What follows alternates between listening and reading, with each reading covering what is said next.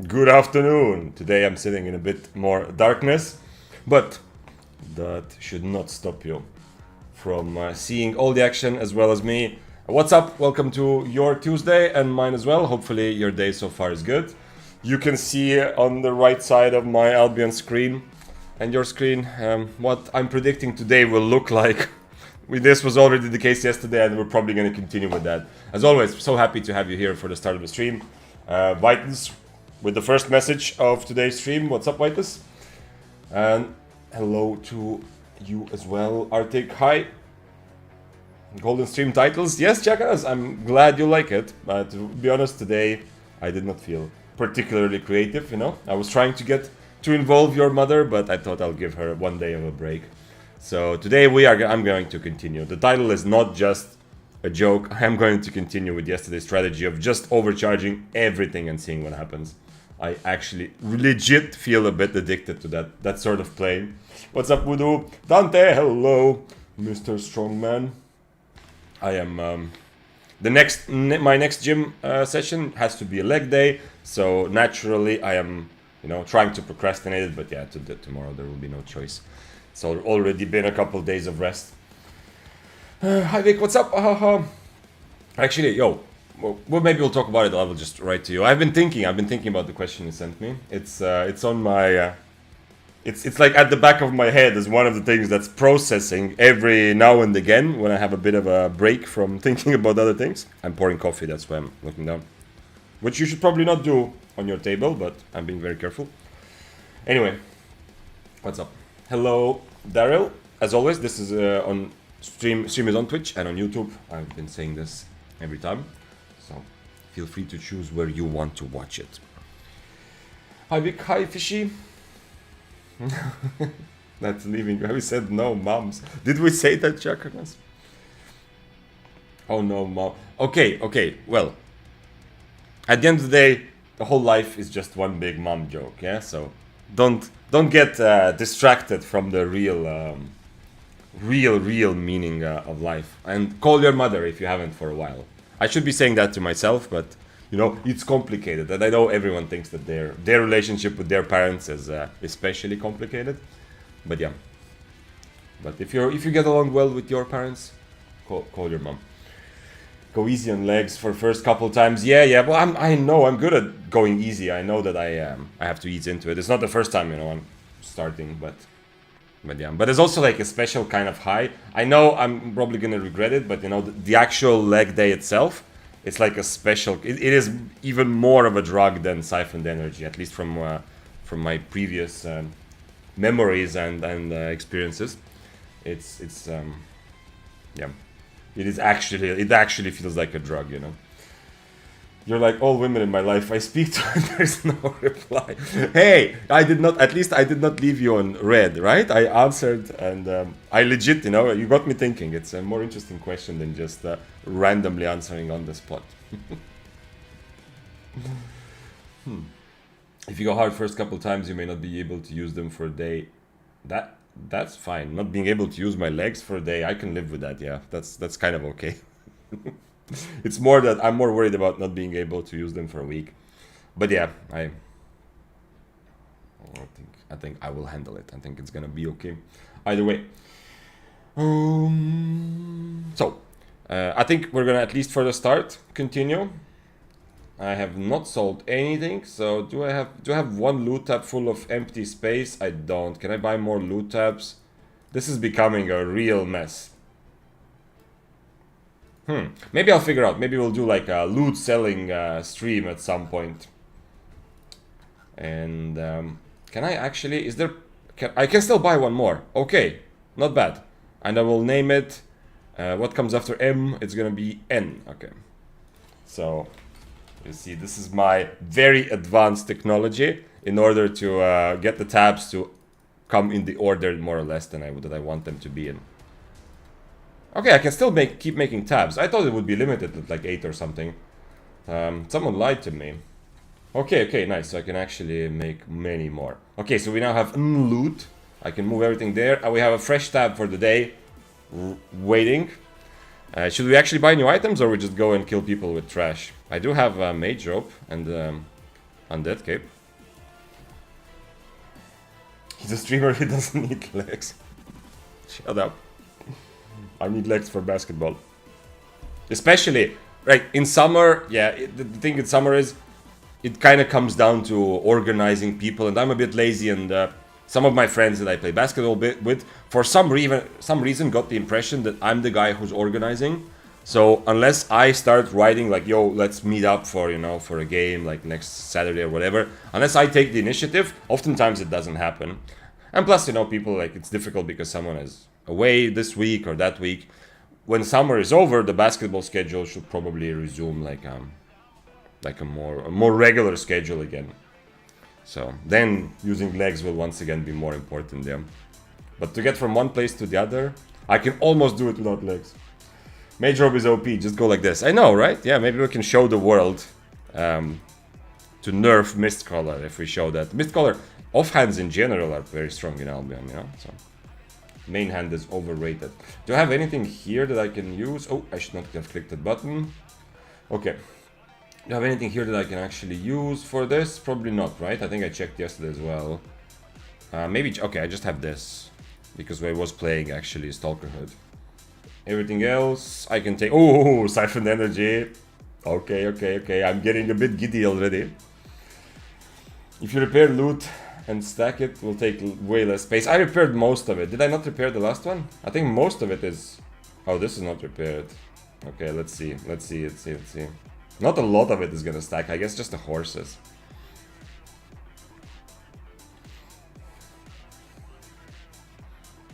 Turns out solo dungeons are not shit if you're lucky enough. Yeah? Clips or didn't happen, Voodoo? What, you got an actual loot drop that is worthy of being called making silver? Or you just got like one chest which is 300k and now you're parading like solo dungeons are actually good. Using a weapon is overrated. Yeah, the thing, Vitus, if you use a weapon you have to start getting into this whole, oh, which weapon, how do I play this weapon, how do I counter the enemy's weapon and stuff like that. The game doesn't make sense anymore, it's much more complicated. You don't hear people talking about how to counter Mistcaller, right? We still need boots. 2 legendary chests in a row. Still not there, Voodoo. 2 legendary chests, but how much? What is the moolah? How much did you actually make? Did you get like 300k from 2 chests in total? Because that would not be as impressive as, for example, any random chest in depths. Okay, we have a tier 7 spear. And what boots was I using? Random boots yesterday, yep. Leather shoes, 5-2. Let's go. We are focusing on cooldown reduction. And we are using light armor spear. Yesterday was a lot of fun. Partly just because overcharging is fun. But partly because, I don't know, it was a bit of a different playstyle. And I feel like spear may be moving in this direction of being a more kite-heavy weapon that can still brawl decently well, but not as brawl-focused as my brain has used to be playing spear.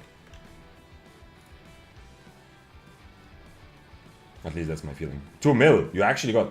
How to counter healing potion. Yo, we should make like create theory like that, yeah? Like a 5-hour long discussion and video how to counter every single item in Albion. And we'll start with things like healing potion. I mean, no joke, you know, you countering Smuggler's Cape healing potion when the enemy drinks it too early and you just turn around. I mean, okay, if it's an actual fight, then yeah. If you disengage after they drink 1 potion, they might not fight you anymore. But, yeah. I don't know if you can you counter non-equipment items? Is there anything you do? I mean, you do counter some potions. Okay. That's not... Repair your armor, bro. Oh, Jans, I wish I had read your message a little bit earlier. You are right. Okay. Let's go. Do that. The mist will have to wait for a couple more minutes. Oh yeah, it's also here in the middle of the screen. You see, Jans, you have a lot more experience maybe with being on the overcharge, you know. A little bit of Siphoned Energy here, a little sniffle there. I am only just beginning this epic downfall into decadence. So you see, I'm not even clicking the right thing to repair. But while we wait for Mist, we can just overcharge in the city. That's a fun thing to do. Let's go. Like this. I'm gonna turn on sounds in the game so you can actually hear the overcharge. How to counter healing pot. This is a guide from Vitus. How to counter healing pot. Find their house IP. Okay, I did not expect that. Find their house IP address. Go there, steal their PC, go on their Albion account, and unequip the potions. Okay, we have the first idea on the board. You know, it's like a good brainstorm, Vitus. At least we have something on the board, and it's not that difficult to top. So at least, you know, we have something to work with. Okay. Check this out. Wait. Look at this. That feels good. Now I don't have to worry about it anymore. That's it. I'm just overcharged now. I'm shiny, I'm stronger, and I'm ready to go. I just need to wait a couple minutes, I think. Someone said no OC. Just 3 more minutes. But we are overcharged. We are waiting for Mist to open up even harder than usual. We have a Flame Walker here. I'm using Poison Potions and Undead Cape. I liked this yesterday as well. Undead Cape plays pretty well into this Cloth Spear idea. Since I would use, if I use Smuggler's Cape, I would probably use Healing Potions. But I kind of like having extra damage, as I am more kitey anyway. And with a lot of cooldown reduction from passives and Mistcaller, most fights I am able to throw 2 poisons. If I throw 1 at the beginning, it's likely I will have 1 more at the end. Not always, but... I don't OOC for the power, I OC for the style. I like that. That's a pretty good one. Like, if we were to ever make, like, Albion themed t-shirts, something like that should go on the shirt. Or, it's, you know, it's like that meme that, with Gus Fring, yeah? You know, from Breaking Bad. Like, you OC to be 1 tier higher, I OC, whatever, for the style. Or, you could change that a little bit, but essentially it could fit into that meme, like, you overcharge to be stronger. I overcharge because I like the animation. We are not the same.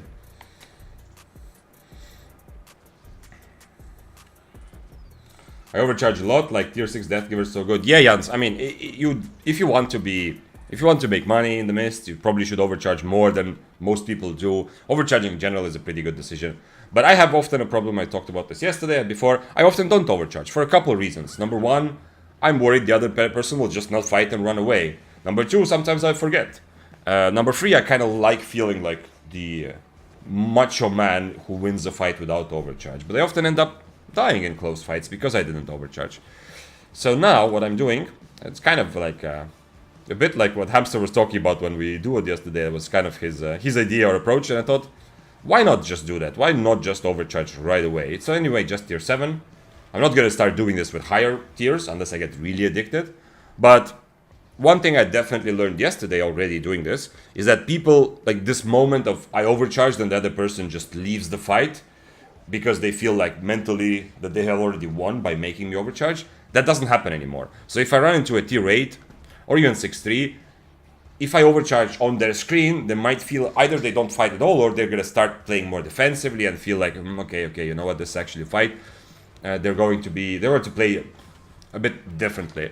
Whereas if I'm already overcharged, people don't notice it that much, so they don't run away, they actually fight me more and stuff like that. Double OC all the time. Yeah, yesterday I also double OC'd in the city. I might do it, but I mean, at this point, doesn't really matter too much, but yeah. I can also just double OC in the city. Later, probably will do it. Nice, I love this tier 6, tier 7 content. Happy to hear that, Steven, yeah? It's also fun to play. I mean, I haven't played a lot of tier 6, I think, lately, but tier 7, tier 8 usually is where it's at for me. There's a lot of fun because you can play a lot of fights. And some fights against higher IP, much higher IP, more expensive sets, you have a lot of advantage psychologically, yeah? Because when I'm tier 7 overcharge, I don't have pressure, you know? If I die against 8-3, oh well, you know? He had the advantage of being 8-3, whatever. It's easy for me mentally not to really worry about it. Whereas the possibility of winning, you know, I can win a lot. It's much more difficult in terms of psychology. Of course, the higher tier you're stronger, but in terms of psychology, it's much more difficult to be the guy with more expensive higher IP gear. Someone is fighting there. We have a bow, a regular bow, by the way. Let's see, is he actually gonna fight or not?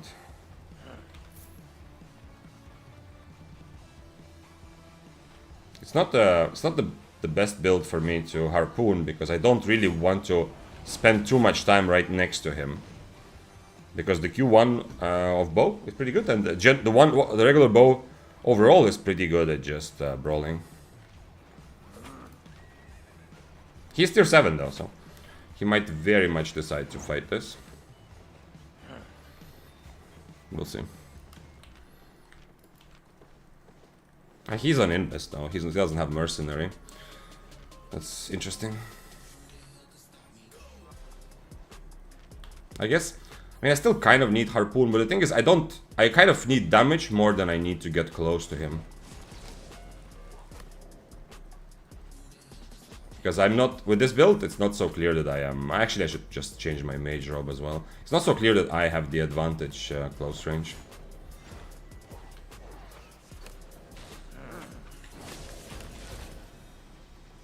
When he's using Q1 especially? No, that's not good. That's not good. I need to be a bit careful also because of the hammer. The hammer should go for me, but I'm not sure if he will actually. I'll reset, I'll change my robe, and actually, if he does this, I might not reset. Now I'm also in combat with the hammer, unfortunately.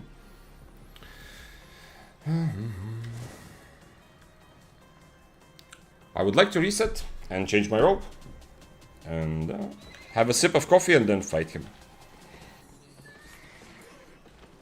And obviously the hammer, I mean, if I have everything on cooldown, if I don't have stuff on cooldown, I'm not sure the hammer can even catch me because, you know, I'm just gonna E his slowing charge and I have good enough cooldown reduction to keep up.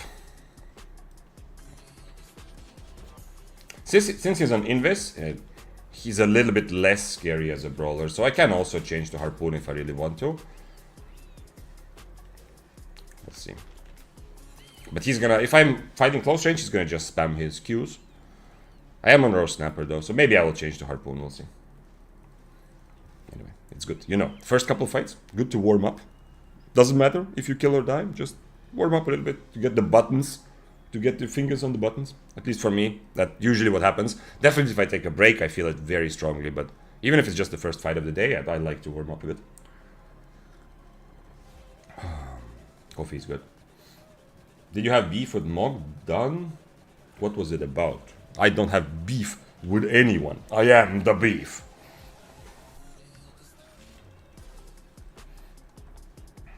I do the same OC strat with my homies in Rhodes. I like it. I love this OC strat. Oh shit, we have another challenger here. I no longer have mage robe, so I can't remove his demon boots here. The reason I changed, yeah, because the bow looks like the only one. Like, these guys look like they're mostly mounted warriors. Although I know, you see, now he's actually fighting, kind of. If he's an auto fire, I can also just do this. It's a bit risky because now I'm not ready to fight other people as well, but someone else dismounted somewhere as well. Or was that just his horse that disappeared? Maybe. Does he know that I changed? Why is he not auto-firing? Oh shit, okay, he actually realized that that I changed to deflect. Big up. This guy has the presence of mind.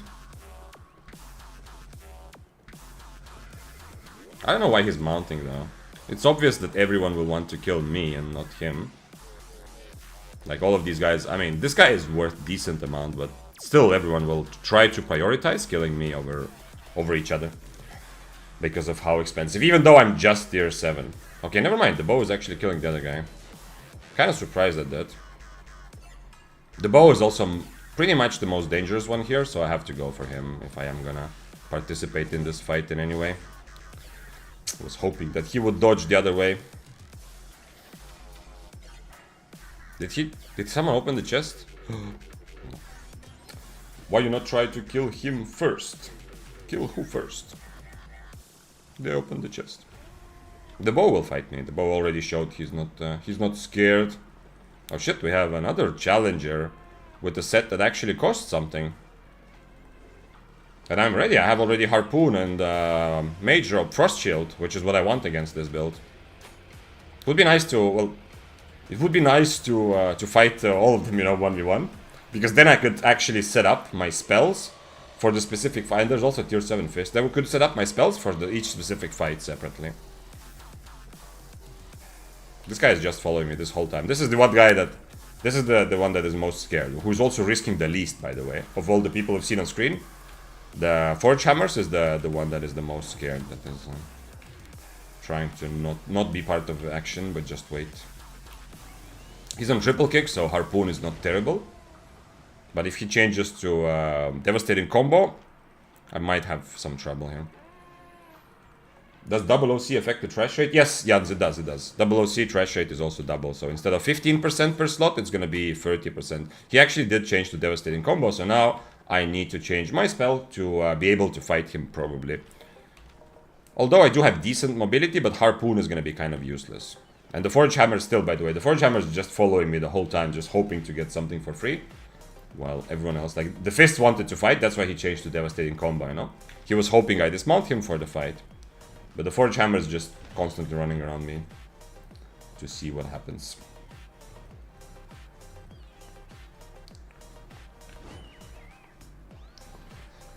So many people, is it prime time on EU? Well, kind of. I mean, not yet. It's not really prime time yet, but it is.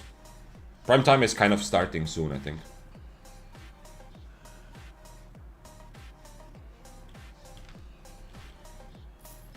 But I don't know, it's just the first mist I'm in, right? So sometimes, even when there's not that many people online as a whole, you still get an active mist, you know, like without gatherers, a lot of people interested in fighting. Sometimes it's the opposite. Sometimes it seems like it's an active time overall, but your particular mist doesn't feel like it's very alive.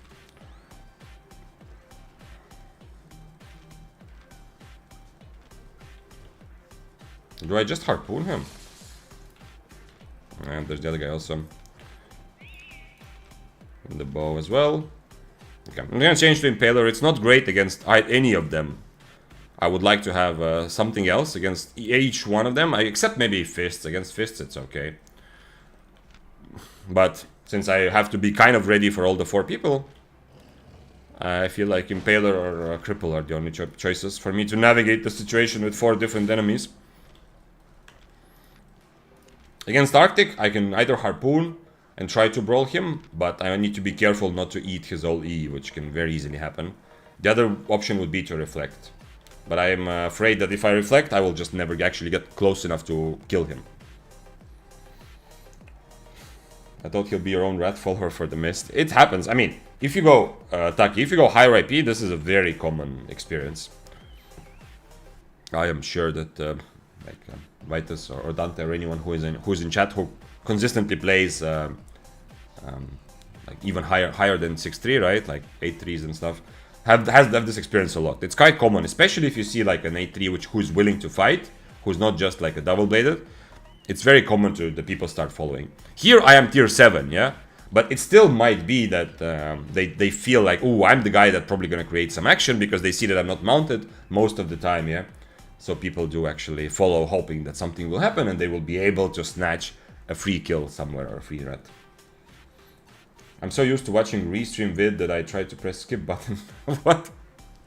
What? What are you used to watching, Asad? People just dodging me because they know it's me.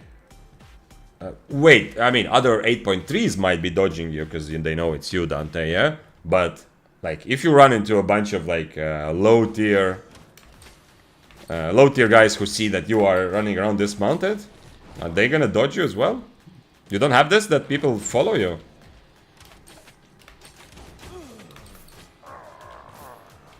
Well, I mean, not forever, but like this guy with hammers, you know? He was clearly following me this whole time, hoping that that he'll get a chance to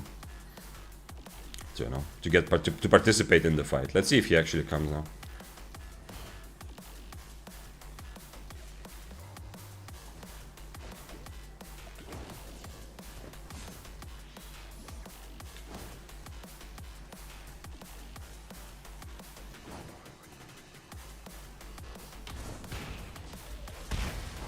The shield was a bit wasted there.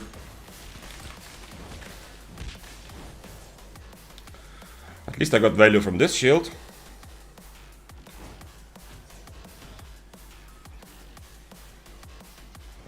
That's the problem. That's something that on Daybreaker, you don't have this problem. But here you saw, he cancelled my E with his E, unfortunately. And it's not the first time. This has happened to me many times. But he drank 2 potions. And even though he was really winning the fight, he used his boots. And he has Inferno, by the way. He doesn't have Invis, right?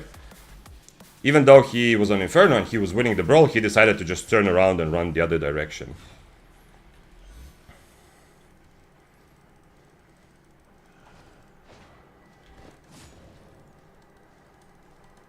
I wonder if the Frost is gonna... Yeah, the Frost is just gonna kill me now, right? Not much I can do here.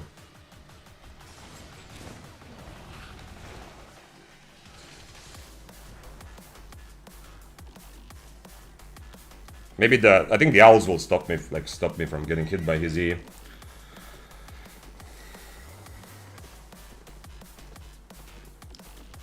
So yeah. I only have 1 potion, remember? So the fists might have thought, like, I don't know, I still have a healing or something, but I actually threw my poison at the beginning. I mean, I will have maybe time to throw another poison, but if the fist didn't just start using his boots to run away, I think I'm probably dead there. Not 100%, but I'm probably dying there. He just turned around even though he's winning the fight, and he's not even like on Assassin Jacket, you know, for kiting or Eel Steel. He's on Rose Snapper, Inferno. So if he doesn't just run away, I think I'm dead there. He says 1 more. Sure, I mean, I have the advantage now comparing to before because I don't have the... I don't have... My cape doesn't... you know, my cape is still there. But he's playing very, very carefully. Oh, he's on triple kick now. Holy shit, okay. On triple kick, he can't really win this. I think he... Yeah, he's running away because he realized. Yeah. He realized that he needs to swap spells. Classic Mist? Well, nothing weird here, yeah. I mean, if you mean Classic Mist in that so many people and no one is 1v1ing, and I got the fight. I mean, the bow wanted to fight me. The bow fight was okay, except for the fact there was a hammers hovering. The bow fight, there's nothing wrong with that. He's gonna come helmet, but... I mean, I need him to come close at some point, right? I can't just E into his face.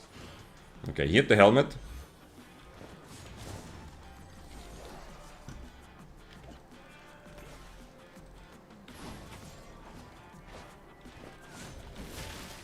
Okay, I got my Frost Shield off in time.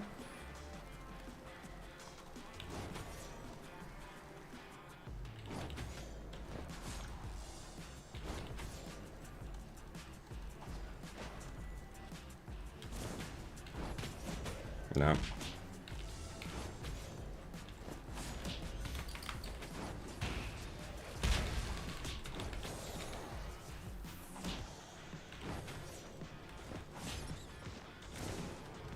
Okay, on that cape ended up working. Definitely kind of interesting the way he fought it. Kind of unexpected for me. I got Frost Shield against his 1W, which is a good prediction by me. I wanted to use my helmet as he was approaching for his second W, but unfortunately I was a tiny bit too slow. That would have been nice otherwise. Nice, yeah, good warm-up fight. He did end up overcharging, so it was tier 7 OC versus tier 7 OC. Not a very good matchup because of what you saw at the beginning, yeah? I don't have this luxury like Daybreaker that if I see his E, I E, and he's not gonna, you know, hit me ever, kind of. Here, he can cancel my E as he did the first time. But when he actually... the first time when he actually did cancel my E and got a huge advantage, he just used his boots to run away. Anyway, you know? The fight was essentially won for him. Especially since he still has Inferno, which I cannot purge. I feel like he just wasted his chance. He said, fuck you. There's no reason. There is no reason after this to... I think he's... Are you sure? Just really? Like, he's trying to be angry at me? Because there's nothing in this fight that I did, you know? He wasted his own opportunity to win the fight already. But I understand if he's just like, oh, fuck, that didn't go well, kind of like that. I don't know why I'm actually bringing his stuff out. I mean, I was changing mists anyway, so might as well. But honestly, oh, so we can put something on the board. We have 670k. Yeah, I can do this. I'm gonna double overcharge anyway. Bring another couple poison potions and keep going. I'm liking this cooldown spear a bit more. I feel like maybe if I play more of this, maybe I can put spear a bit higher also on my current understanding of current like meta situation. I feel like the brawling spear is, I wouldn't say it's dead, but it's like the more brawl heavy spear seems much weaker, but I feel like this sort of spear, I don't know, it feels pretty good still. It's pretty fun, and it definitely seems okay. Still more complicated but than most other weapons, but I have good tools. As it says, it's 8 PM now in my country, so usually I can't watch it till the end, so usually watch your video about the stream later. Oh, okay. That's, I see as it, yeah. Okay, happy to hear that. I mean, I say this several times, but I think today's gonna be a shorter stream. I need to force myself. I mean, okay, you have already helped me kind of start the gym. As I said, it's too early, you know, I still need a lot more kind of discipline to actually feel like I have a rhythm, you know, with the gym. But you've kind of helped me. You, as in every one of you together, I need to also start figuring out how I get myself to start to put a lot of what we experience together on stream, to start putting it on YouTube as well. Because the kind of in-depth educational stuff, it's gonna be, I mean, I still want to do that, but it's gonna take more time, and it's I don't know, it's a bit different, you know. You need to like carve out time specifically to do that.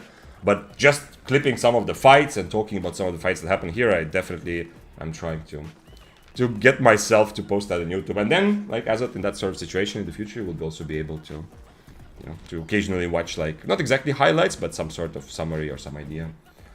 Some sort of ideas that came up on stream without watching the whole thing.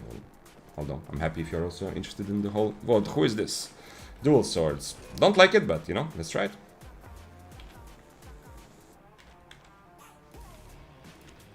It's gonna be much more kite heavy than it ever was before. No, he doesn't want to fight. Okay. Okie dokie. They got in E range. I just dismount and kill them. Yeah, Dante, but okay. In on spear, yeah, you're right. Yeah, that we're talking about. We were talking about earlier about the people not following. I'm surprised. I would imagine that people would be following you still, Dante. Even if they know it's you, you know, just to see if you get into a fight, like. At least outside of E range then. And if you're on Daybreaker, then, you know, the risk of you dismounting is also not that high. He changed his jacket, okay. I don't want to fight north to south, but, I mean, it took him a while, but he's now confident enough to try this fight. Let's see. Okay. I remember that almost a year ago, it was almost impossible to have 1v1 fight because of the whole pack of 4.1. Yeah, there's still, like, majority of fights are still not strictly 1v1, honestly, in Mists. Maybe in Abby's, but he overcharged as well. I don't have a good plan for this fight at all, to be honest. But, you know, I guess we'll have to figure it out.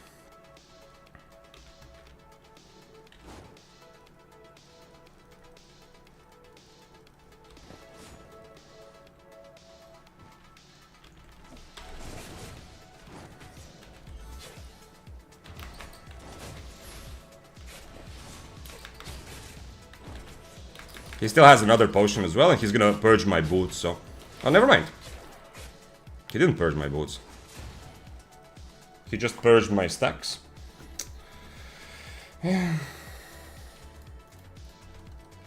If I'm able to reset this fight, I will have advantage of having one potion, and he will also have one potion.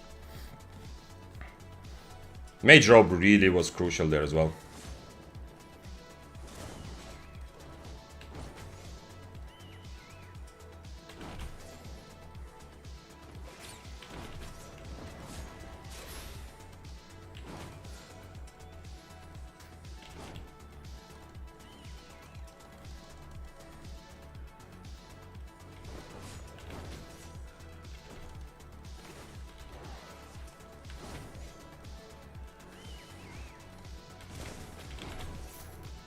Okay, kiting spear. Kind of worked. I mean, the fact that he used his purge was a little bit of a nice bonus. It gave me a chance to just disengage with boots. I am, once again, positively surprised at how much more doable fights are when I focus on the kiting power of spear more than trying to surprise my enemy with brawling. Which is what you saw here. And obviously, I had to use my E to dodge his E the second time. Otherwise, if he gets the buff and he's on top of me, I'm afraid it's over. Mage Robe also critical because I removed his stacks the first time. The second time he didn't hit my Mage Robe, but still.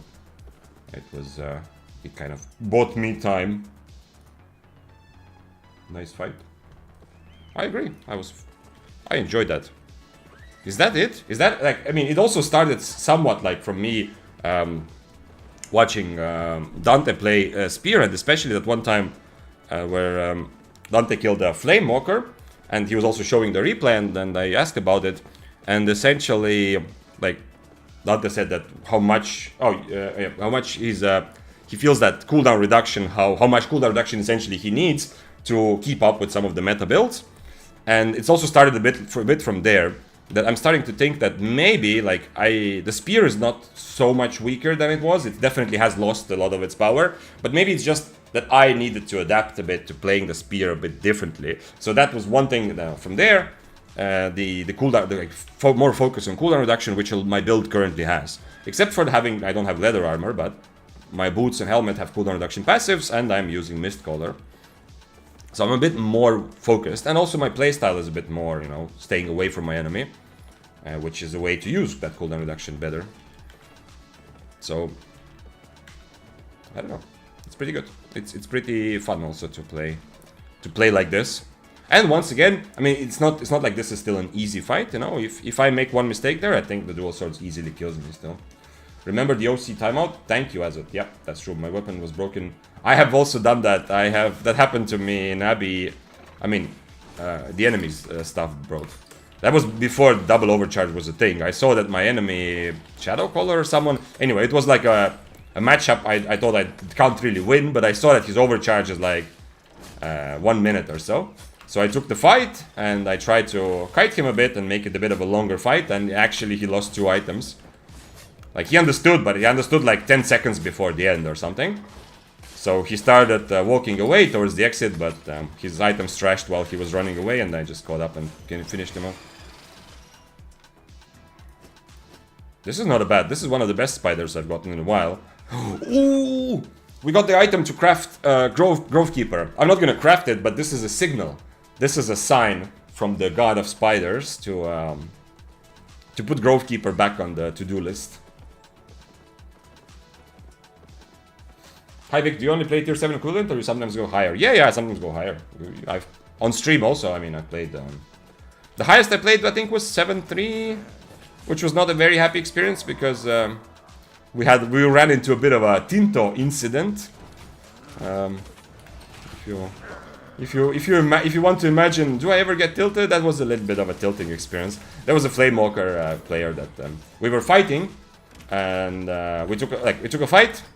Nobody died, and then there was a guy who dismounted, and he said, "Let's kill the rat first." And then I started killing the rat, and then he killed me. The guy, the Flamewalker, I mean, the guy. So he tricked me. It was very painful.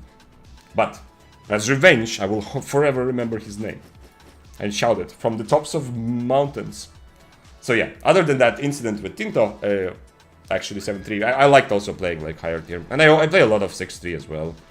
But with 6-3 I can't do this overcharge strategy. It's not worth it to just overcharge in the city and not care about anything. Welcome to Albion. Yeah, it was a little bit like... We had an interesting discussion also about like what is allowed. And obviously, like, at the end of the day, of course you can play like that, You can do whatever. But I'm gonna strongly maintain that I am not gonna do that. Because, I want to contribute to the game being more fun for everyone. And I kind of want to be the change I want to see in the world, yeah? I'm also not playing double-bladed, It doesn't mean that I think it should not be allowed to play like 8.3 double-bladed and just take safe kills. But I think, as I've said many times, if we all played like that, in a week, Albion would be dead and we would be playing something else. So yeah. So it's okay, yeah. But also, just one point I made and I'm still gonna say is, if you feel like, okay, that's like a fair game, that's part of the game, you can do that, he can play the way he did, like kind of trick me into giving him my items for free, kind of. That's true, but then me remembering that, and making an emote for the channel named Tinto in the future, which I'm gonna do, that's also that's fair game, That's also all part of it, Like the kind of diplomatical consequences that come from being an ass is also all fair part of the game. Not liking this in any way, shape or form. I need to extend my overcharge. Is there... It's such an easy fight to just giga die instantly. I don't know. I think fuck that shit. It's like... To be honest, if I do everything, might be... Like if I need to E against his first E, and then maybe just run away. Maybe I E against his first E, I Baylor, then I run away, and then hope that he follows me. But if I miss anything, and then the second E I will use one of my defensive. If I miss anything, I think the Brawler Gloves will just kill me. And even if I don't miss anything, I mean, even if I only hit, he only hits one of the two E's, you know, I'm in cloth armor and probably dead there. Don't you want to play Assassin Jacket in this spear? It could be okay, yeah. I still kind of maintain like leather jacket is like leather armor in general is probably better for spear, because you have access to more different things that the spear anyway offers you. It offers you different play styles, different ways of approach the fight, and I'm kind of cutting down on some of that by using. Wait, what's somebody is? Oh shit! Wait! Can you still? Yo, can you still hear me? Functionality. Okay. I hope sound still works. I got some kind of error from the NVIDIA app. Who is this? It's Warbow. Oh, this is juicy, though. Is it a gatherer or... No, it's not. But he is using a spectral wild boar. What is his food? Okay, it still doesn't look like a gatherer. I hope you can still hear me. I got some error because I'm using the NVIDIA thing to try to get some background noise. You might hear my clicks today. Like, I mean, clicks on the keyboard and stuff. I hope it's still a good experience overall. Okay, whatever. Let's try. I need to eat another food.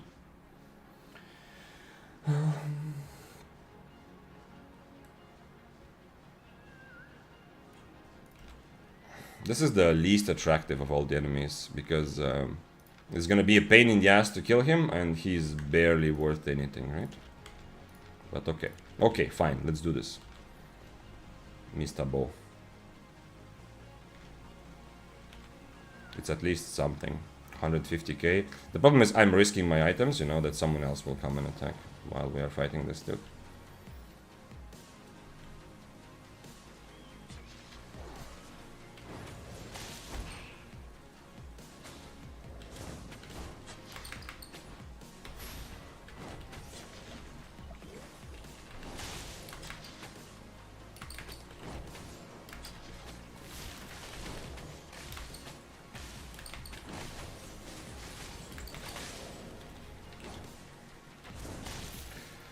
Yeah, okay. Luckily no one else did attack, but you know, anyone here can come and utilize my low HP-ness. I think I have time to kill him, I hope, but the other guy is gonna come and kill me, right? Okay. I'm not gonna follow it because there's another challenger on the screen, and I have Harpoon, unfortunately. Which won't help me actually navigate the situation in between of a bunch of people.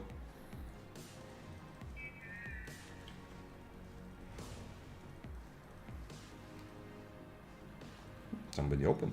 Somebody opened the next mist for me. Who is that? Wait, his dual swords is still not mounted. Oh shit, they're fighting each other.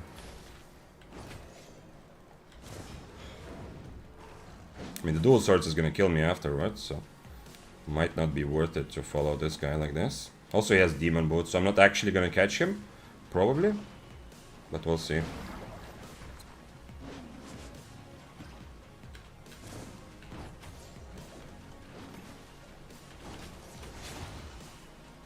He wants to go for me, okay. And if these guys were not 4. Okay, this is actually tier 6. If these guys were not 4.2 or 4.1, the Harpoon would be like hopeless here. I'm surprised Dual Swords didn't want to kill the other guy first, but you know, maybe I messed up the fight, that's why.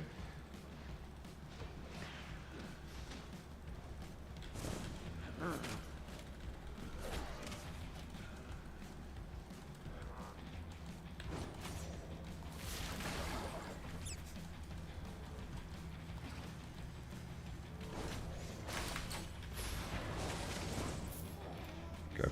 Well, it's still 200k for pretty much no risk, right? Although, if they properly team up with Harpoon, I should die. Oh, and we're also next to a chest. Let me change the spell, so I'm ready.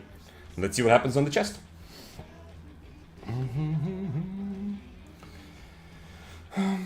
You didn't use Cripple, is it no longer important? Rico, no, not really. I don't feel like Cripple has a lot of room in solo PvP anymore, except for when you are a high IP and a lot of your action or priorities is to kill people who just don't want to fight. Like in this case, where even though I am not like super high IP, but I am clearly stronger and I'm kind of chasing down people who don't want to fight me, Cripple would have been decent.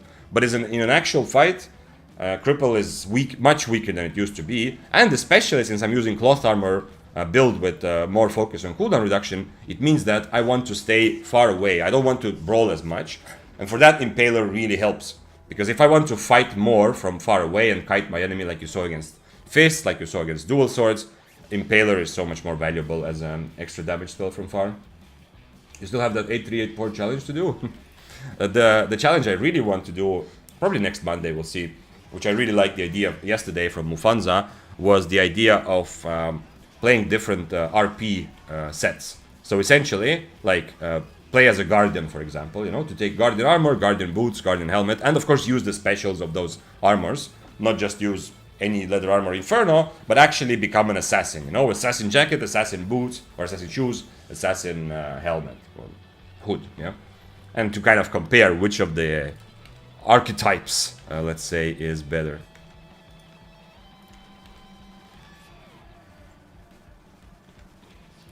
Did he dismount?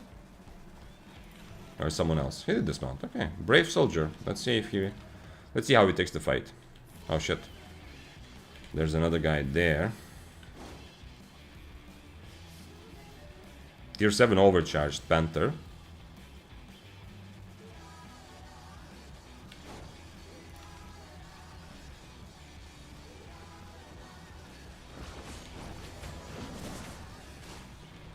Wait, what? Not me! Not me! Kill the Panther!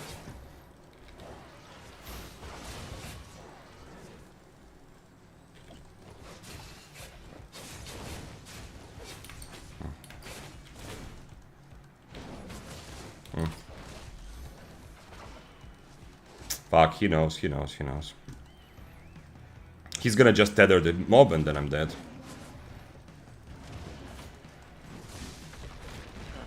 Yeah, with tether he unfortunately can actually catch me. He has also good boots to catch me.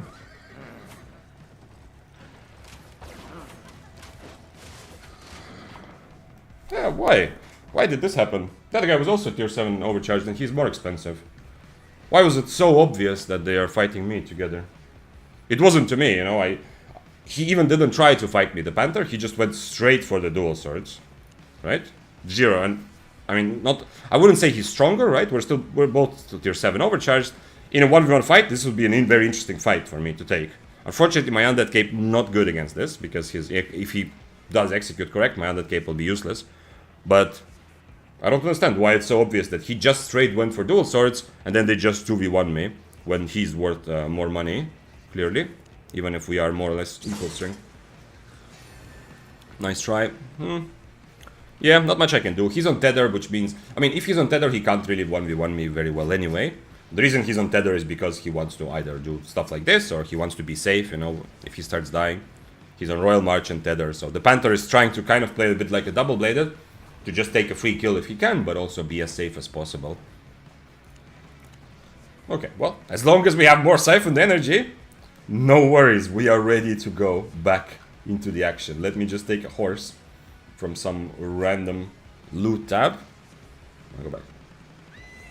Cripple's still good against Adrenaline W axes only. I don't know, Jonathan. Yeah, in theory it's still okay. It's pretty nice to be able to remove the Adrenaline Rush, for sure. But the kind of benefits you get from actually crippling it off, not that crazy. I mean, even against axes, I wouldn't mind having Impaler. You know, overall Cripple seems decent there, but Impaler also seems decent. So it's not like Cripple is obviously better either. Earlier it used to be better.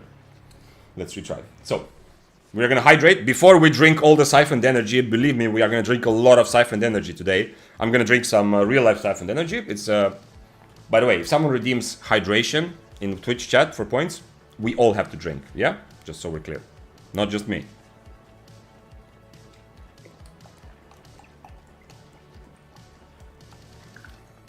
Oh, thank you.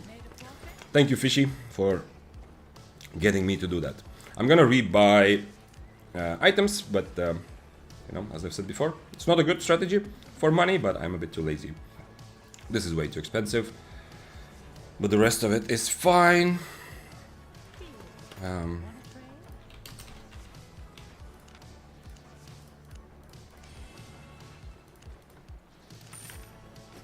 Also, they procced my undead cape very carelessly there.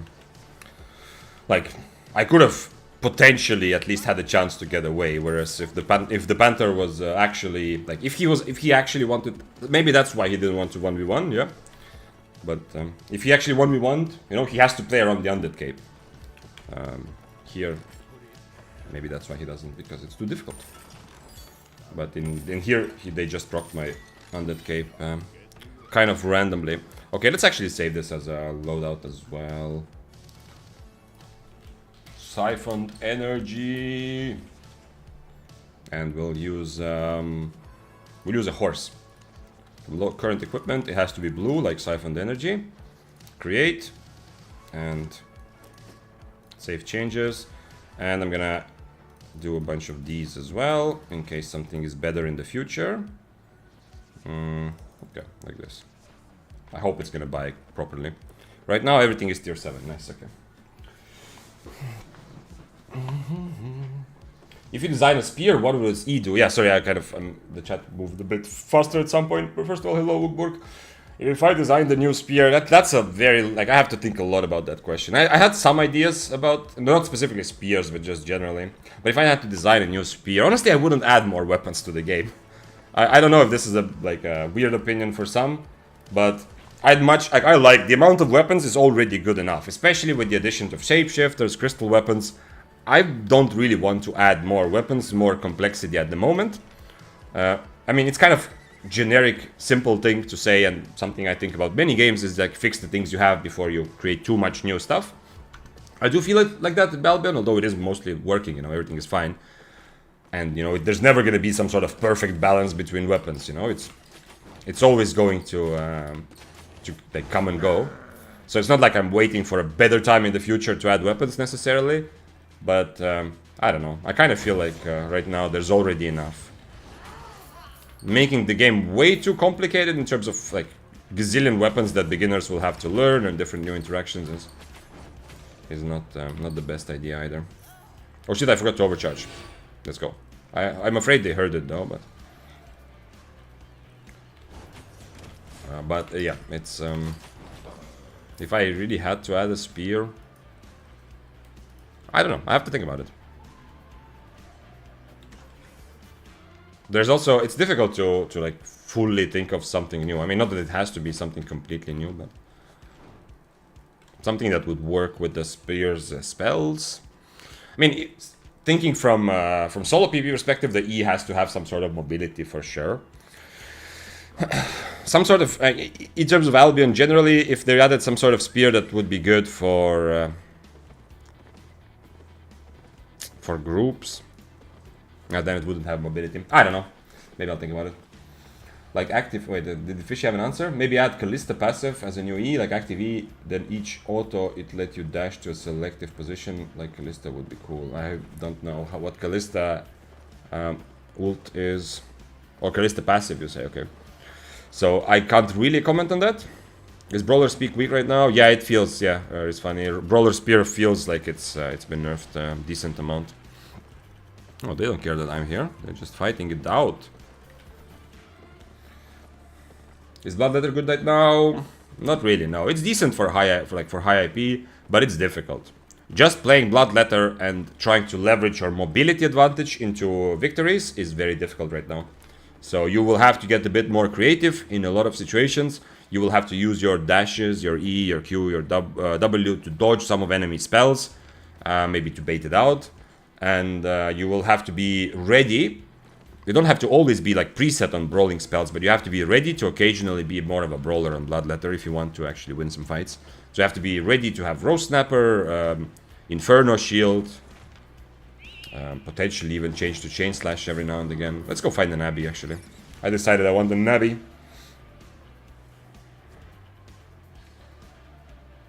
Weapons that have never been good would enjoy some love. Yeah, okay, that's actually, that's a good point. So, we're never going to reach a point where it's perfect balance, and now it's time to add new weapons, yeah? But there's definitely, like, some big outliers that deserve a bit of rebalancing, yeah? And in the spear tree, that is glaive very clearly. I mean, pike is also a little bit weird, but it's okay. You don't have to have every weapon, like, really good at something, and pike is at least viable enough for that some people are having some fun with it in solo, or in duo with a healer as a DPS option.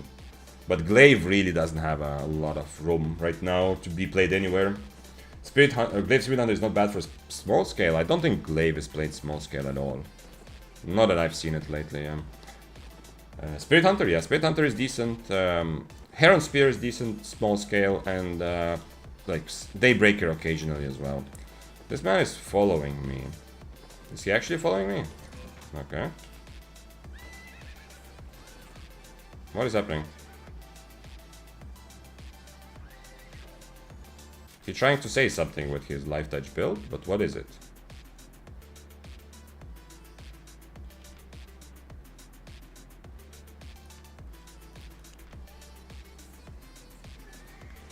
Oh, he's trying to bait me into something else? He says 1v1, but aren't you like a tier 6 life touch? What do you mean 1v1? And he's running away from being dismounted.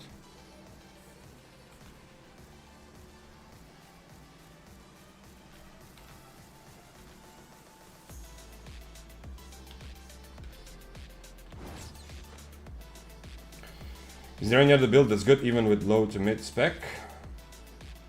What are we talking about? Bloodletter. I don't really suggest playing Bloodletter as mid tier. Just for high IP, I think it's decent. For mid tier, just if you want to have like a decent time ratting, maybe. You know, you're just running around and then you have like an easy button to kill steal with your E, kind of. But mid tier Bloodletter, no, not really. I mean, you kind of still need.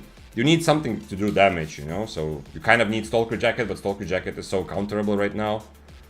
If you want to do damage with your actual weapon, then you're kind of better off. Just play Death Giver, so you're gonna have a much better time.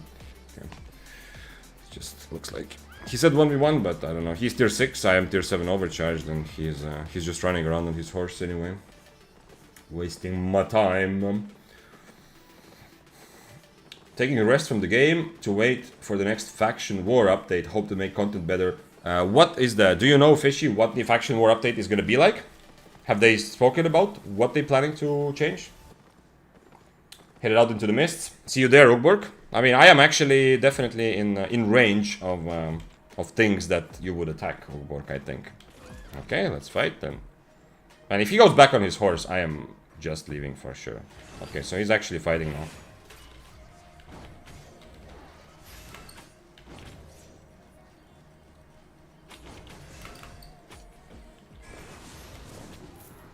This is what we were... I mean, I didn't even need to use my potion. This is what we spent so much time preparing for. He didn't overcharge and, well, he didn't even get his E off. Okay, okay. Okie dokie. I mean, at least he took the risk, I guess, but, you know, it did take like 3 minutes of him trying to get dismounted while not actually trying to get dismounted. We could have done this long time ago. What the fuck is he doing? Like, he's limit testing to some extent. There is funny. He's trying to see how far he can take the life touch, whether he can survive like a long enough time. But he didn't drink Geekpot. He didn't cleric. He didn't do anything. He didn't. I guess he didn't expect the damage. Maybe because I'm on cloth armor. I'm still overcharged. Yeah. Today I'm overcharging every time before I even go into the mists. I'm just full overcharge because I like it. I really like overcharging all of a sudden. I don't know why, but all of a sudden I just can't stop myself from overcharging. They had a new devlog on YouTube today. Yeah, I saw that there was a video. So that was about faction warfare. Okay, okay. Maybe next time I die or get momentarily tired, we will watch it together. The short dev video as well. So wait, did you actually say, Fishy, what they... Okay, but we can look at it then together, yeah. I'm still curious what there is, like, if you want to. Don't worry about spoilers, you can still say what it is about Faction Warfare that you're excited about. I know that Faction Warfare used to be also full loot, right? I mean, there used to be no yellows on Faction Warfare, I think. Why do you choose poison over other potions? Because for this, like, I would play healing if I was using Smuggler's Cape, but with Smuggler's Cape, poison doesn't work so well. That's why I changed the cape as well. But poison is decent for this build because I have a lot of cooldown reduction. I'm often gonna get two potions in anyway if I take poison because it has very low cooldown. You know, most fights, like actual fights, I throw 2 poisons, and poison plays well into my kind of the way I'm playing. Is I'm trying to stay away from the enemy, kiting them more because I'm on cloth armor. I have a lot of cooldown reduction. I'm playing more from a distance, kiting and doing damage. So poison adds extra damage I can do while I'm kiting, and it just seems to make sense. But it's not like it's an obvious choice, you know? If I had a healing potion, it would be in some situations better, in some situations a bit worse. So in this case, I kind of like the poison. It gives me extra threat. Like I feel like if I do outplay my enemy by dodging their spells, kiting them successfully, thanks to poison, I am more dangerous to them. And if I make a mistake, I will be punished more easily because I don't have the extra HP to work with. Like the healing potion would give me like 600 HP, which is actually time for me to survive. But it's not like an obviously better choice. More like a style right now. Keko said nothing concrete in Faction Warfare, but they hinted at some kind of fast travel to get people faster into fights. Man, thank God. Yo, I know it's not like... I can't take credit for this, but thank God. Like the whole idea of time to fun, which I've been talking about a little bit. You've heard me probably talk about this as well. Man, at least I've put in this energy out, you know, into the universe. Hopefully SBI has caught some of that energy. That's one of the key things I felt for a while to improve Albion. One of the key things to focus on is to improve the time, or like shorten the time it takes from the moment people decide to play to the moment they're actually having fun. And it seems like, okay, he has Gigpod. I will still try this fight now.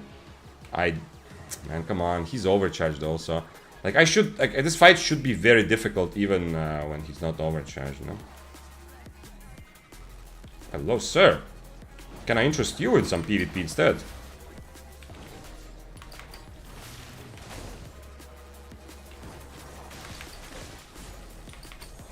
No, don't run that way. There's a gloves that is gonna steal the kill. He already used his mercenary, I think. Unfortunately, I wasn't able to purge it because I'm not on the purging spell.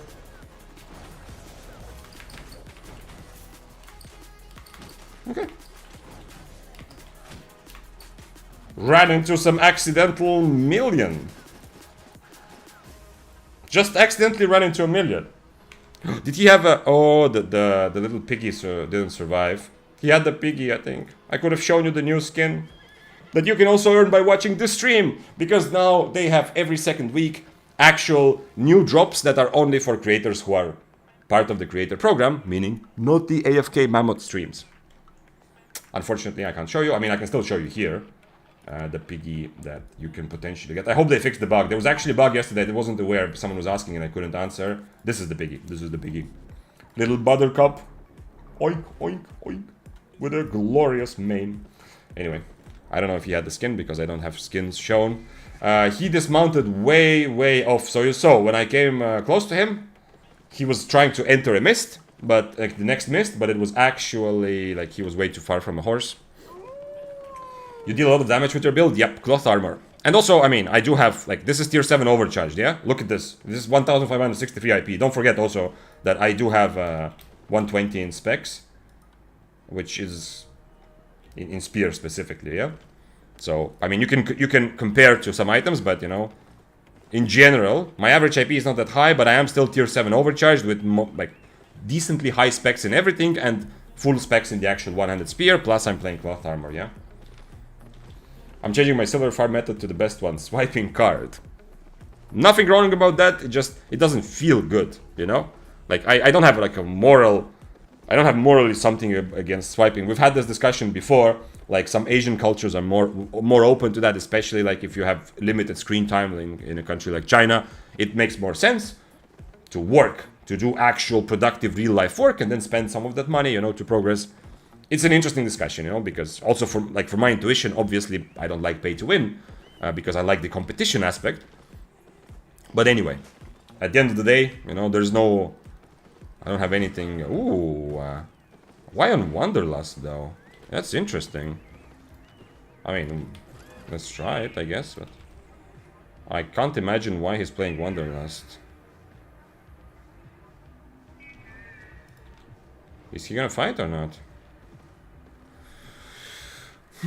I kind of need to keep my E for his E, but the problem is it's so easy for him to get full mercenary jacket, even if he just hits a mob.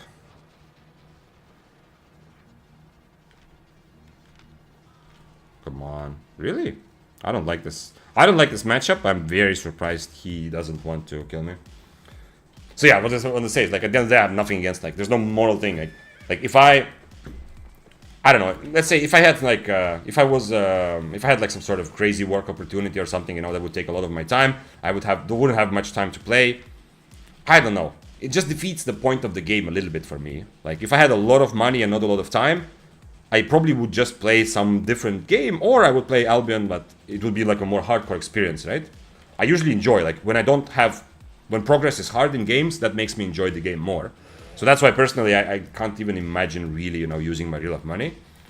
I did buy premium though when I started Albion. I did pay for premium with real money, so I guess I'm at least somewhat understood, you know, the idea of actually paying for a game. Back in the days, there was faction warfare in Yellowzone, but it was lethal. Yeah, that's what I remember. That's what I remembered, like, hearing. But I wasn't playing back then. Yeah, so that was like the big faction warfare update. The last one was the one that made it non-lethal. Yeah, some of it. Nerishir says, "Hey Vic, I wanted to say thanks for your videos. Thank you for coming here and saying that. I am so happy to get this, get this sort of emotions and vibes. So thanks for that. Got into Albion and started with Spear. Kind of hard. It is. Expect that. But after your vids, I got my first kills and now I'm hooked for more. Oh man, that is a good feeling. Like, just like today, I am so much... I feel the addiction to being overcharged the whole time. It started as a joke, but I actually feel like I want to constantly be overcharged. That feeling of getting a little bit addicted to, like, to the difficulty of playing Spear, or to the difficulty of anything in a game, I love that feeling. I got that with Arclight Blasters. Recently, when I played Arclight Blasters, I had the same feeling, like I want to get more, because, you know, I'm starting to see the light at the end of the tunnel of difficulty and learning. So, Noach, is that your name? Is it Noach or... Yeah, I think that's the most reasonable way to pronounce it. Redeemed for all of us to drink. Remember, it's not just me overcharging myself in real life with water, but all of us are hydrating for a moment.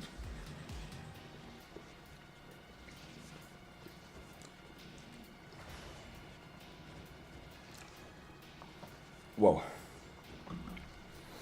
Okay, next time someone redeems that, I'm going to the kitchen to get more water. Oof. It's kind of warm again. I don't know, what's the weather like outside? I didn't go outside in the morning, actually. Maybe when windows are open, anyway, it shouldn't be like... I don't know.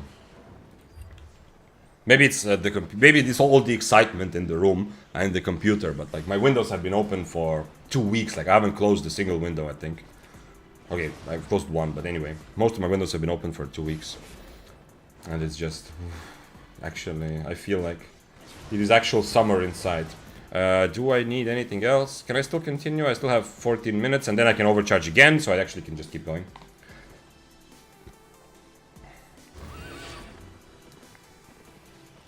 For buying premium, no way I pay 45 mil. Yeah, I've heard the Asian server is kind of off the hook, like, or how to say, it's crazy. On how much does it cost here? 26, almost 27 mil. Yeah, I mean, there's a lot of games that you cannot play free, so it makes sense. Like premium prices rising. I mean, $15 is a bit much for like a weekly subscription, but you know, there is some redeeming factor about the fact that, you know, if you want to play RuneScape or World of Warcraft, you also pretty much it's difficult to pay it with real life. Sorry, it's difficult to pay it with in-game currency, and you usually have to pay a bit with real life money if you compare it to MMOs. But the thing is, Albion, as you've heard me say many times, I believe that Albion at first should not be compared to other MMOs, but should rather be compared to competitive games. Albion is special because it does have the big MMO attached to a competitive like PvP system or game. But yeah, but if you compare it to competitive games, yeah, paying nobody would pay $15 a month for League of Legends or Dota. Almost nobody. What do you think about the new game named Corepunk that Ekward talked about in his video? I've heard of Corepunk like 2 years ago or something. I don't know about Ekward's video. I've not seen that and I have no idea what he was saying about Corepunk. But I've heard from people who were super excited about Corepunk years ago because the concept was amazing, but the reality of what the game came up with at the beginning when it launched, and something wrong with the shadows, but whatever, is very different. Was very different. Yeah. I don't know how many improvements they've made. I'm not looking to play like other games like this. I understand it's like somewhat similar to Albion, and it is kind of intended to be an MMORPG. I want to play, and also on stream I will play like some single player games and some other, maybe some shooter games at some point. We'll see, but it doesn't like instantly like attract me to, oh, I really want to play a different type of Albion, you know. Albion is fun enough for me, and it kind of there's still so much for me to learn in Albion that it's interesting, but I'm open to, you know, if Corepunk becomes, if there's like a big fad and everyone really loves the game and wants to play it together, I might play, you know, just for the feeling of being like part of the new interesting thing that's happening, kind of. But if it happens like that, it's probably like a short-term thing, you know. I kind of like in a lot of games, very popular games, I haven't played right away when they come out, but later, when they have already stood the test of time at least a little bit, you know. Like, there's a reason why Albion has existed for so long and is still growing, you know. There's actually a good game. A lot of games come and go in a couple months. And I'm not saying those couple months are not fun. Like, I played New World when it launched. It was so awesome to play like an MMO from scratch with so many people together. But it was also, at the end of the day, like I have zero interest to go back to, you know, to New World because it was a very like short-lived success. But games like joining games like when they've already existed for a couple of years and are growing and have been successful. So if Corepunk is still popular and awesome in a couple of years, like I don't know if it is right now at all. I don't even know if they launched the official release yet. But it's like if Corepunk is like in a couple of years, it's like Albion, which is, you know, growing and actually developing the game. Who knows? I'm very much open to having fun there as well. Not gonna lie, in WoW and RuneScape you should pay subs because there is content that only member only. Yeah, of course. No, I mean free to play doesn't. I don't even know if World of Warcraft has like proper free to play other than like the first levels. And RuneScape, yeah, obviously the free to play is just for ground for role playing with other people, not really playing the game. Consider getting some lamp or swords for streaming setup. Cam view is very dark, but it's hard to clearly see. It's dark today, Mr. But yeah, I mean, Sasha, you've been here before. You've seen my facial expressions. It's dark today, for no apparent reason. Later, when I go to get water, I can turn off the lamp at the top. In fact, you know what? Maybe it's time to stand up anyway. So, you're about to see a bunch of facial expressions. Because I'm still here. Don't worry, guys. I'm not going anywhere. I'm still here. So, give me a moment.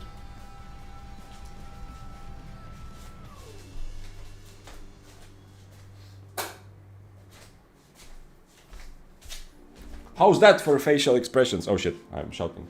Without headphones I realize how loud I am. Now, I have to deal with the lamp in my face, but I have a couple lamps here, but honestly, I don't think it's such a big deal.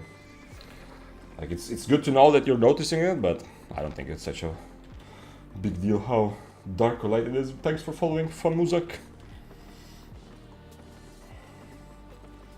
Limon says, I'm slowly losing my sanity. What happened to you? Hey Vic, I need some wisdom from you. Okay, well, I mean, you can also use channel points to actually get instant wisdom, but okay.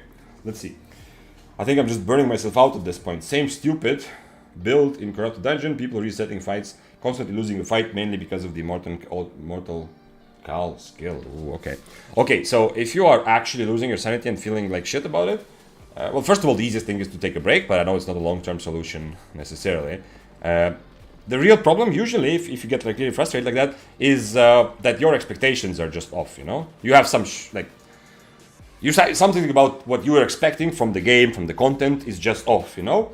This is why some people stop playing Mists, because after hundreds of hours, they still come in expecting that this is the place to get fair 1v1 fights. Which can happen, of course. You see them on my screen as well, every now and again. But you can't run in with that expectation. So, the sooner you can kind of accept the rules of the game... I don't know what happened with the shaders in... And now I have 50 FPS, man. Something is wrong with the... It happened also earlier. In some places in the Abbey, something with the graphics of the game is wrong. I'm sorry if it's also weird on stream right now. Like, my Abbey is actually 50 FPS now. And I think if I go to a different room, it's gonna fix itself. Because that's what happened last time. So anyway, something is wrong with your expectations. That's where you have to start. Because you cannot, you're not SBI, right? You cannot actually... Okay, you see now FPS is decent again. You cannot actually change the game, yeah? You have to play... Now it's again low FPS. I don't know what's happening. I don't want to fight on 50 FPS, but... I mean, it's possible in a game like Albion. FPS is a bit less important, but it's still frustrating. 80 FPS now. You need to adjust your expectations, because if you can accept, like, okay, this is what the game is like, you know? The game is about who can use these mechanics and abuse. Not in a, like, I'm not trying to say bad things about the person using them, but essentially who can abuse the mechanics the better. Then once you kind of accept that, it becomes more fun, because now now you have a challenge. Now you have a clear challenge, you know? You are not trying to just be the best at, like, straight up fair 1v1s. You are trying to be the best at using the mechanics of the dungeon, of the content you are playing, yeah? Something like that.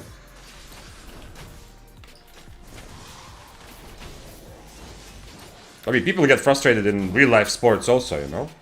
Like, people, like... my only real contact with real-life sports is basketball, but I know it applies also to other sports. But, like, NBA players also sometimes get super frustrated with the refereeing and the rules, you know? Like, out of their mind frustrated. And at the end of the day, those who become the most successful are usually those who just accept. Maybe it's unfortunate, maybe they want to change it if they have free time, you know, but when the game is on, when you're actually on the court, you accept. This is the rule. You can do this, you cannot do this, and the enemy is going to abuse that rule, you know. The enemy is going to flop, you know. That's flopping is obvious, very big problem with a lot of footballers also. And also very much the thing in professional basketball. It sucks. For the other team, it sucks, but what can you do? You just accept that if you're good at flopping, unfortunately, that's part of the game. And you can do the same again about Corrupted Dungeons, you know. And if you cannot bring yourself to accept it, that, you know, this is part of the game, whoever resets has a better set for resetting, or, you know, plays in a certain way. If you can't accept that, then it's probably time to play a different type of content, yeah. Hope that makes sense. People spend ungodly amounts of money on stupid hats in free games. True, Keko. That's actually. I was surprised. Like, you know, on Steam you can look up. It recently someone like posted about this, like on Twitter or something, and people start doing this. You have a thing on Steam where you can look up all the money you've ever spent. Why is that? What's happening with the Abbey? Do I have to?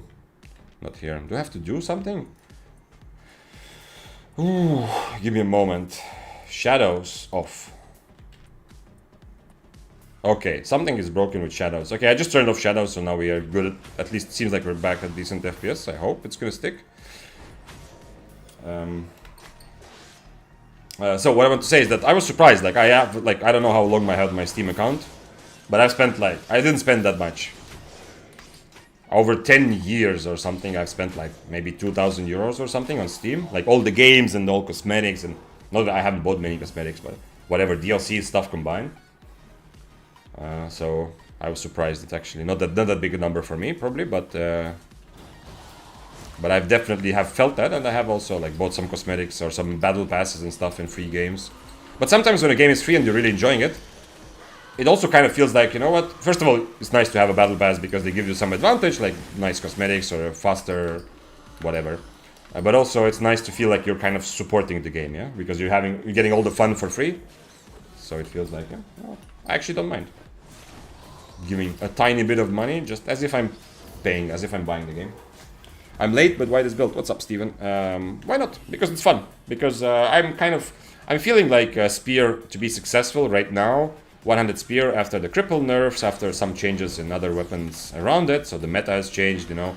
Not so many swords, plus you can't counter swords anyway.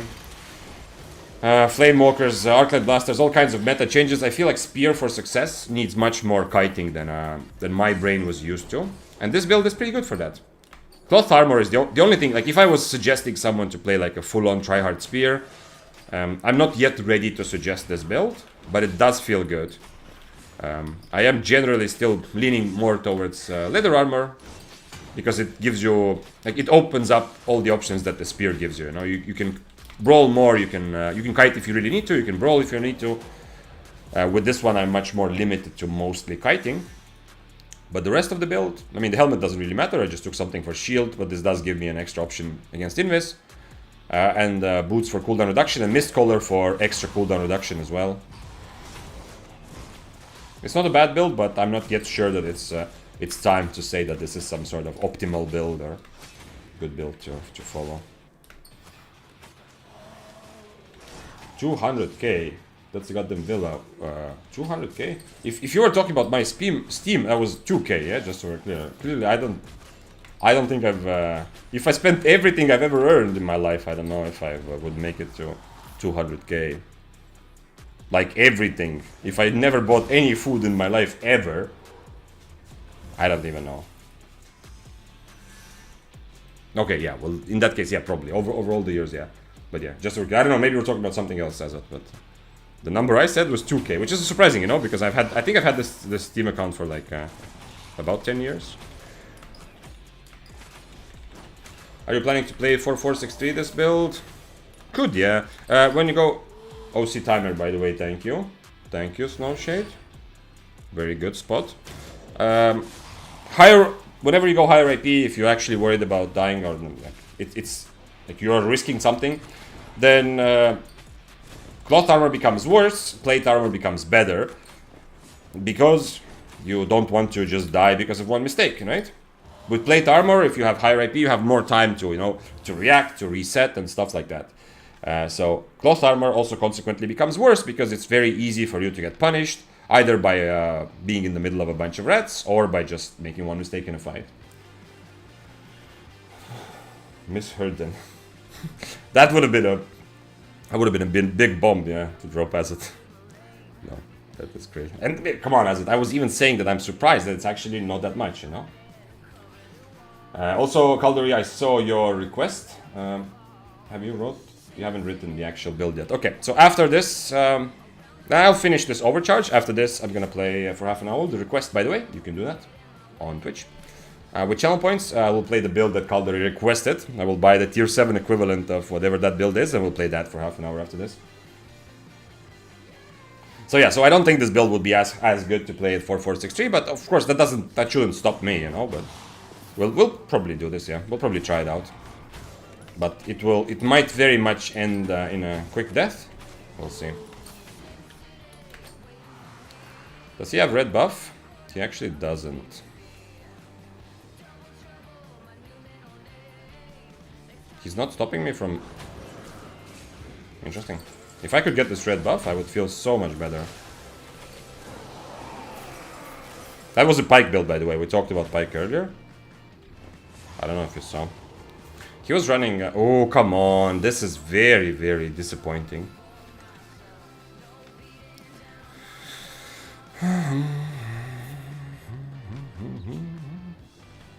Did he actually full run away? Thanks, that felt a bit, but helped a bit, but I'm still a bit frustrated because I kind of just want to have fun. Yeah, it's relatable. I don't know if this helps, but, you know, Limon, like, most games, and as I said, this also applies to basketball, so we're not even talking about just online games. Most games are full of people who are in a similar situation where they're frustrated because their expectations were a bit different. Whenever you give people like more options to play in different ways, which is an open world game, you know, like extraction game, like Albion, it gives you, then a lot of people will not take fair fights. They will look for advantages, you know, they will do the best they can to have a better shot at winning. Assassin Hood, why is he just full running? Is he just full running from me? He has red buff, but he has only 2 stacks. Oh, he doesn't have any specs, okay. Can't really chase after him very well, in the Abbey especially, because the exit is always close. I don't like this, but...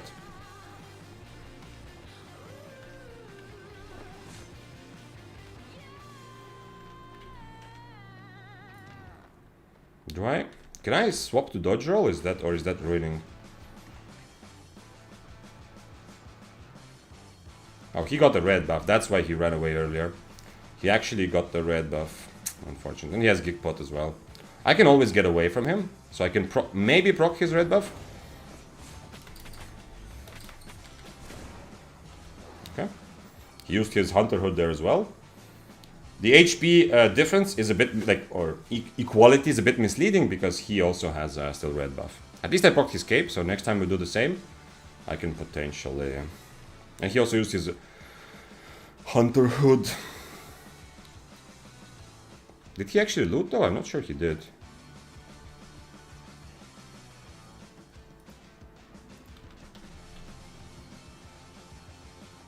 Maybe he did, yeah. He doesn't have cape now, but...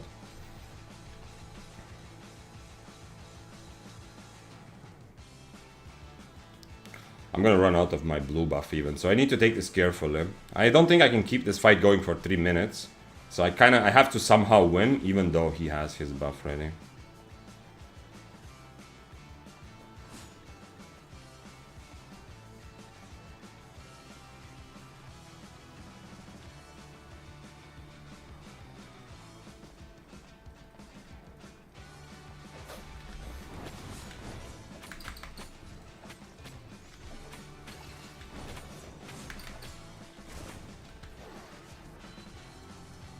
Used his cleric there.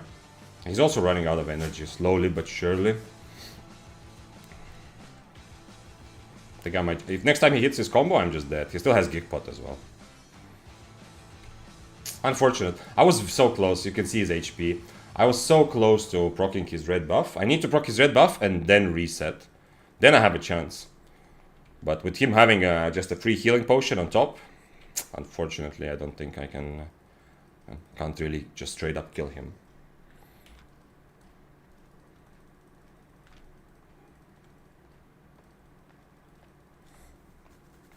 I will try to do the same and just hope that I can proc his red buff this time.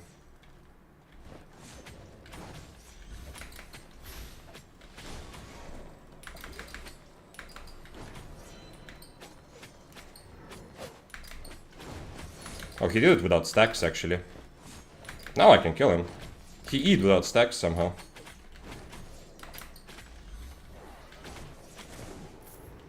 Okay. Even through the red buff. So my mage robe was super strong because he removed his stacks. Unfortunately I didn't remove his cleric, but I removed his stacks. So he ended up eating with just 2 stacks there in the end. Okay. Nothing really here that's worth anything. So let it be. GG. Yeah. That shouldn't. I don't think this should happen through red buff. Without buff against red buff, I don't think this should happen, but... some music. The trash rate. Yeah, but did he have something actually? Well, I mean, it was tier 7, right? No, it was tier 6. He was just overcharged. Okay, so it's not like I lost that much, but yeah. It's okay. We are keeping, you know. We are keeping the trash rate for an actually valuable, important kill. So that's okay.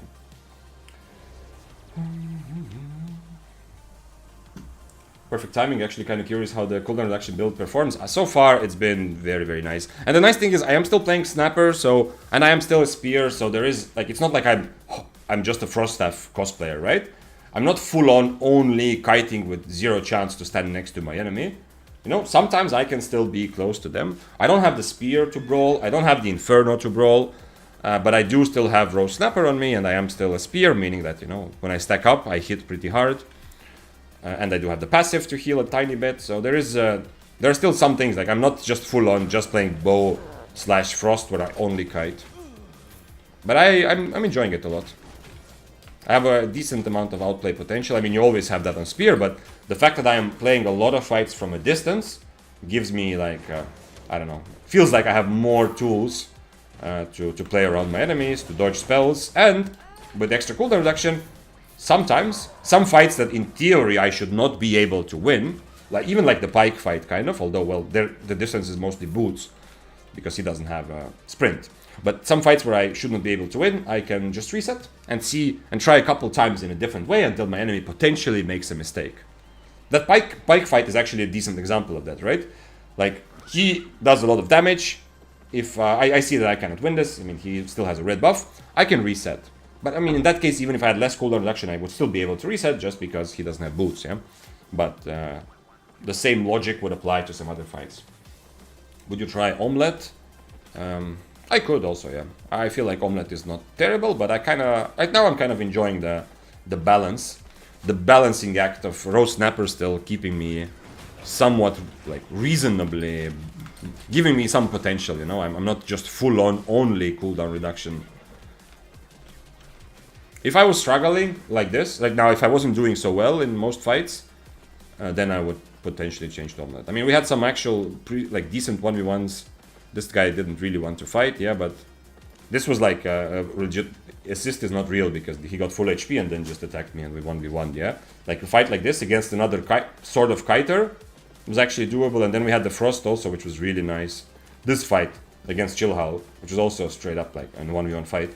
And to be honest, like, I think this build is better against kiters because I can actually match them with my cooldown reduction. So both of those fights I had it was a bit easier than it would be on a standard spear, I think. But anyway, if I was struggling, like in those fights, for example, if I wasn't winning those kinds of good fights, I was struggling, then I would consider changing to Omelette to try something new and see what happens if I go even further into cooldown reduction. The CDR difference between Collar and Torch is very limited, especially for the low mech tier. I prefer Torch even for a kiting build. That's fair. This says 12%, and the Torch would give me half of that, I want to say. Let's see, there's 8%. Yeah, you're right. It's not crazy.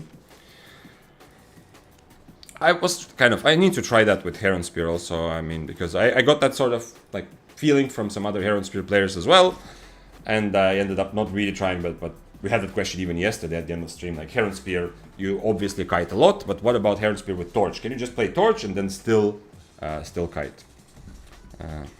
Okay, time to... Yes, I know. It would... Okay, not the worst, actually. Let's put some of these, let's put the things that survive over here. The reason I'm taking it off right now is because we are gonna play Redemption. So Caldery redeemed for me to play something interesting. I'm gonna buy it in tier 7. I haven't read it yet, maybe you have already seen it if you wrote in chat. And I'm gonna play that for half an hour. I'm roaming around with your build, but 5-1, level 40 fame, spear, and without Death Cape. Okay, fair enough. I've definitely have taken a lot of advantage from Undead Cape. Like, a lot right now. Many fights. The same nice kills I just showed earlier from yesterday. I survived with 10 HP here to be able to kill him before I died. This fight was also... Okay, no, never mind. Here he didn't actually proc my Undead Cape, so this doesn't matter. What is this kill? I don't remember it.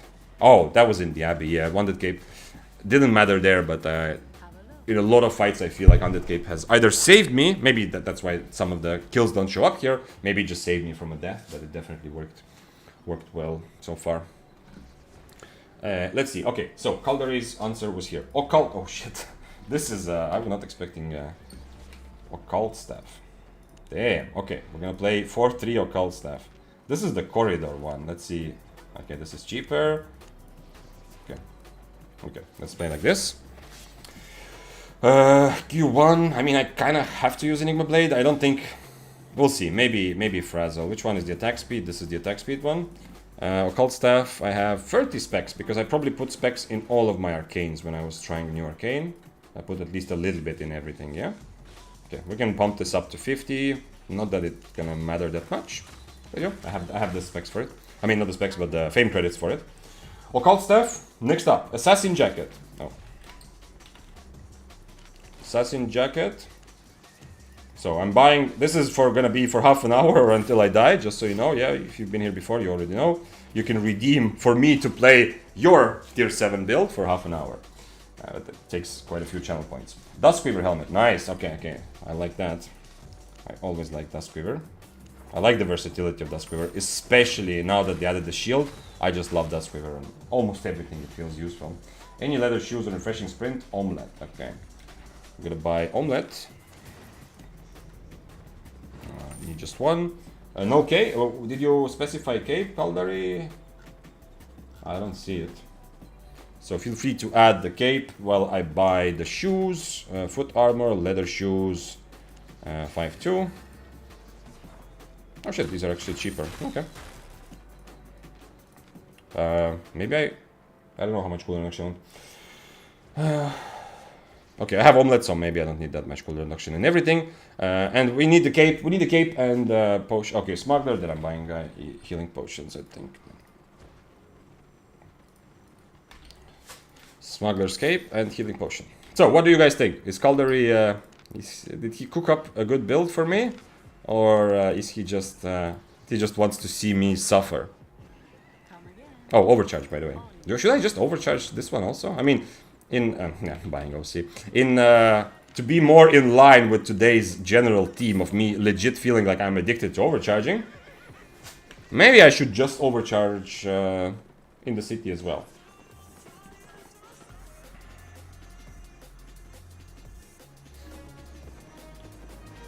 Premium extended 1 days. What happened? What is that? Did you get that as well? Was this like some sort of we are sorry for the DDoS type of thing? That everyone just got this or what? Okay, let's go. Occult Staff is Chad, Weapon and Mist. You know they are up to no good.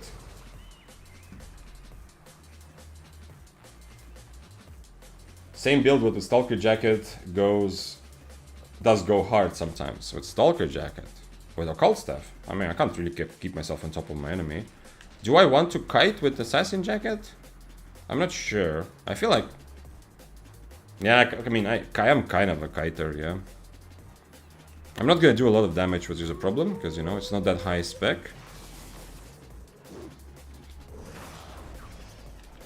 But I can definitely outplay people. Let me get used to this. And the cooldown is pretty long.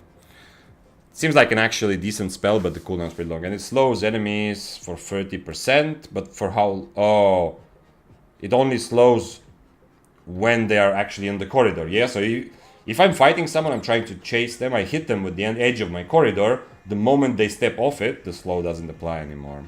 Okay. Yes, got it too. Okay, nice. So we all got premium, yeah? Hey, hooray to that. Not me just got premium. I was gonna ask. Yeah. I was also surprised. I'm guessing it's to do with DDoS, right? Like someone was asking, yo, like, are they going to somehow compensate it? Like a couple days ago, and we had a discussion about this. I'm guessing it's their way of saying, like, we're sorry this happened. Obviously, it's not their fault that they're getting DDoSed, you know? In fact, I think most of us would agree that, fuck yeah, you know, like, banning or taking action against RMTers or cheaters is awesome, you know? You should do that. Holy shit. Holy shit, this guy has 15 seconds. Everyone is having fun. I don't know how I'm going to take this fight. I hope Enigma Blade is a good choice for this. Because I don't have a lot of damage. Overall, I have good enough like kite ability, but I don't really have a lot of damage. This guy just mounted up.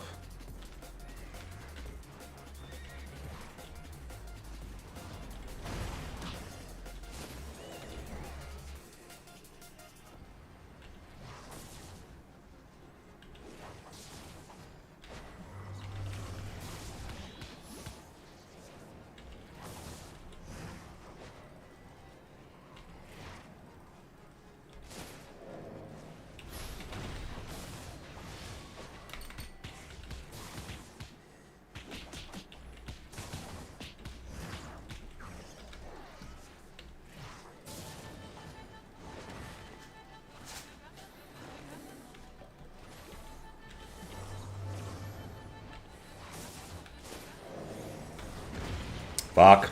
A little bit too slow. A tiny bit too slow there. Yeah, he's gonna kill me probably.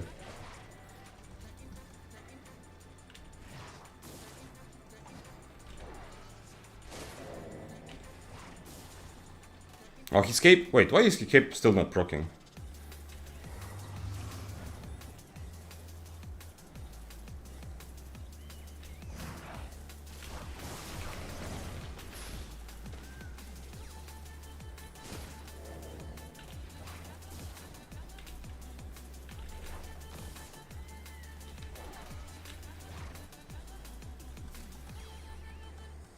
I need a Wolpertinger. If I had a Wolpertinger here, I could actually, you know, have my W ready. Oh, now he's cape procced, yeah?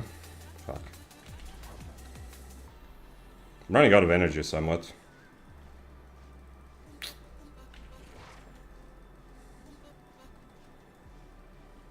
I still have another, I mean, not another, but I'm gonna have another potion. Oh, he tried to soup trick me, okay. I can't mount up? Oh, because he stepped on my thing, yeah. Too bad. I should be dead here, unless I find something to connect myself to. Oh shit, this guy's gonna slow me, yeah. Maybe not?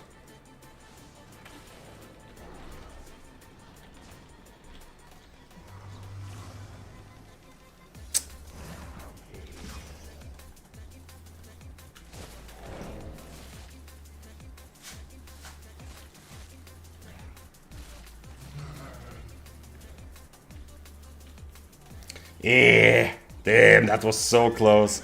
I wonder why he's on that cape. He went invis there. Nice, good job. If I go back into him, I die. Damn, if I'm not sure what happened to his like undead cape. Why it didn't pop before? Is it really that he had so much HP? That was so close though. That was pretty fun. I liked it. And that one time, I connected my Duskweaver expecting his E to dodge it, but I was too slow. If I dodged that, and this is 4-4 by the way we're fighting. I think it was tier 8, not 6-3, but 4-4. It's kind of fun though. Definitely more fun than I expected. I mean, to be honest, like if I had the same, everything was the same except my E was like a better spell. I think I would have a better chance, but he has invis spot though. I had two healings and he had invis, so at least I had that sort of advantage. He's undead ready now again. He has purge also. He'd never purged anything. I'm addicted to Siphoned energy since the first time I used it. Yeah, man, I'm getting addicted very quickly as well. When I have cape again, we'll try again. We'll play it. Yeah, well, that was fun. That was fun. I had a couple of different counters like to him. First E, I just ate it straight up. The second one, I infernoed. Then I dodged one, but I got hit by another E because the Duskweaver is too slow. He has full... This is the same guy I just fought with full specs. And a nicely attuned weapon. I'm surprised. I'm surprised it was so close. I need to survive long enough for this to be ready though. And I wish there was a Wolpertinger. That one time when I was running after him after he missed his E, man, I wish there was a Wolpertinger. I had some chance of killing him. Passive OC, man, I forgot, yeah. You're right, Chakanas. I don't know, I said earlier that I'm gonna overcharge in the city. I'm just gonna do this now, finally. I don't know why I didn't overcharge right away. That's the whole point of the day, but this, I mean... I got, you know, distracted by the fact that I'm playing occult staff for half an hour. Occult, what the actual fuck? Yes, Cryptex. This is a channel point redemption from Caldery. Who requested that? Scriptex is like, who the fuck is messing with my content? What is happening on my screen? I came here for Spear and I'm seeing this amazing corridor weapon. Damn, too bad. It was definitely winnable. I mean, I do feel like I won, you know, mentally. He also used his invis potion, interestingly, in a fight, you know, to try to get close enough for his E. But it wasn't that difficult to read through that. Buy tier 7 energizing Brazilian and fight everyone. Profano, that's exactly what I've been doing most, like, pretty much yesterday, the most part of the stream, the second part at least, and what I'm gonna do today as well. I mean, the fighting everyone part is not new to me, but just overcharging in Brazilian. Did you double OC? Yeah, I did. Nice. Because just to show, you know, just to have the double animation. I mean, anyway, I'm gonna play this for half an hour, you know, and then continue with the spear build from before. Although this is pretty cool. I like the Enigma blade. I don't yet feel the range of the Enigma blade. Like how far I can... Oh, nice. Next mist is here. You have more mobility than usual. Yeah. He did also, like when I was kiting away from him, I put the corridor between us and he did walk through it a little bit. So the slow actually did matter in that fight somewhat. I mean, it did actually have an effect.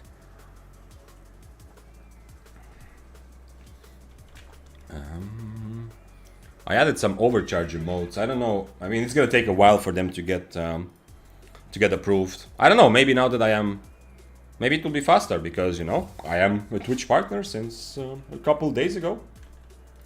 So who knows? But anyway, I added a couple basic overcharging modes also. But yeah, I love the carpet weapon. It's okay. It was mostly the rest of the build that made this fight fun and doable for me. I don't think it was the E necessarily. Like, if everything was the same but I had one-handed arcane E, I would be in a better place there. But that also means that maybe I should actually consider playing more one-handed arcane. But just not the Ogburg way, but the regular way first, you know? Because the only time I played arcane on stream, I was trying more of the just balls to the wall, assassin shoes build that Ogburg likes to play. But the regular arcane build, especially with the leather jacket, because that was also a big part of this, you know? I infernoed against his second E, and then tried to use it to brawl a bit. Wait, I also get attack speed in the corridor, right?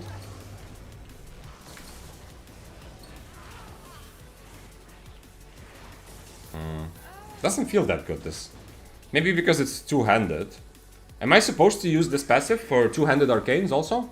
Yo, Caldari or someone else who plays arcanes. Do you think this is still the best choice, yeah? Just for the extra damage? This could be interesting as well, the silence, by the way. Especially if I stand in the carpet, I can auto-attack even more.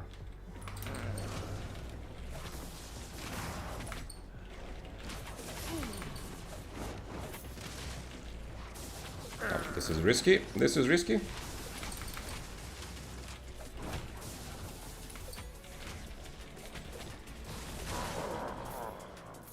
Whee! Auto-attack animation seems break on the stuff with passive. Was it that, you know, the animation doesn't match up how fast I'm attacking? Is that what you mean? Yeah, you're right. You see, my hand moves once, but then I shoot actually 3. Yeah, you see? I don't know if you saw that. I will show you here. Look at this. You see? My hand doesn't move. That's cool. That's like some Sith Lord from Star Wars type of shit. Or some other, like, game, you know? Like, he puts the hand out like this once, and then like the several auto attacks fly out before moving. That's pretty cool. Deep cuts is best passive for this. Are you doing you are doing the AI jokes again, yeah, Voodoo? We have an in-house chat GPT, I can see in the chat. If you want to ask chat GPT something and have it write some random bullshit answer, instead you can just ask Voodoo. Arcane machine gun. Yeah, but it looks cool. The way he doesn't move his hand and just like more and more bolts come out, I like that. Would you rate Daybreaker above one-handed spear for any sort of content which is focused on 1v1 fights? Yes, outlaw. If you're going open world, then probably one-handed spear is better. If you're going solo open world, I mean. If you are going into a place where it's not about 1v1 fights, but you have to survive between gank groups, constantly be ready to adapt because the enemy you started fighting actually has 50 friends and stuff like that, one-handed spear may be better because Daybreaker might be a little bit too, what's a good word? Not exactly immobile, but a little like stiff. Less flexible, you know? Daybreaker doesn't do yoga. One-handed spear is yoga master. 3 attacks with 1 movement. Yeah. It looks cool though. I love it. But I didn't get an actual answer about the passive, yeah? I actually didn't get a... other than Voodoo's like AI joke, I didn't get any... I need to kill dogs. I remember that I need to kill these in-game dogs, right? I think I had this somewhere in journal. I don't know where it is. Creatures, maybe? These are Morgana, yeah? You see? 150 guard dogs. I saw this the other day, that I have a journal mission. This is my quest. One of my quests. Okay, but nobody's here. I cleared the whole big camp with my pretty PV inefficient weapon, and nobody was there to contest it. I am kind of feeling like this channel point redemption of making me play a build is surprisingly awesome. Like pretty much every time, not exactly every time, but most of the times when I've had to play something, I get the feeling like I want to play a bit more. You know, I want to try a bit more. Like Grove Keeper, I played for a couple days. Yesterday, Hamster redeemed for me to play Cloth Spear, and it made me feel like, oh, okay, I need to go more into this and see. And then even the ones that I didn't end up playing for more, like the Battle Axe from Vidas, it still gave me the feeling like there's so much more here for me to explore. By the way, I want to sit down. There's so much more here for me to explore that I felt like I kind of wish I played this a bit more.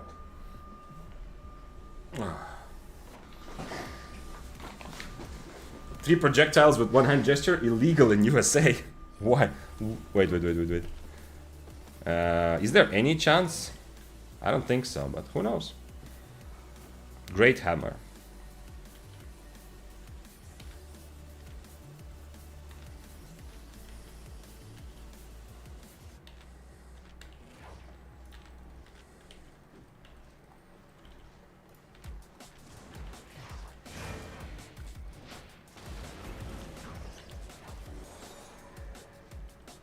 That was his last potion, by the way.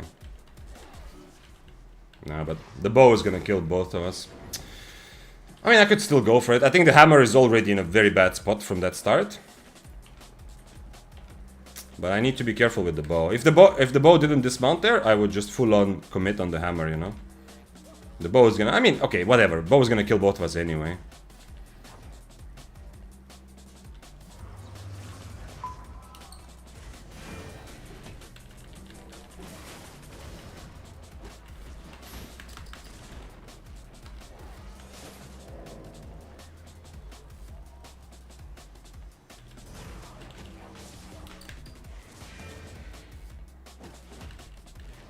I still have 2 healing potions, by the way. And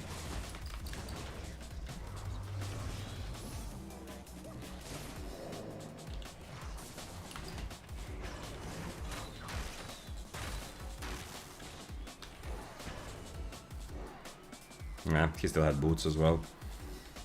With Frost Shot, he might have more mobility than me, just straight up. I think he could just catch me, but we'll see. Oh, I can put Corridor here, so it's more difficult for him to follow.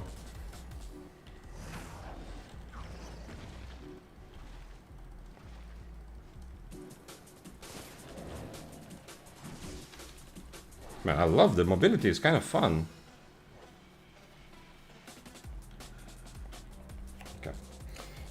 I heard him running, but I don't see him on my screen. So it looks like he's not actually following me. Can I don't have 2 potions anymore. So I don't think I can 1v1 the bow, but I might as well have to, you know, to contest the loot of the hammer. I'm not full HP though. I need to be careful. If the bow is still here, he's gonna tag me, and I'm not gonna get. Where is it? Where did I kill? I have a. It's very common for me, this experience of not finding the body of the person I killed before someone else loots it. Oh, come on. I have no idea where I killed him, actually.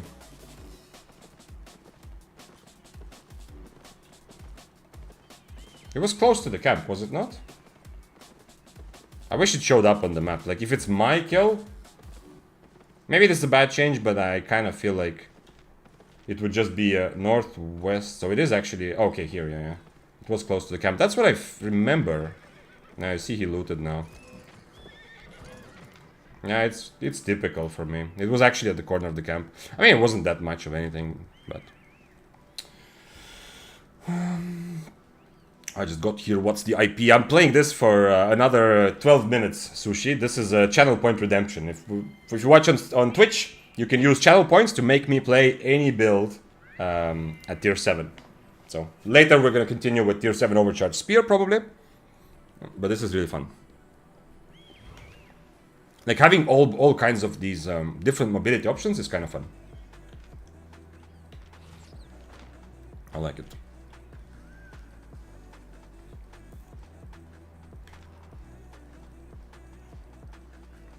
I also have omelette, obviously, yeah. So essentially, if I use my E, like you also saw, like my E actually helped me get away from the bow because I went through a narrow corridor and he didn't want to follow me, not to get slowed. And earlier against battle bracers, I was able to E when he was trying to get close to me. I E'd between us, so I could stand there, attack him, and he had to go around. So there's like the E is less useless than I thought it would be in solo PvP, but I don't know. Oh, it's kind of fun though. I acquired some more pistachio, says Voodoo, and Dante is also snacking up pistachios. What is it with pistachios then? Maybe I should also buy some pistachios. As I said, my grandmother used to always bring me pistachios. But she's not alive anymore. So now I have to buy my own pistachios. But occasionally I will. Hope your lips are dry. I mean, you don't have to only... To be honest, like, some okay, with some, like, peanuts or stuff, like, raw peanuts don't feel good, you know? If you roast them with some salt, or, like, put them on a pan for a while, it's definitely much better. But I feel like pistachios or cashew nuts, for me, they have good enough, like, special flavor already, that even if I'm, like, they're better with salt, everything is better with salt. But, like, eating pistachios or cashews without salt is still kind of good. I still feel, like, I feel satisfied with the taste, you know?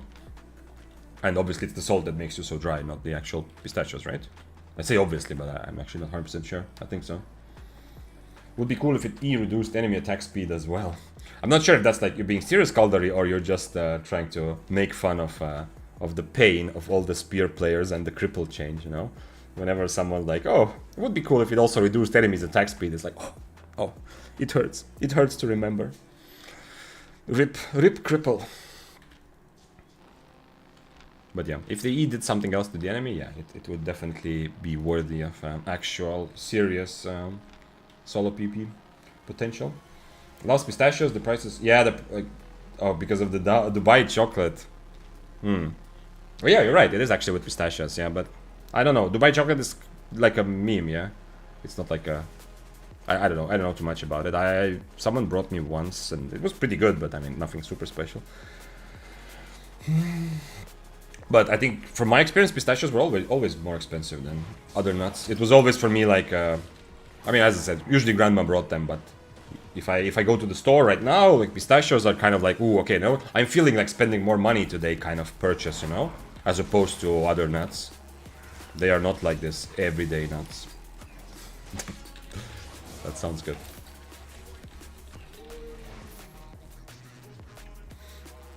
It's decent protein and fiber. Also magnesium and potassium. I am inclined to believe you and agree with that. Cripple. Yes. We should host like one day, like, because the thing is, I still, like, for example, the clip, you know, we saw, was it yesterday when we watched Dante's kill against the one-handed dagger, for example. Again, if you want to hear, we watched the clip of Dante killing an 8-3 one-handed dagger, and in that fight, you know, it was still, like, Dante were in cripple, right? So, one day, like, in a couple days, like, in a couple weeks maybe, one day when Dante also stops using cripple, you know, so that we can officially say cripple is dead, we should all gather together and host a little bit of a ceremony, you know, like a funeral for cripple. Like, everyone will say a couple words, everyone will say, like, what cripple meant to them, how it changed your life, and how you will remember cripple going forward. And then we will send it off to the history of Albion.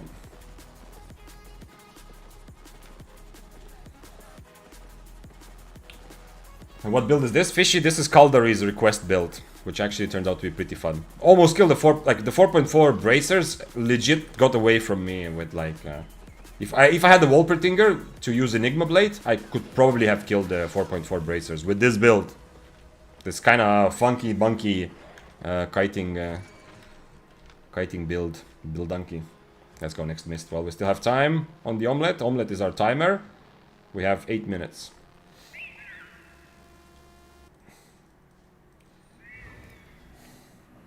Are Death Givers still great? Rizfani, yes. Death Givers are S tier for solo PvP.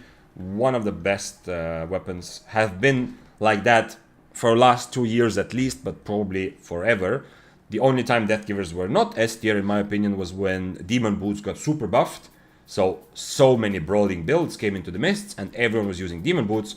And Death Givers, first of all, didn't like the fact that there were suddenly so many curses in other builds that they are not ideal against. Still okay, but not ideal against. And secondly, Death Givers was not a weapon that can use Demon Boots themselves, because you need energetic sprint. Other than that patch, before that, after that, all the time, Death Givers are among the best. And also right now, Death Givers are no doubt an S tier weapon for solo PvP. You have different builds for different IP levels. Like high IP, you're probably not going to run one-shot Death Givers and Assassin Shoes, but low IP you can. Can I dodge his E somehow or not? My Enigma Blade is not going to be enough to dodge his E, right? Unless there are mobs nearby. Let's see if he wants to try to fight. Oh, he's fighting, right?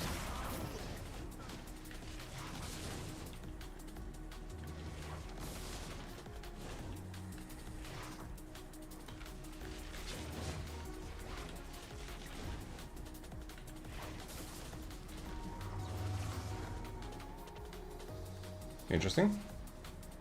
Do I have 2 potions? Yeah, I do actually.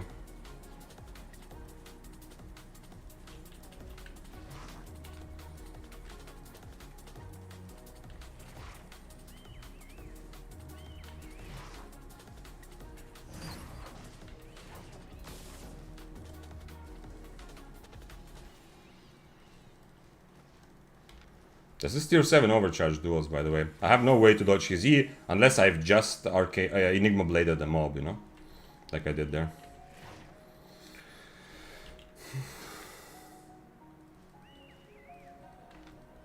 He's expecting to be on top of me without me hitting a single Q, yeah?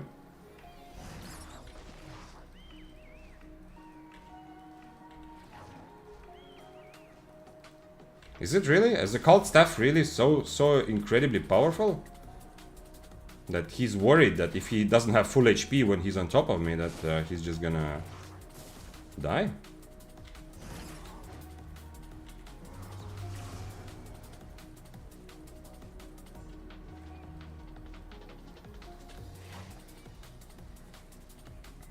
Come on, bro. If he gets on top of me, what am I gonna do? He just wants me to die. I mean, he has Hunterhood and Mercenary, which I cannot get rid of. I have 4 minutes to take this fight. Maybe that's what he's waiting for my food to finish.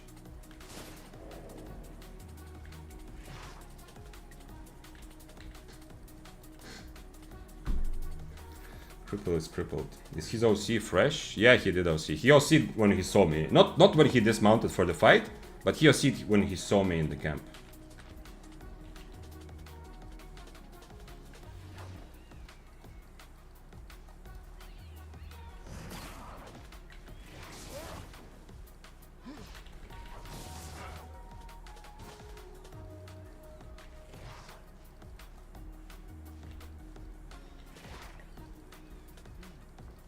Nah, he's also not queuing mobs, so yeah. He's probably pretty new to this.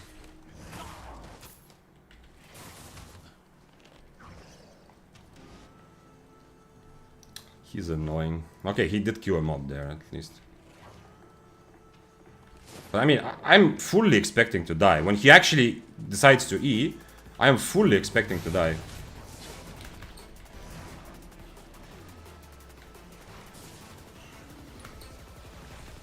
Okay, I guess he's so new that...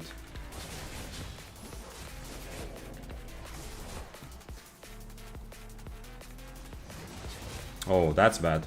I missed my E there. I mean, not my E, but my other thing.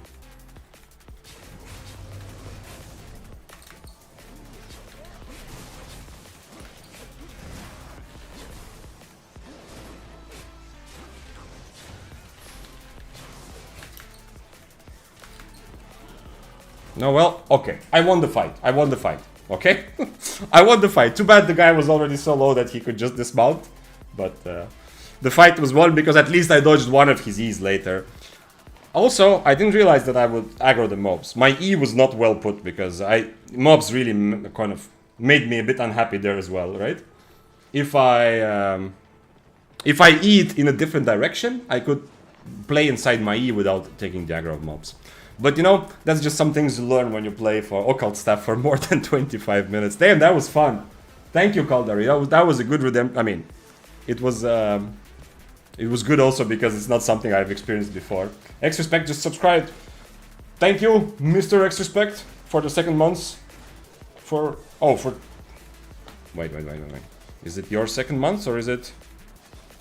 Yes, on a 2-month streak. Raise your spears and welcome X-Respect back to the group of the spear enjoyers. They fear the occult. Yeah. I mean, the dual swords was very afraid. He's gonna die to the guy anyway, I think. Unfortunate that he already was so low that he got dismounted by mobs. If he dismounted manually, I have time to finish off the dual swords and potentially mount up, yeah? But since he was already dying to mobs, then it's a different story.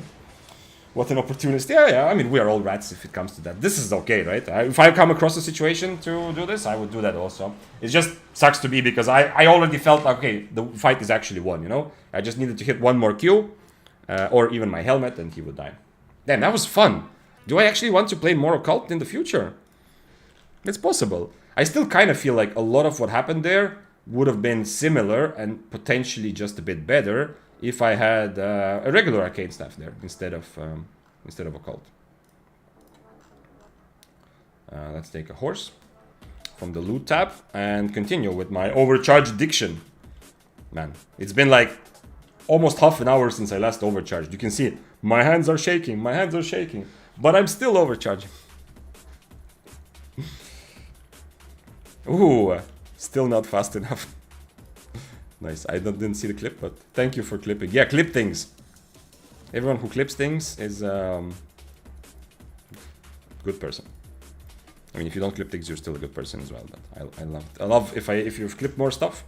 And I know that Voodoo is usually just gonna clip when I die, which is still fine, yeah. But if you want to clip my super giga amazing kills, you can also do that. Okay, let's go back to tier 7 giga overcharged light armor mobility spear. This was Mist Caller that we are using here.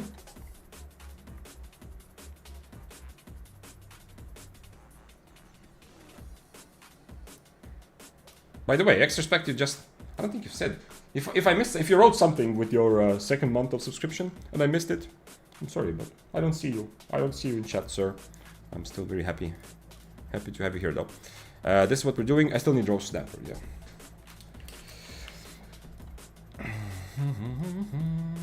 Your logic is not right. I'm a deeply evil person. Okay, Voodoo, you know, it's when you actually start untangling and you actually learn, you know, logic. One day, you'll figure out that there's a difference, you know. If I say that if you clip stuff, you're a nice person, that doesn't mean that only people who clip stuffs are nice people, right? Just so we're clear.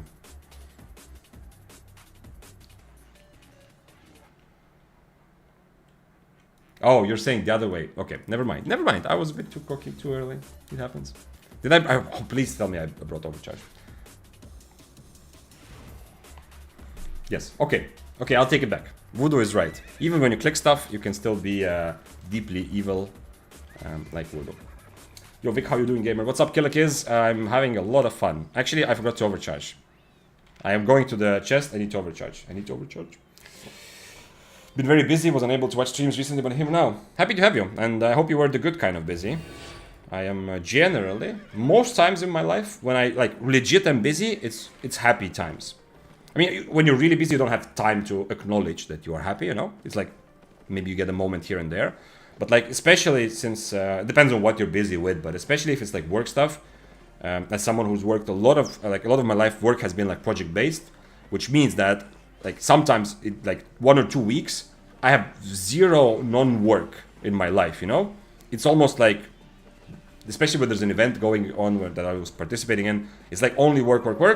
But then I have like a month of, well, being kind of, not exactly doing nothing, but kind of, yeah? Those busy couple of weeks, even though I'm dead at the end, you know, those are often the happiest. So if you have that kind of busy, I hope you did. I hope you had a good time. What's the best build for running Spear right now, in your opinion? I think the best build is still the very classic Rejuvenating Sprint, Assassin Jacket, and either Stalker Hood, which you can now also keep on shield as I'm doing now, or Duskweaver Helmet or Guardian Helmet. There's a lot of room with helmets. If you go tier 7 or higher, go Smuggler's Cape with 2 healing potions for Mists, or Undead Cape for Open World. If you go lower than tier 7 for Spear, don't buy a cape at all. That's the simplest way. But the more I play this, the more I realize how nice it is to have this sort of cooldown reduction, and I am kind of starting to slowly adjust my understanding of the Spear right now, and I feel like playing a more cooldown reduction and kiting heavy Spear build is actually, it's definitely viable, very, very viable, but it might even be better. So it might be time to update my understanding. Did you play Arctic Stuff yet, perhaps? One day, yeah. There was a day when I tried the new, not passive, but the new Q1 on Frost, because they changed it a little bit. And during that day, I played a bit of Chill Hull and a bit of Arctic Stuff, yeah. So I have some experience with Arctic Stuff now, yeah. He actually said he hates it, uses bad words too. Okay. Anyone who's been here for more than 5 minutes, I hope you're learning not to trust what Voodoo is saying about anything. Missed the Arctic Staff stream. Yeah, it was like part of the stream, yeah. It might come back, we'll see. I was not crazy excited about it, but it did seem much stronger than I gave it, or initially gave it like credit for. But it's not like, it's also not exactly my playstyle, right? Because you have to play from one screen away a lot. But because I was playing it with Tornado Potions, there was a pleasant amount of outplay potential there. What is this?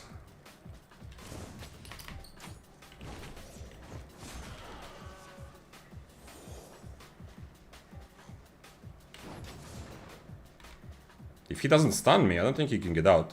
He needs to stun me at some point. It's yours, he says. What is mine? Yeah, if he stuns me, he might actually get out. Oh, he has that stun as well. I don't want to use my potion on this.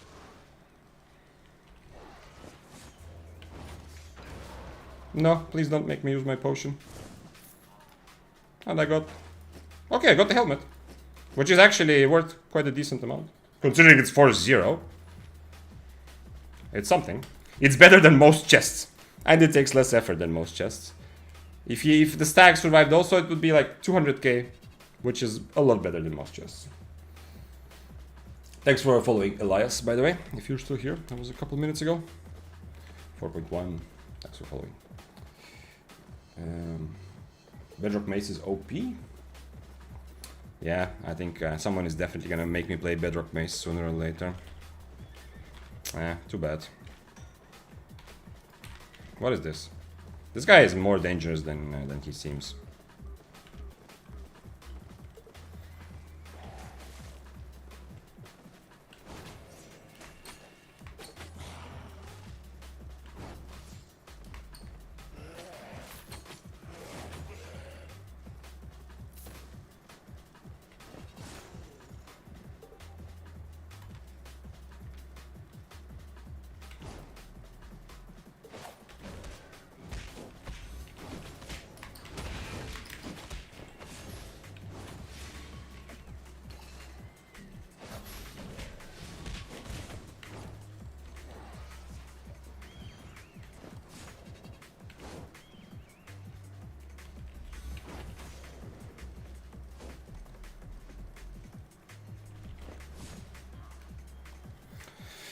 Decent.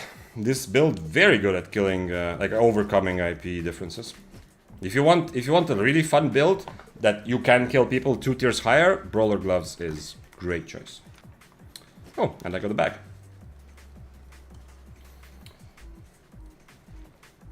What's the best weapon to use in depths solo? You have a couple choices. One clear choice is to Rat, in which case you want Invest to play around mobs, you want mobility, and something to actually be able to do damage to finish the kills, for which Bloodletter makes a lot of sense as an example, or something similar. However, if you want to actually start trying to fight 1v2s occasionally, then you need some PvE, so you need to actually be able to clear rooms to get stacks, and you need something to be able to burst down one of the enemies when you're fighting them. That's why my True Bolt Hammer that I was playing, that build actually worked decently well when I was alone, because I could still farm up stacks decently with Stalker Jacket and my E, and I had enough burst potential to at least have some chance against duos as well. So yeah, so you kind of figure out, if you ever want to take some actual fights, then you also need some PvE clear. Other than that, your priority is mobility, which is anyway always going to be right way to go, because people will chase you, you know? There will be duos trying to run after you to get rid of the competition or just get a kill.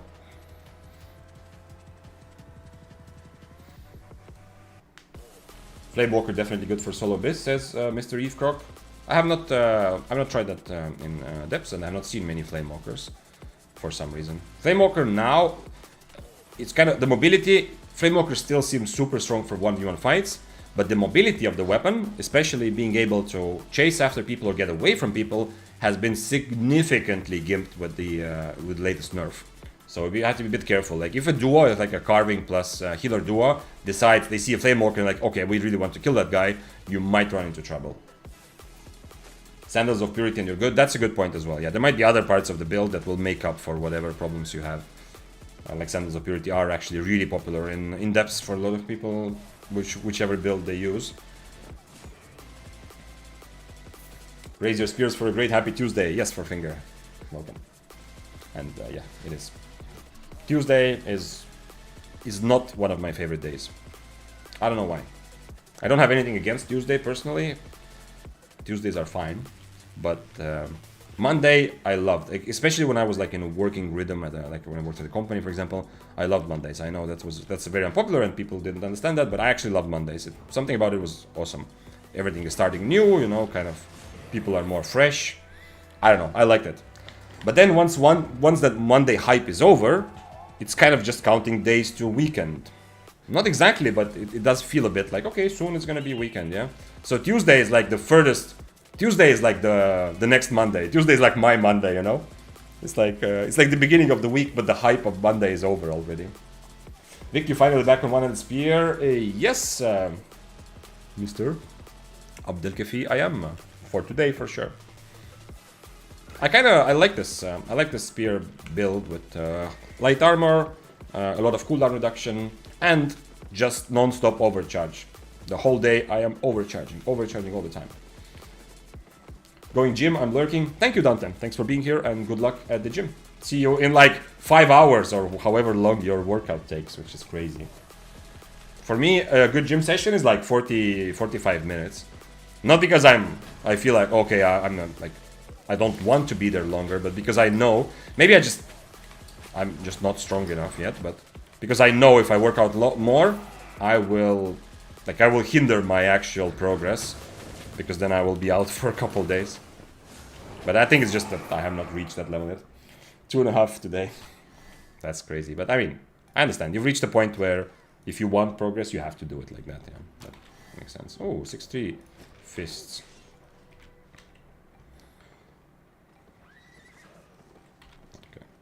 He's on triple kick, so I will have trouble catching him, unfortunately, but he's also still an assassin jacket. He needs to change to Inferno and devastating combo, and I will struggle with this fight. I will absolutely struggle with this fight.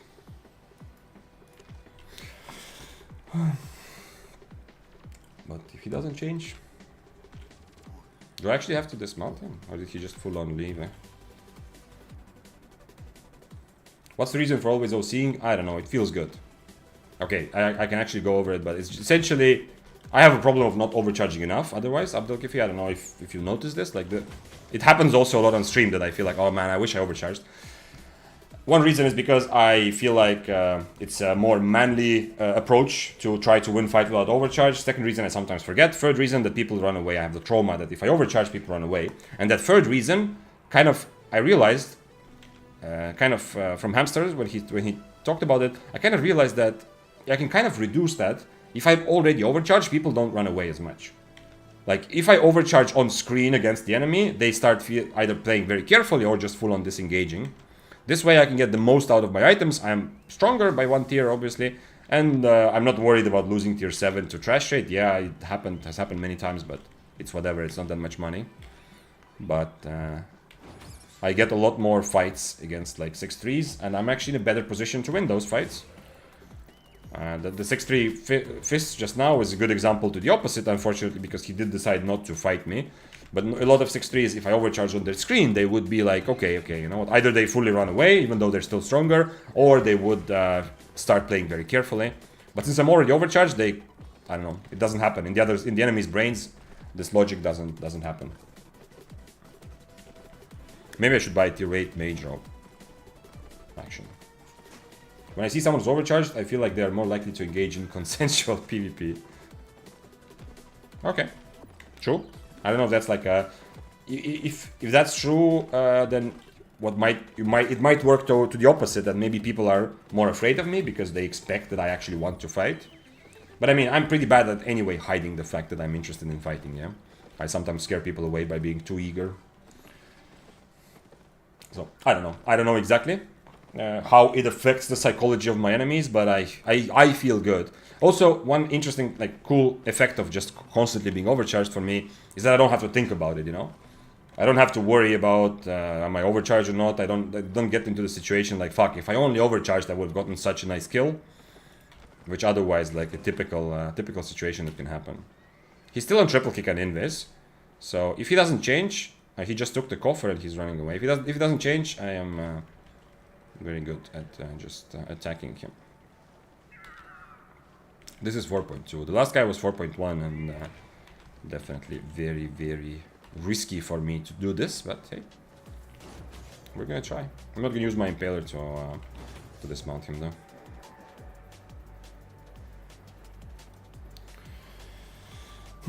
Don't need to convince them as much. Yeah, okay, so if I run into like some more experienced players who are looking for PvP, they will know that I am also like looking for PvP more likely. But if I run into players who are looking for PvP, we are almost certainly going to PvP anyway.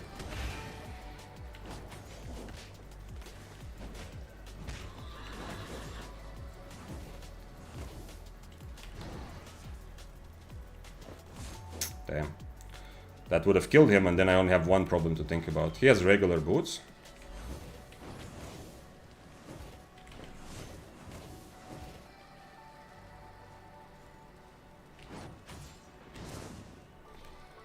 I don't want to tank that. If the gloves was not there, I could tank the C and probably just kill the fire staff. But you know, with the gloves still kind of around, I need to be a bit more careful.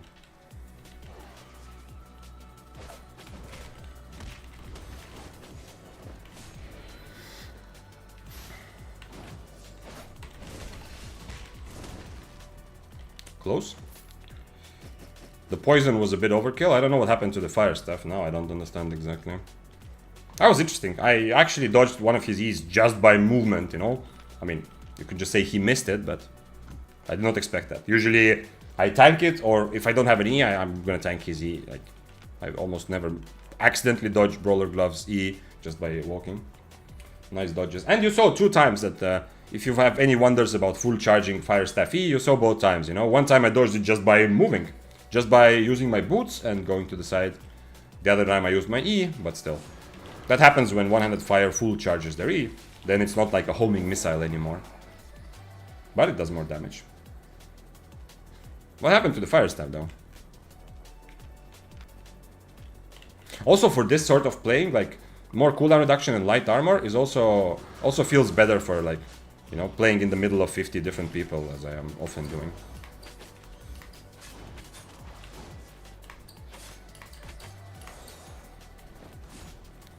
Okay. A little bit of negative karma there. Actually, I don't even want the weapon, to be honest. But hey, this is Mists. This is the Wild West where everyone wants to kill the sheriff. And I am the sheriff. At least so far it looks that way.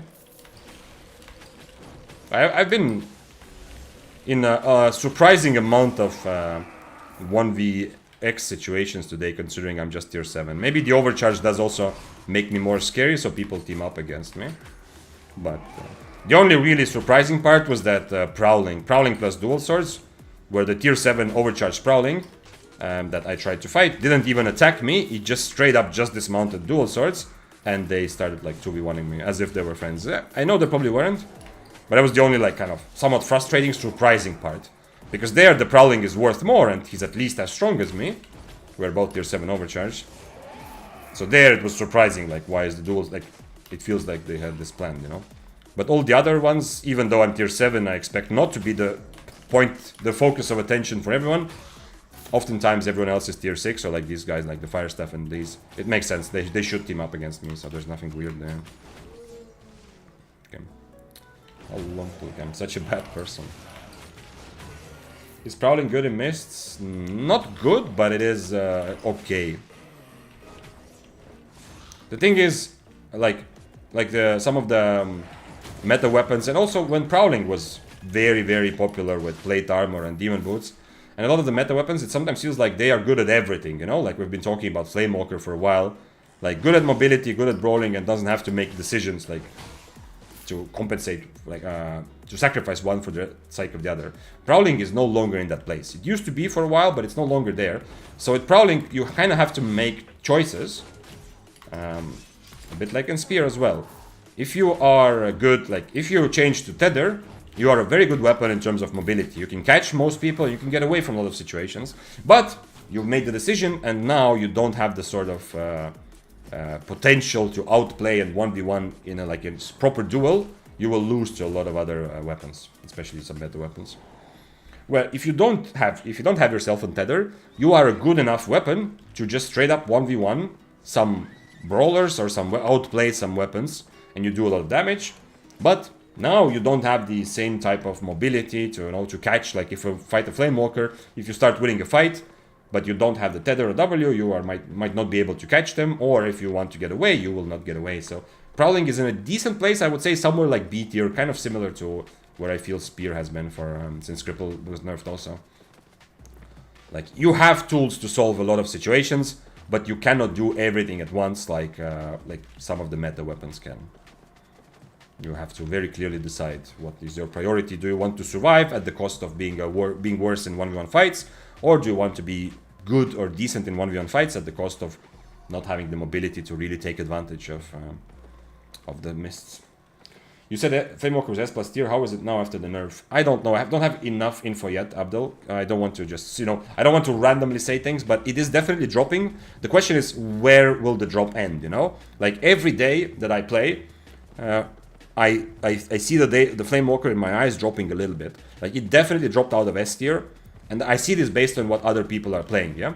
Based on what happens in my mists, and based off, let's see, PvP Fame mists.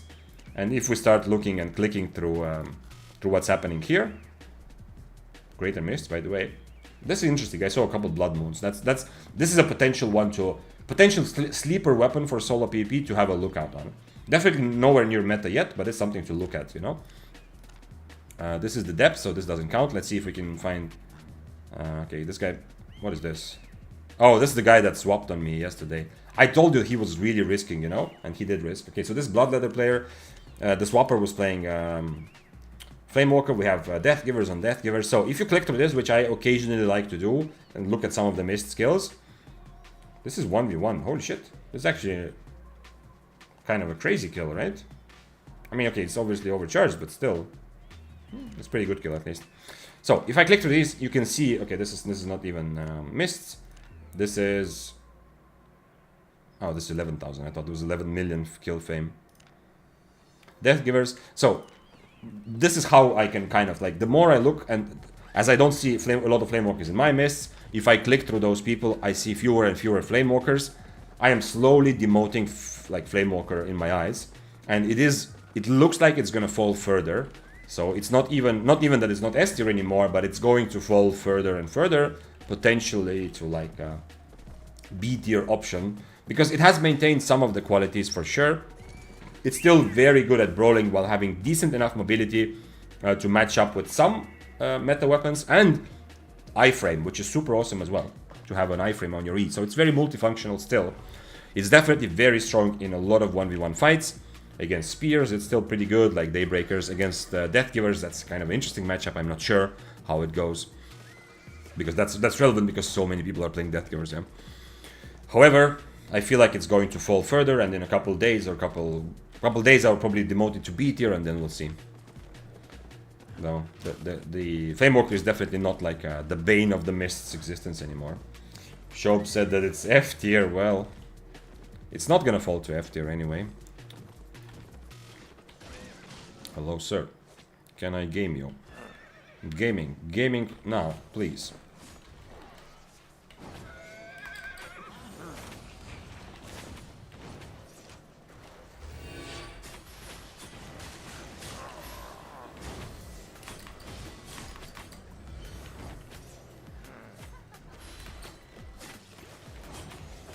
Well, that's brave. Oh shit.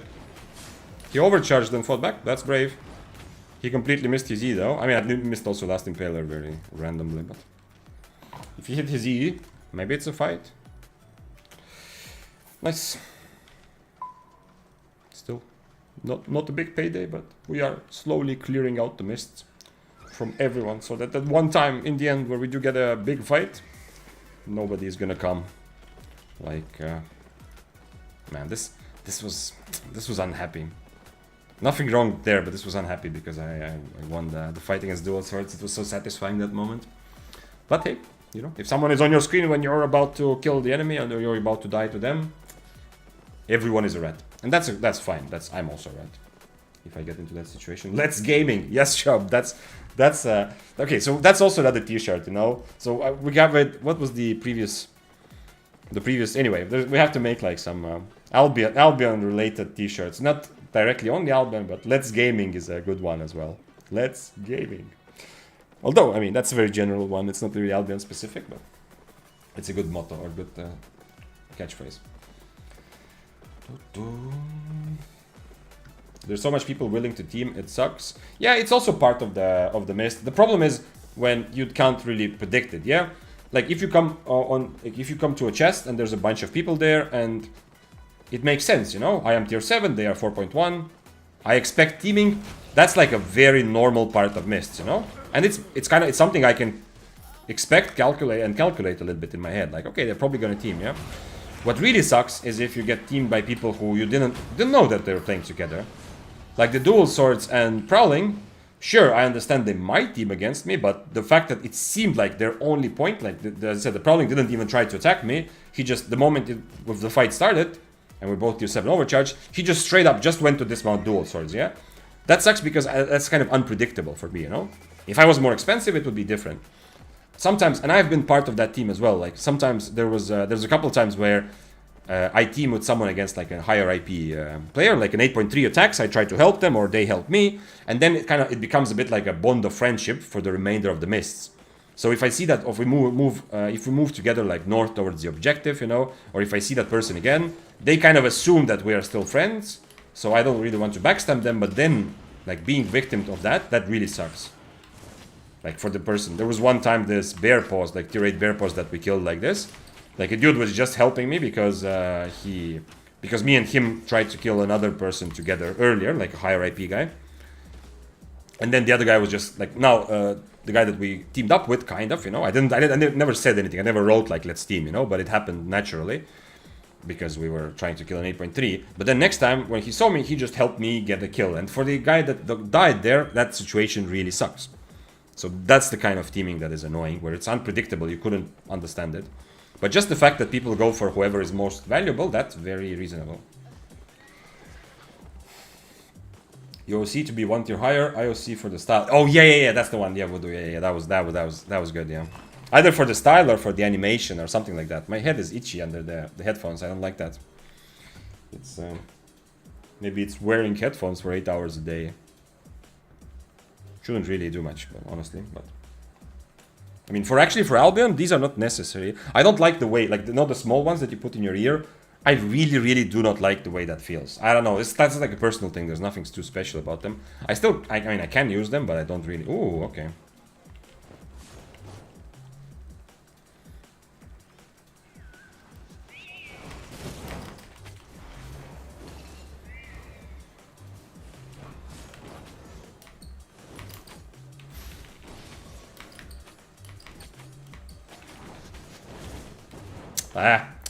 Too bad. I needed to change my spells. I can't really do it. And even then, if I dodge his E, there's a chance, maybe. But after that, as you can see, Flamewalker. This is +1 point for Flamewalker. You know, if someone is playing it like this. He has Cultist Drop the whole time. So if I just E out, I am already dead. My only chance is to play for Undead Cape, but unfortunately I took enough damage. He hit his Q as my Undead also procced. Other than that, you know, he's full on.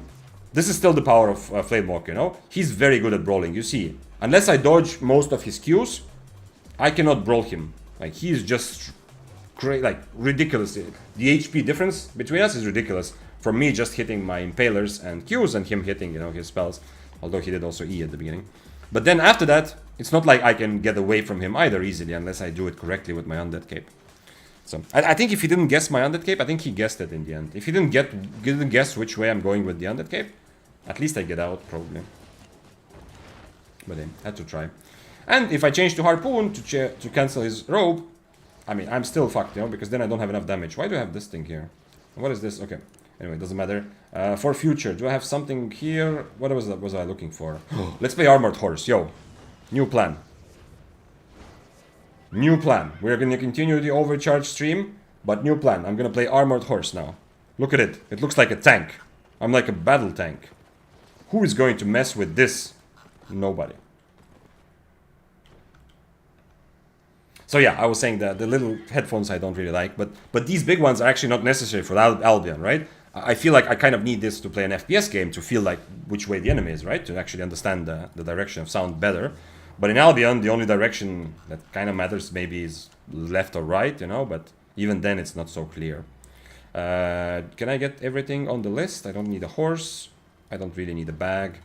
Everything else, I think it's fine. Okay. Oh shit, Siphoned Energy. No, I got it. Whew. We're good, guys. Don't worry. Got the Siphoned Energy. What about the cape? Why is my... Oh, Undead Cape was not available. Capes and bags. Oh, it's because of the tier. Okay, this is good. I think I'm ready. Ready to overcharge and go again. Why do most Prowlings use Armor of Valor? It's probably the strongest plate armor for solo PvP. I mean, Soldier Armor works with some builds, but Armor of Valor is very good, universal, like almost in every situation. In some matchups, like against Badon, it's like super strong, but it breaks out people's combos. It gives you CC immunity, which is super good against some situations, and it's just generally a very useful armor. And the reason why they want to use plate armor often is to be tanky, because Prowling doesn't like a lot of the damage that Prowling does in its form. They don't lose it, even if they like, depending on which armor they use. Yeah. So that means that they can still do a lot of damage while benefiting from the tankiness of plate armor in their human form. Inner ear gets itchy. I don't know. I really don't like the feeling of those small headphones. I still use them when I'm out, like when I want to listen to something from my phone. You guys, wait. This is the moment. This is the moment we've been waiting for. I'm gonna... Oh wait, I can't. They broke it. I cannot overcharge when the HUD is not on. When I turn off the HUD, all the buttons don't work. Anyway, here's the moment. That feels good. Okay, let's keep going. We are fully overcharged. You're a fan of Stalker Helmet again? I just want the cooldown reduction passive, and most of the fights I'm using the shield anyway. Okay, so I mean, I could use Mercenary, but this is decent. Like, it gives me, for some fights, if enemy has Invis, I will change to Stalker Hood.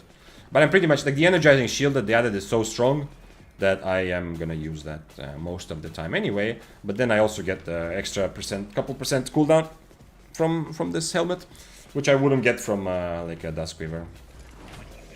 But not having access to Duskweaver it does a little bit limit me, or to some other helmet that I could use from further away.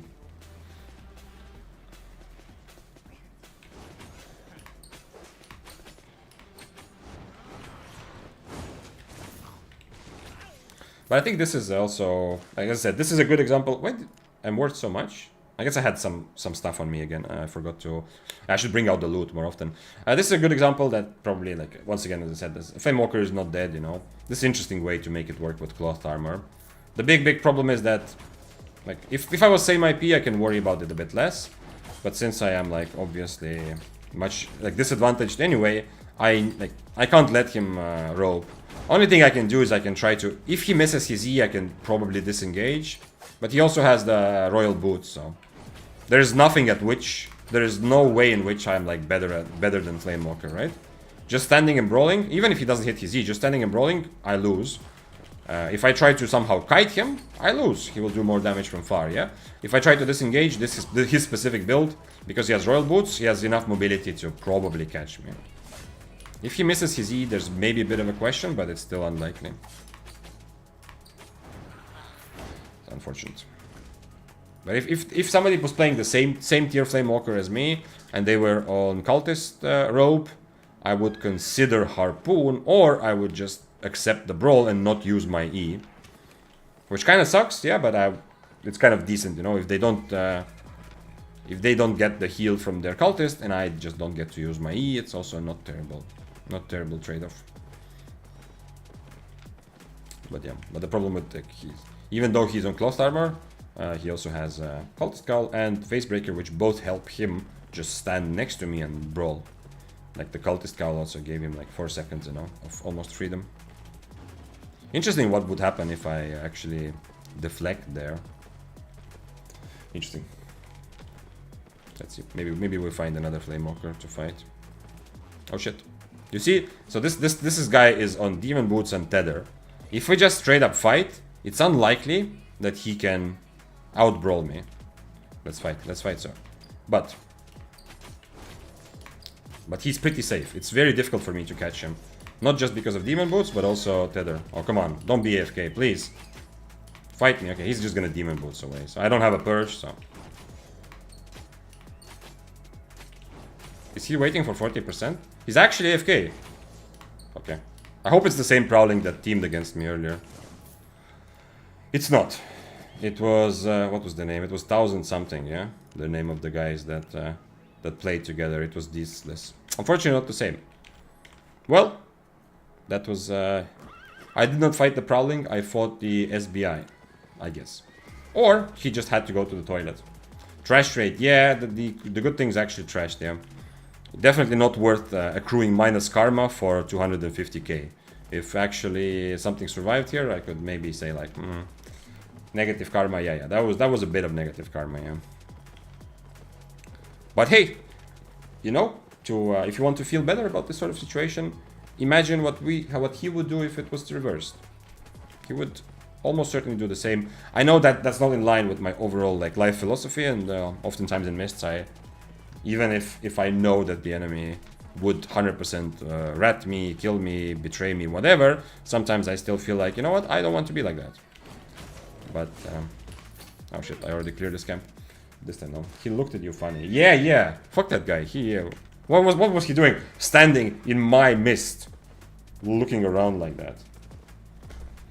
I think that was just a donut. Yeah, he was sniping me with his 200k donation.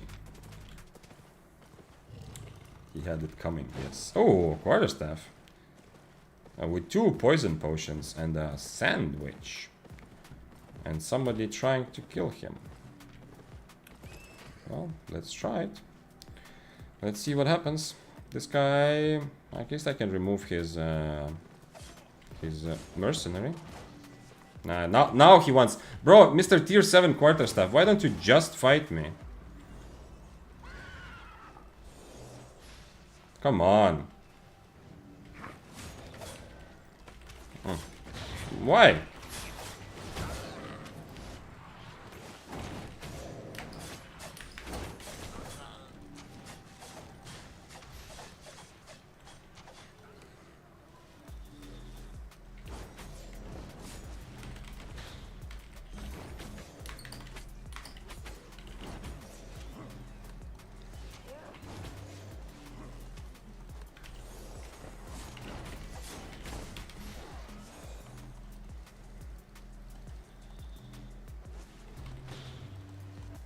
My shield absorbed that, actually.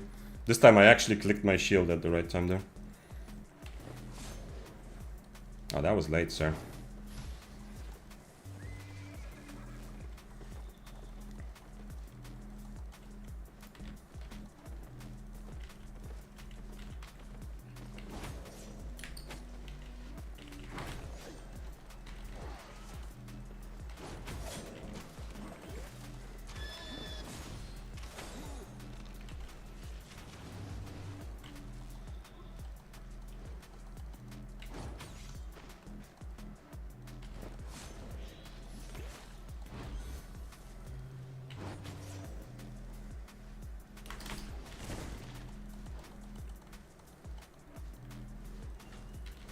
He has another poison. He has another poison, unfortunately, which is gonna destroy me. I need my poison as well.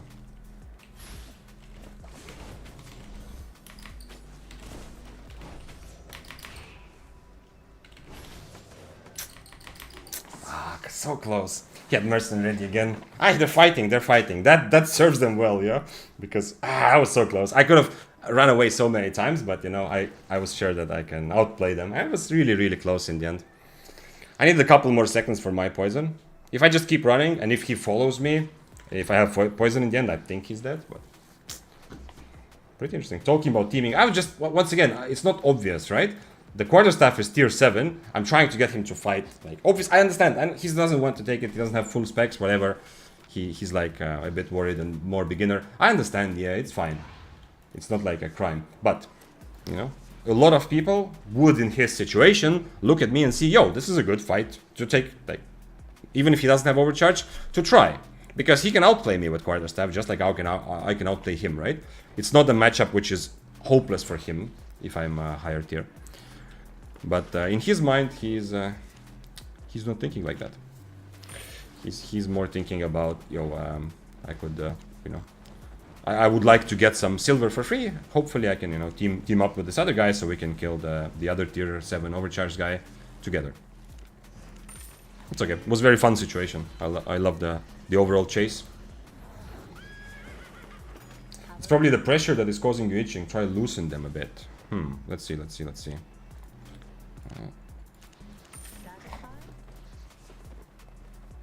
Wait.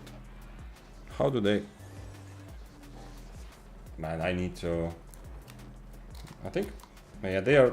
I need to buy new ones. But the problem is, they work. Nothing is wrong about the actual function. But they've been like... I've had them for so long and they don't... I don't know. They have like some... falling off pieces, you know? Like there's a part of this fake leather that is falling off. Some part of plastic has broken, so... I should probably just buy new ones. It's not like a huge investment, but it's also something that... I feel like if it works, you know, it's not really a problem. Usually, most electronic devices that I have, the replacement comes when the actual device doesn't work and doesn't do what it's supposed to do, not when it's cosmetically not pleasing anymore.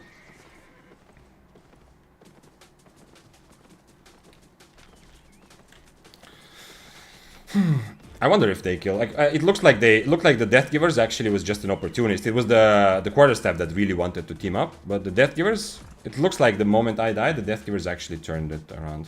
And several times, of course, I could have mounted up and then restarted the whole situation. There we go. Overcharged again, but I felt like, you know, I had a good chance.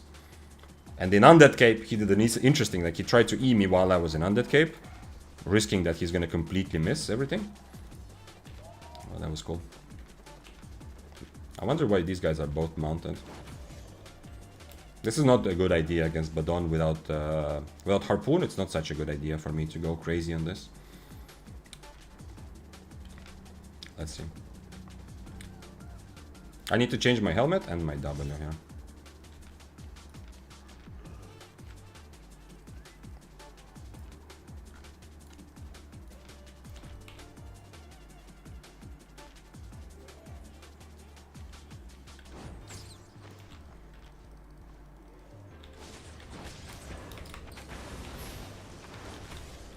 I should have also changed my robe, actually. There's a gloves. There's a fists player somewhere. I heard the fists fleet footwork there. Is he fighting them? Oh, it's a tier 7 as well. I can't lose too much HP here. But if they are in combat, then I can get full HP and I can actually change this to a slow, which is better against bow. Unfortunately, I don't really want Harpoon against the fists, right? Oh, there's also Death Givers. Damn, that's a lot of people having fun here. Oh shit, he's going for the bow. He used escape on the bow, but he doesn't have his...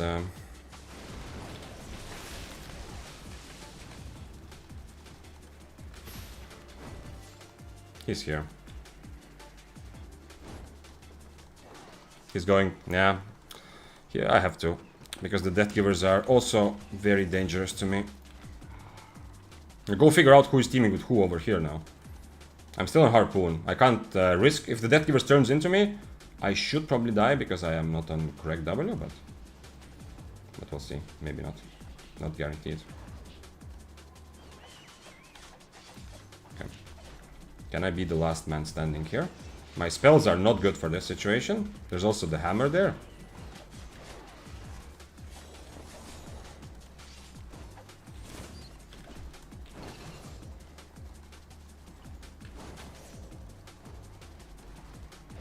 Oh, what? He still had a healing. Damn. He survived. Yeah. I was sure that I'm finishing him. He left the healing for the very, very last second there. Too bad, too bad, too bad.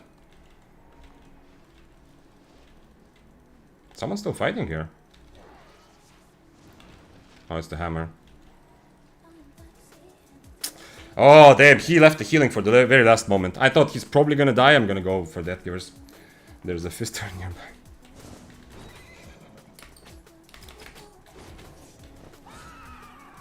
He might fight me, no? I used a lot to dismount him.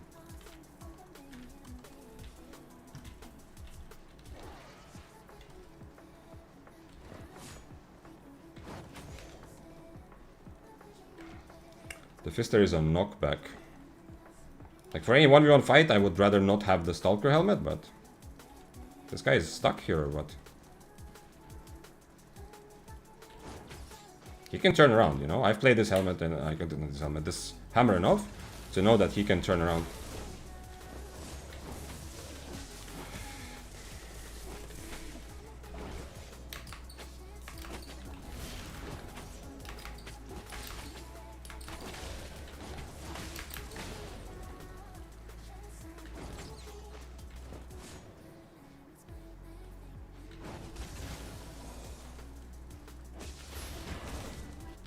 Ah, I was hoping to hit him with that, but unfortunately it didn't. Cool build though. Oh shit, this guy 100% gonna kill us. He can dismount so easily here. Okay, never mind. He got 15 seconds.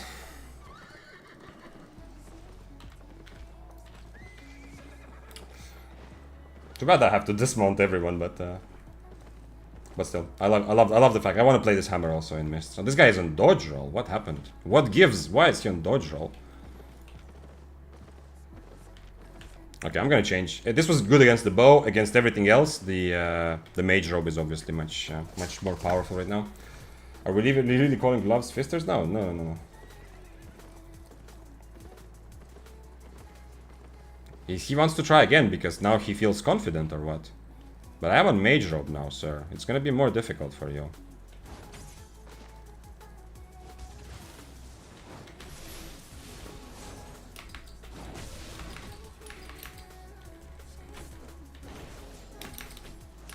If he doesn't have his potion ready, he's just dead here. No, shit. He's not dead. Now he's safe to go, unfortunately. And he's gonna have another potion when I catch up.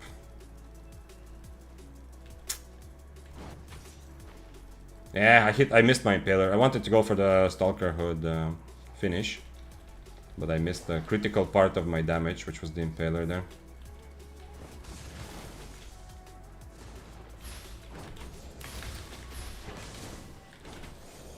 No! I have 3 seconds for my poison. Wait, sir, please don't leave. I want to talk to you about your E. No. Please don't. Okay. Ooh, 800k. Nice! Big props! This is a gamer. He took the fight. A difficult fight. Fun though, with the helmet. Maybe I should have cancelled it both times because he doesn't have Cleric Robe to protect his channel. So both times I could have just cancelled it if I was more worried about it. Maybe that would have been a better play. Not sure. I want to play this. I want to play this in Mists. Let's change back to the other helmet and see if any of the other fighters are still up for a 1v1 situation there. Or do we just go Abby? Okay, how much Abby? 14 seconds. Okay, nobody here, so let's go Frabby. What's up, Shop? Sure. You are watching from 2 different places, yeah? Or do we have 2 shops in chat, in different chats? Or you're watching occasionally from YouTube, occasionally from Twitch? It's not a name that I have commonly seen. Maybe I'm mispronouncing it. Feel free to let me know if I am. 2 eyes, 1 stream for each eye. That would be fun, yeah. To put 1 stream on 1 monitor. And I've had this problem with some... not this problem. I had a problem with watching some streamers that I like in theory, it always sounds good in my eyes. And I'm sure some of you have also felt it. I mean, maybe it's just my ego also. Maybe you haven't. But for some streamers, I definitely have felt that. I put them on the second monitor to have something on the background. You know, it's kind of fun to be part of the stream while I'm doing something else. Usually something that requires a bit of focus. But then 20 minutes later, I realize whatever I had to do with the focus is 0% progress, because the streamers that I do put in the background ends up being so much more fun, you know. So I just end up watching it kind of instead of actually doing. So what in theory seems like a good second monitor content ends up being just, you know, I'm just sitting and looking at the second monitor, forgetting about the actual work or whatever I wanted to do. Maybe not work, maybe something else. So that's a experience, very common experience for me. I don't use Twitch, just for drops. Oh, okay, I see. Oh, after drop farming you move to YouTube. Okay, so at the beginning of the stream you are... By the way, did they fix the bug? Yesterday, it turns out it's actually a bug. I wasn't aware, someone was asking. But the thing that the new drop, the kind of the Buttercup or the Noble coin drop, whatever it is, the new things that only streamers who are part of the content creation program get, that new drop and was kind of didn't work properly yesterday. Like, people opened it and some of them were empty. I'm not sure if that's like... I'm not sure if they fixed that or not. I hope it works. Yesterday I heard someone even suggest, not the devs, but I think content creator, someone suggested, yo, maybe it's better not to open the drops, the chests yet. Maybe they'll fix it, I don't know. I hope it works now. I don't know why I'm getting the urge to play Bloodborne. Bloodborne is on the list of potential sleeper weapons right now for me. It's like, we need to be on the lookout of Bloodborne potentially rising up a little bit, because a couple of very active players in Mists have been starting to play it or trying it out. At the moment though, only just... Ooh, not bad. Only just for high IP. So it might not work, because it's also too expensive to play at like 4.1, 4.2, but we'll see. I'm doing just that with your streams. Yeah, Zion, I am. I was guessing that I'm not alone with that sort of viewing pattern, you know. But I hope that whatever it is you have to do, like work stuff or studying or something, that you also get that done at some point. And of course, I'm very happy to have you. But, you know, some things in life must take priority over streams sometimes. How interchangeable is Robe of Purity with Phase Scale? The Phase Scale seems flat out just better for 3v3 or 2v2 stuff.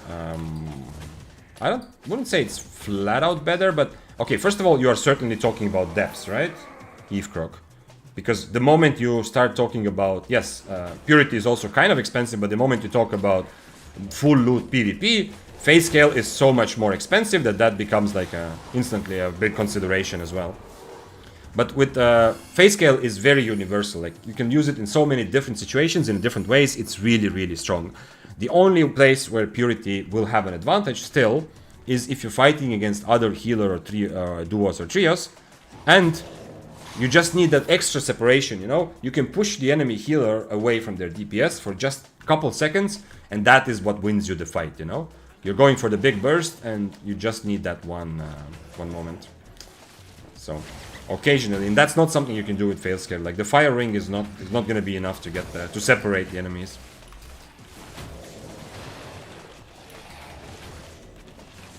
Okay.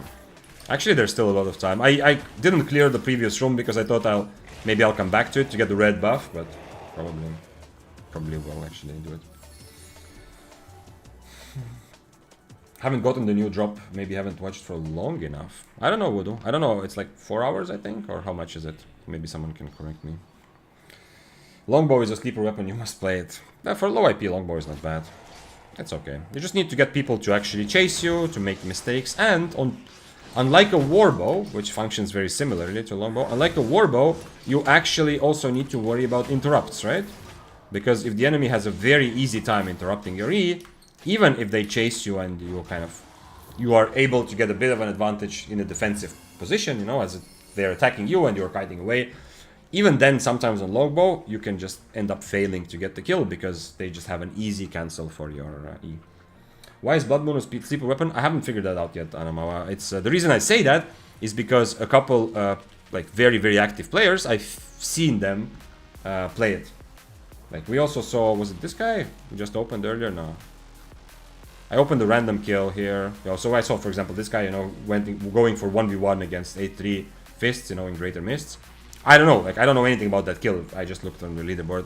I also saw one player that I fought who was playing 8.3 Blood Moon, and I attacked him and it was absolutely hopeless. But you know, I was so much lower tier, so it wasn't hopeless just because of Blood Moon being strong, but still.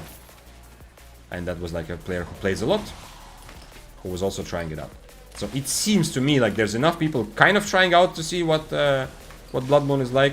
Of course, taking like duo mists duels as a like example of, oh, this is a good mist weapon is not entirely smart, because if you look at the kills, like the duo mist 1v1 duels, the kills, it's a bit of a different playground, right? You have less worry about mobility and it's more about the weapons which are best for 1v1ing, but not all good, not like mist weapons are not judged just on how good they are at 1v1 fights.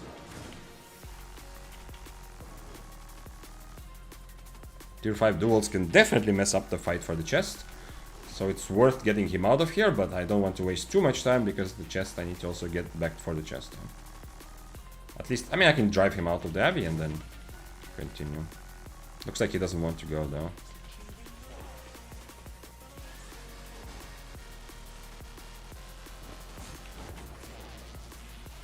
Like, he really doesn't want to go.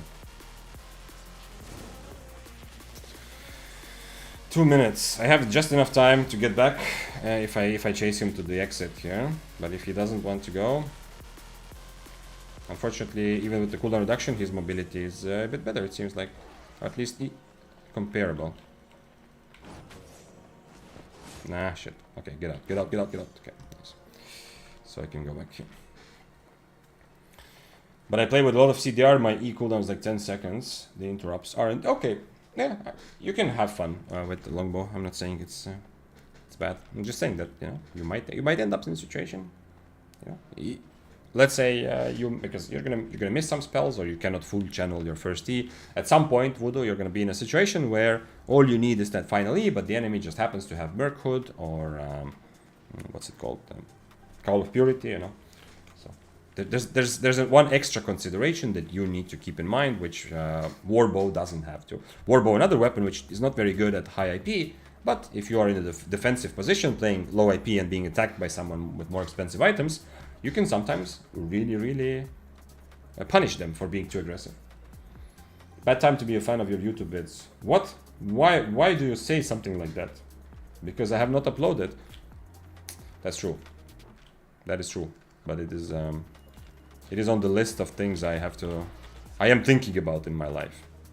Cultist Cal, that's interesting. I don't think I can handle that, unfortunately. He also has extra tier from stacks, and we're both red buff. Unfortunate. I would love to fight some Sky Striders. Like if a tiny bit lower. Like if we run into 6-3 Sky Strider, we'll maybe try it out. There's definitely potential. My cooldown reduction build is decent. Unfortunately, I don't have very good defensives against his E, so I'm going to take a lot of damage. But still okay. I will make you play it a lot. I will. You will make me. Voodoo, stop it.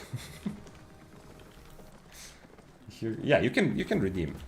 The like so far today, Caldari redeemed for me to play occult staff, and it was fun. Can we find an occult kill?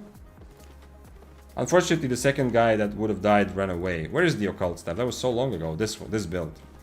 The dual swords, tier 7 overcharge dual swords. Unfortunately, I got ratted. But the fight was already won anyway. It was last HP. So that's one redemption for today. It's possible to redeem that twice a day. So if someone else has 15,000 points, you can redeem for me to play whatever build you want for a little bit. Okay, let's take the stuff out. Because I've been dying with my loot today many times. Not that it matters that much, but you know, then I have some profit to show. This is also an interesting weapon. I wonder if they changed something, like they changed a little bit about it. It became a bit stronger. I wonder if it is actually going to make any sort of appearance in like serious solo PvP, the force pulse bracers. So far it doesn't look like it, but you know, some people are trying it out, so there's some chance that it will actually be part of, like it will actually be a serious weapon. Do not redeem. Why, Splycho? Why are you saying that? Because you like the spear so much, or because you are like a couple points away and you want to be the one who redeems the random build, or not random, but whatever build you want. When you play with one-handed spear, torch, merc, jacket, stalker hood, soldier boots, how I should have passives on armor? One-handed spear, torch. I don't know about mercenary jacket. Assassin jacket usually better, unless you are focusing on PvE. Mercenary jacket is not very good on spear, because you cannot really proc it. Your attack speed is not good enough. You don't have a spell to proc it a lot, except for Forest of Spears, which just sucks for PvP, right? So that build is only good if you're really focusing more on PvE with the mercenary jacket. But I generally try to get a decent amount of cooldown reduction always. So I would at least use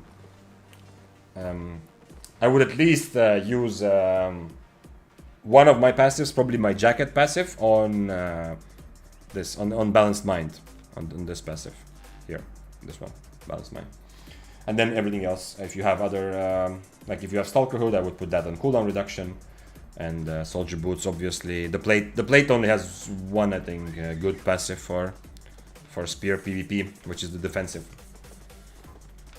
But the decision is not like crazy big, just so we're clear, CD Rock. It's not like you're gonna go put too much into cooldown reduction and that's too bad, yeah? You're gonna benefit from cooldown reduction. If you put everything into balanced mind and you don't have any cooldown reduction passives, that's also fine. You will just be a little bit better at brawling, and it will be a little bit more difficult for you to kite, but just a little bit, you know? We're talking about like margins here. So it's not like the end of the world either way. The more I play this build, the more I realize that cooldown reduction currently is very, very valuable on spear. So you can also just choose cooldown reduction, especially since spear, not spear, but your torch will give a little bit less than the mist color I'm using right now. But for plate boots, definitely defensive, no chance. It's a meme based on Indian scammer being scammed. Oh, yeah, okay. I think I don't know if I've seen that exact video, but I think I know the guy, the kind of counter, like the famous counter scamming guy on YouTube, who like finds out the names and where the people live and stuff when he's talking to phone scammers. Yeah. I think I don't know that exact video probably, but I am. I mean, if you want to share like videos which are, you know, just for fun. I'm not gonna promise that I'm gonna, you know, look through all of them, but just to know that we have in Discord also there's this off-topic channel for any random fun things, you know.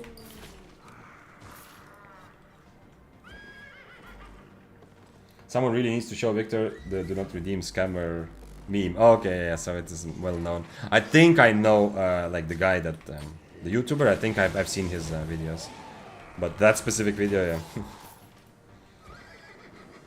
Sorry, I didn't hear if you answer. Bro, you should be sorry. Defensive on plate boots. Defensive passive on your plate boots. The other things are less important than you think. Just choose, don't choose attack speed. Choose either balanced mind or cooldown reduction.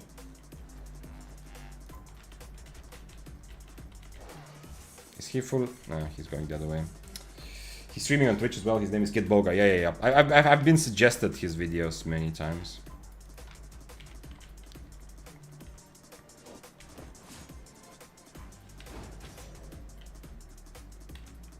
No potion. He's on triple kick, so I probably won't catch him, but we'll see.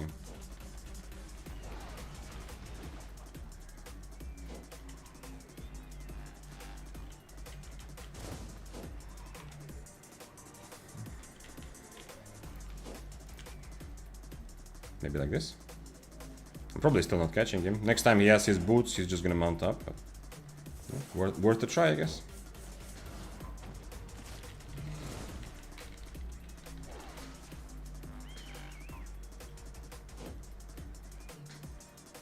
It's a fun chase, but I think he can just leave, right? Because of triple kick. And his Q also for mobility. Well, I did get him back on screen. And my boots have slightly better cooldown, but not really much. Oh, oops. Also, I can actually tank the mobs unless he doesn't want to. I mean, unlike he doesn't want to get tagged by mobs, but I don't care that much. Oh, now I can maybe catch him.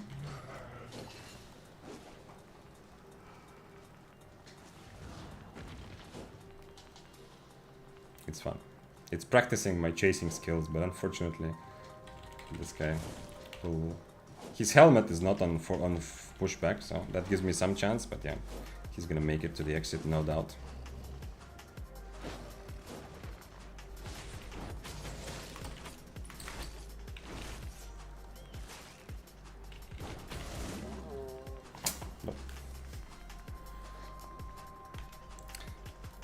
That was a lot of... luckily I didn't kill him, so not that much minus karma. But I mean, he did come to the camp dismounted, so he had at least some interest in PvP, but not against me. Against someone else. It's not a good matchup for him either, because I can E against his E.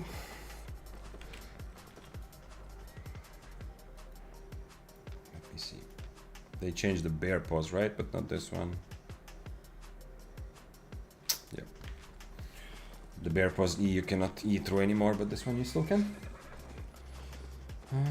No, this one is a bit another. He's setting up everything and creates an illusion that he's being scammed.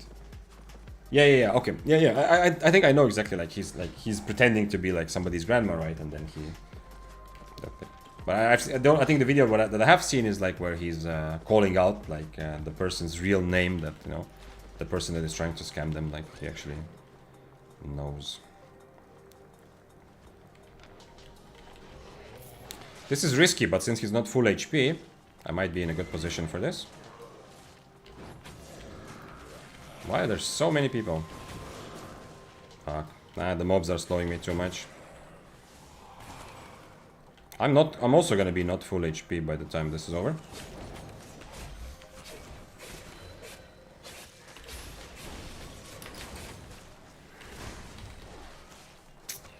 Okie dokie. Too many mobs. Nice, so the dual surge this time actually wanted to participate. I think it's the same guy that like walked away earlier. He is tier 6, so not that easy for him. Against the Death Givers, I need to be very, very careful, but since he was like half HP, I figured, you know what, I'm just gonna use the opportunity here while he's struggling with mobs. But generally, I don't like that matchup, as you know. It's... The one-shot Death Givers are very annoying, because Thunder Armor in general just makes them unbrawlable. And they are decently good at catching up. I don't have the crazy mobility to abuse that.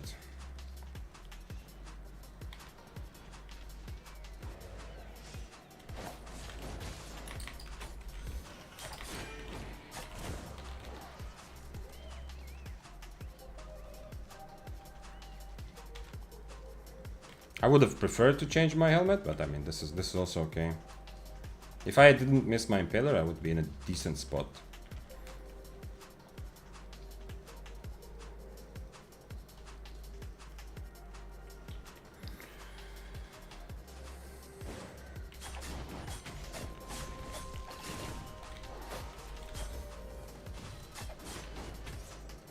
Is he not gonna E again? Yeah, that's the problem. Oh shit! I might actually... He turned around, which means that I might actually be safe here. I just need to E his Shadow Edge. He doesn't want to Shadow Edge me. Oh, he's trying to...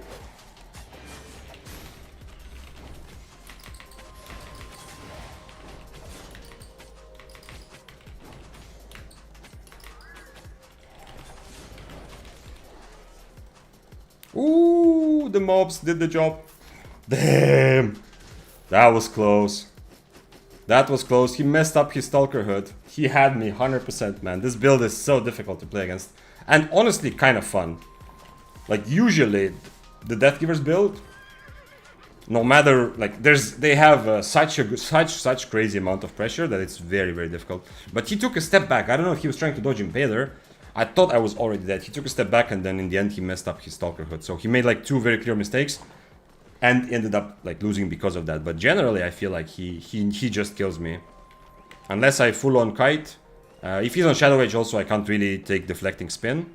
So the only kind of thing I can do is instead of shield just take cleanse to buy some more time, which I often do if I have time to change. Kinda cool though. He was also tier 7 overcharge, so. Cloth Spear strikes again.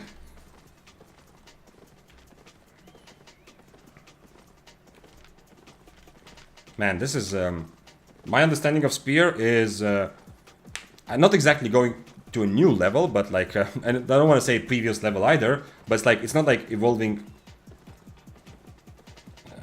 vertically so much, but like horizontally, like different ways of playing Spear that I was already kind of familiar with, but in the past have already a little bit kind of discounted a little bit as, okay, this is not optimal, there's better ways to play.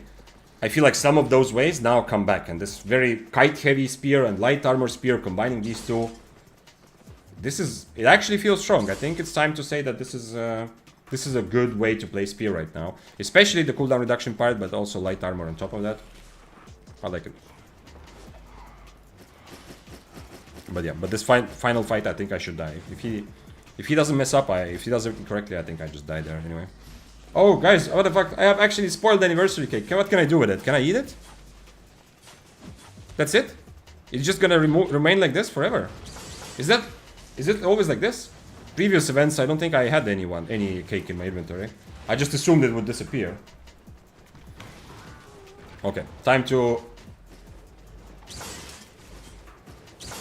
Oh, come on. This was single overcharge and I still lost 2 items. I'm going to play with Pure Mist and Lifesteal. I think I'll go first passive. Well... It's a bit the opposite, no, Sidirak? If the rest of your build is very good at brawling already, maybe use the passive to at least have some cooldown reduction. Because... it's not like it's not bad. Cooldown reduction will give you more chances to kite around a little bit, and also a tiny bit of extra damage. Yeah. So if you don't have cooldown reduction, you don't have a lot of cooldown reduction from the rest of your build. Oh shit, wrong shoes. Then you can maybe make up for it a little bit even. But as I said, it's not like a huge thing. So even if you just go the balanced mind passives, you're gonna be absolutely fine. Or like whichever one you choose. But I don't. Oh, if you didn't hear the answer earlier, Sidirak, don't play Mercenary Jacket on Spear if you have interest in PvP. For PvE, sure, but for PvP, Mercenary Jacket is not good on Spear. You cannot proc it.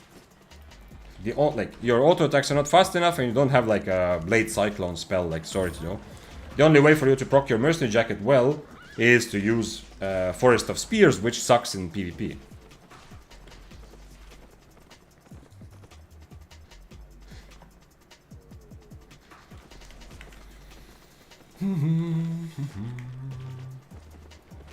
I need to do an item selling stream. I don't know how many tabs I have opened already during different streams, how many times I've opened a new tab just to fit more loot into that. It's just so annoying to take the items to the market.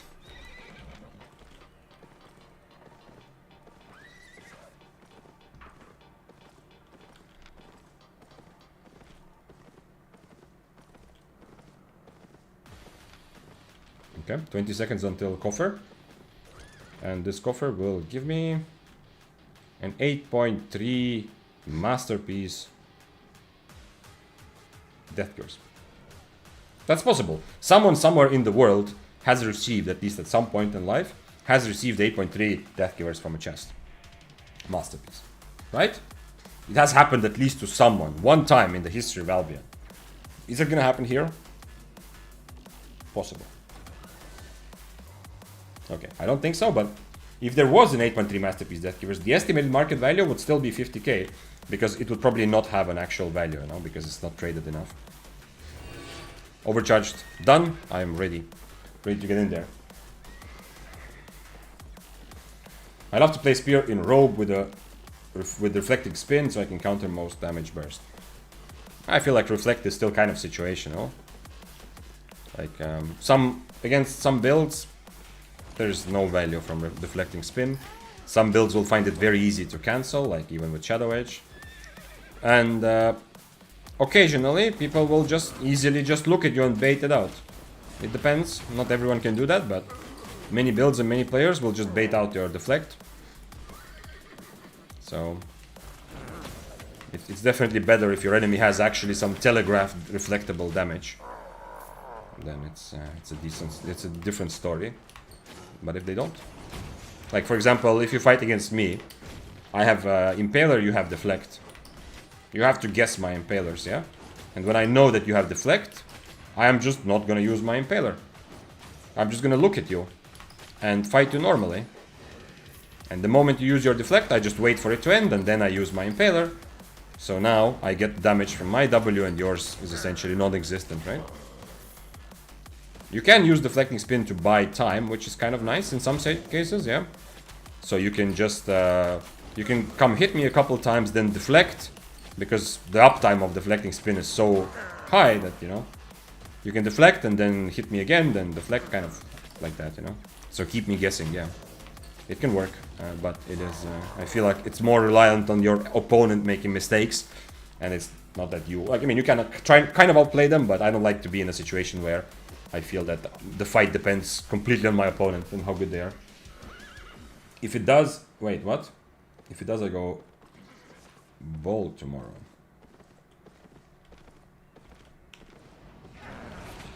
Wait, what? Somebody just walked through here. That was you. With all the birds. I have trying to understand scripters. What was I talking about? That you said, if it does, I go bold tomorrow. Get a firm CU, unfortunately. Man, I don't know what you mean. What you're trying to say, I'm trying to put it together. Oh, if it has 8.3 death covers. Yeah, okay. Yeah. I mean, it is possible. It is Ooh, never. I've never in my life fought against a Bridal Fury, I think. Maybe in open world once. Okay, yeah, I understand. Yes, it is not likely, but it is possible. There must, as I said, there must be someone one day who has gotten 8.3 death givers.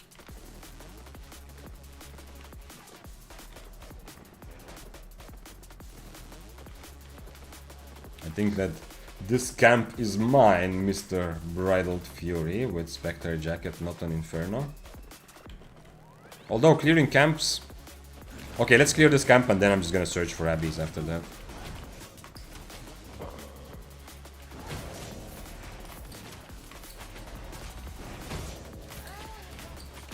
Unland says, I believe deflecting spin is valuable if we know when opponents start bursting damage.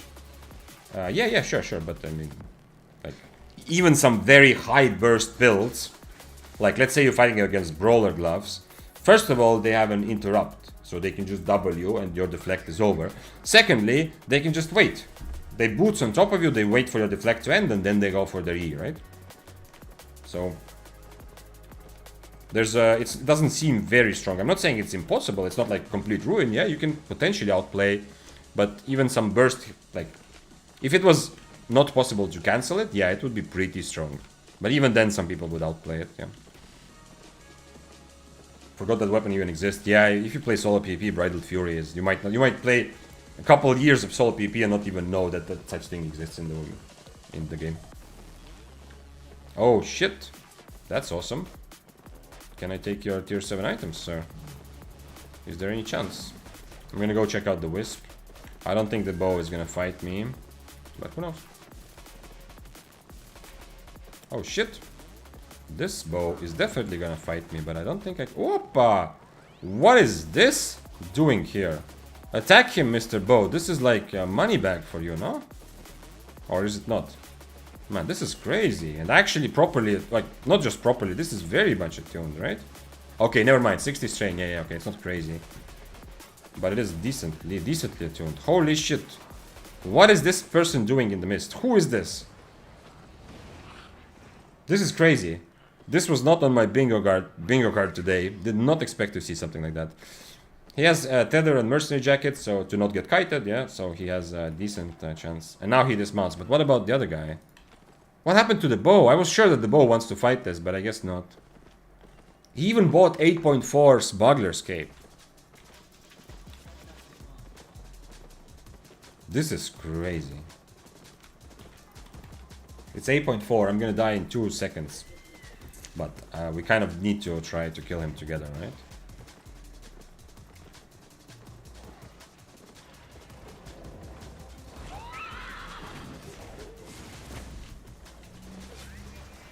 Oh, come on, bro. Are you not going for the... Okay. I thought the dual swords are gonna fight the werewolf together with me. Dual swords is much stronger for this than I am.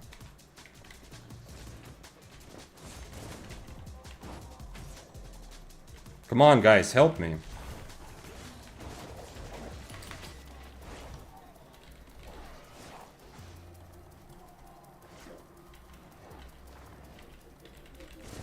There's no mobs in between, so he cannot tether here.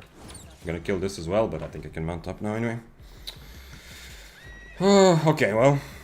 I took like 5% of his HP or something, right? So it's... I can't be really mad that the other guy is not helping me. Because it's not like I made any sort of serious dent in him either. Okay, this isn't like a complete beginner. This 8.4 is actually an 8.4 player, right? It's like a real player. Okay, obviously complete beginner would not play 8.4, but man, why this guy didn't just full on attack the... Maybe he was afraid to do damage to me because he has AoEs, and if he after I die, he like for him the fight is over. Maybe that's why. He changed to assassin shoes as well. I don't know. I can't brawl this unfortunately. Still dual swords. I need to figure out some way to get out from under him, but he changed to assassin shoes, which kind of means that I won't fully be able to. Am I also? No, I'm not on assassin shoes, so I can't. Not that it would help that much. So yeah, this one problem like with this against people, against full-on brawlers, I need to either have a way to kite them, or I just can't fight, right? Against these dual swords, there isn't really much I can do because I can't play like the dual swords from before. On regular boots, I can try to keep him at a distance for most of the fight. This guy is just gonna be able to be on top of me the whole time, unfortunately. Whereas on the other hand, with this build, like you saw me fighting like Chill House and the bows, which are higher tier, those fights became a bit easier against kiters because my build is better, like, cooldown reduction is better at catching them. And I have more damage from far. The cape says he noob. Well, the cape says either he's noob or he's so much not noob, like he's so experienced or he has such a good economy he doesn't care.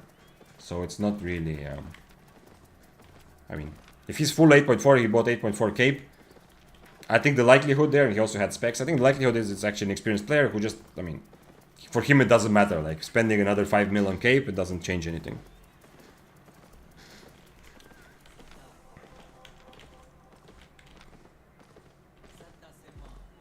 Yeah, I guess the dual swords, because of the build of the dual swords, I'm just expecting that, you know, after, that's also why I E out from the werewolf a bit earlier, because I expect that the moment I E out, the dual swords will jump on the werewolf and try to keep him in combat and do damage, and then maybe I can come back. I mean, it's likely we can't kill him anyway, even 2v1 or even 3v1 if the arcane joins. Who was that? So, I mean, I understand the dual swords didn't want to risk it, but I mean, we have to try it for a full 8.4, yeah? So he, after I E out, he's free to go in. Maybe before that he didn't want to hit because both of his Q, his E and W are both AoE spells. So maybe he was afraid that he's just gonna also damage me, and the moment I'm dead, like, the fight is hopeless for him, right? I think they missed somehow having more newbie in the zone. It just happened in 5. What? It happened to you that you saw more newbies unland. That's what you wanted to say.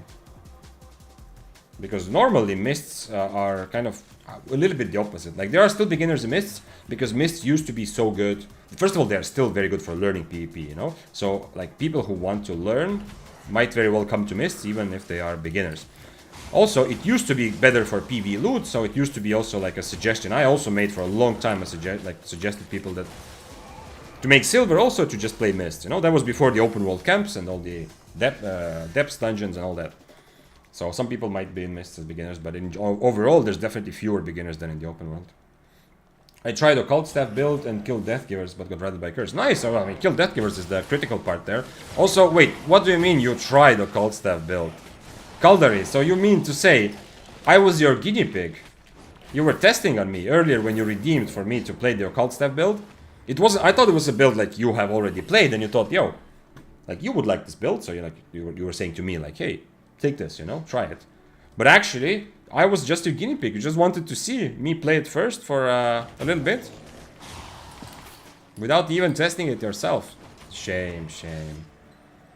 They should revert the loot nerfs and mists. Yeah, at some point they definitely will do something about it, yeah. It would be nice if they defined mists as the high risk, high reward content, yeah.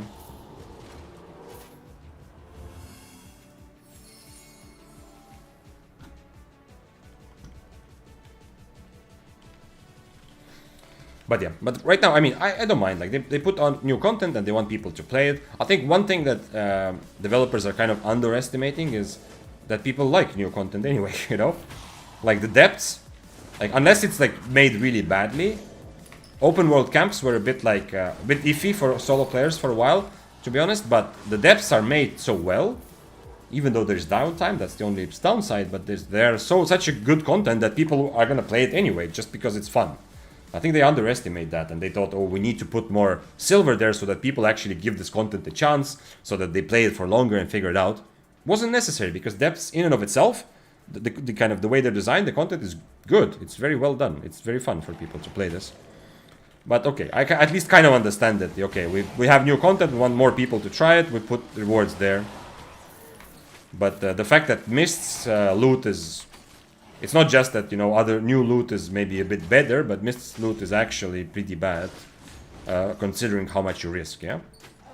That is definitely sad, and I hope they change it a little bit. Because Mists do invite players who want to risk. Of course, more competitive PvPers come here, but it does invite players who want to risk and to have something to show for it, yeah? Like, if you're playing, like, if you're in a guild or with like a friend group or like even community, like our community, like, if you're the guy who risks more, you would also assume that at the end of the day, like, if you are successful, your good days are going to be better than other people's good days, and your bad days are going to be worse than other people's bad days in terms of silver. That's kind of, that's the lifestyle you choose, yeah? But in Mist right now, unless you go very high IP and you get good, like, kills, which, you know, can happen in other places as well, but I guess it's more likely Mist. But in Mist, there's like your good days. Like, if I get a lot of good chests, my good days are never gonna be as good as people who play depths right now. Even though they are not risking anything. Yeah? Yes, I want you to try occult stuff and just thought of a build. Okay. Trio depths are for solo players to farm fame. Yeah. I don't know, is Fame that good? I play depths now, but I don't pay so much attention to Fame because I played with weapons where it's pretty much mostly famed up. I mean, at the beginning I did fame up True Bolt Hammer, but I didn't realize if it's quick or not. I don't know, are depths actually, like, is it legit a thing that people are doing now, just doing depths for Fame because it's so good?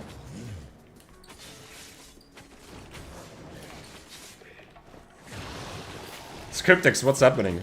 What is this? We haven't, the stream hasn't lasted for 7 hours yet. And I know, I mean, we're not in the philosophical stage yet, but what is this depression? What are you saying? Quite frequently life is just a cruel joke. What happened to you? Did you have a rough breakup recently? Because if you did, that's relatable. Everyone. There's like one person. Out of like 8 billion on Earth, there's like one person who lives their whole life without a bad breakup. So. Or what happened? It doesn't have to be. That's the spirit on set, I agree.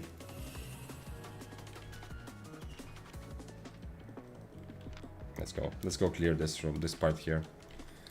I have 9 stacks. I'm doing pretty well at clearing abbeys when I don't get slowed down by a bunch of chests.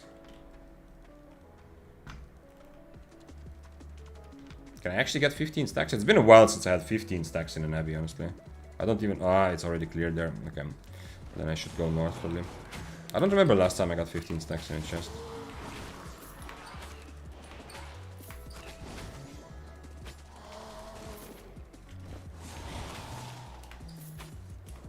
The question from earlier was interesting.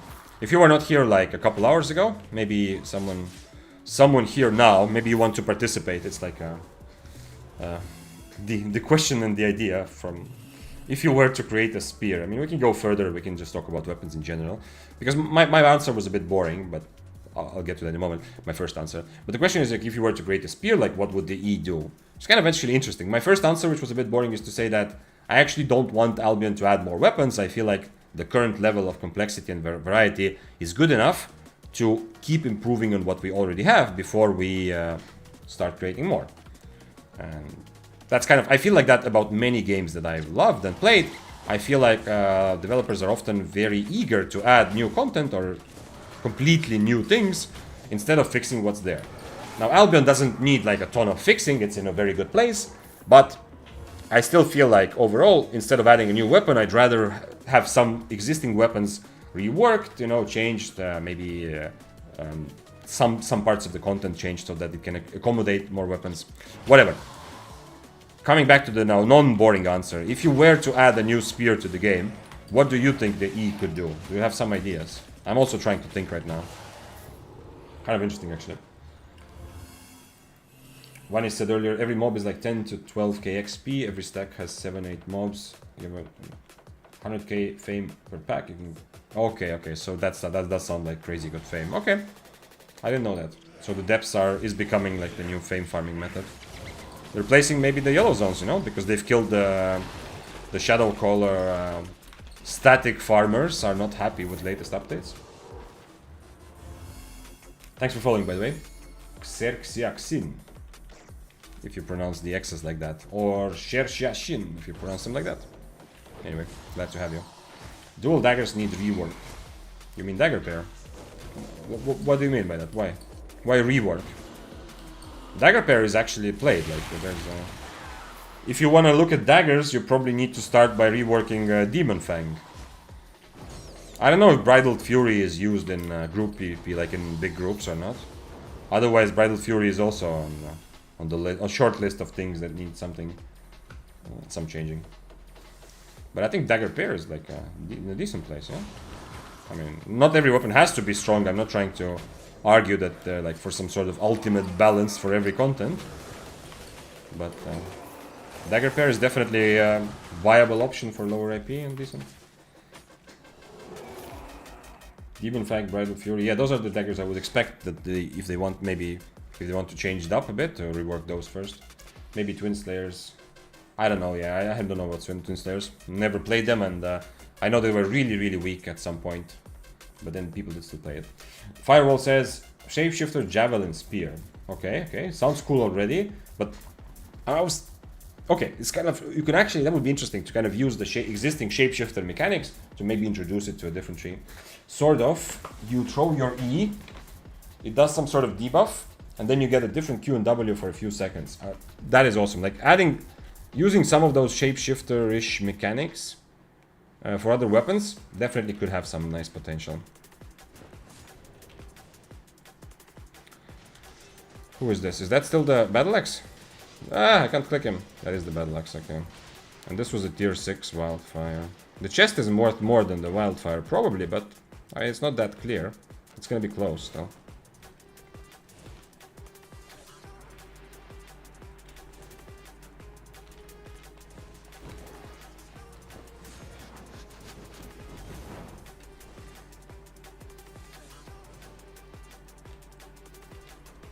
I would like to get close enough to use my poison already.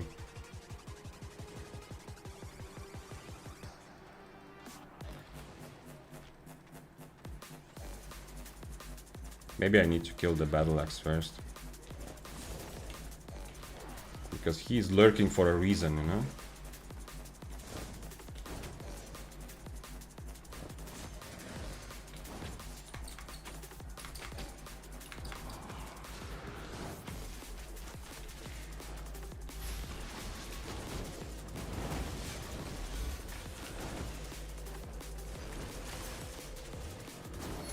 He procced my buff. Unfortunate.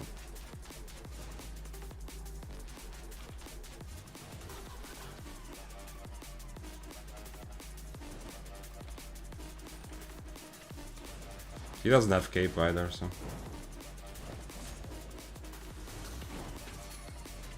There goes your buff too, sir.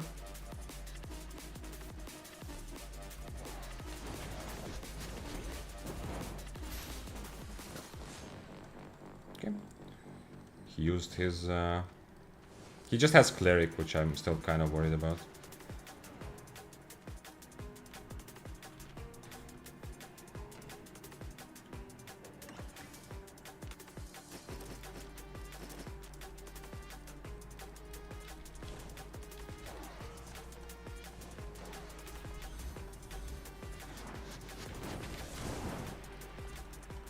Nice. Getting one Q stack before he Cleric was critical there. Nice. That was close. That was closer than it actually might have seemed. Because he still has his E then. And if I do proc his Cleric and he has like 5 HP remaining, yes, I can remove it with Mage Row, but by the time I've removed it, I'm already having a meatball in my face, yeah? And I should... It's likely that I can die to that meatball. I think clearing out the Battle Axe was a good decision. You saw how close the fight ended up being, and I think the Battle Axe would have definitely made it very difficult for me. Not going to loot Battle Axe. Oh shit, was I supposed to? Did I not? Okay, based on the kill fame, I think he didn't have any amazing items in his backpack. I hope. Yeah, should have looted them. Vic, have you ever made a guide about Death Givers? No, I have not. I have played Death Givers a decent amount, but not to a point where I felt like, you know, it's time to make a guide. Ooh. Can I get cursed? Sir, come here and curse me, please. Oh, it's a gatherer. Fuck, okay. He's has pork pie. Then he's not going to curse me.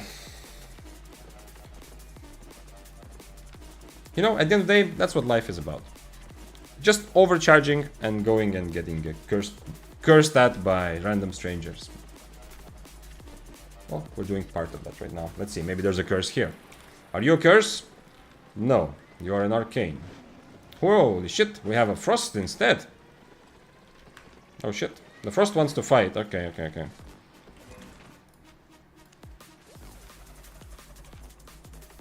He's tier 6, but it's a frost, you know. IP is less important in fights which are not about brawling, but more about kiting. So we need to... I need to respect him at least a little bit, because, you know, if he successfully kites me and I can't even catch him properly, the IP difference matters a lot less.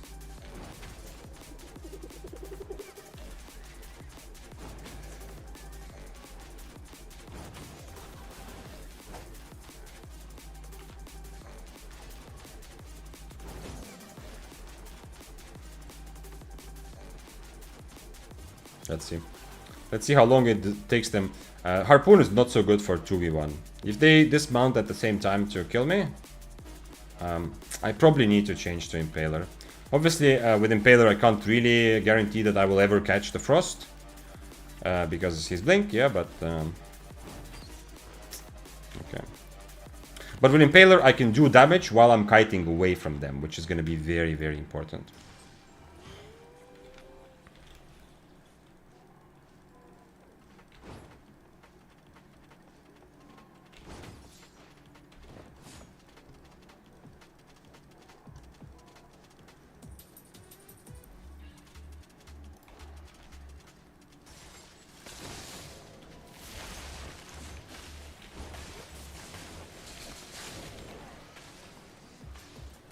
Interesting that Arcane did not remove my Frost Shield. I did Frost Shield against Frost E, because I know he's gonna E after he's close to me like that.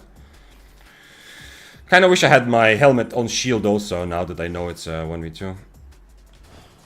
Ah, man, that sucks. I'm not doing enough damage as I'm kiting away, which means that I might need to just start thinking about disengaging here. What is Arcane W? Oh, okay. It's the Blink.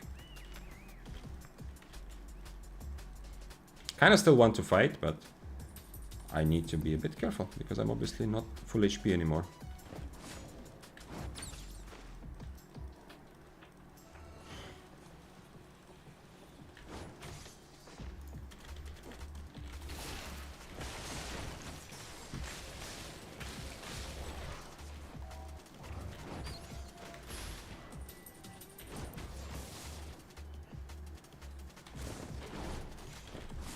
Oh, that guy's low. I hit him. I'm pretty sure I hit him with everything. Oh, no, I didn't hit him. Damn.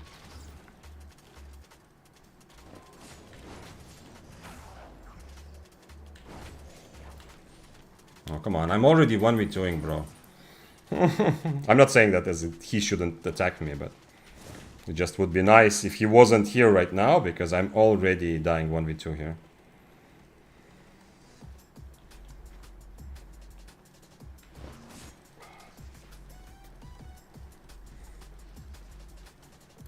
And the Frost will be full HP and come help him also now. Yeah, there we go. There's the Frost. But now I should be fine. He wasted his helmet, so now I should be fine.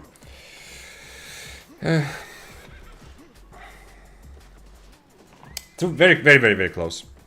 The Frost used Invis far away from me. I had Stalker Hood this whole time, and you know, almost killed the Frost if I hit my Stalker Hood.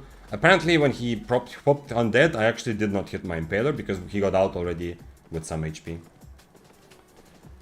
You sound like masochist, dude. This is because I enjoy being cursed.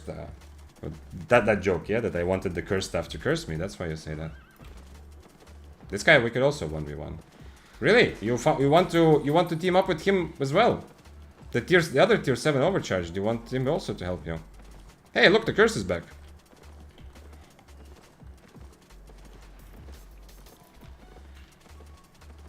The Arcane is getting punished. The Fists are the most dangerous one. They can very quickly kill me. Cloth Armor, Fists of Avalon.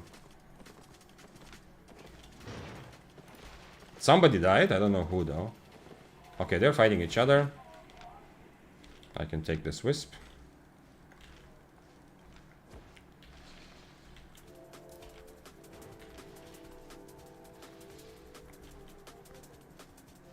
Oh man, if I can kill Fist, that will also be pretty satisfying.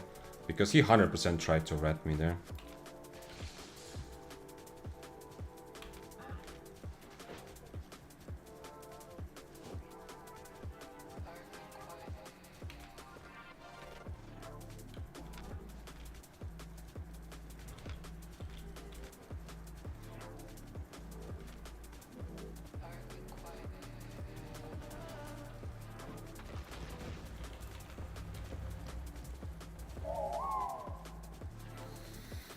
I like it though. This is, if anyone, you know, occasionally people ask like, why are you playing tier 7? If anyone has doubts, this is one of the reasons why. Look at all the fun I can have in between all of these players. I need to change my helmet. Fuck. He's gonna be close enough to use his boots. I need to change my helmet. There's no need for any Stalker jacket here. As for my robe, I think it's fine.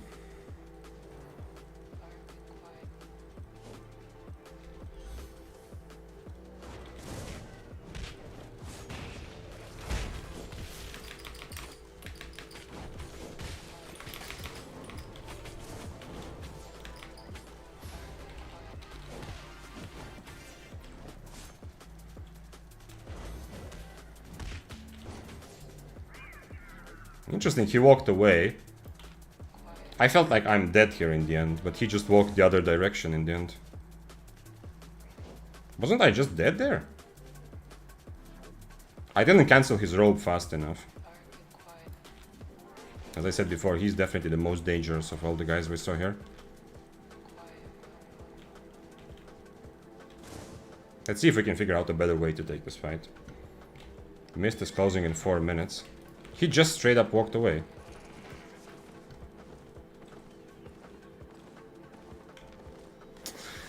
I can't really go Harpoon. He does way too much damage. Because of his boots, I can't avoid him getting on top of me. So, I have to figure out... Dodge roll also doesn't seem so nice. I have to commit to it though. Dodge roll could be not terrible. I still have also Undead Cape to play around with. Hi Vixane, I just streamed a bit of Albion, it was so fun. Okay, I like that, Zerion. For me, 100% streaming has made the game... Okay, we need to try it, but we need to figure out, like, what can I actually do? Is there something I can do? I'm already on shield. There's no other spells that make sense in any way, right? I don't have the damage to actually brawl and kill him. He gets for free. He gets his boots, WE for free, right? So as you saw, I start already on 50% HP. And I don't think I can make up for that. Okay, he left anyway. I don't know if I have anything, if there's anything I can do against him. it's he's making sure that it's interesting because, well, first of all, he sacrifices mobility to be able to do this, right? That's his whole point, right? If he wants to be able to catch me, he can change his boots to sprint, right? So he's accepting that some people will get away, but at least he wants to be as strong a brawler as possible with his boots. But then, even though I think I was dying already. Like, obviously, there's still maybe some chance. Maybe it's not like clearly black and white, but I think I was dying, and he just walks away, you know? So not only like, I don't know, that's kind of weird. Gigantify is a solution. That's true, Ace, actually. That's a very good shout that I should probably bring with this build now that I've played this a lot more. I like the poisons, but that's very good point, yeah. Let's buy some gig pots, actually. That would have helped me a lot. Let's buy like 2, yeah. Do I need more food? This food is lasting 27. Okay. So basically I can buy 1 food, but I have basically the same cooldown on, or the same duration on overcharge and my food. Okay, Geekpot, that's very good shot, yeah. Does waffle count as hydration? Voodoo man, are you like, oh shit. Okay, wait. Give me a moment. Actually, it's a good time to take a quick break anyway. So I'll be back in 1 minute. I will get water because I ran out, and then we'll hydrate together, and I will go pee as well. Look at this awesome intermission screen.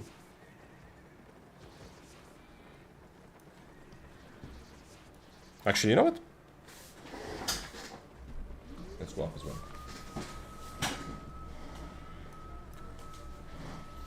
I am wearing... I can't show you, but I am wearing pants, so it's not... I can't show you. Anyway, let's have a 2-minute break. Then I will get water. I will go pee. You will do the same, so you're ready. When I come back, we'll hydrate together.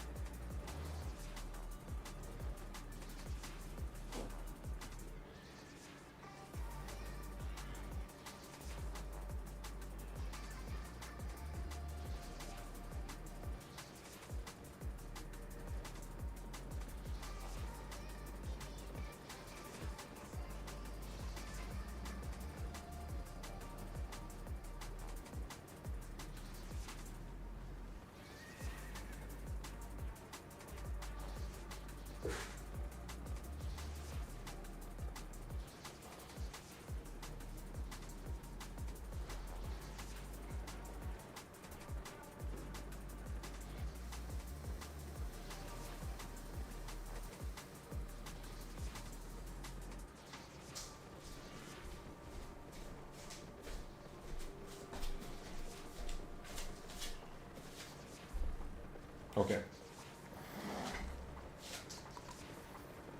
Okay. Everyone got water, or do you need a couple more minutes? Let me see what's in them. What's in chat if I mean fans? Will you do community event, like make a big party, LSP or in Outlands or something like that? I want to, but also I don't want to organize, yeah? So I like the ideas, but I don't know. It doesn't excite me. That's also the same reason why I keep procrastinating the idea of creating a guild. It would be awesome to have like a guild for those who are not part of another guild, you know, to be together as part of community. But I don't like the feeling of being like the guy who was organizing, you know, stuff. I've already had to do that in real life for some time, and I always felt like that's the part of work that I have to push through, you know, force myself to do. So also here, like if I'm the one who has to like figure out, okay, at which time, when do we meet and stuff like that, I don't like those things. If someone else wants to do that, now to be part of like kind of organize it like spiritual, like being like also a lot of the events that I did, back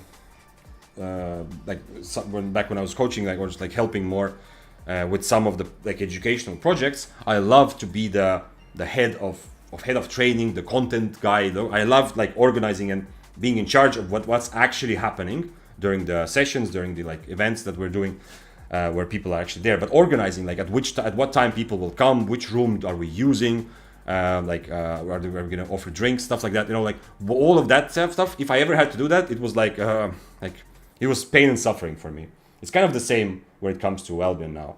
I like to be the guy like here, you know, on stream, on camera. I love the idea of participating in like a community event, but actually figuring out when and how and who is not something I look forward to. Just working. So I do want to do that. ADDICT, I do want to do community events, but I'm hoping that they will just fall from the sky into my lap, if that makes sense. Didn't we call each other mortal enemies last time? What is happening? What is the most entertaining part of the stream? Bro, Voodoo, you have to offset your... okay, I'm gonna watch the clip that Voodoo did. I'm here, by the way, even though it says BRB. You have to offset your funny clips with like something amazing. But yeah, okay. At least it's nice, right? We have the chat, we have the BRB text and the game, and everything is kind of here. Okay, let's go back and let's continue. So now, before we continue with questions, and we're gonna go back into mists. Am I still? Yeah, I still have time. No more charge. Semrek redeemed for all of us to get super duper hydrated together. So we're gonna hydrate because I got some more water with lemon, which is my favorite hydration tool. If you have your own, let's go.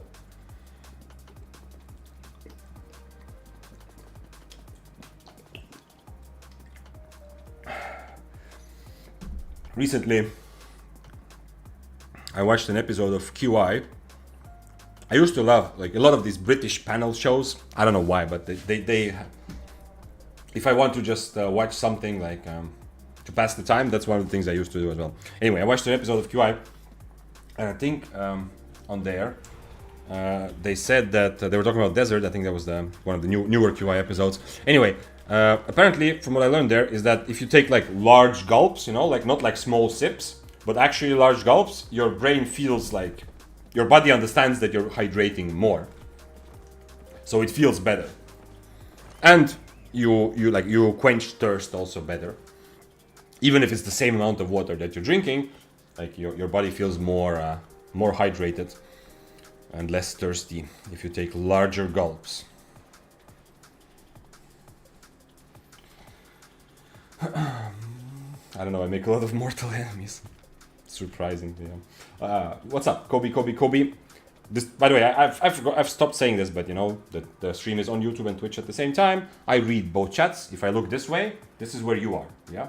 This is where you are in camera, this is where the chat is. I have both chats there together. I try to keep up with both and read, but you only see the Twitch chat on screen. Anyway, so Kobe asked, hi Vic, I started playing Mist for like 6 months ago. 6 months ago, okay. I don't even know what weapon to use because of you. I chose one-handed spear, and guess what? I have 400 million PvP fame now. Awesome, bro. This is oh shit. I used my shield already. Okay, that was very bad because I proc placate. So I have to be a bit careful for 2.5 minutes because I was reading a message. And guess what? That's awesome. I'm very happy to hear that. I used to be so nervous whenever I see reds and mist before, but because of you guys, it made me stronger. Man, that is such a happy thing to read. Thank you for sharing that with me. That makes me very happy. As you might have, if you've been here before, you already know. Like one of the favorite things that I feel good about with streaming, with making YouTube videos, with being live in Albion. My favorite thing is if I can feel that, you know, I can help more people enjoy PvP. Doesn't have to be about getting better. Yes, for me, learning is one of the biggest feelings of actually enjoying the process. Yeah, but at the end of the day, at least it doesn't have to be about winning and losing. It has to be more about like enjoying more, whatever that means for you. And hearing that you are having fun with PvP makes me very happy. I like the fact that, you know, this sort of competitive kind of full loot. It's pretty hardcore, the whole game, or the kind of loop of Albion, gaming loop of Albion. I like the idea and the fact that it doesn't have to feel bad. It doesn't have to feel like toxic. It doesn't have to be like obsessed. You don't have to be obsessed with winning. Obviously, it feels better to win, but it just has like you start from having fun and then from there you become more successful. That's very, very nice for me to hear.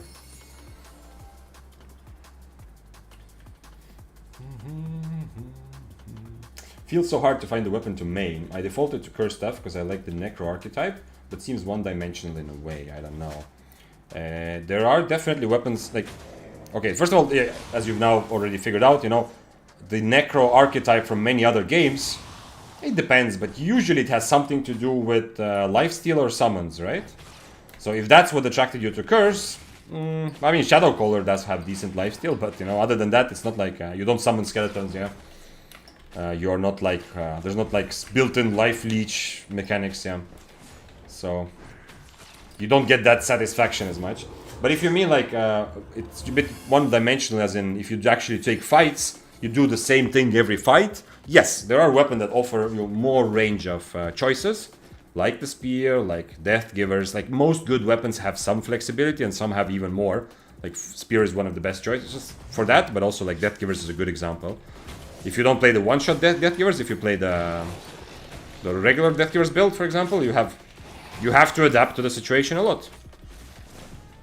And in that regard, the game definitely becomes more interesting. At least for me, yeah. But it also becomes more difficult because now the fight is much like you have to make tactical decisions that gives you more things that you can mess up. You know, if your enemy is just doing the same thing every time, sure, they can still misclick, they can miss their spell, they can like forget about an important defensive, but overall it's going to be a bit simpler and more one-dimensional for them. And you are going to mess up more often if you play a more difficult weapon. Man, this is tier 7 Abbey, I just realized. It's not just that I was reading chat, but I actually got so low and broke my undead cape because the Abbey itself is stronger. I don't know if this makes you feel better, Sculptus, but the decision of like choosing a weapon to main, I know, like if you have really a lot of real life and you don't play Albion like a lot, you have to make the decision, yeah? Although you are never specific, like you're never specializing in just one class or one weapon or one build or one content, you do have to make decisions with your time. That's understandable. But at the end of the day, even if you don't play like that much, still I feel that you... Like the times in my life where I'm taking breaks from Albion or I've only played a little bit or weekends, I still feel like it's not such a big choice, to be honest. Like it feels, if you come from other MMOs, it feels like this is one of the most important defining choices of your experience, how much fun you're gonna have, and what sort of what your gaming will be like. I can't like he's down there, right? He's not up here. He has also 7 stacks red. Now this is one of the most hopeless matchups, unfortunately, for Spear. Oh shit! What was that? As you can see, if I'm close enough to Impaler, he's close enough to E.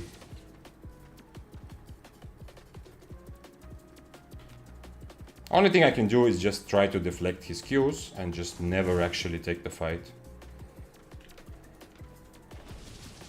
I'm gonna boots and then change to deflect. And just try to deflect him from far, and that's gonna be the only thing.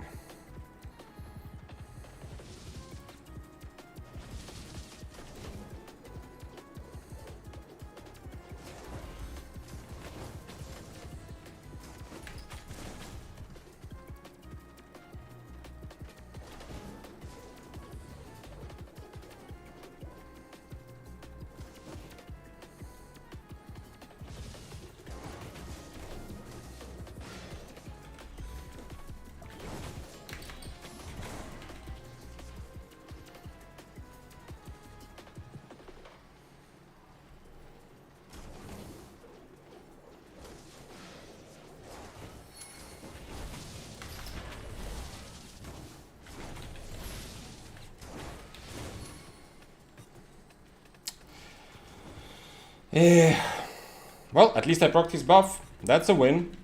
And he used the potion. So, this is something that a Spear player did against me and barely succeeded. But the reason it kind of worked there... oh, shit. That was in Corrupted, yeah? It was a little bit different, but he kind of made it work in Corrupted against me, the guy who was just deflecting. He did just come in range to deflect. Not to, you know, he didn't actually, like what I did is at least try to also eat through him occasionally.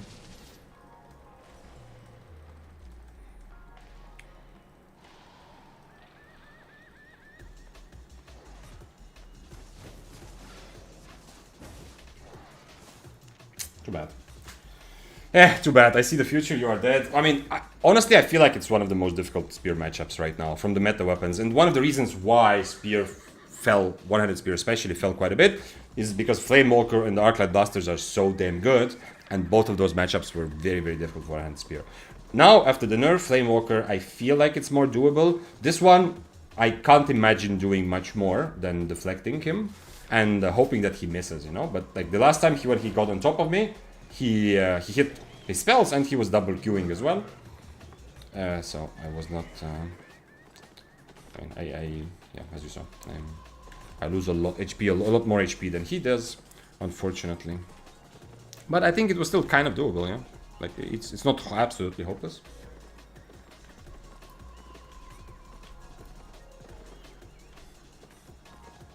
There was someone else also there, I don't know if you heard, but there was someone clearing a room on the right. So when I went to the exit, I was kind of hoping that maybe they see each other, and maybe the fight like changes, or maybe something new happens, but unfortunately he didn't.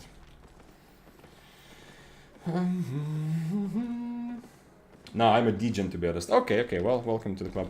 I started to try out something from every weapon tree. I guess I'll stick to something in the end. Yeah, but stop think. You don't have to. Okay, so now that you've come out of the closet, that you're also like one of us, you know, you're like a degen, as you said, you know, you game a lot. Stop thinking about it like you have to decide something. You don't. It's like, have you played League or Dota? Sure, there's like short bouts of like maybe it's a champion or a hero is very strong, you know. Maybe for a time you use that, you play only that hero or that champion to learn some aspects of the game, you know, it's a meta hero for that position. Sure, that exists. But you would never think like, okay, I'm gonna play League, I need to choose, like I need to choose my champion, you know, you're never frustrated about that. You just like next game you play something else, you try something else, you figure it out, and then ended up you string like 7 games of the same champion or hero together and think, oh, I'm kind of like Earth Spirit main now, or whatever it is you want to play. But that's it. You don't think of it like an MMORPG decision where the course of your game like experience, your story depends on that. No. Interesting that he's on chest.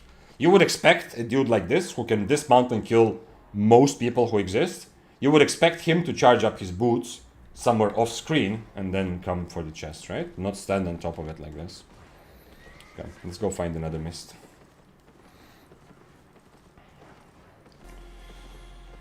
From Curse, I like the idea of dots as well. Okay, I'm still a newbie, but for example, in the first staff, I mean Frost staff probably, that I saw... In the first staff that I saw most people use for 1v1, if they immune or dodge in some way, the damage, I feel like I'm in a wheelchair and can't see it. Well, yeah, one-handed Curse is not a very good... Like, when people ask me for good beginner weapons, I don't suggest it, and overall, it's not a very strong weapon, and it's not a very good weapon for beginners. It is somewhat simple, but you can, especially if you're kind of new and if you're gonna play Mists or open world, you're gonna end up in situations where you don't understand exactly. You don't fully understand this unless someone tells you that, what I'm about to say. And you might kind of misconstrue that, you know, the weapon is not good or, you know, something you're doing is wrong. But a big part of your experience will be defined by the fact that since one-handed Curse is so much, like, people talk about it so much, everybody knows what it does, everyone, right? All beginners know, even. You're going to end up in situations where the people that actually accept to fight you are the ones that have a plan against your E. They have some sort of defensive, they have some, even if they change the dodge roll, they already know what you're going to do, so you're going to lose a lot of fights. And all of the fights that you could actually potentially win decently, many of them are not going to happen, because people are afraid of the Curse a bit more than some other weapons, because it's become so popular as well.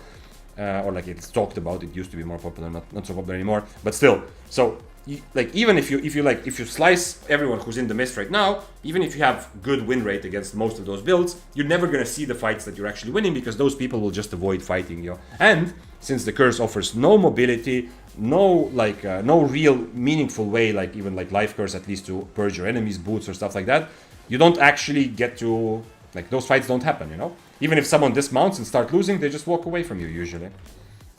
So anyway, I don't think one-handed Curse is a good weapon to start off with, but it's also not like terrible, you know. It can be fun if you come across some good ratting opportunities. One-handed Curse performs better than most other low-tier weapons. That's Ryukyu, I think. Yeah, Bonsai, it's possible. Yeah, I think I don't have this to him here, but I did die to him in some situation recently. Yeah, it's possible. Yeah, I think I know who you're talking about. I remember his name, seeing him outside of Mist, you know, standing. Yeah. I guess it's because the chest was right next to the exit.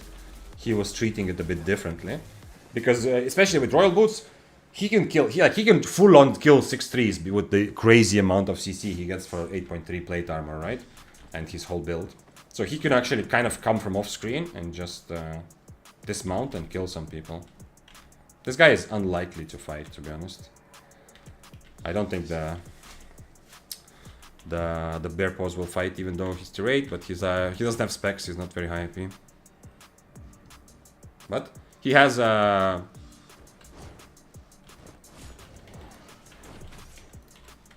one-handed dagger will kill both of us.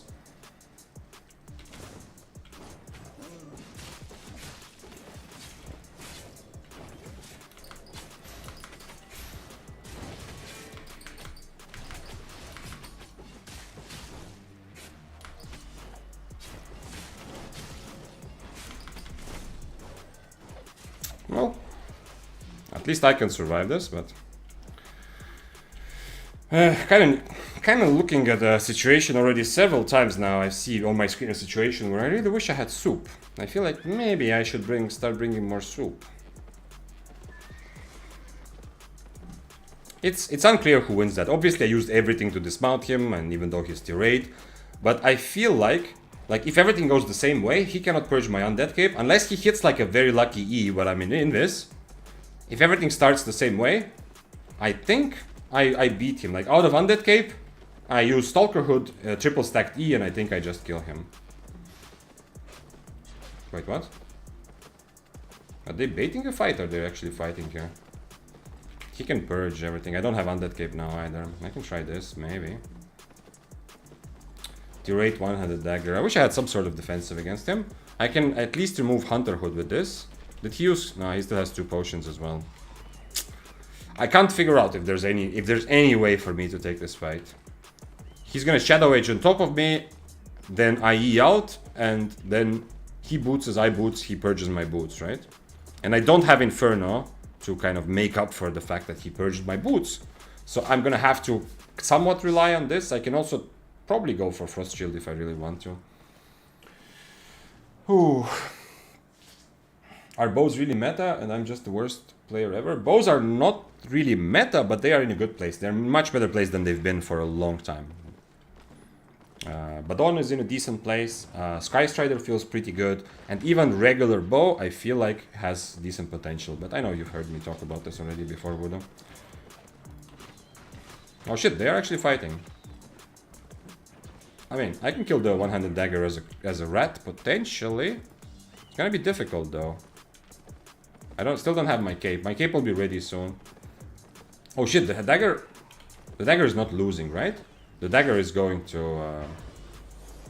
yeah, he's gonna turn.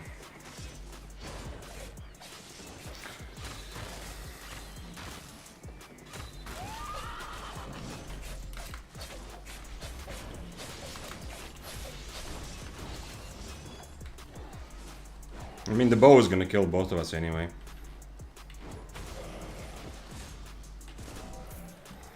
Okay, that's well deserved, but now I am dead, I think. I don't think I can stay there. What? Is he not chasing me because he thought I'm helping him? Really? I was not doing this to help the bow.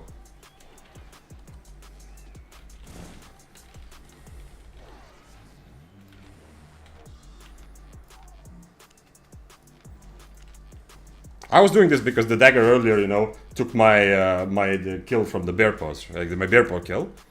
I mean, also because everyone is a rat if there's an opportunity. But I don't know. I guess did he loot him actually? He did enough damage to probably loot him, right? Can I see here? He picked up. Okay, yeah, he did more damage, so I don't get the loot. That's why he didn't chase me. It wasn't. He just didn't want to lose the loot. It's okay. I don't care that much about the loot. Although, it would have been nice. He says 2v1.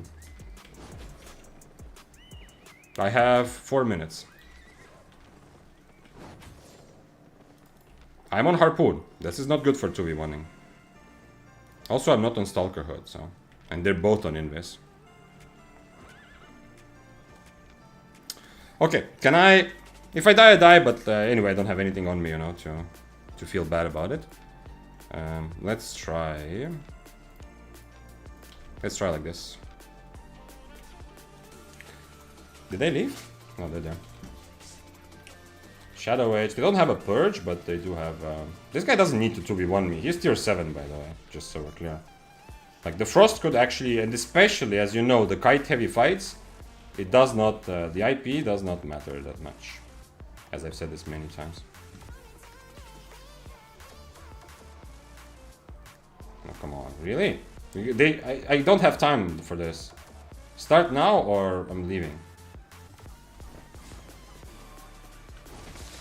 Ah, I see he's even saying 3 minutes and his OC is gone.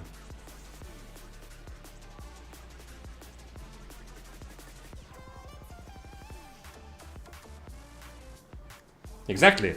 But instead of writing this in chat, maybe the tier 7 Frost staff could calculate, you know, what this means. My OC is gone in 3 minutes. This means that if you want to fight, you attack me now. Right? That's kind of unfortunate. It would be fun 2v1, but indeed, if I am going to win this, I'm not going to win this in 2 minutes, right? So I have to go and get new items. In your recommendation, one hand spear build for open world solo is funny. Assassin jacket, plate boots. For helmet, you have choices. Because this spell is so good that you can use almost any helmet on this spell right now. I still like Stalker Hood, Duskweaver helmet, or Guardian helmet. I would choose between those three if I were to go open world right now. Guardian helmet is a bit more limiting because it's only defensive. Duskweaver and Stalker Hood, both very good. Stalker Hood, amazingly, even better in open world than ever because everyone is running Invis.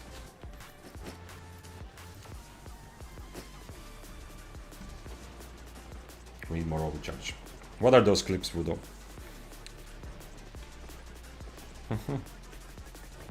I'll check your clips later. If someone else, like if you are watching the clips that Voodoo is posting in chat, if you're watching clips and there's a good one, then tell me, you know. If there's one you see like, oh shit, that's actually an awesome clip, then say something. Put it in chat.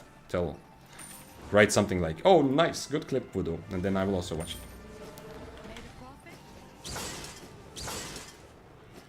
Okay, not the worst, but I am losing a decent amount of items. Obviously, it's pretty cheap, right? I am playing tier 7 all this time, so all this overcharge is not like...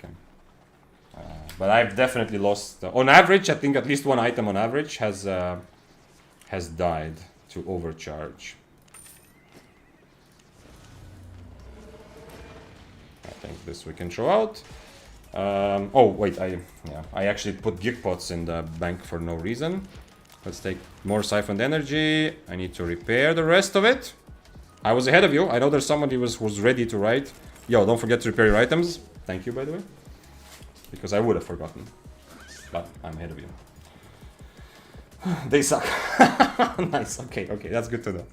Good weapons to combo with Stalker Jacket, mobility weapons. Stalker Jacket, if you want to use it, it's not very good Yezel right now. But if you want to use mobility, if you want to use Stalker Jacket, that means that damage, like a big part of your damage, comes from your jacket.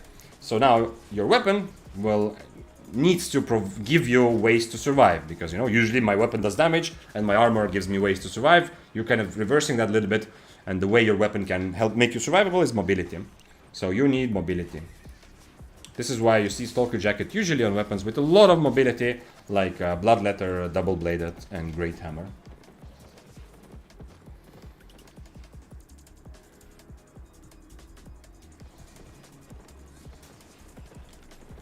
Yes, and Spear used to be a decent Stalker Jacket weapon as well, actually. Not the best, but it used to be pretty decent when Stalker Jacket was very strong, but it's not that strong anymore.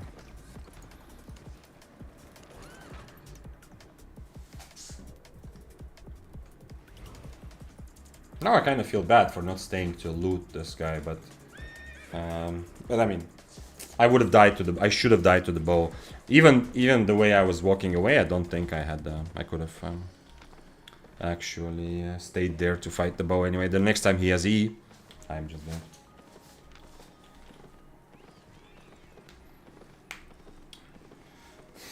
Yeah, okay, one-handed mace used to be also okay when Stalker Jacket was really strong, but one-handed mace in general is not that good for solo PvP right now.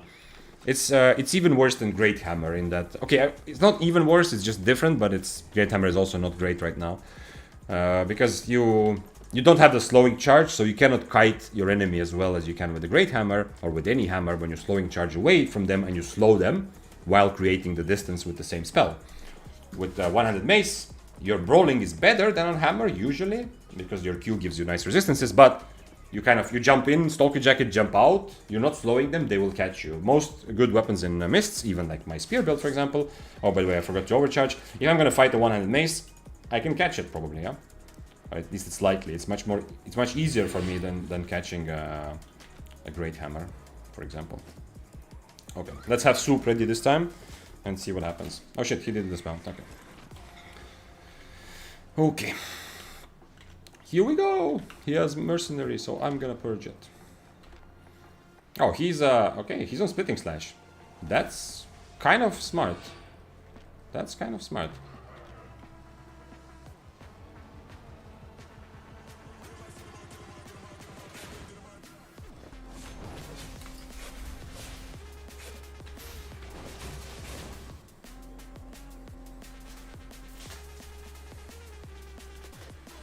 I need to wait for my mage robe.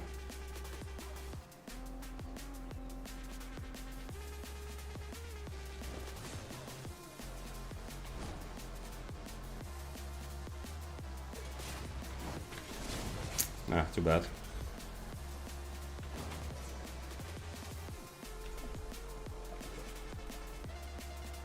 He still has Mercenary, but I don't know if he's gonna use it on me or on a mob.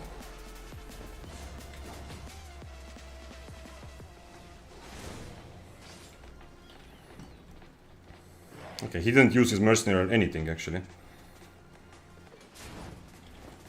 Oh shit. There's a teleporting horseman here.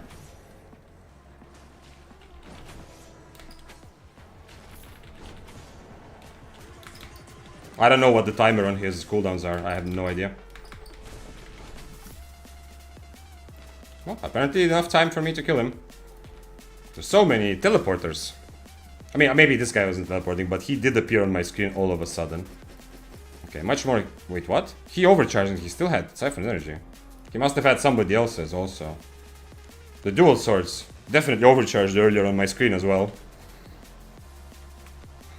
Much more heavy fight against dual swords than it used to be. You can see that I am fully using my E and my extra mobility, and I am not letting him brawl me. Like, I am much... And this way, it feels like it works decently well. But unfortunately, some dual swords right now run on boots, just assassin shoes. And also, this time he didn't have blade cycle. He used his... both times he rooted me from far with Splitting Slash, which I think is actually not a bad choice against my build. It's decent to have Splitting Slash, because he's outbrawling me anyway, he just needs to catch me a bit better. But interestingly, he Splitting Slashed, then he didn't try to E, which was kind of cool, because I was ready to E out from his E. Damn, okay, Spear looks fun. It is fun. I like having rediscovered Spear in a somewhat new way now with more cooldown reduction and more cloth armor kiting build.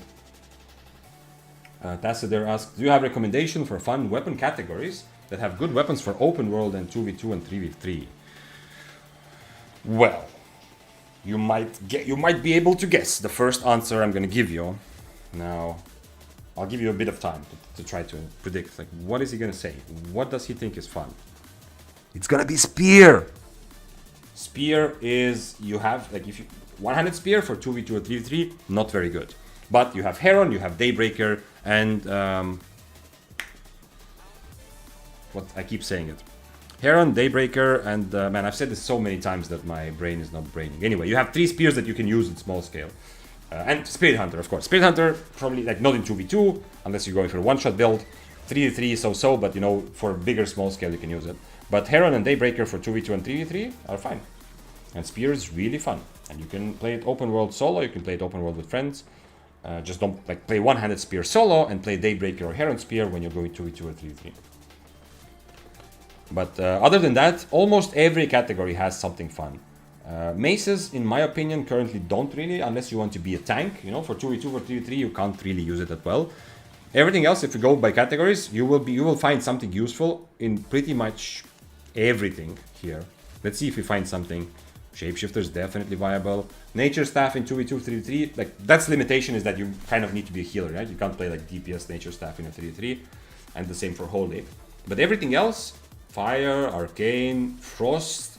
Okay, Frost is kind of iffy for 2v2 and 3v3, but it's not terrible, and you can make it work also. Arctic Staff can be interesting, or if you have two kiters together, you can even play 2v2. Curse definitely has its place. So everything has good options for different, for like smoking content, except I would say Mace right now, and like Frost is maybe iffy, but so.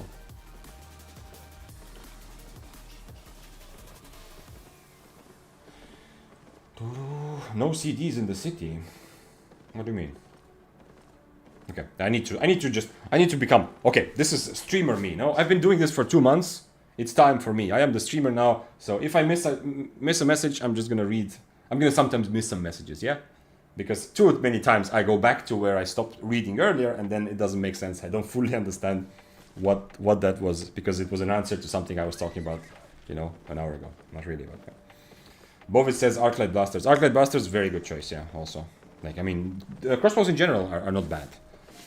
But they don't have that many like outstanding options for 2v2, 3v3, and Arclight Blasters could work. So he has Grudge, and I mean he's full on Giga Brawl, so I cannot let him get close to me, unfortunately. And because of his boots, well, I don't have a lot of choice. I just need to Impaler from far, and that's the only thing I can really do. He charged up his boots, but he's not here. I don't know why. Maybe he's gonna change spells. He's like on full-on brawl, like Cultist Cowl, Mercenary Jacket, Grudge. If I am standing next to him, I am dead. I cannot remove his curse stacks either, remember?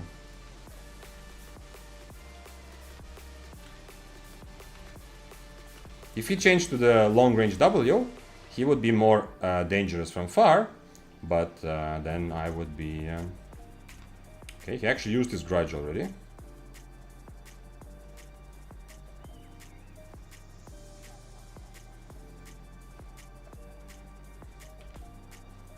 If he walks toward me and I hit some impaler, like one impaler already, I can, you know, he will do more than enough damage when he does get close to me. So when he just simply walks towards me and I hit an impaler, like the fight starts reasonably well for me, right? That's kind of like, especially since he's using Grudge, he needs to worry about getting close to me. Like he will outbrawl me so easily, so it's his job to get close. I kind of need the little bit of damage I can get from Impalers as he's walking towards me. I need that, otherwise, unfortunately, there's no way in which I kill him. He also has 2 potions, so he's even tankier because of that.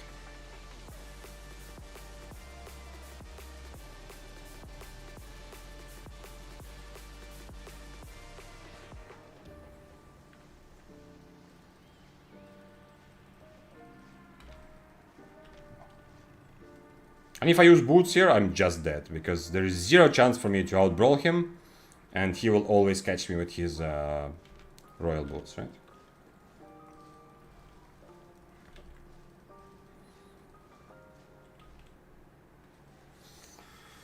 U-turn, I-turn, I-turn, U-turn. Yeah, well, he has to come closer to me at some point, yeah? Like, he's charged up his boots several times. You've seen me play kiters and do the same thing, you know, to try to catch bows, for example, you know?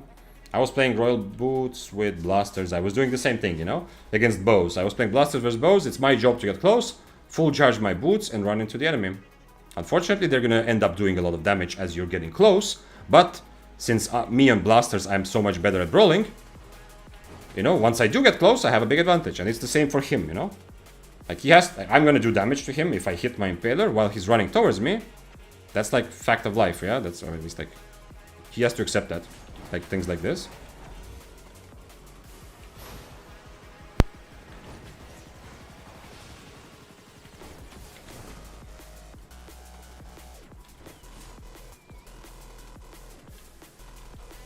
He still has 2 potions, so the actual HP and mercenary. I used my mage robe just to get rid of his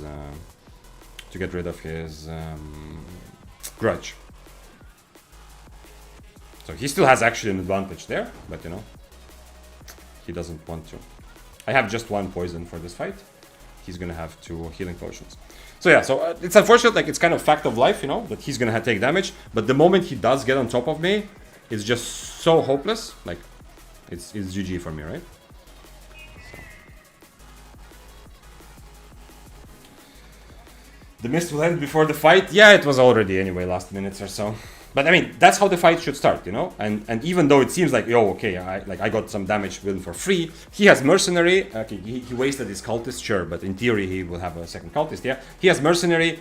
He is so much better just standing and brawling. I cannot get rid of his curse stacks, so I already had 2 on me. He's gonna have 4 stacks on me for the rest of the fight, you know. So if I stay next to him, this fight is over now. I don't think he understands that because he might have played like this matchup less, and. You know, if you see me play the other side of this matchup, you will maybe also see it. But unfortunately, I need this, like, this early advantage, what it seems like. I need this, and it's still actually favored for him. If he just keeps pushing the advantage, like after I cannot cancel his boots, right? Just keep walking towards me. Even if he eats impalers, he has 2 healing potions and mercenary. He's probably going to kill me with next rotation. But I do have the mobility to maybe, you know, kite him a little bit. But he says royal boots, so... So, yeah, but he doesn't, like, also, people don't really expect you to have Undead Cape with poisons, so if he didn't properly inspect me, he might think that I also have 2 healing potions, you know, but I don't. Sorry, no, CD's comment was about the guy who dismounted in your fight and you were not sure how long... Oh, okay, yeah. Yeah, see, that's what I meant, like, you know, it's... I read chat a bit up and down, like, jumping. I spent a couple days chopping wood, says Bovis, and now every time I see a glowing tree in the stream, something in my brain wants to click it. I can relate to that. I understand that feeling. Hello. What are you doing, sir? Wait, he actually used... He came close to me just to use his mount. Let's go try to kill him. If he's playing risky like that. Maybe. If I can... I don't have invis potions, but if I can somehow sneak close enough...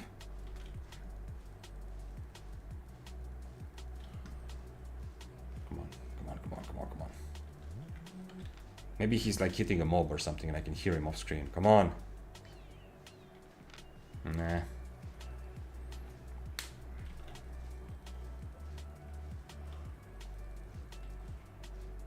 I need the invis potion. I used to kill a decent amount of gatherers. With the cripple and stalker hood. I used to kill like a decent amount of gatherers mist. In situations like this, I'm very careful, I'm listening.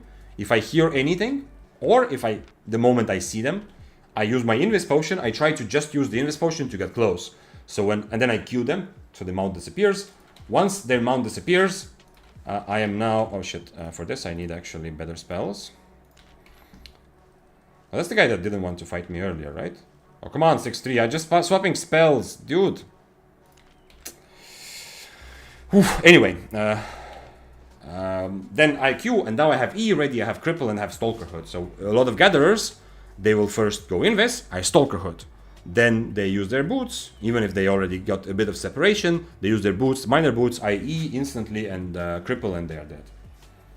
But that means that I didn't use any of my mobility to get really close to them. So I used like an invis potion. Man, this is the same gloves like the Fist player earlier that didn't want to fight me for some reason. It's 6-3 Fist, by the way. Daybreaker is pretty good against Fist, but one-handed spear is not. So he should take this fight. But he should not be on triple kill. If he changes to Inferno and Devastating combo, he has a big advantage in this fight.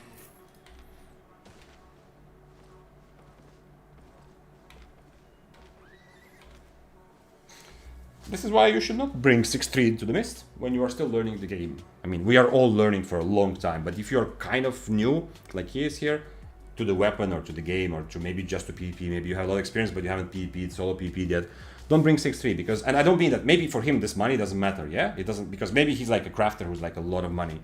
But still, if you're new to the content or to the build, if you build 6-3 too early, he's depriving himself from a very good learning opportunity, right? If he fights me, he will learn something about the matchup, right? he will kill me, he will die, he will understand some things. Maybe next time he will try different spells. Or he will just see how much damage he can actually do to a tier 7 overcharged, yeah? Stuff like that. If he's not fighting because 6-3 is too expensive for him, he's depriving himself of this valuable opportunity. If he's on triple kick, I'm not really worried about him too much. But the problem is I cannot really catch him either, you know?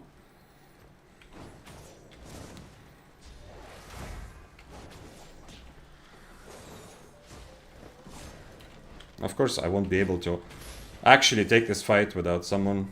But that's okay. That's because we're on the chest, you know? I use my E to get further away, to not tank his E. But it means that for this fight, man, oh man, how much would I give right now to have a Duskweaver helmet? When he does not change his W to devastating combo, he's not a very serious threat to me. Of course, since he's 6-3, he can still kill me. I can still, if I miss my impalers and he hits his damage, it's still an easy kill for him. But if I more or less hit my spells, I'm not super worried because his damage is very limited. It's going to come rather slow. But because he's on triple kick, it also means that catching him without Duskweaver is a very big pain in the ass. But yeah, as I was saying before, like, and this is a good example, like, he's depriving himself of opportunity to get better because he doesn't want to risk his 6-3 set, you know? Who is this? Why can't I click it? Oh, it's 8.1, okay. Ah, 15 seconds. Too bad. Okay, I'm just gonna mess up his escape, you know? I'm not doing this to be his friend, I'm doing this to not let him run away, you know?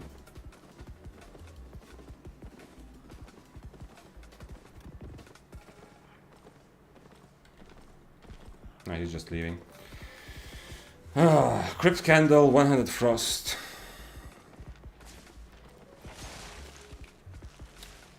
I need to change spells. He's on Invis, but I need to change spells. He already put me in combat.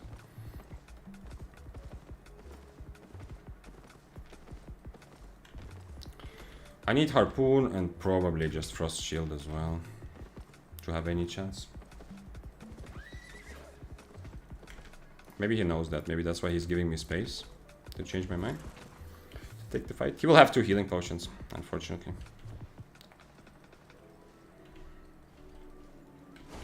I don't know if he left the mist or he just went north here. Okay, anyway, I can take out the, you know, we have 1 million, so I'm very bad at properly banking my loot, so we can also do that, actually. Lyras asked earlier, Vixane, as a newish player, is it better to get 4.1 and farm in tier 5 Blackstones or get tier 7 equivalent and farm tier 7 Blackstones? As a new player, your #1 decision for what tier you go, before you start considering the efficiency or your personal playstyle or something else, your #1 decision is your economy. You should not go more than 4.1 because you want to play the game in a way where you're not worried about dying. It will make you much more efficient, you know, because you're not constantly worrying about dying as much. You can kill mobs. It's also going to make you, like, it's going to introduce you to PvP in a much better way. Because when you do get attacked, sometimes you will fight back. Sometimes you might even find someone you can attack, right? If you're not worried about your items. So I definitely, for a new player, I suggest 4.1. Now, once you have some economy and you some experience, that's an interesting question. Now, what is actually the, like, now that I want to be really efficient, what should I do now? It's not so obviously clear to me. I still think 4.1 is just enough because you are going to die a lot.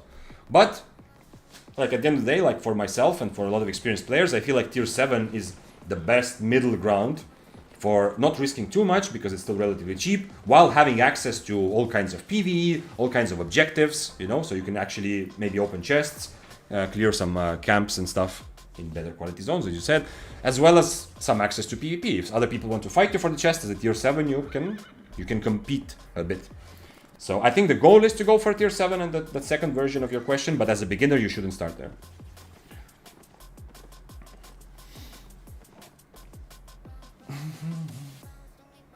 The E is so satisfying. The Kingmaker E is so satisfying. I don't know. I know exactly what you mean, said Bovis. My friends even started saying boom every time you use E because you were talking about Kingmaker, yeah? The one where you, like, take the sword around you and then slam it into the ground like that. That's boom? Okay. Interesting. I have definitely opened my eyes recently to a more to enjoying Albion's aesthetics a bit more, to the sound effects and like more of the non-combat mechanic part of the game. Like with Grovekeeper, I enjoyed every hit. It was really satisfying. But I don't know about that about Kingmaker. I've almost never played Kingmaker, only as part of some challenges here and there. So I don't have enough experience with that E and how good it might feel. Okay, no one here.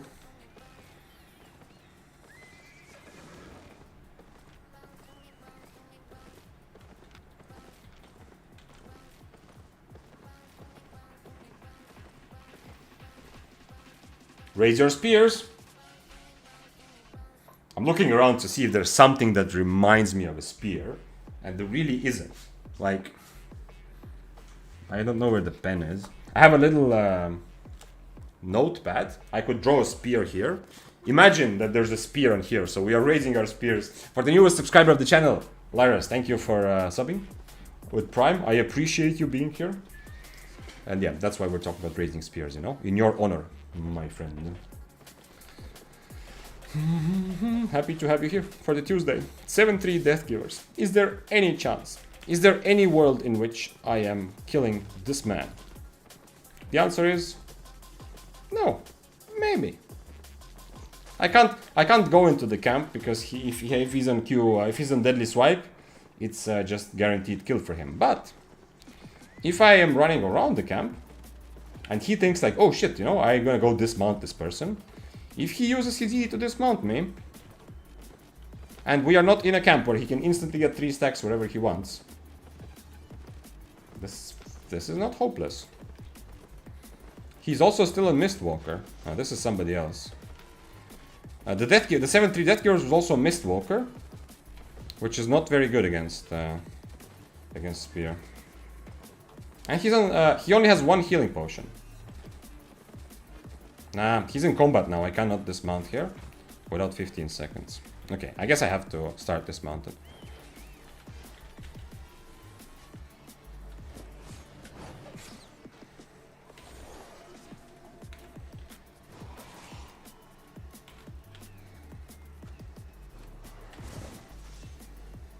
I don't want to give him a free. He's still 7-3 after all.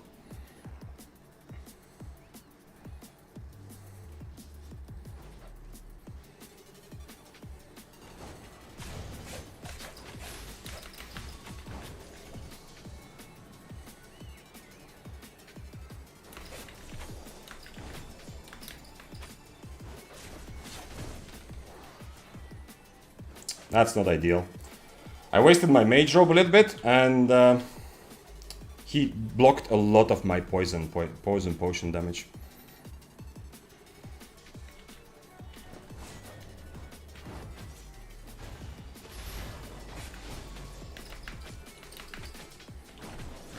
Ah, damn. If I survive that, I have my helmet and my E. But I wasn't thinking about dodging it because I thought he's gonna keep running away, you know, to be safe. Had to try it though. That was awesome. Oh. My helmet also, I realized I still had it on wrong. Like, this would be better overall, the energizing shield. Mage robe a little bit early as well, but I mean, damn. That was, I already had him, I think. If I played this correctly in the end, I think I have him. Because he messed up his helmet, right?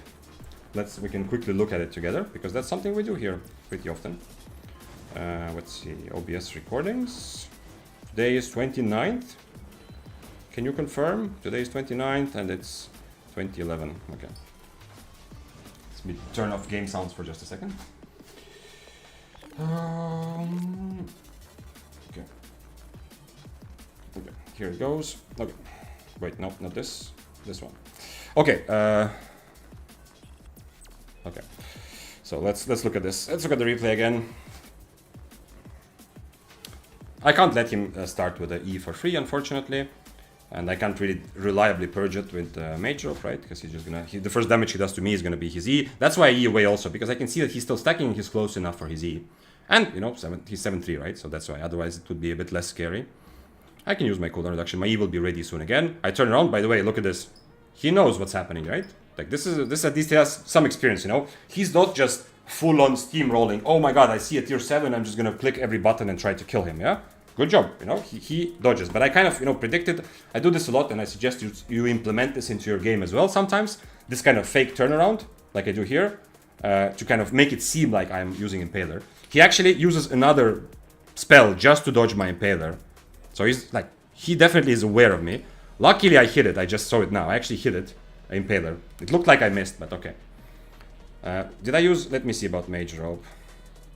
Okay, I used Mage Rope way too early. I need to wait for him to have 2 stacks, then Mage Rope when he's getting his third. He uses, Mistwalker is not good against Spear, really. It's not long enough for me to lose my stacks completely. I mean, here I can also use the mob. I see I'm still keeping stab. Unfortunately, his Mistwalker dodged my poison damage. That's very unfortunate because I didn't expect him to Mistwalker. You saw I threw a poison right there. Kind of unfortunate, yeah? But okay. Anyway. Still possible. By the way, he's still doing a good job trying to not get hit by a Impaler, but he does end up getting hit, and I have to kite, you know? I can't just stand... as you see, there's no chance I can kill a 7-3 with just 1 E there, so I wait. But I think until the end, here, it's still possible. Luckily, another Impaler hit, because he forgets to use his W dodge like before. He uses E without stacks, because he's 7-3, right? He doesn't worry that much. So he uses E with his buff, without stacks. Procs my Undead Cape. Very close. Now here, I'm still planning to win this, although now I see that he has 900 HP. It's unlikely, but if he doesn't Q here, I thought he keeps running. My plan is, after I hit this Q, Helmet, and the moment this thing reaches the end, right? The moment Undead Cape is over, because obviously a damage debuff. The moment it's over, then E through him. It's unlikely, you know, because he still had 900 HP. I'm not going to do that much with tier 7, but I am Cloth Armor, so it's possible. So until the end. But, I mean, he turned around correctly. Like, if I had more than 100 HP there, if he turns around with his Q and he doesn't kill me, that might be, like, the end of him, right? He might just die because of that. Anyway. Had to try it, and one of the best, against, like, 7-3, I'm 7 overcharged, so it's, like, 2 tiers, like, one of the best fights like that for the Cloth Armor Spear that we've had, right? So far, for a while. I mean, the Chill Hull was still... The tuned Chill Hull yesterday was probably still one of the best kills. I don't think I can... Yeah, I don't... Oh, this one. This was one of the most fun best kills with this build, where we overcame like a couple of tiers. This was decent, but he was essentially same tier. And then this one, when stream broke down, actually. But today, not so many juicers want to take part in this overcharging addiction. Oh my god, Victor, what's up, Suxu? Welcome. Been a while, my friend.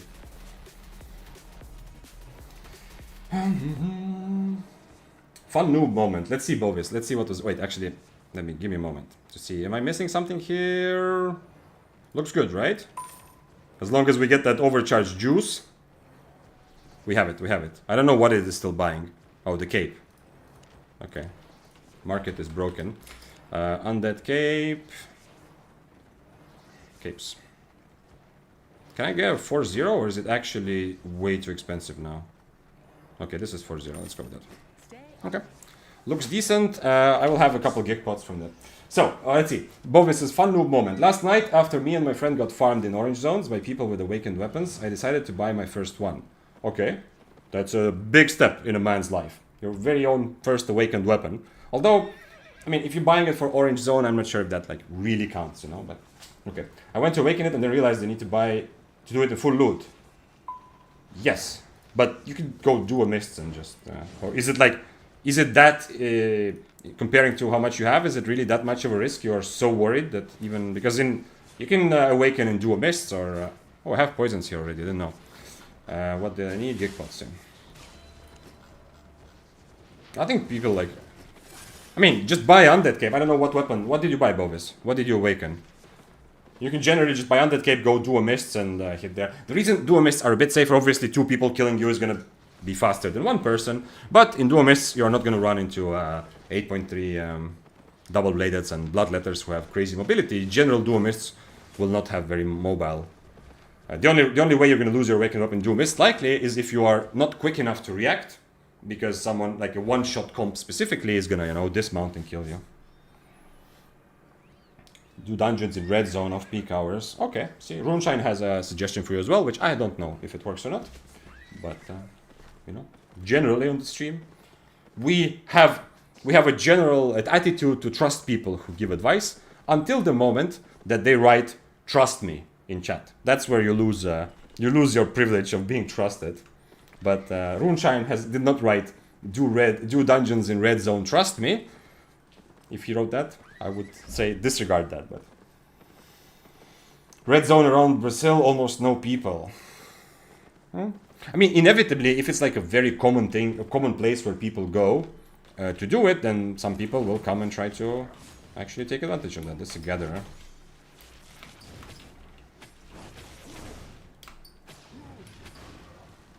Yeah. At the end of the day, in that last fight, I would definitely much rather have this energy shield. I was still on Stalker Hood for the previous person I was hoping to fight. By the way, important moment. Wait. That's it. Overcharge is done. Whew, that felt good. Okay, let's keep going. Red zone at least shows number of attacked hostile players. As soon as you see hostile, just dip. Yeah, I mean, it depends. If you're kind of new, that might seem like a... that does make you safe. Yeah, if you're in a zone where it says 0, pretty good, yeah? But gankers also have worked around that, you know? They sometimes send a non-flagged scout to explore the zone, and they are sitting in like... in the underground around Carleon, or they might even be in Brazil, you know. Gankers also have tech to try to scout you out and then know where you are and instantly enter the zone and just straight beeline for you so you don't have time to react. At the end of the day, it depends on your experience, but for me, for example, we have seen quite a few 8.4s today. For me, like, and for someone who's played a lot, I feel much safer in Mist for sure. No question. I mean, obviously, yeah, it's not really that much of a question, but if I had to, let's say I had to attune an 8.4 weapon with like a bunch of tier 7 armor, yeah, so I feel really vulnerable and I'm risking a lot. Like, let's say I was forced to do that. I would go and do it in Mist. Obviously, everyone on my screen would try to kill me if they see that that's what I'm wearing, and yes, but I would definitely do it in Mist. However, I would probably do it in Duo Mist because I would feel even safer the moment I see someone. Just take a mount, which is a bit faster. The moment I see someone, you mount up and run away. Right? So it's much easier to survive. And I think, Vic, you are man of the Mist, though. True, but I think you will find a lot of experienced players will feel like Duo Mist is one of the safest places. Because, yeah, sure, like, Rose and Open World also are kind of safe, but at the end of the day, like, even someone who's played 5,000 hours of Albion, they will die in Open World occasionally. But in Mist, you can almost guarantee to never die, unless you dismount and take a fight yourself, obviously. But if you, as I've said this many times, if someone told me like, yo, if you can survive like 200 hours in the Mist during the next month, you know, just survive 200 hours, I will give you $1 million. If someone told me that, there's a very high likelihood that I would be able to do this, yeah? Just live, just run around in the Mist and not die for 200 hours, I could do this. If that same challenge was for Open World, there's a decent likelihood I would fail. I could not do that, yeah? This is where if the only goal is to survive. So, and I think that's true not just because I play a lot of Mist, but that's true for every experienced player. And Duo Mist, as I said, it's just better because you don't get those solo gankers whose whole point is to dismount people. But honestly, it's not that popular anyway. Now, it's not that popular to play like Double Bladeds and Bloodletters, so it's not as many. But, you know, you might run into some sort of Raider user or someone who comes dismounted, and then you just need to react really fast. And in fact, if that same challenge, if someone told me I give you $1 million if you survive 200 hours in the Mist, there's a high likelihood I would be able to do it. But if I fail, it's going to be usually because someone is going to be with radar, is going to come with Invis Potion and charged boots off screen and not let me mount. But of course, if I was doing that challenge, I actually would be mounted the whole time as well, right? So it would be a bit different.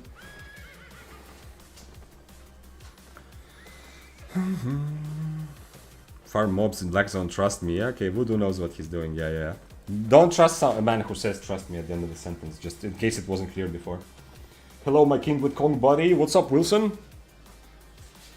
What are we cooking today? I am continuing to cook this lasagna that I started yesterday. This is the lasagna of spear builds. And let me see if I can figure out why this is like lasagna. Multi-layered? This isn't really like multi-layered, but just because I like it. I guess that's it. Yo, this is the oh, yo, he can fight the 8-4, right? He can at least try. This is the Flamewalker I tried to fight earlier. I believe this one. Yeah. Unfortunately, I cannot really solve this fight. Don't have a good enough answer because he outbrawls me. He does more damage from far, and even if he somehow misses his spells and I hit mine, he will always have his cultist robe. And if I use my E just to cancel it, oh shit, what is this? If I use my E just to cancel it, it won't work. Can I just get creative and kill this guy instead? Yo, mister, can I just kill you? Sir, wait.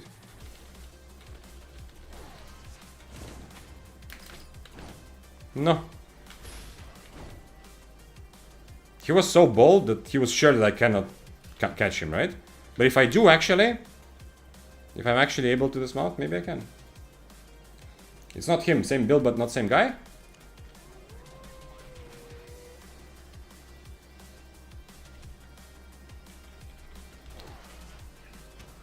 Oh, come on. Wait. No, I can't. I mean, I have a chance. This is not full-on trolling, because if I do catch him with his pants down, I can at least kill him because I have Stalkerhood and Cripple. Snowshade, you're saying that the guy I saw in the camp is not this? Yeah? Okay. Maybe, yeah. It seemed like it was also a similar tier, like he was also 7-2, I think, in the chest. But yeah, possible. Possible that you're right. Well, in which case, if this is really not the same person, then there's a chance that this Flamewalker build is actually kind of like a bit like meta now. I already used my... he's just gonna run away. I already used my Cripple, unfortunately, and my E, so... But, you know, if I had Invis Potion, I could maybe catch him.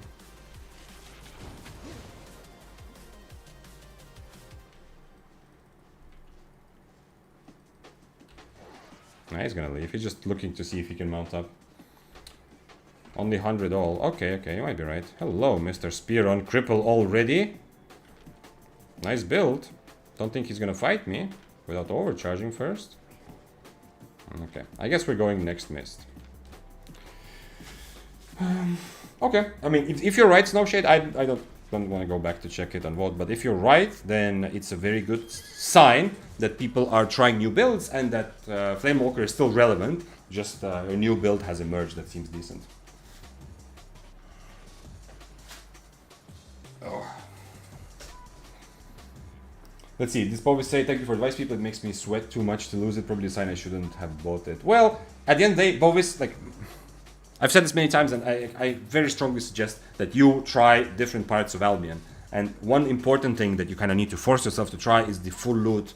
And not just full loot in 4.1, but to actually try risking stuff that feels not too much, but you know, it feels like a little bit like it matters at least a tiny bit, yeah?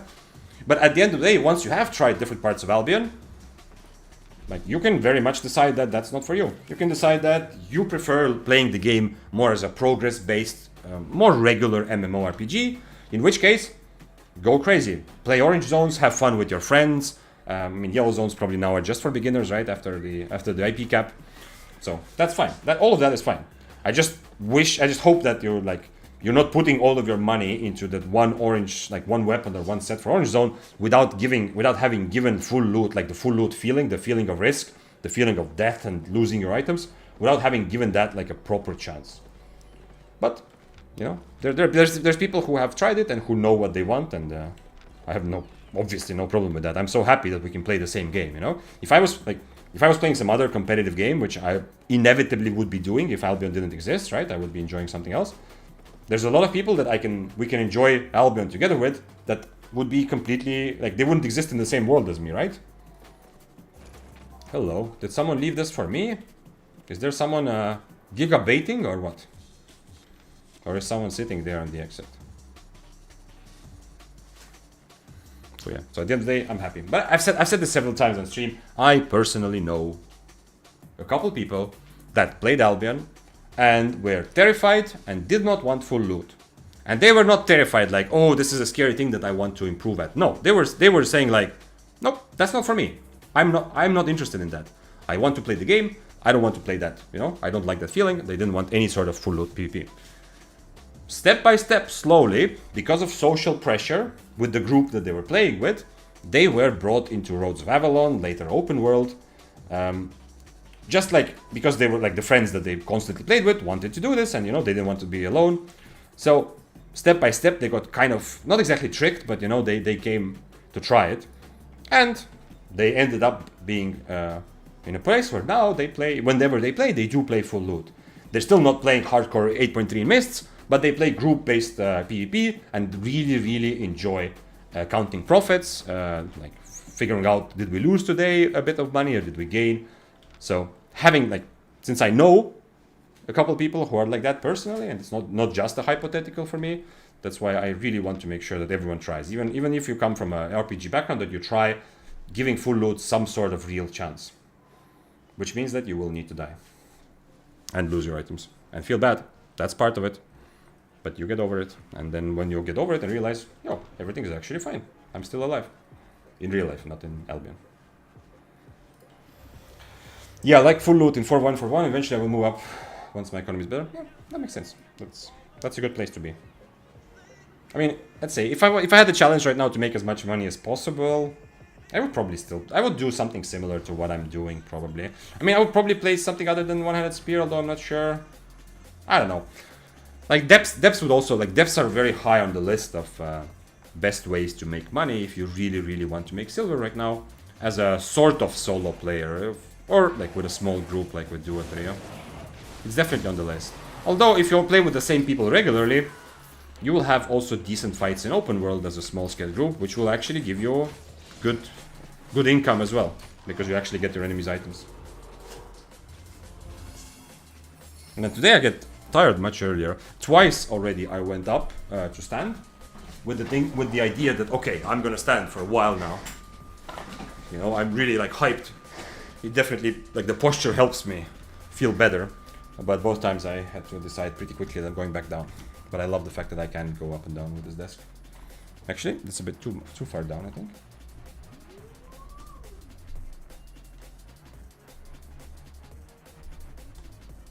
Like this. Sorry for the camera shake. It's a feature. It's not a bug, it's a feature of the stream. Sometimes the camera shakes. Now it's too high, okay. Okay. You should get a running desk and run while playing. Not a bad idea, but I've definitely... last time I talked about the desk, I heard some similar ideas as well. I could 100% benefit from any sort of physical activity right now. I am way below my maximum weight I've been as an adult, you know. But I've said this before, like the amplitude or the difference of the weight I've been, like the max and the lowest in my life, not counting when I was like a child, you know, I was adult. It's probably like 65 kilograms, yeah. Like from my fattest point to my fittest point, let's say, you know. I could definitely do some running, but I don't know if it's gonna help the actual stream and having fun in the game. But it's okay. When summer ends, I'm gonna have maybe a better schedule with basketball. We'll see, hopefully. That's the kind of running that I enjoy. Every other kind of running, I have to force myself. But basketball, it's like instant fun. Oh shit! 2 chests and both blue. Double blue. It's like blue eyes. Okay. And the other chest will be... even worse. I mean, okay, not even worse. I shouldn't be complaining. Unfortunately, this comes at the expense of stacks. If I got this and also buff stacks, like you should, because that's what they did to depths, and I can't figure out. If you are in chat and you have any sort of reason why they should not implement it, like if you think there was actually a reason other than they just forgot about abbeys, then speak now or forever hold your peace, because I can't really figure out why they didn't do it for both. I would not be unhappy about chests. I would have 4 stacks right now and I would be on the way to a good fight on the chest. I have on Flamewalker Assassin Jacket a mist color build, 90 mil PvP fame, and I give 19. I think it's too strong after nerf. 90 mil PvP fame and I give 19. What you mean, Snow Shade, is just that you're having, like, you're trying to use the numbers to show that you're having a good time and you're winning, yeah? That was the point there that you were trying to make. I can remove his mercenary. He has only 1 gig pot. His Q is wrong as well. So let's see if he actually wants to fight me or not. If he's gonna change spells, it's gonna become much more difficult.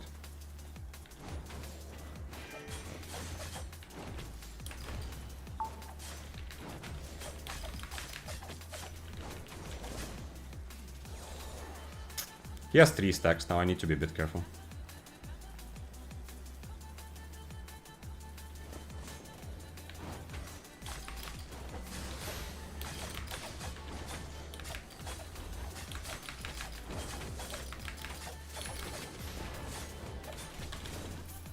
Okay. Even without red buff, I think it's a winning fight, but with red buff, it's definitely much easier and safer. Kind of interesting. Fight was definitely easier. You can see, once again, people have seen a lot of spears. This guy, once again, he's trying to dodge my impalers. Good job. Unfortunately, I'm also kind of trying to predict that, yeah? So, I am waiting for him to see what he's like, yeah? I'm waiting to see if he's gonna use spells to dodge and kind of trying to make sure I hit my... But he did E without 3 stacks at some point, which is kind of interesting. After that, I feel like I have some time to play. And since he's on dash, like against me and against most spears, the most difficult, if you want to like to give you the best chance of winning on Death Givers, regular Death Givers, not one shot, is Thunder Armor and Shadow Edge. Now, if you went Thunder Armor and Chain Slash, you would be so good at brawling, like the spear would have 0 chance, yeah, to stand next to you. But you would get kited. That's why Thunder Armor is super strong, but then you want to have something on your W for mobility. I mean, Dash is not terrible, but I feel like Shadow Edge would be a bit easier, because Dash is a bit better to dodge spells, it gives you some damage, which Shadow Edge doesn't, but if you go with Thunder Armor, you don't need more damage. You will out-brawl the spear 100%. You would just stand on top of them and win the fight. It's the spear's job to create space. So that's why I go Shadow Edge. Let's see, what did I miss? Sorry for asking again. Okay, wait, it's fine. Yeah, if I missed something, it might be also just that, you know, stuff in chat moves sometimes faster than my head. I'm trying to open this, actually. Asking again, I forgot. Is it I go plate shoes for 100 spear? If yes, what specific plate should I pick? I think best for spear is still plate shoes, although you can always also go refreshing sprint like I am, and I'm appreciating cooldown reduction more and more, which is, I think it's also an idea for you. But if you do go for rejuvenating sprint, it doesn't matter which boots you choose. I personally choose either demon boots or royal boots, but usually demon boots, because only for the reason that if I fight against someone else who has demon boots, it's a very, very annoying fight if they have demon boots. Because when you're fighting, and you know they start losing by a little bit, or for whatever reason they just decide to use demon boots, they just have such an advantage to run away. So in that case, when I'm fighting someone who has demon boots, I try to switch my boots to demon boots as well, so that I can match them a little bit better. But it doesn't really matter. For majority of fights, just take any plate boots with rejuvenating sprint.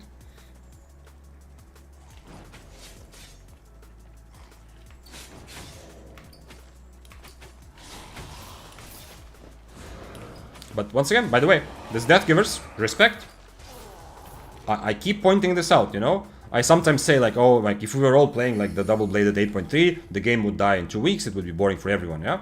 Be the change you want to see in the world. This Death Givers is the change that I want to see in the world, you know. If we were all playing like him, we would have fun, you know. He doesn't, obviously, like you can, in retrospect, it's obvious to me, he doesn't fully know the matchup, you know. He doesn't fully understand, he doesn't have that much experience yet. But, you know, he takes the fight. He doesn't even have red buff. I have red buff. He doesn't. That's an advantage for me. He takes the fight, you know. He's being a man about it. He's risking his items. And that's why, you know, that's why we get fun. I get fun from the fight. Hopefully he has some fun. And hopefully he learns something about the fight as well. Or about the matchup, at least a little bit. So, yeah. Credit where credit is due. If everyone played like me and him, we would all have more fun. I'm back. What's up? What did you work? Do you do a split? Dante, do you do a split or the 2.5 hours is a full body day? In the moment I send a message you about speak about meta build and flavor, and I play full off meta build and still do it kind of well, and you are on 400 MP. Oh, you mean I am on 400 MP? Oh, yeah, I am actually. Yo! I mean, definitely it's picking up. Now that I'm streaming, I definitely get more PvP fame. Because, you know, usually I play a little bit, then I take a break for a couple weeks or months, then I play again. Mysterious stranger gained silver. Somebody is somewhere close to me. Okay, okay. So thank you. But yeah, I mean, it's Snowshade, it's good. Like every kind of information about Flamewalkers is kind of good because I'm trying, as I've said before, I'm trying to assess today and in these weeks after the patch, I'm trying to assess what the state of Flamewalker is so that I can get better advice to people who consistently ask, like, oh, what's meta weapons, you know? What is the best? What is S tier? What is A tier? Stuff like that. So it's good to feel that, to hear that. Your example is also that you play a not standard Flamewalker build and you're having a lot of success with it right now. So that's another plus example on top of this guy that we saw earlier that we tried to fight. On top of this guy, it's also another example of someone still using Flamewalker and it seems like strong. Took a bit longer, got invited to do CrossFit after my... Now that's crazy. So it's awesome. It's a happy way to live life, Dante, I think. To be so physically active that it's like a common occurrence for you to spend 3 hours. I mean, okay, on days when I play basketball, it's like, yeah, time flies, you know? An hour and a half of basketball, even though my body is dead, my mind is like more, I want more. Yeah, I wish I had, you know? It didn't mean to play for longer. But for any other kind of workout, it's not always that easy. It's awesome. Today was back day. Okay, I did weightlifting for back for an hour, then 30-minute cardio, then did 1 hour CrossFit. Crazy. Cardio I don't like at the gym, but I said I have basketball for that, but nice. That's awesome. I showed some of my gym vids on stream. What does it mean? What are gym vids? I mean, I know cute girls usually put the camera and, you know, they like take pictures of themselves working out. But what is like a gym vid for you? What does it mean? It's like actually you doing the set, you know? It's like Sam Sulek style. Like this is the movement that I do.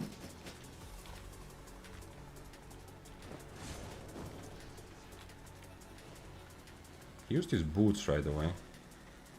He has firewall, so not much else I can do than throw impalers and hope for the best. We're both on mage robe as well.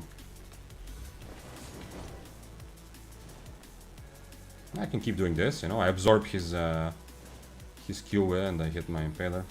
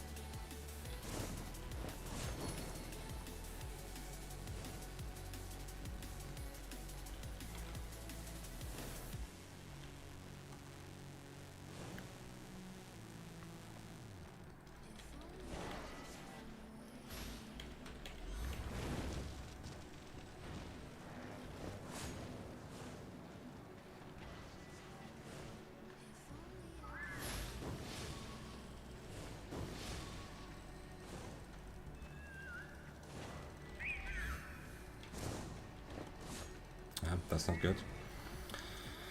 That's not good. I still have red buff though.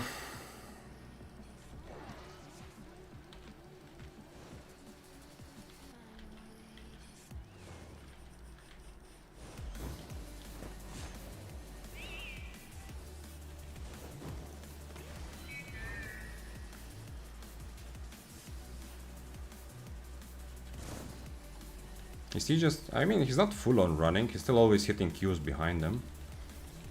He blocked both of my potions. He still has his potion, by the way. There it goes. He blocked both of my potions with his soldier helmet. I still have buff. I need to get it procced in 18 seconds, actually, but I think I'll manage. Oh, he's not proccing it on purpose, I wonder.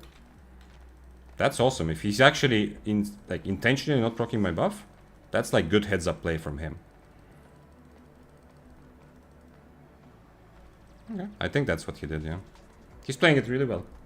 From what I see from here.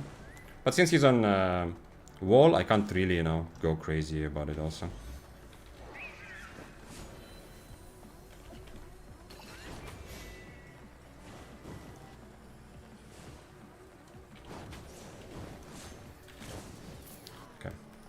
Okay, he played it very well, but in the end, I don't know why he didn't firewall. In the end, if I was a very big risk.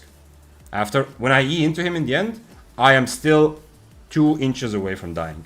If it accidentally, it turns out that he firewalls the same moment I E, my E gets interrupted. Remember, it's not a Flamewalker. I mean, it's not a Flamewalker also, but it's not a Daybreaker. My E gets interrupted. I am stuck behind the Flame Wall. I'm kind of easy. If he hits his E there, that's GG for me. But it was nice income. Yo, we have 2 mil in the bag from these 2 guys. From the Death Givers and this guy. Big respect, you know. This is very good. If you want to play a low IP build that can kill much more expensive builds, one of the best is Wildfire. Unfortunately, if you don't run into someone like me who actually wants to take this fight, I am risking like, you know, a mil plus another mil in my bag for his cheap set, yeah? But still. I don't like opening cam, but I'm not hiding my face. Understandable, yeah.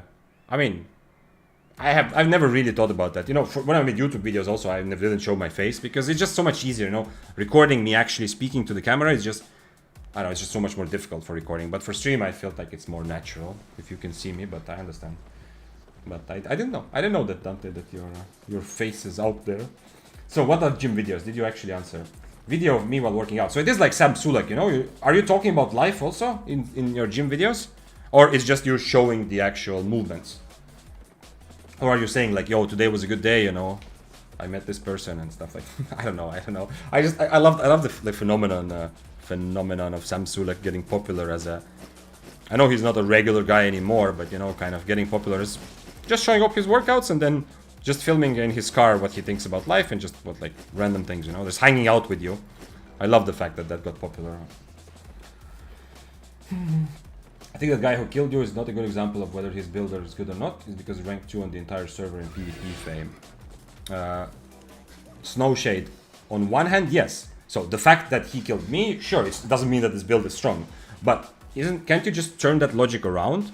If a rank 2 player is playing this build, that this build has something to it that makes it pretty decent, yeah, still? Doesn't that also make sense? Although, you are right, yes, just like, if I go, I like, as I've said, I always like, when I'm trying to understand the meta, I like to go to the top players to see what they're playing. But you make a good point, you know? The fact that someone here is playing something doesn't mean that this build is depth, so it's different. Doesn't mean that this build is like good to suggest, but it's still, like, it gives me some information that this build is viable. Because the top ranked players playing like high IP builds, unless it's like a full mobility build, they are playing a build that gives them a chance to actually fight other 8.3s, right? I'm just gonna catch my breath and might open my stream. I'm still a bit sore from CrossFit today. Vic, I'm gonna copycat your HUD setup because I watch your stream more than I play myself. Okay. I understand that, yeah. Do that. Don't. He has rights to copyright. It would be no rights reserved. You can use this. If you want to use the sort of HUD that I use for PvP, then you can go to Discord and you can search for HUD in the general chat. In one of the chats. If it's not there, just write a message in the chat saying like, yo, can you post your HUD again? But you should be able to find it. I've posted it a couple of times and Discord has a long memory. I saw that build with Valor Helmet today a few times. You're talking about this bonsai, this light armor, but instead of cultist cowl you have. So we're still talking about cultist strobe, yeah? That's the critical part that is different, you know? Everything else is like before. This is the critical part, which is Flamewalkers used to play more leather armor and brawl more. My PT just gets vids from his Instagram page. I have a bunch of Instagram stories. Oh, he gets vids for his Instagram page. Yeah, I see. Oh, okay. So he's like filming you to put on his page as like that's what he's doing. Yeah, okay, that makes sense. I understand.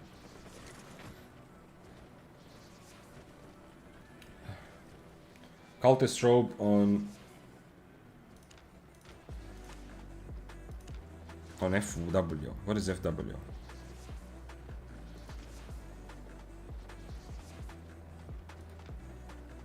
What is FW? You meant Frost Shield like FS? Or if FW is Fort Whirling? Oh, Flamewalker. Yeah, okay. Yeah. When things are written, you know, it's not always instantly clear. Yeah, okay. Yeah, Flamewalker. Okay. Take off the bandage. What is the... We have 1 minute.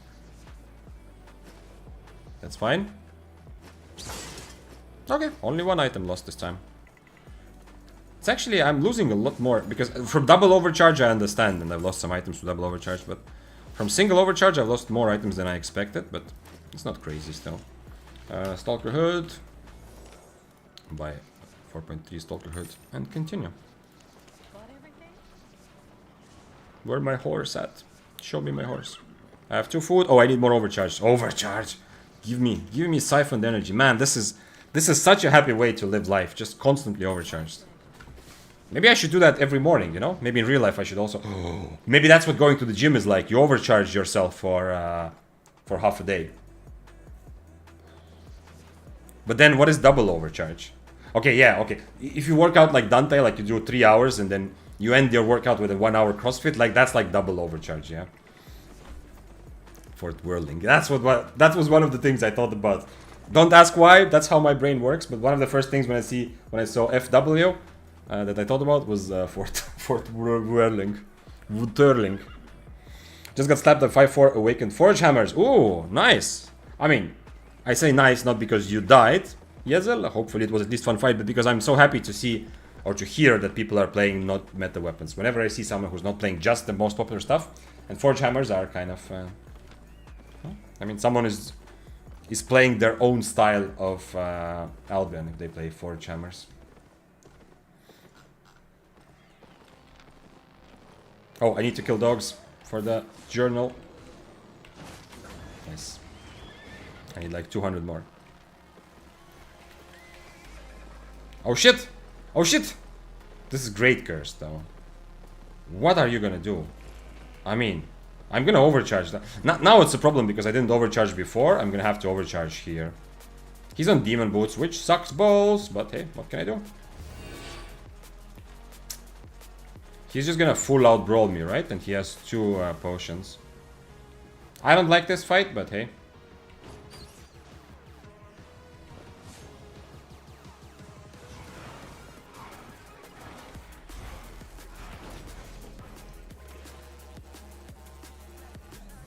I'm also kind of testing to see how much does he actually do. The 4 stacks are obviously very annoying, but he's on plate armor. It's the demon boots that make this fight so annoying, because this whole time he has a free get out of jail card, which I don't have, right? We both get low and he can, whenever he wants, he can just leave.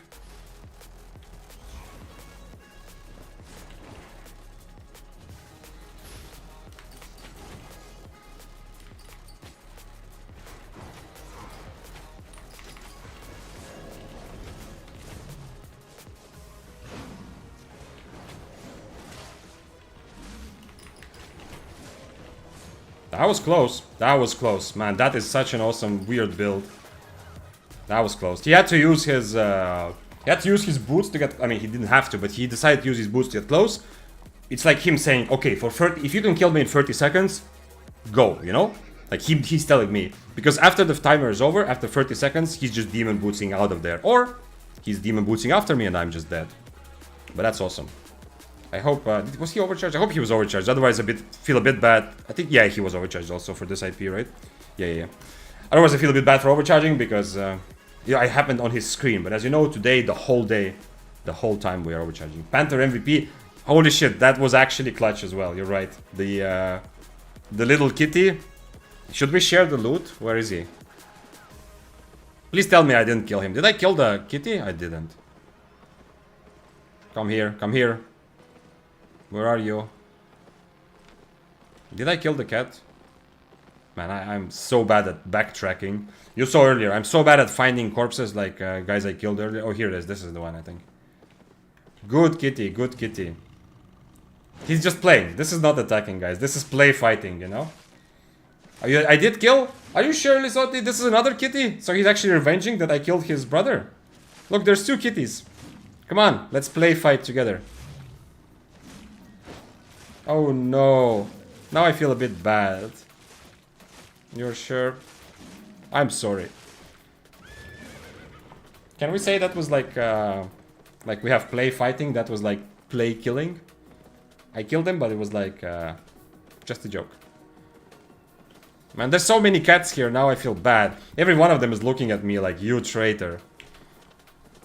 Yeah, you're right. It wouldn't make sense for me to kill him just to get the freedom to loot. Oh well, yeah, the cat was awesome. The cat jump was cool. The stun actually definitely. Not you just mocking his simplex. Okay, I'm going to leave. I'm going to leave. Please, no more cats. I feel bad.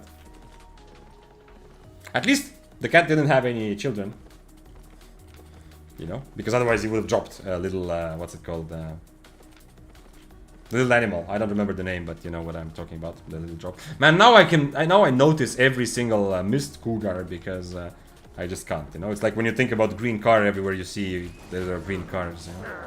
Officer, it was play killing.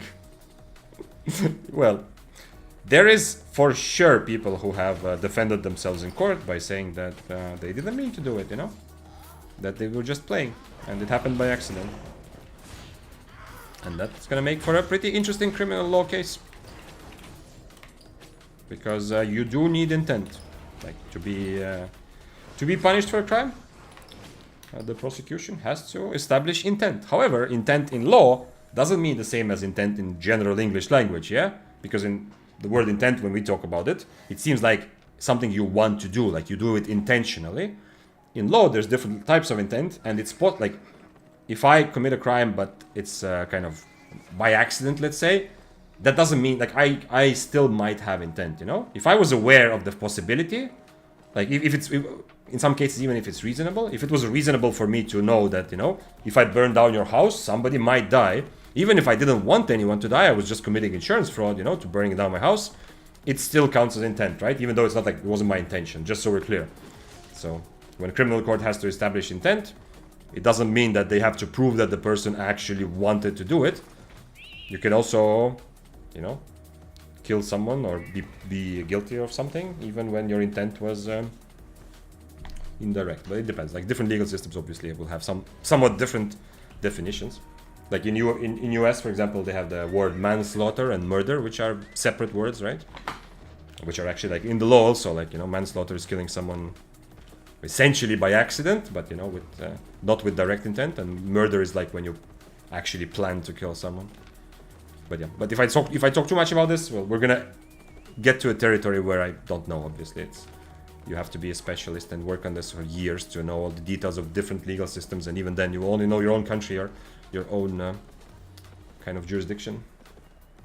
But yeah, some of the coaching thing, like when I said, like, you know, I studied law, but after that I also worked with like law students and some projects, teaching some legal argumentation and stuff. A lot of it had to do with international criminal law. So we were actually like, I was part of organizing some international court like simulations for students or sometimes for professors also, to kind of learn and, you know, kind of get into the kind of like kind of like a game, but a game to learn together, you know. Rip his head off playfully, so it's okay. I mean, that is like if our society was based on actual like animal kingdom, that would be very relevant. Like rips his head off, oh, playfully. I'm sorry, you know, whatever. Anyway, that would be very relevant, because I feel like in the animal kingdom, that's how things pretty much go.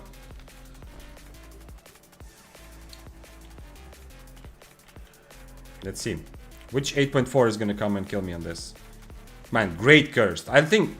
Okay, it's not the first time, but it's probably like the second or third time in my whole life that I'm actually 1v1ing a great curse. So, big up for the dude who is playing great curse, who actually is trying something fun in the game, you know?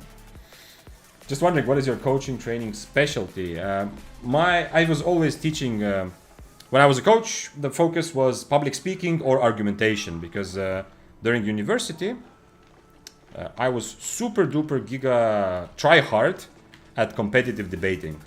Like not my whole life, but a big part of my life was competitive debating, you know? And like actually, like that's like a sport, you know? It's like football or basketball to some extent. Like actually like European Championship, World Championship, all this kind of stuff, yeah? So because of that, I naturally kind of got into teaching others how to present their ideas in front of people, public speaking, as well as create good like actually solid arguments, because that's what you need to be good at be good at debating. But since I studied law, then some of the things were like I said, some of the things were like more law specific. But I'm not like an actual lawyer, right? So I can't actually, you know, it's not like I can coach or teach like actual proper law. Obviously, I don't have the knowledge or experience for that. But legal argumentation, yes. And working with students or you know, people who want to learn, and not those who practice specific parts of law already. Yeah, that was fun. Vic was talking about criminal law, so I was on edge. there's so much. Like I had a lot of fun with criminal law when I was studying, and then when I was working with it a bit as well, I had so much fun with it.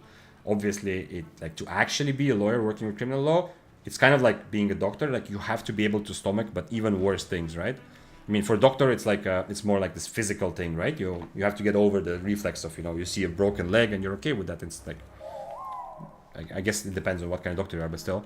But for criminal, like for people who work with criminal law, yeah, you have to kind of face some of dark realities and like of what it's like to be human and what people do and what can happen, which is a bit crazy. And I have a lot of respect for people who actually are able to work with that. But yeah, it's that out of the way, that disclaimer said, I feel like criminal law is actually really, really fun. There's so many interesting, difficult situations and definitions, you know, and then things that you have to, like there are difficult situations, like because it's really like there's a lot of situations where, as a normal person, you might think like it's obvious, like this guy's guilty, that guy's not, but actually there's so much nuance and it's so difficult to decide. Good armor for battle axe. I kind of want to try it a bit. If you are just starting out, play mercenary jacket on battle axe and don't think about it. Later, you will branch out potentially into light armor also.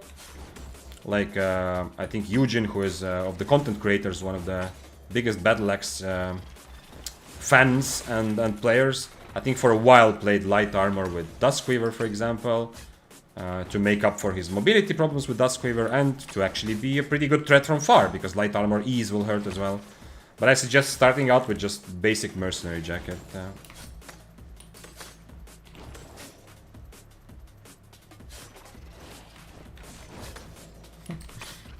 I feel like Voodoo and Sembrek are having interesting, how to say, meet cute? No, meet cute is, I don't want to... That word doesn't fit, but you know. I'm glad that you guys are slowly finding each other in chat. Match made in heaven. Kebab SquarePants? What are you talking? Oh, okay, we have a food discussion. Okay, thank God I didn't read through the whole discussion between Sembrek and Voodoo about food, because today actually I'm a bit hungry. I ate some nice beans in the morning, but that was a while ago and that was it.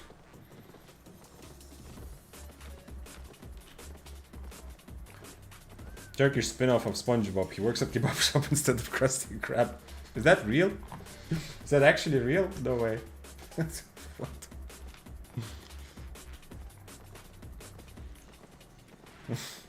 No. I never actually watched. Maybe... Is SpongeBob something that still makes sense to watch? If you've never watched it and you are 35 years old, does it still make sense to watch SpongeBob? Because I never actually did, and I feel like there's a big part of society and the internet that, you know, that goes whoosh. Oh, you made it up. Okay. Let's fine. Mr. Creative Director, giving us hope. For tier 5 and tier 6, should I go for base cape or a better one?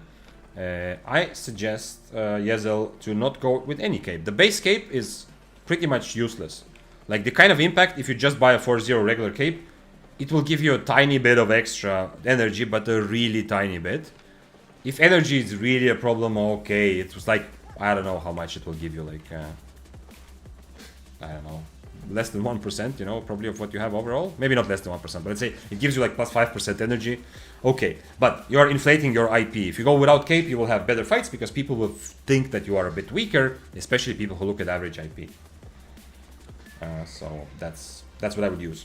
And I would go from tier 7 to actually buy a real cape, but it depends. On tier 6, if you have a more expensive tier 6 set, like if your set already costs like 150 to 200k, it might be time to think about buying a 100k cape on top of that. Public speaking is very challenging. Who was your role model? I didn't have any specific role models. I mean, it's one of those things, Piotr. Yeah, like you say, public speaking is challenging. Yes, of course, it's one of the things that it's one of the biggest fears. Like there's based on surveys, more people are afraid of public speaking than there's people who say they're afraid of dying. Yeah, so it's definitely a very like anxiety-inducing situation, but it's not like it doesn't require that much of technical skill at the end. I'm not taking away from anyone. Are we all seeing this together? This is a green chest, by the way. Just so we're clear, I'm just gonna let it sink in. If an 8.4 kills me, I die. Just so we're clear, we are all seeing what is happening on my screen. Yes. This is easy 7 million. You see, you can think all you want about. This is how much silver I'm making. I'm playing tier 7, overcharged. You know. My expected profits, how much am I spending on food, whatever. At the end of the day, you open one random chest and you are rich. Money, make it rain. 8.3 satchel. Not even a regular bag, a satchel. People are gonna buy this actually. This is not, I mean, okay, it's gonna be a bit difficult to sell, but this is not like, it's not gonna be on the market for 2 months, you know? Crazy. You have there's the Killboard 1 extension under Stream that tries to calculate my losses and profits. I don't know how much it thinks I've made today. It definitely is overestimating because there have been some kills I were not able to loot. Plus there's some, what's it called, trash rate, but that's it. That's it. I mean, it's probably like, maybe not double. Wait, actually, let's see. How much do I have in today's revenue stash? Take it and don't drive anywhere today. Used up your luck. Are you saying that if I drive somewhere, I'm gonna get into a car accident? Is that how luck works? I mean, I have heard that driving on a highway is more riskier than taking a plane. I have 15 mil in my revenue tab today. Out of that, 7 mil is the bag. Oh, I am making money with PvP, you know, a big important profit, but keep this in mind. Next time person asks, like, have you made all your silver from PvP? Yes, I have. I have no crafting, no nothing. And you know, if I sell items, I'll over 1 bill again, if I sell all the tabs. Yes, I have made it all from PvP, but this is part of PvP, right? Like, just so we're clear. I mean, you already know this if you've been here before, but you know, keep this in mind. It's not just the items of the victims versus what I spend on my items, but it's also this sort of chests. In this case, nobody fought it, but oftentimes someone will come and fight, and yes, of course I will fight them for it, yeah? If anyone asks, you looted that 7 mil from a kill. That's right. Should also probably... we should somehow recreate a clip of me heroically not only killing an 8.3, but saving a maiden, a damsel in distress while killing an 8.3, and then giving her all the loot, but then deciding to keep the bag for myself, you know, just as a token for memory. That's how I got the 8.3 bag. 8.3 satchel. Man, this guy is pretty strong, actually. I'm running out of energy, so if I didn't have this shield, I would definitely not be very happy. Come on, come on.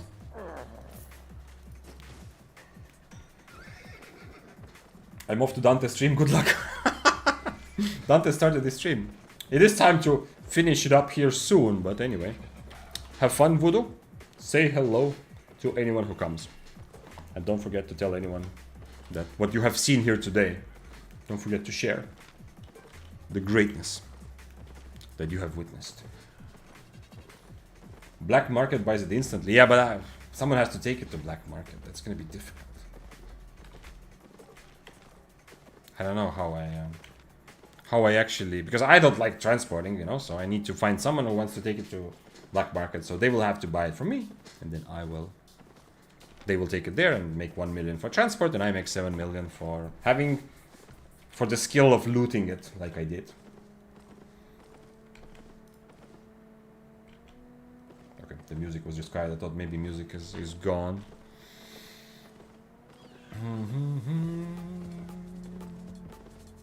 Mist loot could be good after all, said Days Freedom.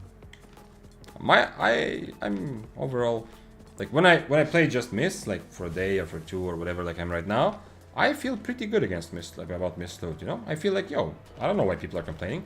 But then I go and play Depths for a couple hours and I see why people are saying that, you know, loot is in another place right now. Because at least in my short experience with Depths, like I played 2 full days when it came out and then another half a day yesterday. I got so much good stuff there.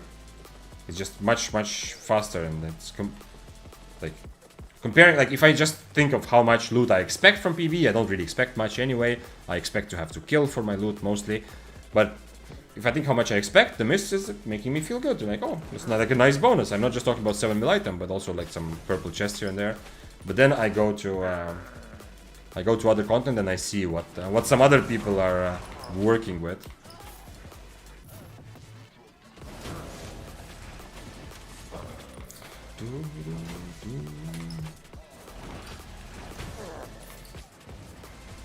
This green chest cannot have anything.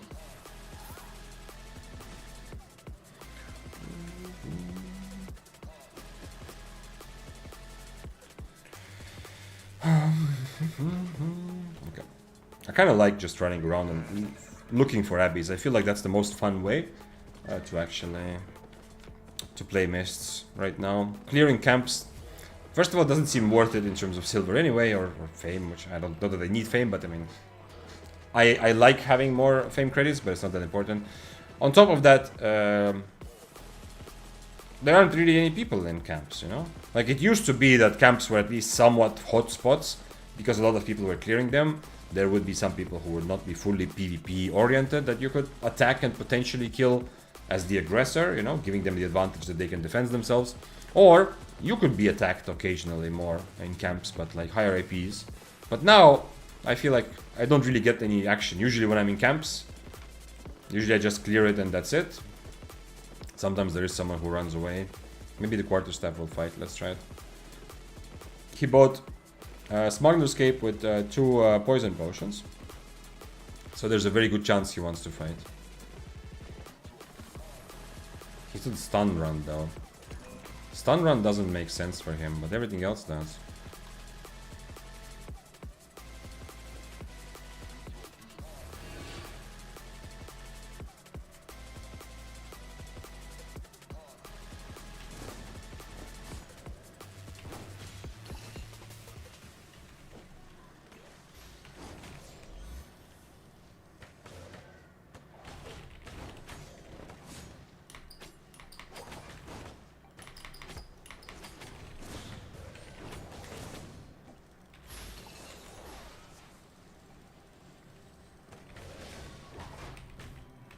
Oh shit, that was a mistake.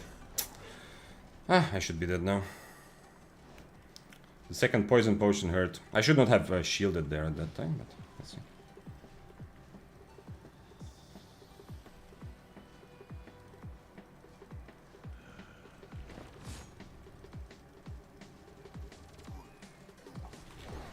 No! I was sure I'm out of range. I could have E'd, man.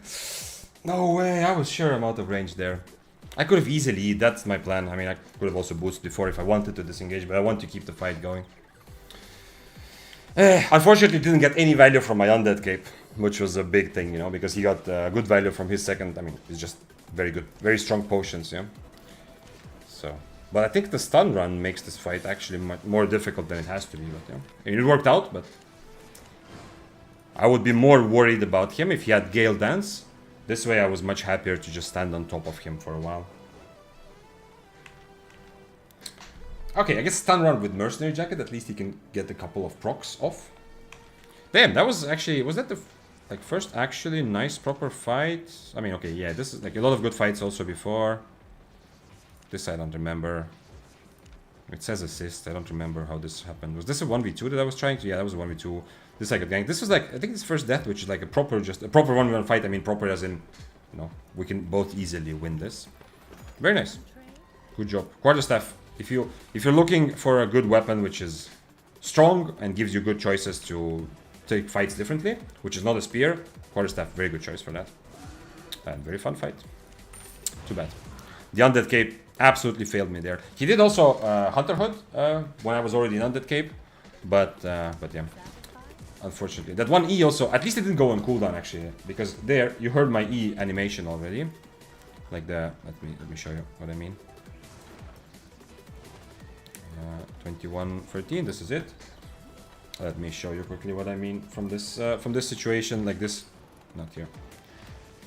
The E before, this one here. I mean, everything goes kind of well. I just need to purge his mercenary. Unfortunately, I miss a Q. Here, okay, he still says on cooldown, so maybe not. But here, let's see if I play this. I was already unhappy. I thought already that's it, you know, GG, because my E got wasted. You can hear. Okay, maybe this didn't sound. I thought the E already went off. Anyway, doesn't matter, but it's lucky that he didn't go on cooldown. But my first initial reaction, because I tried to E at the same time, was that he cancelled my E. And here, if I just stay, I think I don't need to run away like this. But yeah, you can see that even when he's just chasing me, the poison does so much damage. And this is big mistake. My shield here is a very big mistake as well. But I can't really stay on top of him. It would be nice if there was a mob I could stack up on, so that when my cape is over, I just I E and impaler him and hopefully kill him. And here I'm trying to bait him in. He will not have a mercenary, so I will have everything ready, and maybe my poison as well, because he used his second blast, so I will have a big advantage here. But you know, even after missing impaler, I still feel like I'm winning this. But unfortunately, I didn't realize that he's close enough, so I just used boots. If I use here my E, I should, you know, I can turn back into him, and when my defensives are ready. I think I'm still winning that, honestly, but hey, good job by him. What am I missing? I'm missing Undead Cape. It's so difficult to buy an Undead Cape. I have to go separately here, but also when I'm just trying, because 4.0s are mostly bought out. Let's buy this one. This is the lowest IP possible. This is the bait. I could have also kind of gig-potted there, actually. But, you know, generally, I'm not planning to tank any of his E's. Actually, I'm surprised the first one I dodged with my E. The second one, his E cooldown is 12. Okay. The second one, I have to tank. So, gig-pot would be nice. If I took this fight again, I could swap to gig-pot. If I wanted to, I could tank. I mean, I could dodge first E and then gig-pot the other E, and then just make sure I try to dodge his mercenary. What did I need? I have Siphoned Energy, thank God. The most important thing for today. Gig pots and soup. Okay, I mean, buying or using 2 soups. I'm not usually gonna use it anyway, but there's been a couple times today where I felt like it was very useful. Looks like the slope makes the estimation of distance difficult. That is definitely true. However, it's not the first time that I'm surprised by the range of Quarterstaff E. So I feel it's partly also in my head that I am just underestimating, because the stick, you know, the player doesn't jump very far, but the stick goes very far in front. But yes, the slope obviously also messes. It also messes with the way you target, so it's much easier for him to miss it on the slope also, because, you know, he might hit it, like he might correctly aim his E, but the slope decides that he clicked on the wrong place. So the slope usually the slope I feel like benefits you when you're trying to dodge spells. I've even occasionally intentionally played on the slope when I need to dodge some long range spells and I'm buying time for my cooldowns, because it's more difficult to hit them. I think Frost Staffs also have done this against me because of Harpoon, you know. They see that I have Harpoon. But yeah, in that way. What's happening here? This flower there just used the spell, I think. Or just I heard the poison on the ground. So someone passed through here. Are you the guy who passed through here? Am I gonna kill you? Are you gonna kill me?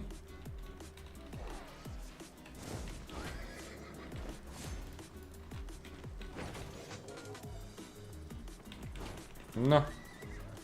Okay, I guess we're killing the fire then. What boots? Oh, he has dodge roll. Okay, he has no mobility.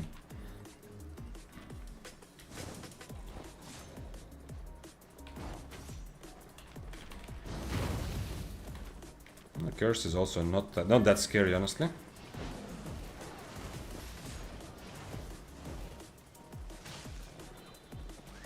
Ah, Okay, I mean, I don't want to fight everyone together, but I would happily 1v2 this, you know?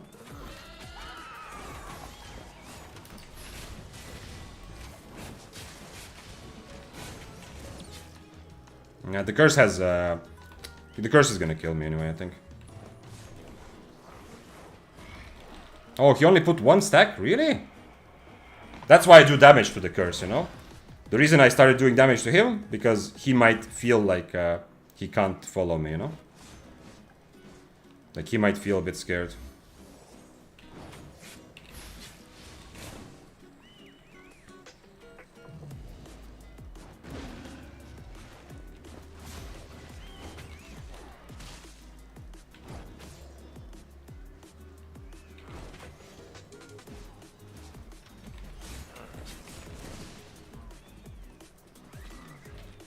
The curse is back.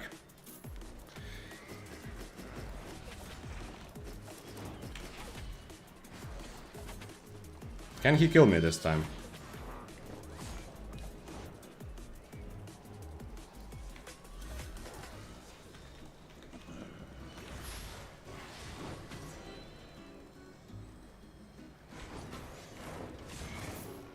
No, he can't. Okay, this time he put more than 1 stack on me though. Let's go, Mr. Red Gatherer. You too, let's go.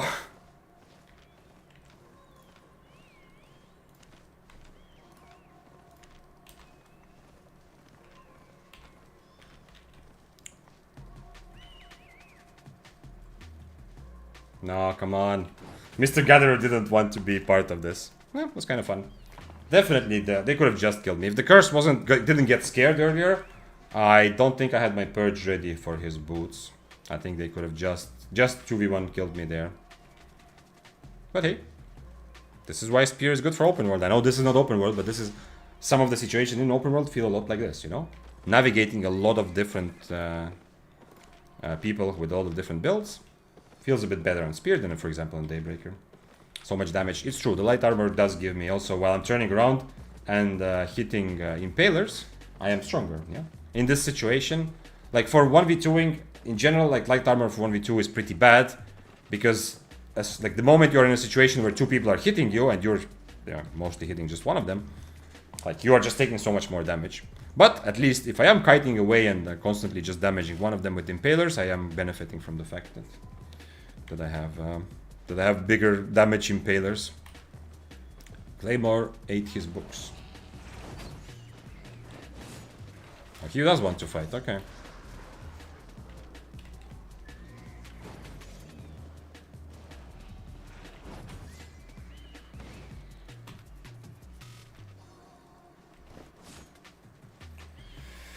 You're having more 1v2 situations than expected? I've had a lot, yeah. Today I've had so many cases where I feel like people team up. And considering I've been overcharged the whole day, by the way. It's an overcharge day. Constant overcharge. But yeah, but I am still tier 7, so it's not like I'm super expensive. And occasionally it happens, yeah. I've been also teamed up against by people who one of them is worth more than me. But yeah, but there's also been some fun 1v2s like this one where I at least kind of have the tools. Although, if they play that 1v2 correctly, it's hopeless for me. Please explain what Purge is. Purge is removing your enemy's buffs. Not just in Albion, but in a lot of other games, it's a mechanic. So, like I have Purge here, but there is also helmets that purge. The Daybreaker E has a Purge. Another word for it is Dispel, which you might have heard, like dispelling your enemy's buffs. Or you can also purge or dispel things from yourself with some spells, yeah? Why uncommon camp chests are so bad? I would literally just get common for fame. Yeah, the camp chests in general. Maybe that's why there's no one there, because the camp chests in general feel like they don't really... It's not worth the time. And yes, like normally doing camps is also extra risk in the mists. But here, I mean, there's so few people are actually running around ganking in camps that it's not even that risky. So that's, at least that part is, I guess, good for camps, but it's not worth the time. I feel like if I have to make as much money as possible in mists, I would probably focus more on just running around, trying to find abbeys as much as often as possible, and obviously to try to come across players to fight or people who are already fighting, so you can rat, because you know ratting will often be profitable.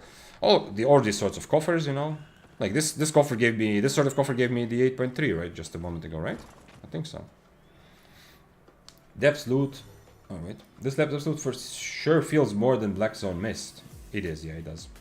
It even feels more than regular Black Zone, not just Black Zone Mist, from my experience. One thing is that for Mist, you get loot you can leave right away. Depths usually you cannot. In that case, you should more clearly divide loot in depths so that first and second levels are not that worthy, which I actually assumed would be the case. But yesterday, I did a couple solo runs and then a couple runs with Hamster, and I actually ended up feeling like some of the chests we opened from the first 2 levels were already really good. And the final most important chest, the vault, when we opened that was worth almost nothing. That was like a Mist level of chest, you know, like 60k or something. So I don't know. It would then make more sense. But yeah, but it is a decent point. But Ace Freedom, your logic would be much better if you would actually, if it was full loot. I'm not, just to be clear, I'm not trying to say that I want devs to be full loot. No, I like the way they are, kind of. But your logic would be much better if it was full loot. Then it would make sense. Yeah, of course, in Mists, you can just leave with the loot, and there you can't. So you can have some more loot there, you know, to make up for that. But in Mists, you are constantly risking that you're gonna lose. If I die, I lose the million set. If I die in 6-3, I lose the 4 or 5 million with my awakened weapon and all that, yeah? In depths, I don't risk that, so that more than negates the argument of extra pressure from not being able to leave. This might explain why Abby doesn't have the dead chest buff change. Explain that. I would love if there is like a good, if there's a good explanation for that. Like if there's some explanation to why I can't come up with anything better than SPI just forgot about making this change for Abbeys. If there's some logic why Abbeys should Abbey chest should not give you a stack of buff, whereas depths give you. If there's some logic in there, I would be very curious, but I don't fully understand it right away. He's using mage armor, so if he open, yep, exactly. Jonathan is right. That's the specific purge that I'm referring to in this build is my mage robe. Yeah, thank you for taking time to explain that more deep depth. But purge as a mechanic exists in many games. It's the same as dispel. You can remove any buffs, or in some cases debuffs from yourself also. But that's more situational. And in Albion, the sort of debuffs you have are also very clearly divided into damage over time, debuffs, and everything else. You cannot, usually the things that remove damage over time do not remove anything else, and items that remove this, like dispel you, do not remove damage over time. Like, for example, if I change this to cleanse, it even says cleansing all crowd control effects and debuffs. So this will dispel me from crowd control effects and debuffs, but it will not remove damage over time effects, which are curse stacks and bleed stacks. We're comparing apples with oranges. Well, kind of, but I mean, it's still interesting to have the discussion too. Because, I mean, okay, sure, the way that the content feels and what you play it might be apples and oranges, but at the end of the day, I've said this in some videos as well, silver in Albion is like the biggest, the kind of the common denominator, or the kind of the thing that unites the game. At the end of the day, what kind of puts the whole game, no matter how you play Albion, what you do, what kind of content you like, what unites all of us is silver. I'm not saying this as to be obsessed with money in the game, but you know, how else can we compare? If you are playing the game, you're just sitting at the market for 5 hours a day, I'm running Mists, someone else is mining in the roads of Avalon, and yet another guy is playing Hellgates with his friends, you know? Obviously, at the end of the day, you should do what is fun for you, and silver isn't like, it's not good to have that as a goal. But kind of the only thing that puts all of this into the same system is silver. So if one of those things is clearly better for silver, it does a little bit to hurt other types of content. Even if like corrupted dungeons are really fun the way they're set up, if you get no silver from there, they will instantly become less fun and less valuable because, you know, there's other parts, other apples and oranges, other types of content which are kind of taking the forefront with a lot of silver. I don't know. This is very like a vague idea. This is more like a 7-hour stream idea because it's getting pretty philosophical there. I would love to see Abby has the same change too. Absolutely, I would love also. Just so we're clear, if someone doesn't know exactly what we're talking about, with the latest patch, they made a very nice change for depths, which is that if you do get a chest, you know, when you clear a room, which gives you buffs, if you do get a chest instead, opening the chest will still give you and everyone in the party +1 buff stack, right? Which is, stacks are super important, just like in Abbeys. However, they did not implement that change for Abbeys, so in Abbeys, if you really want to be there for PvP, you need a lot of buff stacks to be stronger. It really makes you stronger.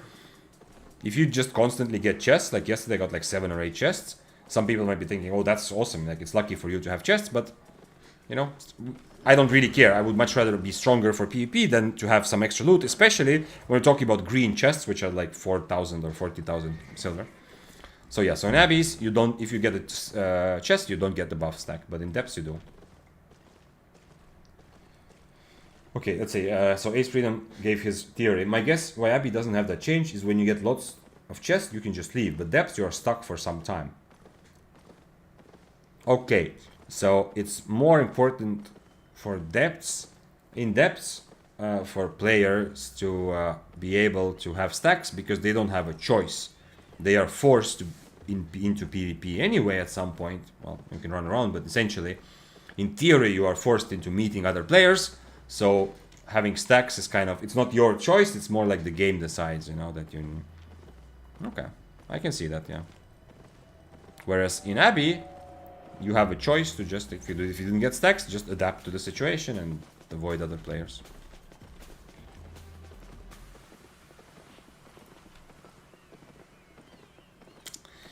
That's gonna be so much damage, but you know, I have to try it, but...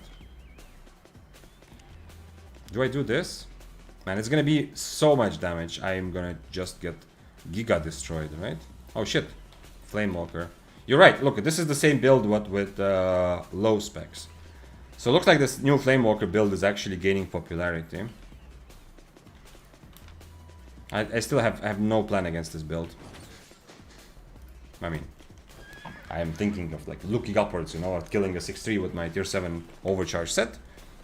With his attunement as well, so it's not like if he was even IP, I would have a better chance just trying it out to seeing, but I would like to be able to overcome this IP difference normally, at least have a chance, but I don't have a clear plan of how that fight would actually happen. This guy has this guy is gonna like if he hits his EW, it's gonna take like 65% of my HP. I have to Giga Kite him, and even then I might just end up dying easily, but let's try. It's very, very, very, very unlikely that there's anything I will be able to do here.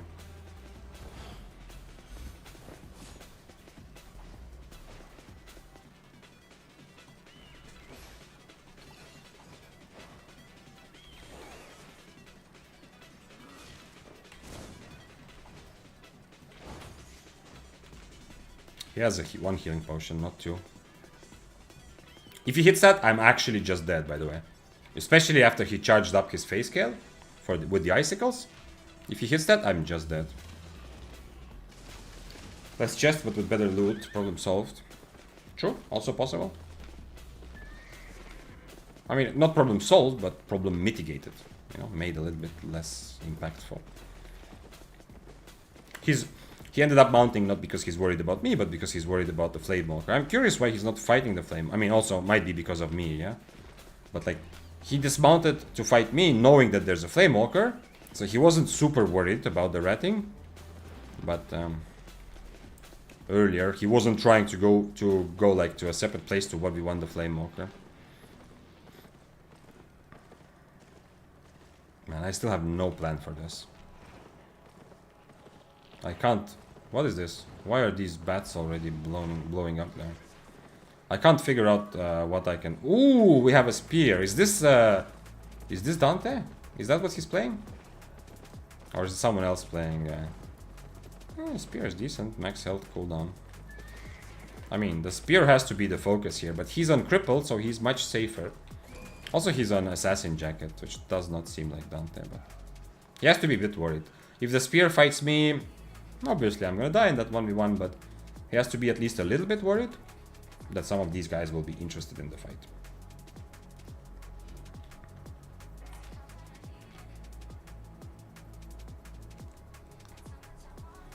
But since he's on cripple, you know, I have a bit of an advantage. But since I'm tier 7 overcharged and he has a 3, he will still outbrawl me. He doesn't even need to use his cripple ever in the fight.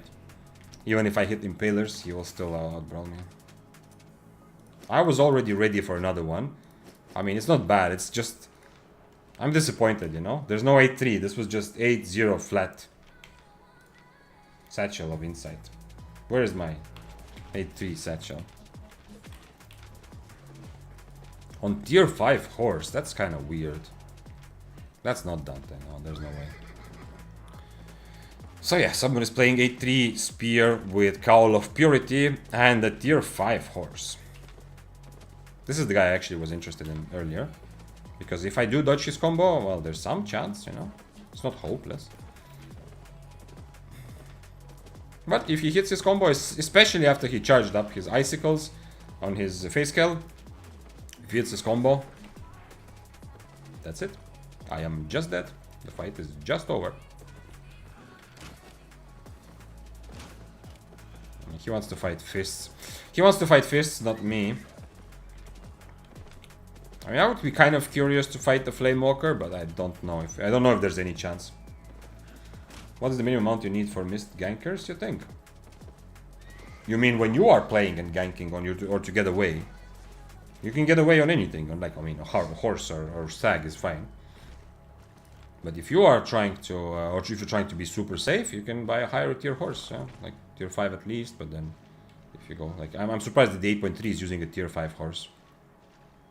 I don't know if this is possible in any way. There's too many things I need to do with my E.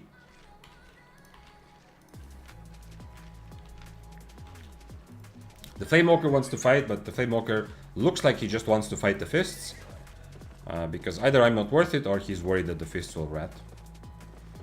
And I'm kind of would like to fight either. I don't see a way of me killing this Flamewalker, of winning this fight, unfortunately. Because he has more range, so, you know.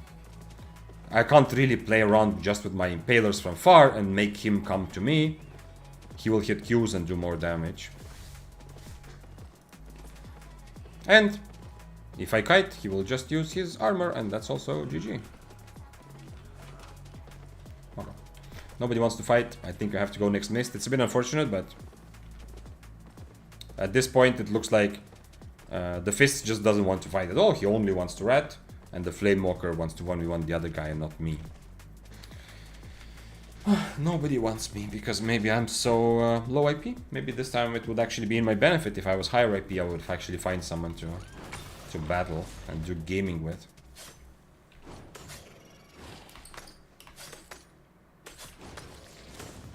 That's the spider. At least the spider still wants to fight me.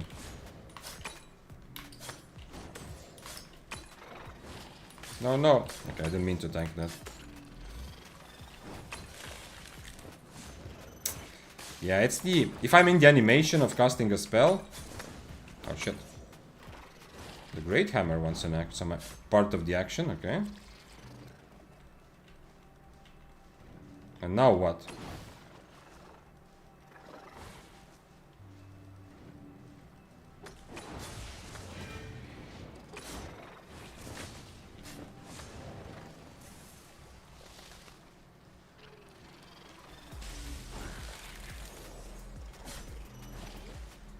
He's just trying to play around the spider, yeah, to kill me. I think that was his whole plan.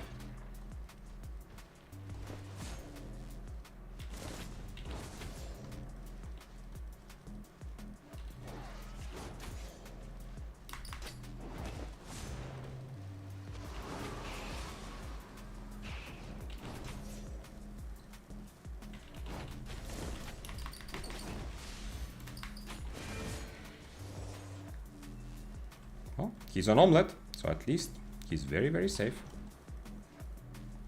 He's not mounting though. And he used his purge already, which is interesting. But he's gonna have another dash, yeah. Come on, poison, poison. I'm trying to get in range for poison, but no, I won't make it.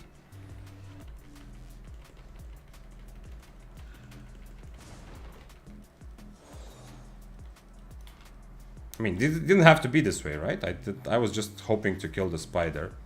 really was no need for this sort of violence. The flame walkers here. You're in range for W. Maybe, but I've lost so many kills Ace like this where I the W, the little time I have to stand on the ground, like, or I have to stop for the W, I miss it, and then the chance is gone. If he takes one sidestep, I think he's in range for my poison.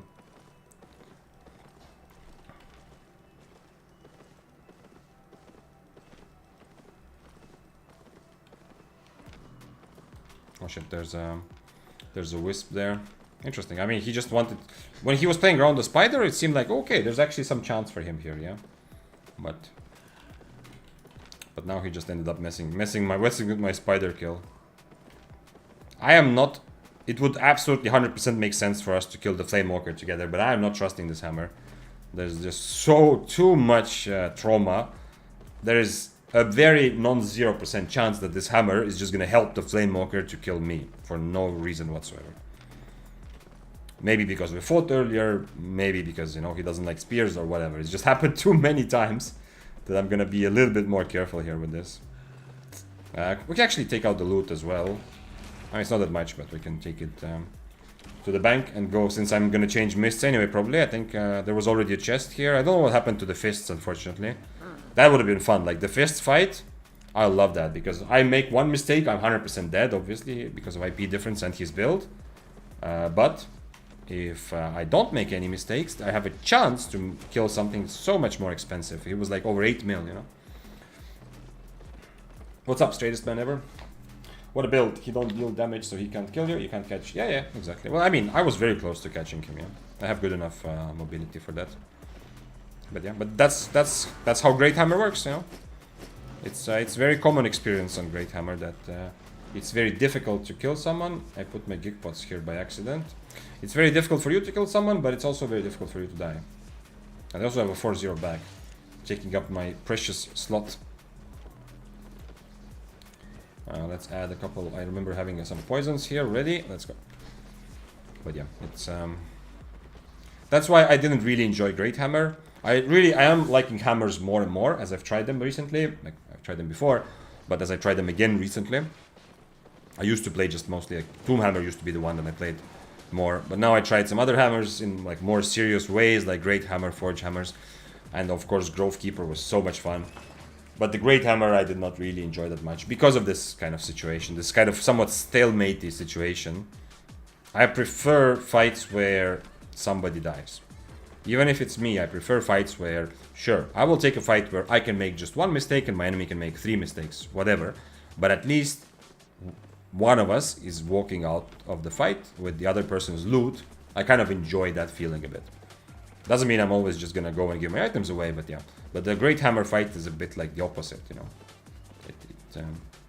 It takes a lot for someone to actually win that fight. This is a bit of a scary build, to be honest, but hey, I'm gonna try it anyway. It's scary because I don't know how, like, it's gonna take so long for me to have any chance of killing him, unfortunately.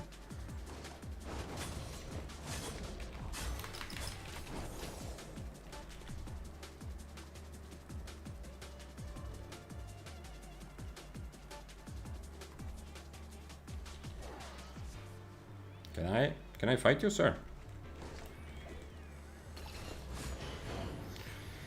Oh, perfect timing.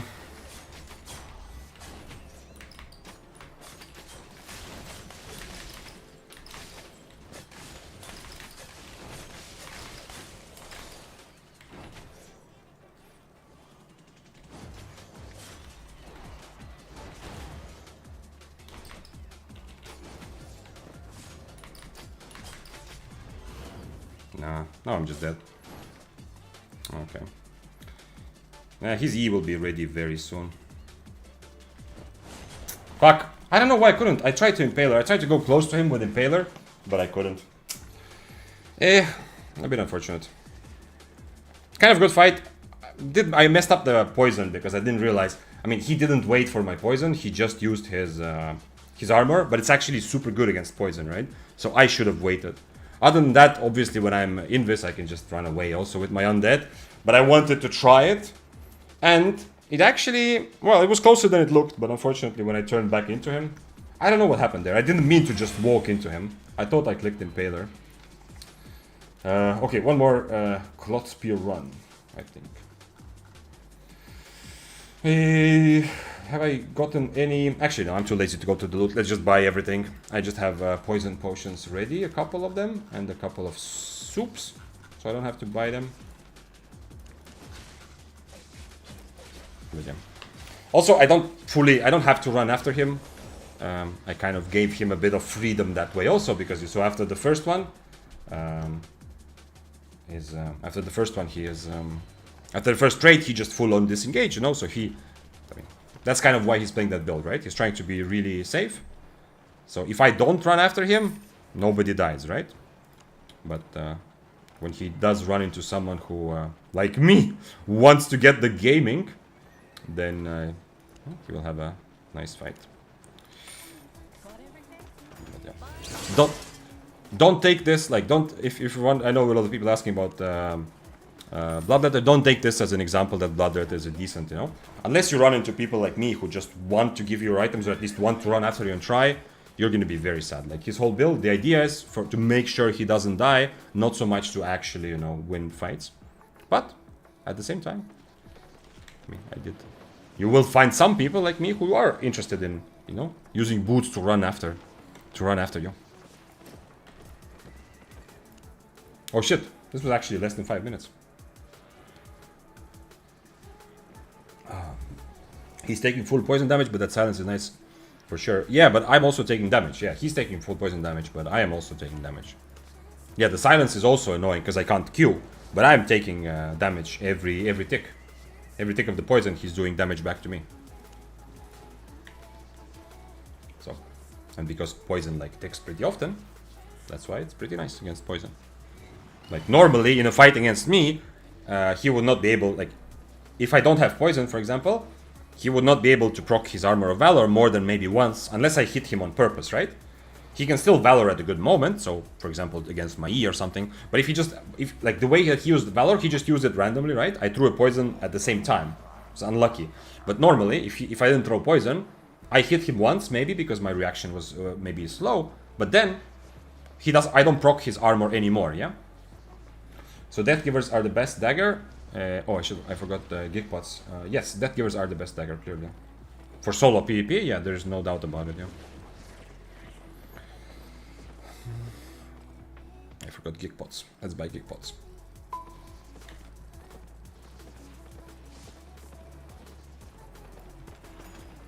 Yeah. And once again in this, it was another fight where, I mean, I could have run away. I wanted to try, as I said, you know, I want somebody to try. I could have just run away, of course, or try to run away at least when my Undead Cape procced, but I ended up kind of baiting myself into thinking that, you know, maybe I can still turn this around.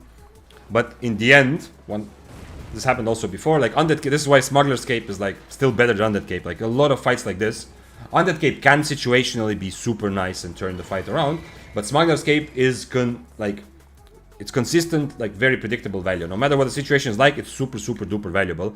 In this fight, and like some fights before, I'm essentially fighting without a cape, right? He got 2 healing potions from his cape, and I got, well, pretty much nothing, yeah? Because that's partly because of how I used it, but there have also been situations before where me or my enemy Undead Cape doesn't actually matter.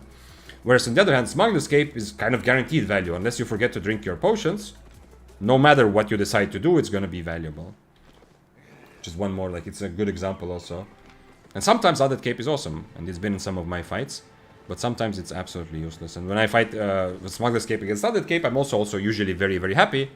Oh, I need to overcharge. Very happy to fight, because I know that sometimes people can use the Undead Cape well, but oftentimes it will be that I have my Smuggler's Cape, and they have nothing, essentially. Okay, let's go like this. But yeah. Plate Armor, Bloodletter is...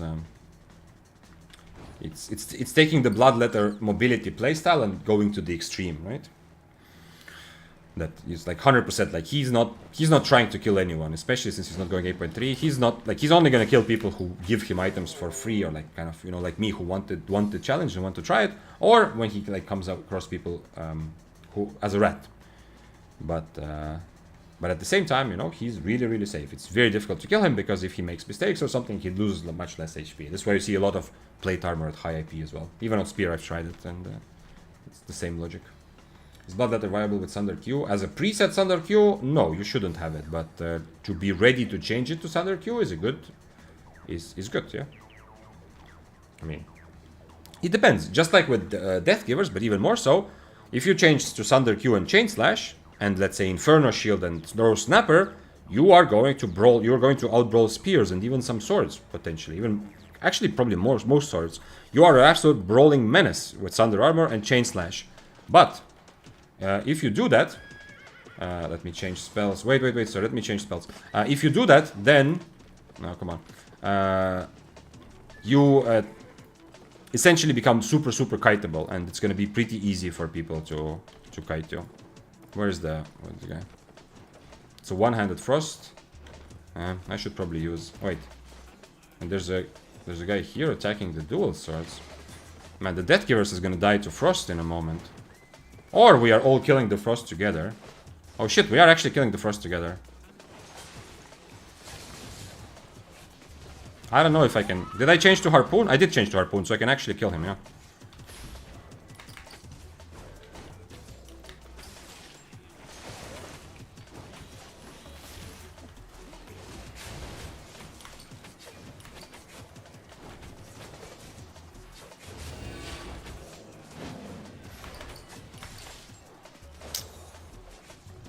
No, my kill.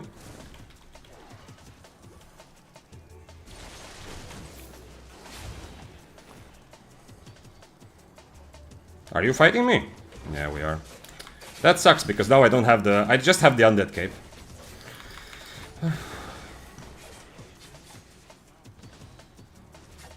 Wait, what? What happened to my undead? Oh, did he actually reveal me? I didn't realize. I wonder if they're fighting each other. Get him. Yeah, it was my kill. I got him. What happened to my undead cape? Or was it so obvious that I eat that way?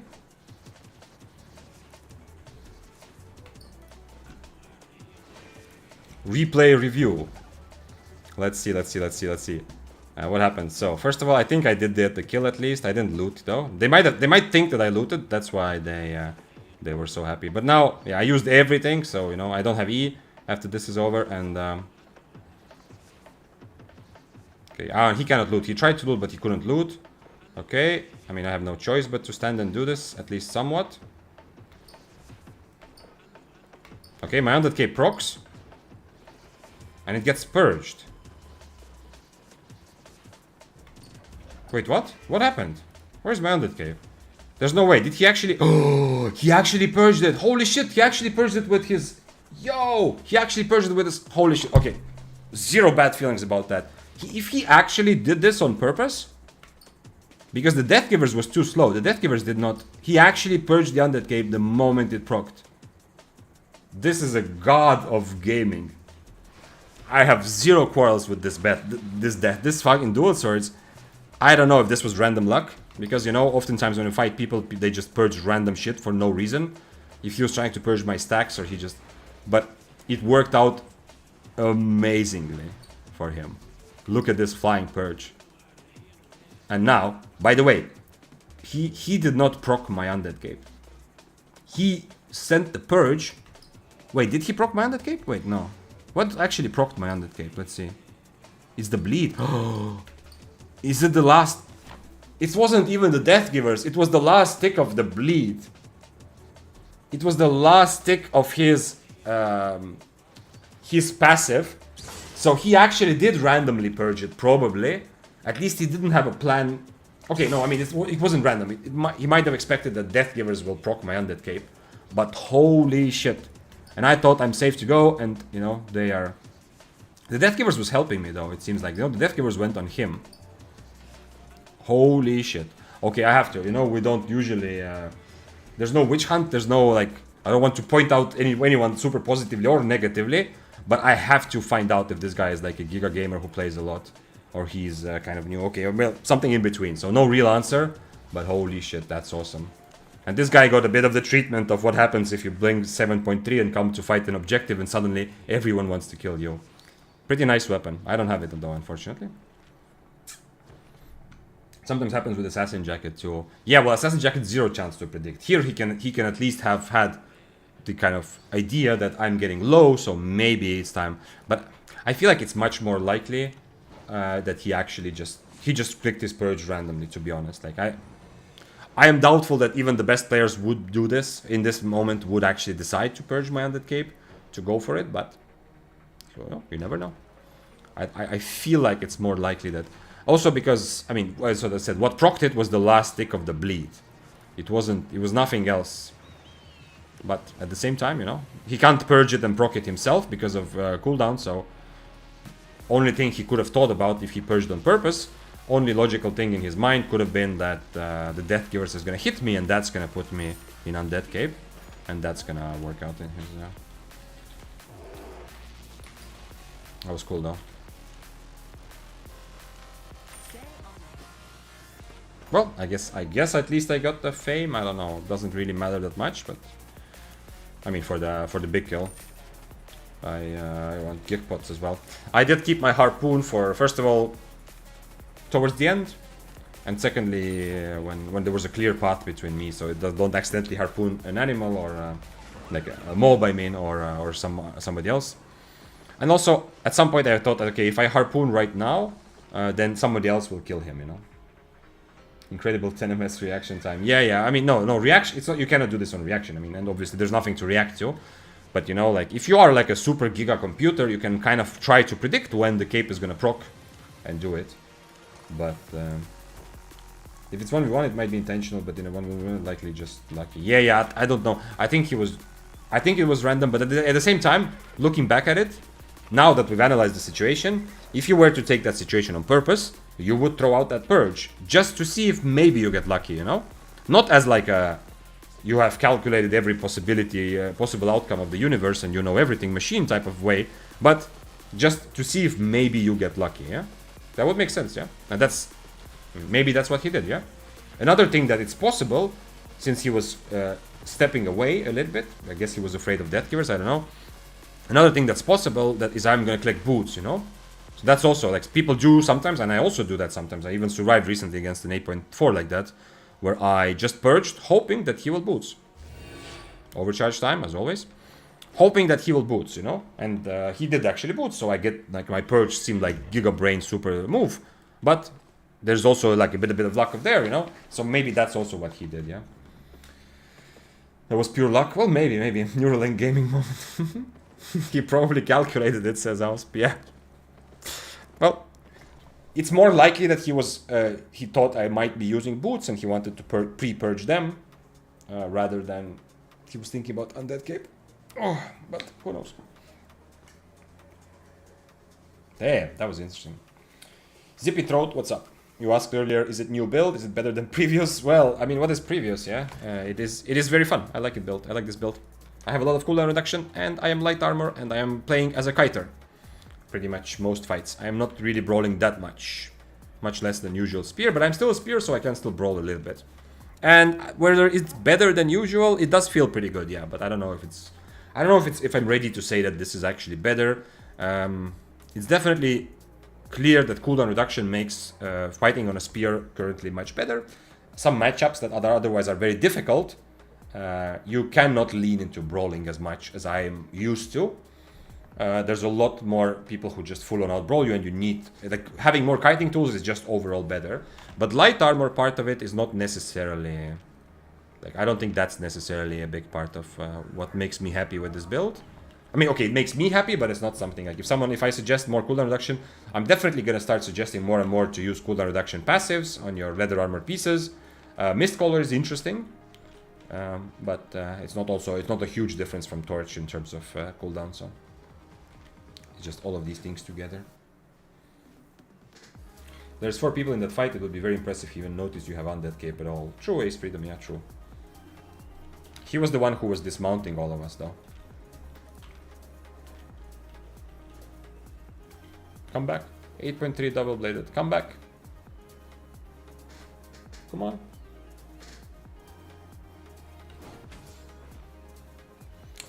So you catch stacked guys on your shield and reap them off? What? I'm sorry, ZP, but what? Try to explain that again. What's bad about this build? The only downside is that I am more limited. Like as a spear, I'm used to being a good enough brawler to occasionally, like if I get a bit of an advantage as I'm kiting, as against swords, for example, against daggers, you know, in some situations where enemy is decent brawler as well, I get a bit of an advantage while kiting, then I can cash in that advantage by going for the brawl. With this build, I cannot go in for the brawl very early, and sometimes not at all. So that's kind of the downside, but I have more cooldown reduction, so I can play at a distance, not worrying too much that the enemy will get away. I do more damage from distance, so overall, like it seems like a very good build. I like it, but it's a bit early for me yet to say that this is like the new spear meta build. Actually, I have a question about chain slash. Does the immunity last as long as you are slashing, like for mobs? Doesn't it say? Oh shit, who is this? Do you want to come here? No. He says ah ha ha ha ha. Okay, who are you ah ha haing?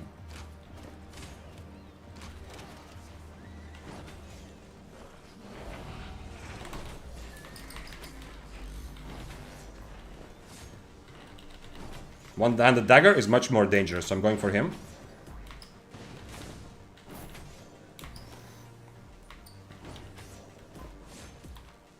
I need to be careful with Invispot. He's gonna Invispot right after this, right?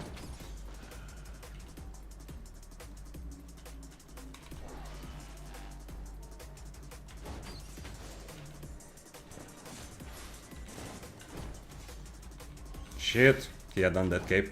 He's gonna turn around again. He turned around last time, so he's probably gonna turn around again. Yep, he did. I was right. Interesting. They both forgot about the 15-second cooldown. They wanted to be friends against me, but they both forgot about the 50-second cooldown. Okay, that was fun and interesting. Something very much new. This hasn't happened in a while like this. And they were having a good chat, you know. I came and broke up their nice tea party, and then they decided to team up, but did it in the worst possible way. Those guys were so lost. Yeah, he realized. I mean, the one-handed dagger, I think he wrote in chat also, like, something about himself, yeah. Like, you know, they were talking about something else, and when he dismounted with 15 seconds and I turned on him instead of the other guy, he wrote in chat something like, oh shit, I'm an idiot, you know? Not about me, but about himself. So he had the... he had the self-awareness to understand this was like, at this moment, the one-handed dagger knew. He fucked up, yeah. The dismount. Obviously, I would want to go for the guy who is worth more, who was the last guy, but I mean, it doesn't matter that much. It's pretty much the same. So I go for this guy because he has 15 seconds. And then the other guy also dismounted the 15 seconds. And he ran into my spear. You saw that, yeah? Like, he ran away, he used Invis, he tried to juke me, I threw a random spear, and he ran into it a bit later, interestingly enough.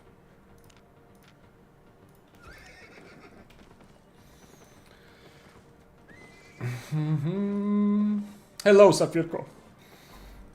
I used to main one-handed spear, but I quit, and now I'm coming back. Is this the new meta? I am. I'm feeling this, Safirko. I don't want to say it's meta yet. Probably leather armor still is more like the proper way to play. But one-handed spear is not in a great place overall because other weapons around it, like many of popular weapons, are not that good matchups for the one-handed spear. But if you stack enough cooldown reduction and you become more of a kiter, I feel like you have a better chance. Like today and yesterday are teaching me more and more that just focusing on the kiting part of spear while sacrificing some of the brawling part is makes me more successful. The guys actually had, some dude had like a 0.1 soup.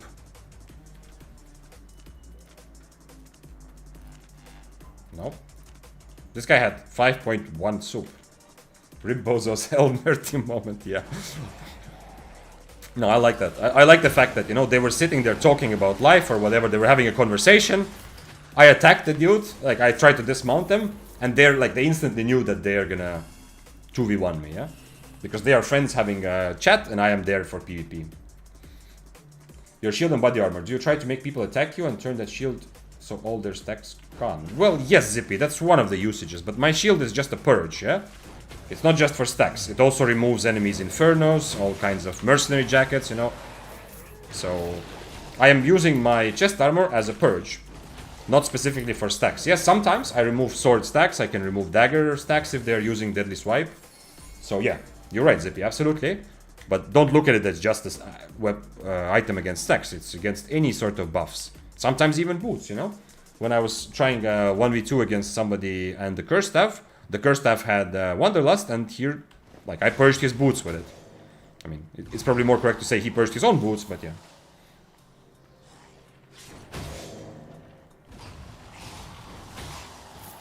Rip off. My English not that good. Take all their goods, rip off like in Queensong Film. Oh, okay, yeah. Oh, well, dispel. Yeah, okay, I think rip off means something. Okay, you can rip off a bandage. Yeah, you can, like.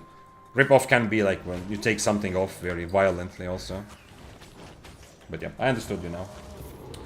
Why do you use shield ability and helmet? It is really, really good. It's just this.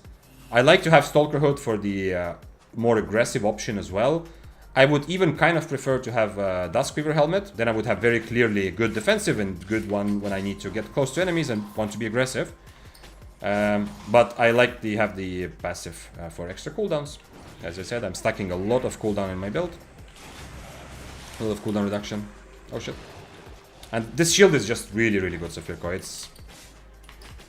I don't want to say it's like the best helmet spell, because, you know, you still need specific helmets are still good for specific situations. But the shield is very low cooldown. If you use it correctly, meaning that if you use it and you actually get value from it, so enemies actually hit the shield, you get so much... HP. Like, look at this. I'm tier 7 overcharged. This shield is 970 HP.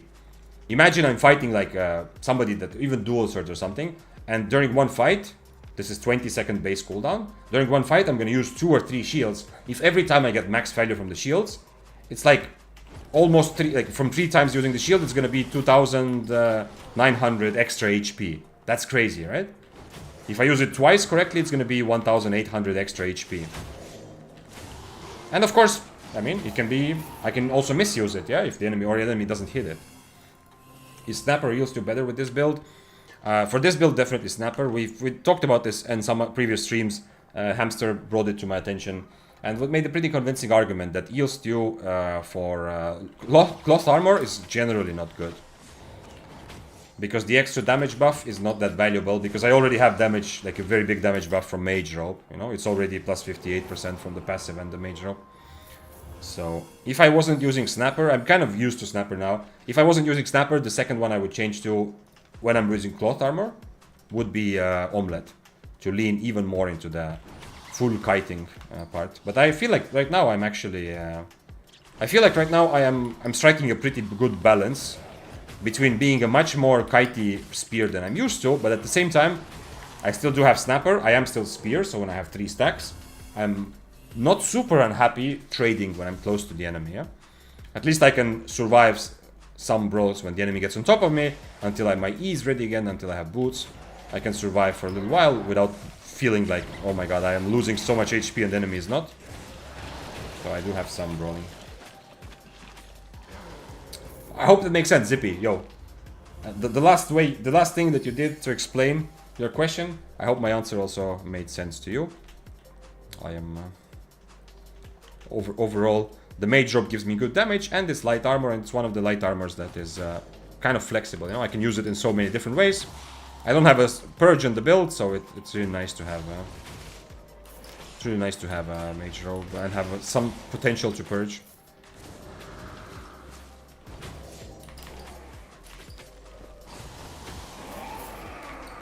But yeah, I don't think I'm ready to say that this is like new meta yet, but it is definitely feels pretty good. Also, like part of why I'm enjoying this so much is because I am just way too used. I realized, you know, sometimes the more you play, the more you get stuck in some habits. I am much more in the habit of brawling more with my spear builds, and because a lot of my success in the past has come from surprising people, because, you know, spear generally has been seen as more of a kiting weapon. surprising people. You have see also in a lot of my clips, you know, with spear.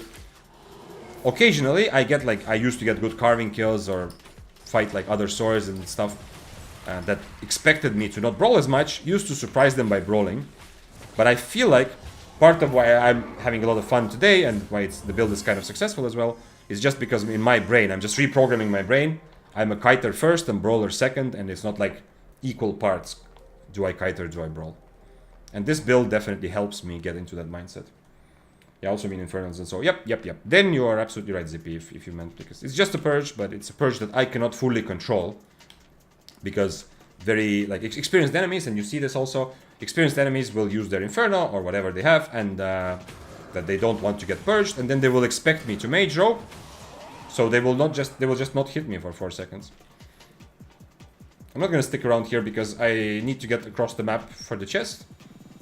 And I still need to find a red buff on the way. Oh, I hope these... Okay, nobody's here, so I can get these mobs. And then I have 13 stacks red. Unless I get a chest, which will make me unhappy. Unless I get a chest, I have 13 stacks red, and I can be ready for the final fight.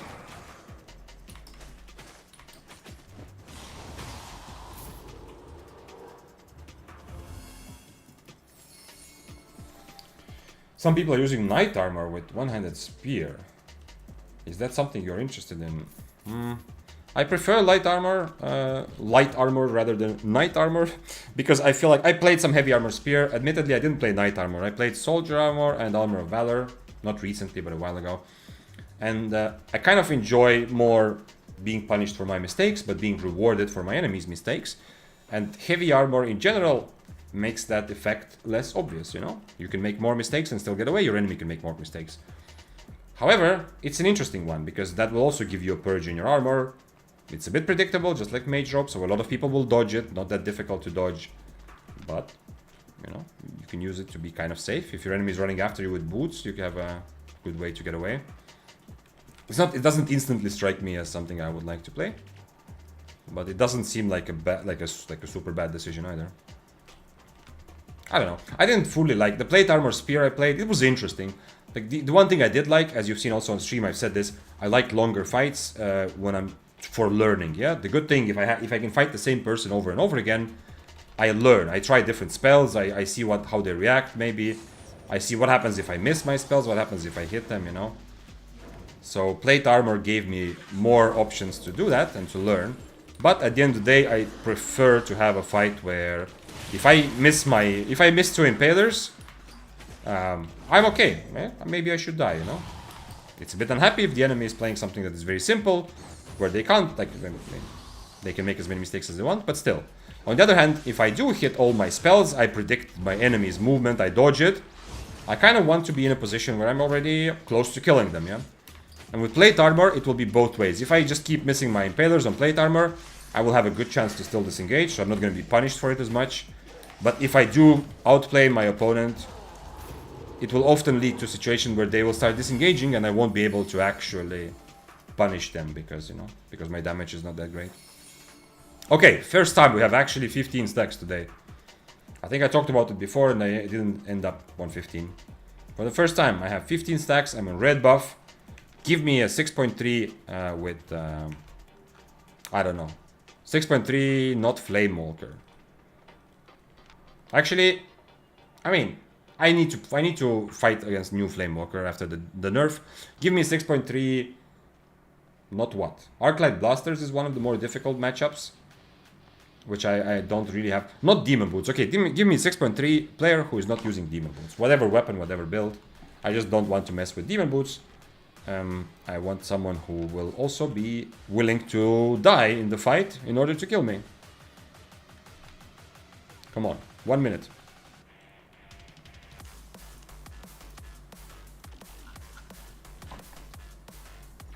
I hope the name tag should appear no matter how zoomed in I am. Come on. Who is gonna come? Probably, if there's like a juicier player, they should come from the north because they want to be between the exit and the chest. Short stream, by the way. Okay. Almost there. Yes. I was hoping. The thing is, streaming is is so much fun, and it's kind of like easy fun, you know. It's like I don't know. It's by the way, thank you everyone who's here. I appreciate you making Albion more fun and just generally helping me learn and have fun on this. Like this, what you see on stream is good for me as well. It's not just, you know, me trying to create content or entertain. It's me trying to enjoy my life. Yeah. So I just several times, and this happens pretty often actually, yeah, that I've thought like, okay, you know, I want to stream a bit less, so I have time to do some other stuff, or, you know, make up for some sleep depth here and there. And then, you know, before time is over, it's like another hour and another hour. Especially, it depends, like, yeah, it depends. Maybe I will probably have like also days when it feels like, you know what, I don't want to. I want to just stop it, yeah. But I've not run into it yet. Even though I've had a lot of deaths today, you know, usually this is a dying stream, you know, dying in the sense that I die a lot. But a lot of these fights and situations still make me feel like, oh, I want a bit more, you know? Like, I'm just scratching the potential of fun. I mean, that's all, in part, that's the addictive nature of video games, and specifically the addictive nature of competitive games. Because, at least for me, the feeling that, oh shit, I've improved at something, I've become a little bit better, I've unlocked something new in my brain, or I have a new idea to try, like a new type of build or new movement, whatever. Whenever I have something new, I want to go back in there and try again, you know? One thing about Knight Armor is that you can push people away, so it gives you more kiting tool. Also, you can E, then R. Oh shit, what is happening there? What are you guys doing? Oh, it's not you guys, it's just a guy who killed someone. 8.4, by the way. Let's take out the stuff and then see what happens. I need to get better at getting some loot out so that I can finance these lessons better long term. I have also about 200 mil out of this that I still need to sell. I thought I sold most in Limhurst. No, okay. So I still have a lot to sell, which would be actually nice to get back to one build, so it would look fancy, but it's I'm a bit lazy to do that. 6-3 water crawler is an evil 6-3 flame walk. Yeah, I know I invented humor. Okay, I'm so glad, Scriptex, that you instantly went for that instant self-roast the moment the joke was out in public. Okay, we have 17 mil here, and I have to use yesterday's or whatever tab this was. Man, I really need to get, I need to start organizing. Oh, and by the way, the soup I'm not going to use. I don't know why I had 5.1 soup. Don't buy 5.1 soup. Not worth it. Good. I still have a bit of time on this overcharge. Are you a spear main? I think it's fair to say I am, yeah. Kobaya. Although, since I started streaming a couple months ago, I've started playing a lot of other things more violently, you know, like switching every day, every couple of days. It used to be not exactly like that. I used to play a bit more spear, but you know, I'm playing spear today. But I don't consider myself a main of anything, but in reality, of course, yeah, spear is my favorite weapon, has been my favorite weapon through the times I've played Albion. Thanks for following, Grin Sergeant. Happy to have you. So is cloth spear better than leather? I don't think so. But it is viable, and it is fun, and it is good. But is it better than leather? Unlikely. I think leather is still a tiny bit better. But it's not as obviously clear to me, and with cloth armor the potential to outplay your enemy feels good. As I said before, when I was talking about plate armor and why I don't want to play plate armor that much, I feel like, well, you know, I don't get punished for my mistakes and I can't punish my enemies. Leather is one step in that direction. On the other hand, with cloth armor, I feel like I can punish my enemy's mistake, and I definitely get punished much faster when I make a mistake. Can you show your stats, like how many kills you have? Sure. This is on EU. I have 5,286 kills. Last couple of months I've been playing much more actively because I am streaming now. But generally, for the most time, I have my Albion playing schedule is usually playing. Oh, come on. Playing for a little while, then you know, playing like for a week, then taking a break, then playing. So I am not like I'm not actually playing that like densely much. I don't know what's the correct way to say that. But now I am, and I'm liking it. And because of stream, it's also very fun to keep playing and playing. Do you think spears are in a good state right now? Well, Overall, yes. I think spears have been in a very good state, as in they're in a good balance. They are above average. If you try to evaluate the whole category, they have good options for different types of content now. People do accept Spirit Hunter, Heron for small scale. I don't know if spears are used in ZVZ or not. I know very little about ZVZ. However, specifically 100 spear is not great after the cripple change. It's always been very difficult, but now it's even more difficult, and a lot of the meta weapons around it are just bad matchups, unfortunately.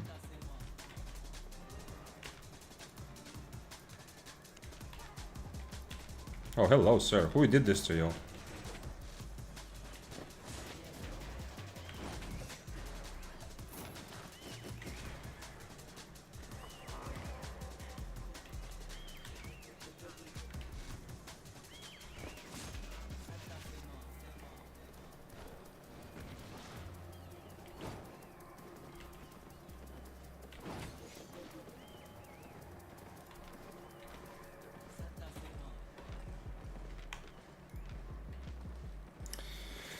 Against the fists, I definitely want to have my frost shield and not mage robe. But I have to be also ready for this guy. Against this guy, mage robe is just so much obviously better. He has a cool combo though. He's trying to E from far, then Q on top of me, then W, and then do the second part of his E, which is a pretty cool combo. But this guy is on minor boots hovering around actually. Let's see. I mean, the Claymore is tier 6, yeah, and he's not very high IP, so I don't think he's gonna 1v1 me. This guy also... He's actually... I mean, he doesn't have cape. If he had the cape, he's still, you know... I still have an advantage, so...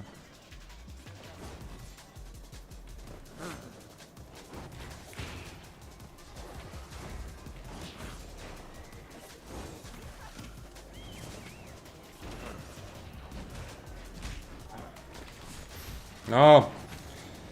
Ah, I had the wrong button already pressed, unfortunately. This whole time, I'm waiting for that, you know, to Stalker Hood. But I already clicked my Impaler, after which, unfortunately, you saw what happens. He has to jump. What? He's not Eing. I was sure he's gonna E. I was even worried already that I messed it up. Okay, worked out still. I think I hit the Impaler anyway, but... My brain is thinking I'm just Stalker Hooding whenever he goes invis and that's it. But my hands are saying my hands are doing Impaler, and you know global cooldown means that I can't instantly react. You poor thing, who did this to you? What? What happened? What happened, Venice? Can you play some Life Curse soon? Unlikely. I mean, you can use 15,000 channel points to make me play Life Curse for half an hour, and I'm pretty sure I'm gonna have fun. But it's not something I'm looking to do on my own free time. Life Curse is decent. Like, of all the curses, if I were to play a curse, and I have played Life Curse here and there a little bit, it's the one curse that I feel fits into Mists or solo PvP meta the best, because your E has at least some, something, some sort of extra mobility, you know, tool. No sir, no sir, this is not happening. Hello.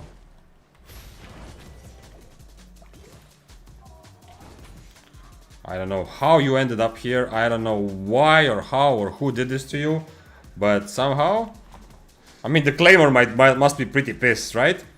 When I dismounted on the objective, I found the dude that the Claymore was chasing and took his kill essentially. Okay, this was like a 1v1, the Claymore just left.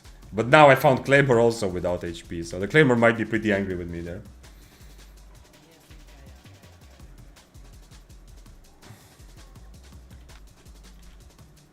Can you explain how mists work? Like how many players are in the mist? Is relative the mist impact the number of players? The Legend Mist only face people that went to Legend Mist, or just a personal thing? Okay, a couple of things. First of all, the matchmaking of the mist is very unclear. I don't know. I've seen information like how many players are in the mist, and nothing conclusive enough for me to believe. Maybe someone else knows exactly the number.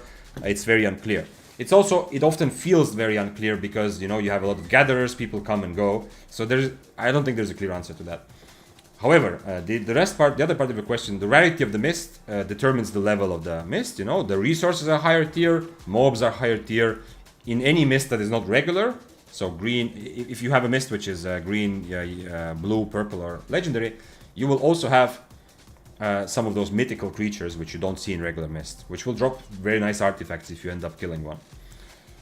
The Legendary Mist is a Legendary Mist. The area is a Legendary Mist. So everyone there, it's not just for you, Scroll, it's for everyone. It's Legendary for everyone, right? Just so we're clear. If you go into Legendary Mist, you will often see other players who... They will all be players who came into Legendary Mist, but you'll often meet players who didn't actually go there for the Mist, but they were doing Roads of Avalon or open world roaming, and they just saw in Legendary Mist and decided to go in. Which is why I don't like them as much. For Gatherers, they're really good, but for PvP, like people who just want to PvP, there are fewer of them in terms of percentage. There's fewer PvPers in Legendary Mist. There's more people who just roam the open world. If there's some other like more specific questions you have about Mist, then shoot, I'm all here for it. Which spear do you think is the best for open world and Mist? For soloing open world, one-handed spear is the best. For Mists, a Daybreaker is the best. And I think both of those answers are very clear. If you play with a group, it depends. You have a couple viable options, and you should ask the person that, you know, is running the group, kind of. This is tier 8 Mist. I mean, Abby, I didn't realize. Okay, I'm gonna struggle a bit here. I'm gonna actually eat the soup here. So, if you're going with the group, then you have Daybreaker, Spirit Hunter, and Heron Spear, which are all have potential for a small scale group. But for solo PvP, 100 Spear for open world, Daybreaker for Mists. Pretty clearly. Man, I can't kill these mobs. I need to kill these small guys and reset. Okay, well, at least it means that if I do find someone else in this tier 8 Abbey, let's do the double overcharge. Nice. Back-to-back ratting. Is it back-to-back? I mean, the Fists actually wanted to fight me straight up, right? So the Fists was not ratted, but it was like ratting, then the quick 1v1 against Fists, and then another ratting session. The Fist was tier 6, by the way. I don't think he overcharged either, so that's why it was... I mean, obviously, also he didn't hit his E, but that's why it was so hopeless, because this guy with Fists earlier the one fight me, he's tier 6, and I'm tier 7 overcharged him. I have Undead Cape, which wasn't part of the fight, didn't matter, but he doesn't have any cape, so in terms of cape we are equal, but...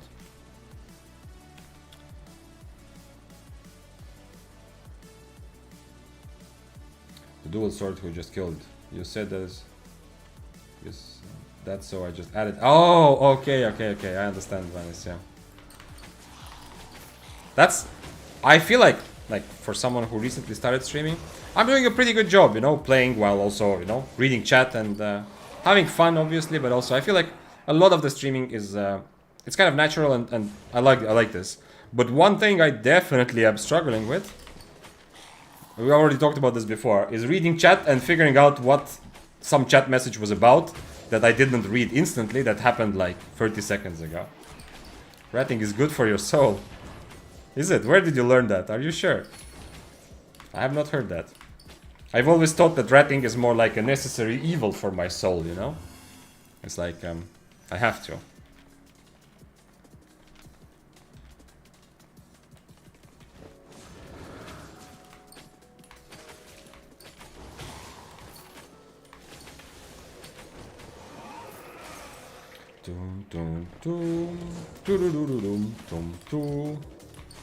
This is what happens. This is what happens in my brain when I've been streaming for 7 hours, you know? The tun tun tun. Luckily for you, I don't actually sing, so... I learned very early when I was like 7 years old, went to first grade in school. I learned that I should not be singing. In retrospect, who knows, you know? Maybe it's my music teacher maybe did not have the best methods, you know? Maybe it's not good to tell 7-year-olds that they are so bad at singing that they, for their whole life, they decide that that's not their thing. And I know people who, as adults, have actually learned to sing, but I'm okay. I'm okay with that, yeah? Again, double chest. We've had this... Okay, let's take blue first. We've had this already today. Come on, and this is tier 8 Abbey. This is much more painful. Because here, I am not gonna get anywhere near 15 stacks with my tier 7 build on tier 8 Abbey. So, yeah, it's nice, a tiny bit of extra money, but... This is very, very painful to not have gotten those 2 stacks. Every stack is gonna be super important at the end of this Abbey. If I do get a fight, I want to be able to overcome some big IP differences and kill someone who is much more expensive. But for that I need to not have the stack disadvantage at least. Thanks for following, BBL Bobby. Welcome to the stream, or welcome back if you are not new. Happy to have you. I feel like I'm getting better at PvP. That's a good start already, Scroll. I like this. That's one of my favorite feelings. Still to this day, that I'm getting better. And I kind of want to get an expensive set. 5 mil when my average set is 800k. Is it a good idea or will I feed? You will feed, 100%. I am still new to PvP even though I'm starting to get kills and actually understand the game. So, occasionally, you know, like, you have to kind of feel it out for yourself. Like, occasionally going out, if you're already being this self-aware about this, you know, to come here and ask about it and think about it, that means that you're gonna handle the situation anyway, you know? But you are gonna feed this. There's zero chance that you are not gonna lose your 5 million set if you go into the mists or corrupted dungeons with it. So, if you're okay with that, you might get a valuable lesson. At the very least, maybe you'll get the good lessons, as in the fight will be good. You know, you will learn some matchup, or you will learn something about the actual game as you are dying. Or maybe the lesson that you will learn is just that it's actually okay. You can lose 5 million, you know? I can easily lose 5 million and not feel bad about it, and it's not some sort of super power, but it's just because I've done it, and I have felt bad about it many times. You know? So after a couple times, you get over it, and you have to go through that anyway. But if you have any sort of illusion, if you're buying it thinking that, you know, maybe I'm gonna go full loot and not lose it, if that's like part of your decision making is that maybe I won't lose it, then don't do it, because you will 100% lose it. Honestly, I think I will just buy it to have fun. Yeah, that's okay, like occasionally, you know. It depends on your risk tolerance. For me, when I was starting out, my kind of mathematics behind what I was buying or what tier I was using was to never risk more than 1/20th of my 1/20th of my item, like my whole bank, for one set of items. Like, your risk tolerance might be worse or better. It's up to you to feel it out. And when I was around 200 mil or so in my bank, you know, on NA, it was a pretty big achievement for me. I felt like I'm doing really well. I had one day when I lost 60 mil, and I felt absolutely terrible. I did not lose 60 mil in one set. I did not buy like 8.3 or 8.4.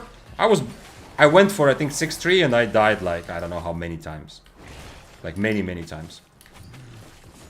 And yeah, I mean, I got some good lessons, and it wasn't, I'm still here, and it wasn't like terrible, but it did feel like shit, and it definitely made me rethink a little bit, like, okay, what do I want from Albion? Like, this feels like really bad, you know, because it takes a lot of time.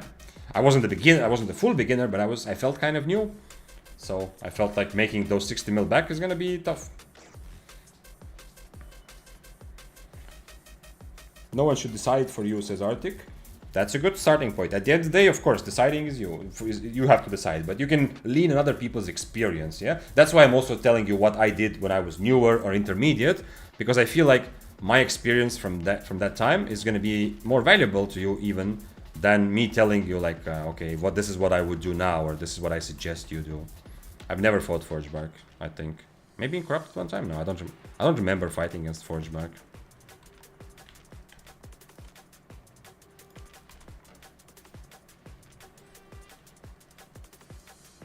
He's being careful because I have red buff.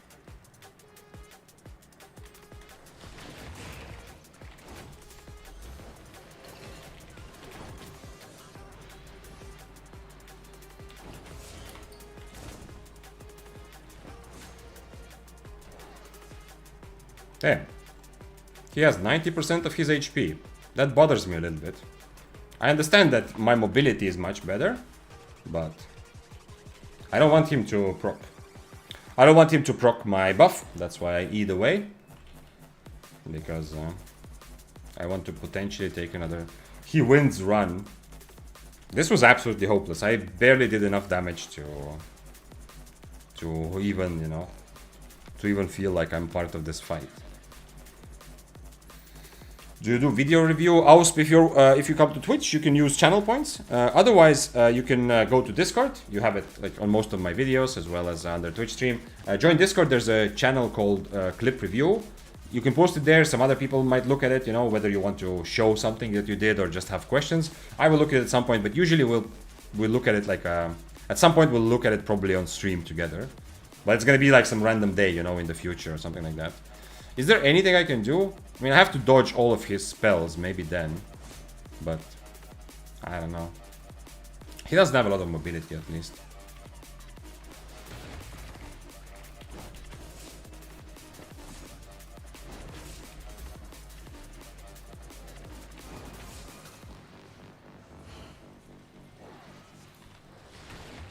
Oh shit. Well, at least he's worth more than me. So the Death Givers might actually go for him. That E heals crazy amount for some reason. Okay. The reason is unknown. No, don't proc my buff, please, guys. Don't proc my buff. Interesting. So why aren't more people playing it, Bedouble? What's... 8.3 Death Givers. Is there any chance? I'm tier 7 overcharged. There shouldn't really be any chance, right? He also has a Purge, which is really nice for him because it means I can't really boots away. If he gets on top of me, I can... if I E and boots, he will be just out of range, but if he then has dash, he will dash after me, then purge my boots. I'm surprised the 8.3 didn't go for the Forge Bark, though. Bows and Flamewalkers beat it. How come? Just because of range advantage, then? Interesting. I still have red buff as well, which is something that he doesn't have, yeah. So, but yeah, it didn't look like I'm doing any damage to him, unfortunately. From Dagger 2, you have better option for open world than one-handed spear. So-so. Like, Bloodletter for open world is decent as a solo weapon, but you're not gonna take a lot of actual fights. You're mostly just gonna navigate the situations, you're gonna survive, and you will be able to rat if someone else is fighting, which is nice. But the big negative is that daggers in general are pretty bad at PvE. So, and in the open world, you will spend a lot of time PvEing. You don't really have an option. So, for that, spear is much better. Swords are decent. Battle axe is good. Some shapeshifters are okay, like for the PvE part of the game. Stalker jacket builds, like with hammers, can be kind of decent as well. But on daggers, you just will struggle to do anything fun while you're waiting for some PP to happen. And when it does happen, you're probably gonna have to just run away anyway. So I suggest not choosing a dagger for open world, but for mists, when it's more 1v1 focused, Death Givers are amazing. One of the best solo weapons. Also for corrupted dungeons, they are decent, but for mist they're very good. And for open world, you can still play Death Givers, and it will be okay, but it's gonna be more expensive than other weapons usually, and you're not gonna be able to kill a lot of mobs. Well, what is this? Tier 7, Tier 7, Tier 6. I'm kind of casual that Tier 6 is running around and Tier 7s are looking at him. Let's see, which one of you wants to fight meh? Those fights against nature staff happens to me a lot. I can kill them without anti-heal. Should I just not take the fight? I managed to escape almost every time, but to kill them, oh boy. Well, it depends on which one. This was specifically the Forge Bark, which I have not fought before. It's one of the new nature staff. Not one of the new weapons, the new nature staff. Against most nature staffs, though, I kind of feel like I can just out-brawl them, yeah? The heal is not that crazy. Sure, you're not going to kill them right away with one rotation, but I oftentimes... I mean, okay, not fully out-brawl them. You still have to dodge, try to dodge their E's and W's a little bit, but... I don't know. Sorry, not these. Q's and W's. Maybe Dual Swords wants to fight. This Assassin Shoes meta is really, really annoying for me. Like, I cannot get away from this Dual Swords very well. He has no reason to eat my Impaler damage because he's just gonna Assassin Shoes. If I E out, he's gonna E after me. He can purge my boots. He has W for a bit of extra mobility. Not this guy, but the Dual Swords. It's very annoying. But there are... Scroll, there's gonna be situations. There's gonna be situations like that anyway. Not just with nature stats, but you're gonna run into a lot of those situations where the enemy, you can't kill them, but you have better mobility. So, like, you can try to leverage that mobility into a fight, into a win, but that's more difficult. So if you get close, they just out-brawl you. So you either kite them and win that way, or you are just you just don't take the fight and use your mobility to just run away. I'm not sure if I can kill this Dual Swords even when he's not full HP. But I mean, I have to try, but...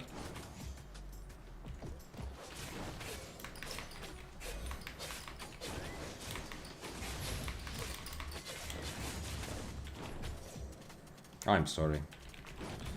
Kind of. Not really, I mean, they knew I was here, but... Yo, this is really ratting for the soul, man. I should rename. Tomorrow we are doing a ratting stream. There's too much ratting happening. He says rat as well. You family die. Not true. I mean, everybody die in the end, so... In that sense, true. But... Rat Zane. Yeah, sure. So I had some... I hope it doesn't look weird on stream. But... I don't know. Did I get hit in the head? And I don't remember? Did someone hit me in the head during the night? Anyway. Rat Zane. Yeah, we could do... But the thing with ratting is, yes, I always say everyone's a rat. I'm a rat, you're a rat, everyone's a rat. Stop pretending like we're not. There's like one person who is not a rat. But, like, actually having the goal of going in and ratting, like, going into the mist with the idea of ratting, or like saying like rat stream, for example, just is crazy boring. Because running around trying to rat is boring, you know? Even following people like, oh, maybe there's going to be a chance, is boring. But, if you do come across an opportunity, everyone's going to take it, yeah? You had too many 1v2 today and God rewards you with more ratting. Yeah, I mean, in the end, at the end of the day, at the end of the month or whatever, it does balance out a little bit.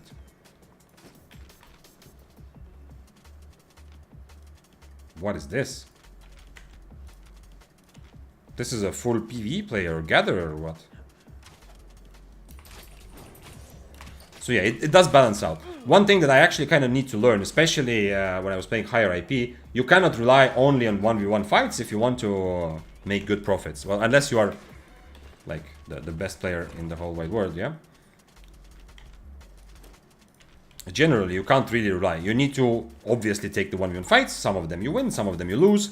But then you take the opportunities to get kills to make up for, you know, for the fact that you're going to occasionally lose. Are you gonna fight? Mr. Skystrider, are you not fighting? Okay, I guess not. Sometimes it's comedy gold seeing mysterious strangers cursing after dying. Yeah, it's been a while. Actually, I'm used to getting a lot more hate messages. I feel like it happens decently often, yeah? That people get really mad. I mean, someone wrote to me something in some other language today, and I don't remember who, but I got the translation that it's like... But that was a full-on, very fair fight, and the enemy wrote something like "fuck you" in the end in his own language. I don't know. He did dismount to try to fight, but he's just... I guess not. I don't know. But yeah, I like that. Thank you, Ace. I like that that you're reminding me of all the 1v2s I've had to fight. You know, it's karma. Karma gives and karma takes.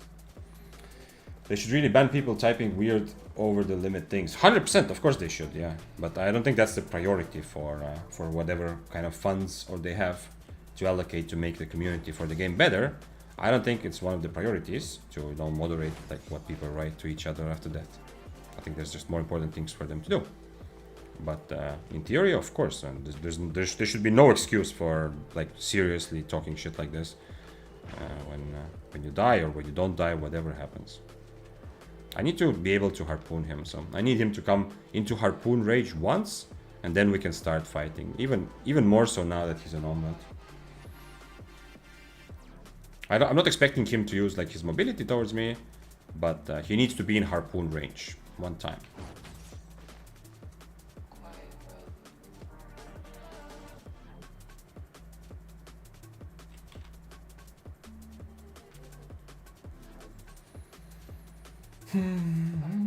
Today I got betrayed by 3 people. Okay, they chased me in tier 8 zone and got OS by a random ability mob. Managed to get the stuff and escape. Free 1 mil. Probably. Oh shit, what's this?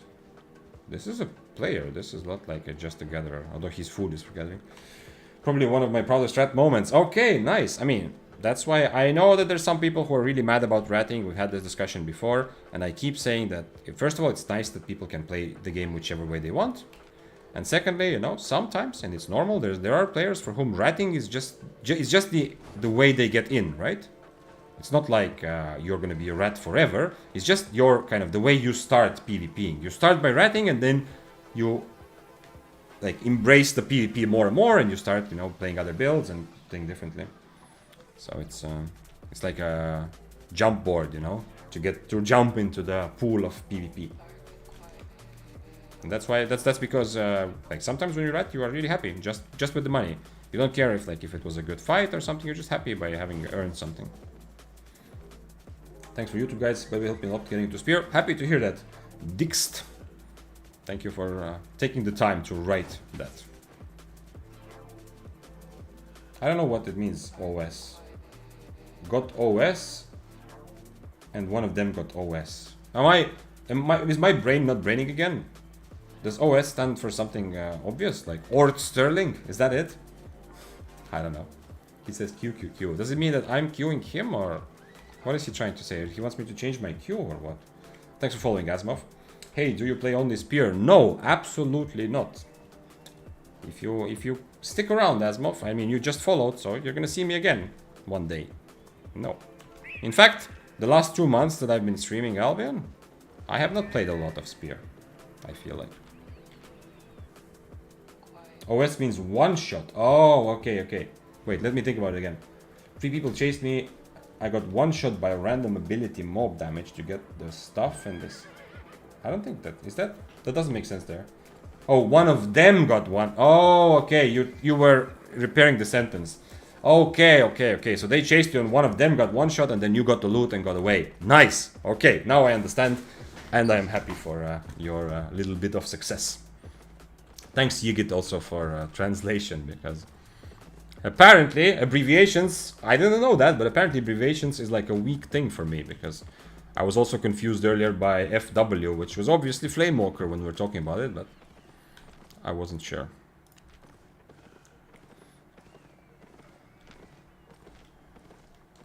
I've played a lot of, I've done a couple of like crazy challenges during the streaming, the last months. When I'm streaming, I've played several times where I just swap my build every time. I play absolutely randomized builds that the website gives me, AI generated builds, all kinds of stuff. But from the more serious gaming, I've also played more non-spear than actual spear, I think. For a while I played Arclight Blasters, which I really loved recently. Grove Keeper was surprisingly strong. And okay, let's see if we can... Maybe we can finally get an actual fight against the Flamewalker. He has 2 healing potions and Inferno. So let's see if I can somehow dodge his spells or not.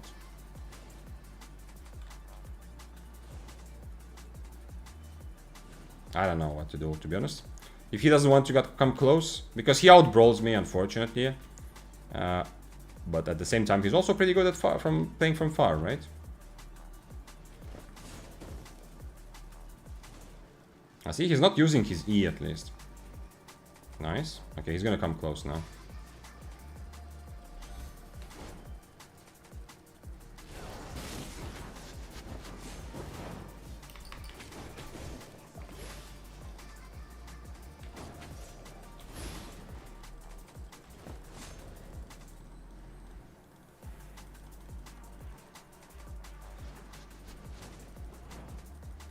He's being very careful though. Like really careful.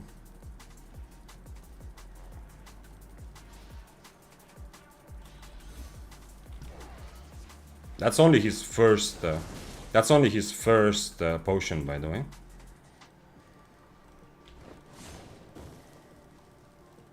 He didn't eat, so his E is still ready this whole time.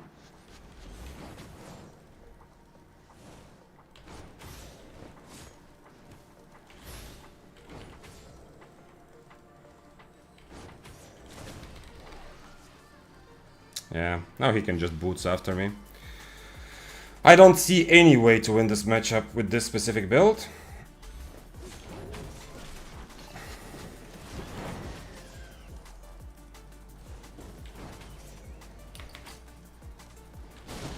Fuck. Yeah, after that, since he has those boots, I can't really... I don't see any way to win this, honestly. Wait, did he actually E when he was after me? Oh, damn. Well, I mean... Probably the same, but then I need to kite a little bit less. You saw this mage rope thing, you know? Let me see. Was it? I mean, we are. He wasn't overcharged, right? Why is it? Okay. He has a lot better IP, but did I? Please tell me. No, I didn't forget to overcharge. Of course, I'm overcharged the whole day. Anyway, let's have a look at it again.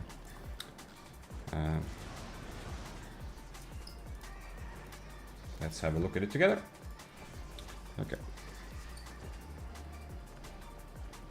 Okay, he comes close to me. That makes sense. He uses his boots after this. Yeah, okay.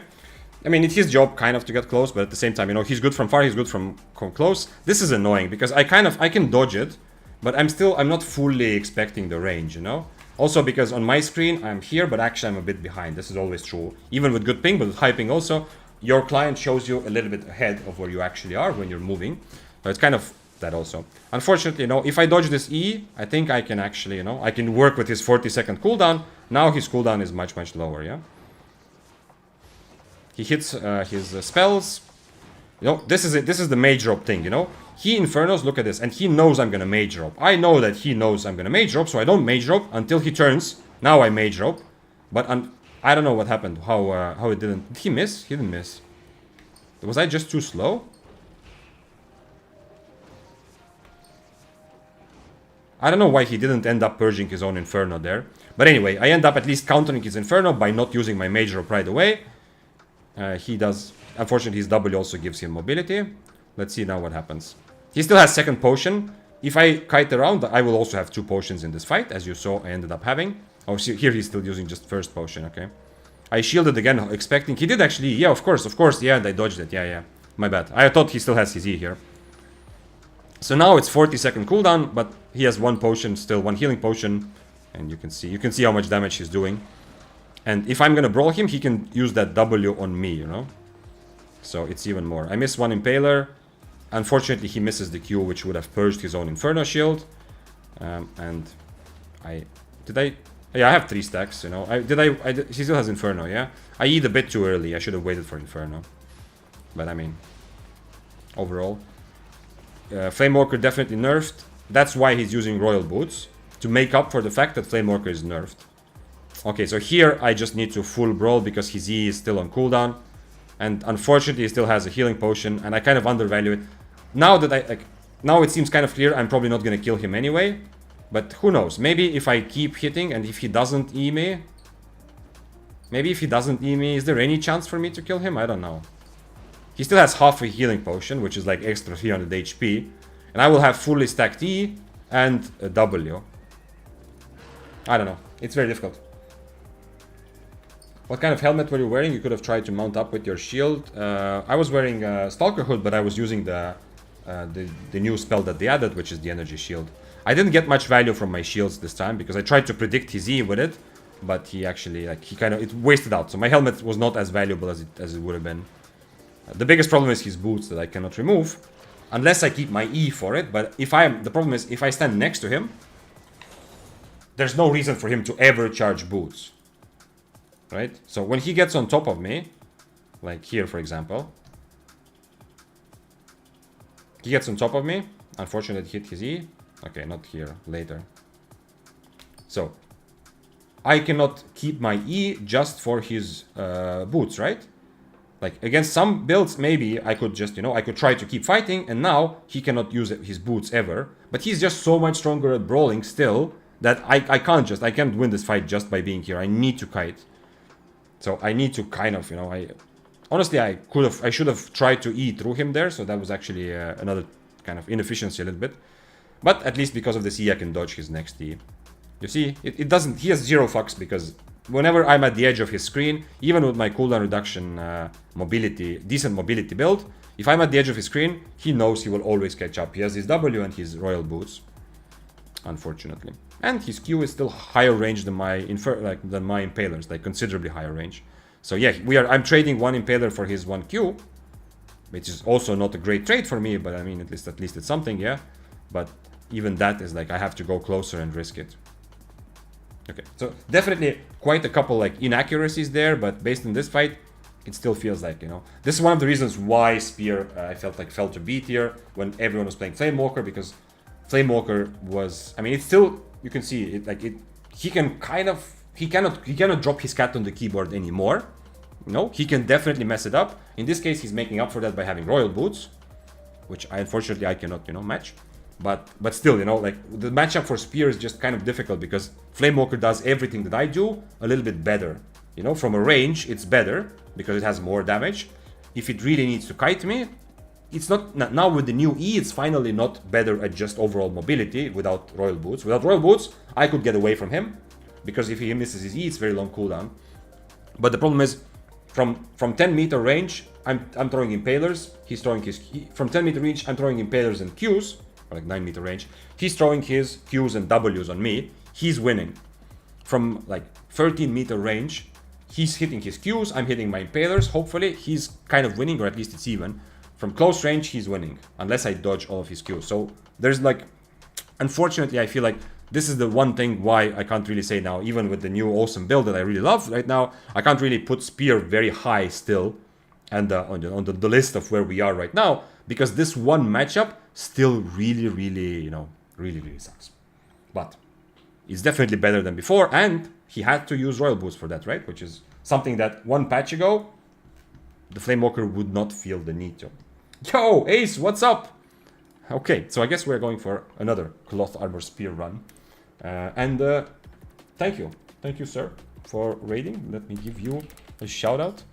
If you don't know, I mean, if you were here, it's been a couple, like if you've been here, you've probably already heard, because there's been a couple times that we actually wanted to raid Ace, and he was either finishing or had like an 8-hour stream already, you know, that was going on. But anyway, if you haven't, then I will remember this for a long time, because as you probably know, I'm not much of a healer, you know, so especially since I play solo PvP. But anyway, I came across the random video on YouTube one day, which was like something like everything you need to know about like nature healing, and I thought, okay, you know, I'm branching out, you know, since I'm talking to beginners, obviously, and talking about Albion, I thought, okay, you know what, let's see what I can learn. And without any interest to actually be a healer or actually learn the things, I watched until the end of the video because it was so fascinating. So that's my like first contact with Ace, and also I know that when I usually ask at the end of the stream like who should we raid a couple times, his name has come up. Thank you for raiding. Welcome all the raiders. We are doing PvP here every single time I stream, because that's how I enjoy Albion. And let me show you. This is what we're cooking with. Actually, the biggest. Don't tell anyone, but I have secretly gotten really addicted to just overcharging. Don't do this beyond tier 7, you know, when I go higher tier, I'm not going to apply this logic. But this is what I need. But I've been really addicted lately. Let me show you. This. Let me show you. Just being here and just doing this. I don't know. If that doesn't feel awesome, I don't know what is. Anyway, let's go use this overcharge as well. My life has become easier, better, happier since I decided to just randomly overcharge before I even go to play. Not having this whole decision of when do you overcharge, not scaring away a lot of enemies, which happens often, you know, if you play solo PvP, you know, even people who still have advantages over you will very happily just run away because they feel that they won emotionally because you overcharged on their screen. Nope, in this case, I'm already overcharged. Thanks for follows. Min, number 842001, Fladia and Ausp. Welcome here. Let's see if I missed something. Cloth spear, yes. I mean, the cloth part is more like the fun thing. I love it right now, but it's the stacking a bunch of cooldown reduction from passives and from Mistcaller is what makes me believe in spear a bit more. Unfortunately, as we just saw, I mean, obviously, I could have played this clearly like better as well, but as we just saw, this matchup still sucks. Even after the nerf to Flamewalker, one of the key matchups, 1v1 matchups, still kind of sucks for Spear, which is why one of the reasons why it's fallen to B tier in my opinion, as a weapon for solo PvP in Mists or Corrupteds or stuff like that. But open world is still very good. I'll try this overcharge thing. You should, man. It is okay. Just to celebrate the raid, I will. Let's do this. First of all, I need to eat food, but to celebrate the raid together, guys, get your spears ready. I know you have a spear at home. Get your spears ready to celebrate Ace's raid. Double overcharge. Just like that. Now we are gaming. Let's go take this gaming to somebody else's, to someone who is in the mists who wants to get gamed at. I'm new here. What is the best healer build for PvP and PvE made? What's up? I don't know. Literally, I don't know. But I can already tell you that your question is not gonna get a very good answer, because Albion is fun, not because of the amazing progression or whatever amazing PvE. Albion is fun First of all, because of PvP, but secondly, because of the complexity of combining all kinds of different weapons, different spells, different items in your own way. Which means that there isn't an objectively best build. There are just so many, there's so many moving pieces that I've had this rant almost every time on stream, like this week. Just to remind everyone, of course, I also talk about weapon matchups, you know, how to play spear against dual swords, or which weapon is S tier. Yes, but at the end of the day, you cannot reduce things to just a weapon. There's so many moving parts to every build, but because of that, also even like best build is kind of like, it's too general. There's too many things. So you have to ask something a bit more specific, Min, if you want to get a good answer. And also keep in mind that I don't heal. So my answer will be from what I have observed others doing. I can just tell you from my duo mists and duo PvP experience that one-handed holy is very, very strong. For duo mist, for a long time, it was obviously the best healer. I mean, especially after the Iron Root got reworked a bit, it was just one-handed holy. But that's for duo mists and for duo content, which is... And also, it's coming from a dude that plays DPS, right? Not an actual healer. Keep that in mind. Best PvP teacher, learn, boys. Thank you, I like skinning. Yes, let's do some learning. Let's go and learn in the face of our enemies. Actually, I'm gonna kill this. I think it's better to run perpendicular for to the Flamewalker E to dodge it. Okay. But that's where the problem comes in. That Flamewalker is a lot like a spear, except it, I mean, one-handed spear at least, except it does everything better. On a Daybreaker, you can at least kind of hope to outbrawl it in some situations. But Flamewalker and one-handed spear, it just does everything better. That's where this comes in as well. Like, in theory, Ausp... By the way, if someone else is wondering, like, who the hell is this guy talking about? What Ausp? The stream is currently on Twitch and YouTube at the same time, right? You see Twitch chat up there, but I actually see both chats. Just so we're clear.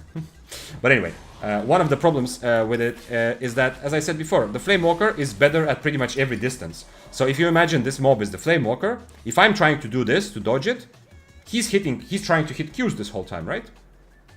And I have just an Impaler, and if I do this from a little bit further range, I'm even out of my Impaler range, right? There's a good amount of range where he can hit his spells and I cannot hit mine. So it's kind of like, if I do want, I either go in for Impaler or I walk away from him so he doesn't get free damage on me all the time. If I start doing a lot of this, sure, he's just gonna wait until he hits a couple Qs. He might miss them because I'm dodging, but you know. Which is unfortunate. Like, if for example, Firestaff Q was the same range as my Impalers, you know, it would be different. Ace and you look like brothers. Oh, hello, sir. Oh, Mr. Spear with 3 stacks. We can do this. He's on, yeah, he's on the wrong...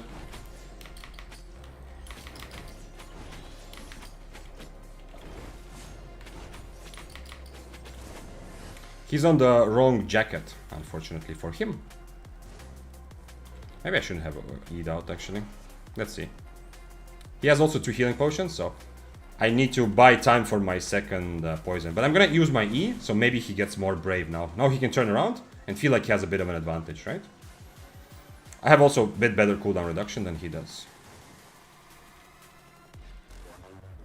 Interesting. If he changes to Inferno, this is much more difficult, but I mean, he can still purge himself.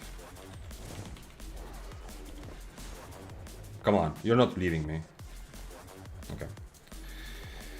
I guess there was no need to E. Oh, come on, Oh, that was not a proper spear player. Too bad, too bad, too bad. I didn't have to E out. It was to buy time for my second potion because he has 2 healing potions, but I could have also just waited for my buff to proc.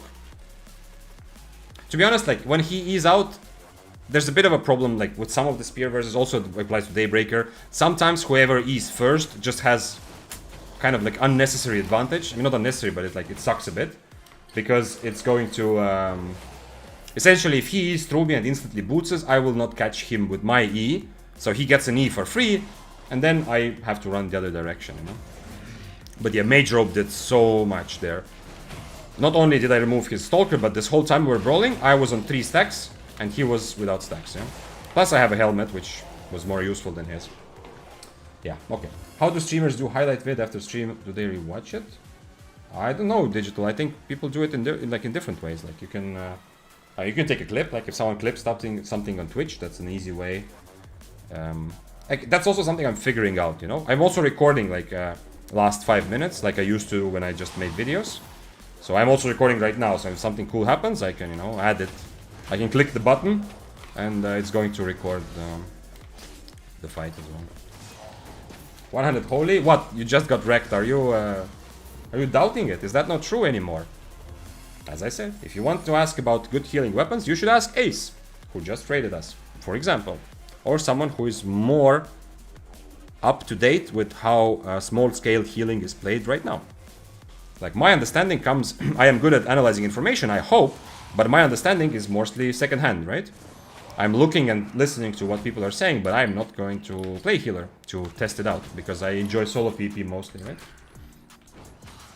100 holy is good in Mist, but nature open world is better when you're playing 2vx. Okay, that's good. That's good info, yeah. That's good info, yeah. Yeah, the 100 holy was specifically, good for Mists. For duo Mists, it was for a long time. It was just obviously better than anything else, and I think it was very often also played in 2v2 Hellgates actually. So when you are kind of more limited to 2v2 fighting, holy seems to do good, to do well. I was using Whispering Bow versus Daybreaker, lost 3 times. How can I play against 3 Reflect and 1 Purge? Daybreaker is very good, yeah. And Daybreaker is also, depending on the build, can also potentially be a very good weapon for catching someone who is trying to kite.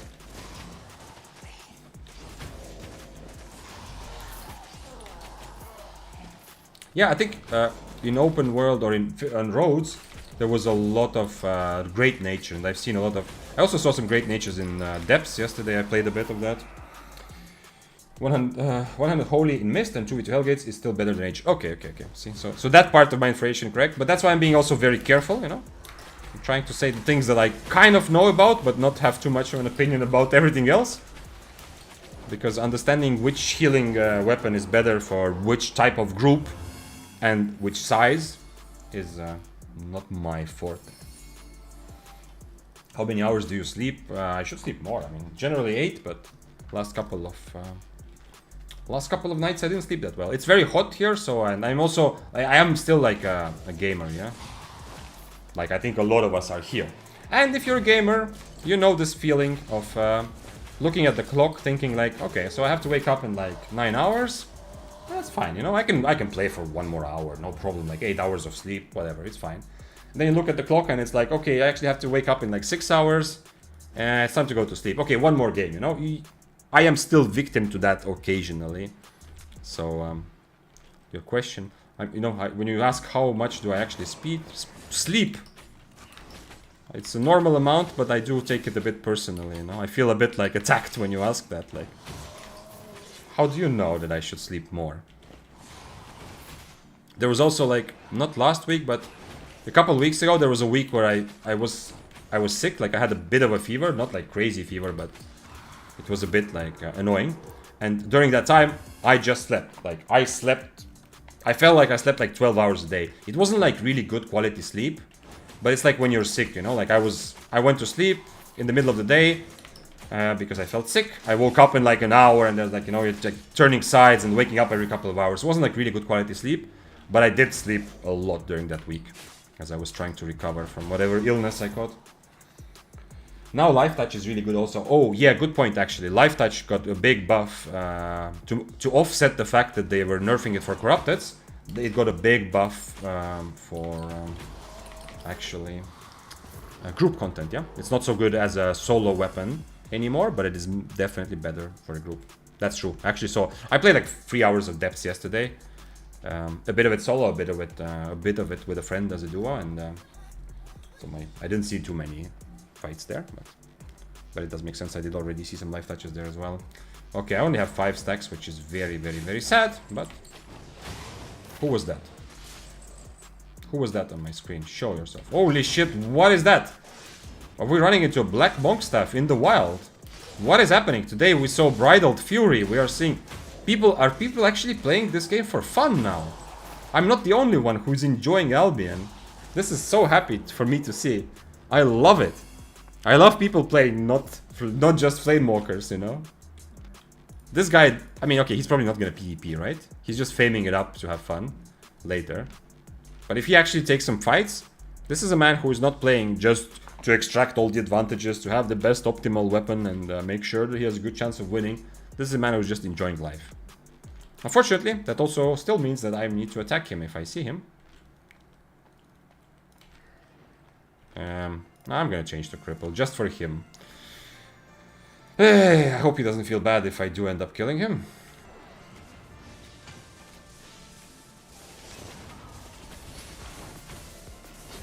I just had this lecture about how he's having fun, but now I'm ruining a bit of his fun. But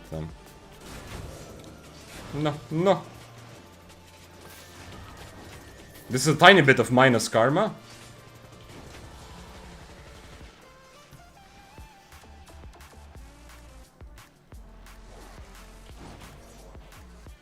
I have red buff. That's why the fact that I'm not full HP is a bit less important.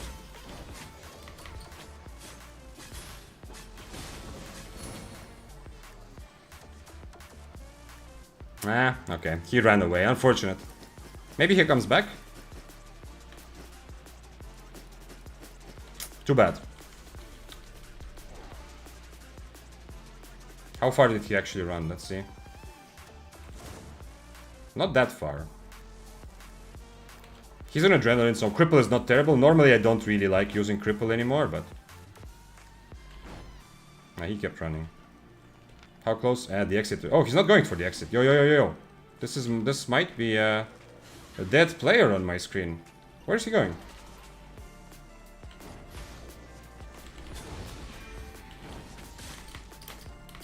It was undead cape, so I'm gonna keep my poison for the ending.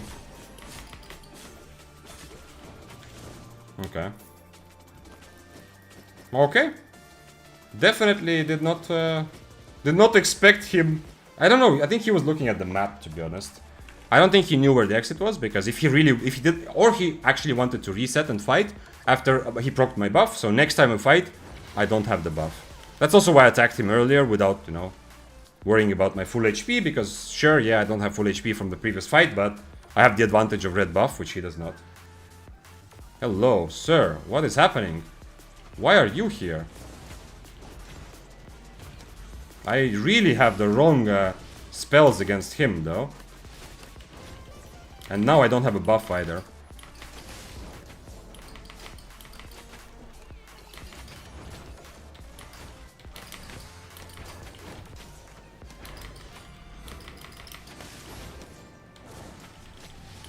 Okay. If this was a higher IP bow, I would be probably pretty fucked on cripple. Not sure, but it would be very, very difficult. But of course, here I can just kind of stand and slap him a little bit, even though he has a buff and I don't. Because I am tier 7 overcharged. Remember, the double overcharged. It's paying off. These guys were not as scared of me as they maybe should have. Okay. We're running out with 10 mil. There was, yesterday there was a 1 mil. There was a mist where everything was 1 mil, you know? 1 mil kill, then another 1 mil kill, then 1 mil chest. Today, a bit less, but still. How much does the current set cost? Like, it says 700k. I don't know if everything is calculated. Yeah, it is, yeah. All of these are common items. I feel like I spent a bit more on it, but maybe because of a couple of foods. Let's say 800k at least with the food, yeah. With potions also. Not much. It's pretty cheap tier 7 items, you know, nothing special. You know, 100 spear is not an expensive weapon, which is why it remains like a pretty good weapon for beginners if you want a hardcore learning experience. If you want to ease into PvP, spear is a bit too difficult to start with, but if you want a more hardcore experience to get thrown off the deep end, spear is good because it will force you to learn basics of Albion PvP the way that other weapons might not. And it is cheap and it's good at PvE, which are two things that for beginners are more valuable, even if it's in B tier right now for solo weapons, at least for mists, you know. In open world it's still very good though.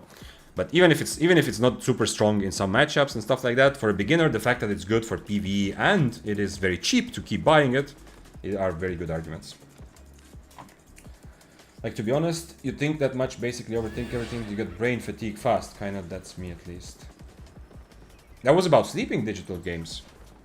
Yes, I definitely overthink a lot of things, but I don't feel like that gives me brain fatigue, yeah. It's more difficult to fall asleep when your day has been less productive. 100% I feel that, you know. If I've done something that I'm at least somewhat proud of, you know, I'm not saying like achieving like some amazing world world thing. I have to, yeah, okay. Today's loot is no longer, is it actually everything is full? Okay, I have to start filling these half empty tabs because I can't make more tabs and I've been way too lazy to sell all the loot. And I might need to make another tab after this. Which is a bit unfortunate. I don't like this, but please fit in there. Please fit in there. I don't want to think about it right now.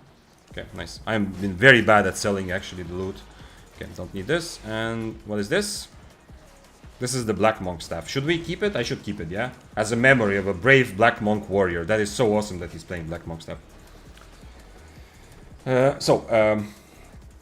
For me, if I haven't been productive, and what I meant is that if I feel like I've done something today I'm proud of, it doesn't have to be like, oh, amazing achievement, yeah? But what I mean is just like, even if I just progress towards something I want in life, it's much easier to fall asleep. Album Journal, new money-making method. You know, XTO, no cap. It is actually good. For when you're starting a new character, you get so much. Like I've tried it now also as a little bit like a new player cosplay. You know, you get so many. You get showered by some extra fame, some extra silver. It does definitely make it easier to start off. Would Smuggler's Cape still be viable with your current build? Yeah. It would be viable, but Spear and Axe in Jar. A lot of fights I throw 2 poisons anyway because I have good cooldown reduction, like decent cooldown reduction, and poison cooldown is already pretty low. So a lot of fights I throw 2 poisons anyway, even with any other cape, while my enemy drinks 2 healing potions. Sometimes it is a big disadvantage to not have Smuggler's Cape, but sometimes it's kind of okay. Okay. I have Cripple again, which means I can't dismount him. I don't really. This fight is not going to be good. But if he runs away, I can at least purge his soldier boots. Okay, let's go back to Impaler as it should be. Is streaming your full-time job or do you have another one? It's definitely not a full-time job, but I am spending a lot of time on it and enjoying it to the point where I'm thinking, you know what? Like maybe I will lean more towards it. But I'm not that good at like actual proper going to work schedule, you know? So I definitely had jobs, like worked on companies or had jobs where I have to, it is scheduled. But a lot of my adult life, my work has also been more project-based, where I work on something, either it's one specific customer or one specific like project that I work on, where it takes a lot of my time, you know, maybe I prepare for it like for a month or something, maybe there's like a week or two when I'm full on working, but then after that there's a while where I have a lot of free time. Like in terms of income, it's definitely not optimal, but it has fit my psychology much better to live my life more like that. And I still have some, like there's some things I'm still doing right now, but not that actively, so that's why I can also stream quite a bit. That's why I can decide, you know what, let's do another hour. Usually need to sleep more than average, and falling asleep without content will make me overthink. That's true, but I once again, Digital, I feel like, by the way, once again, if somebody's wondering like who's he talking to, I'm answering YouTube chat. You only see Twitch chat up here because the way I understood Twitch's rules is that they're not going to be happy if I can multi-stream, of course, but they're not going to be happy if I put YouTube chat on the actual stream.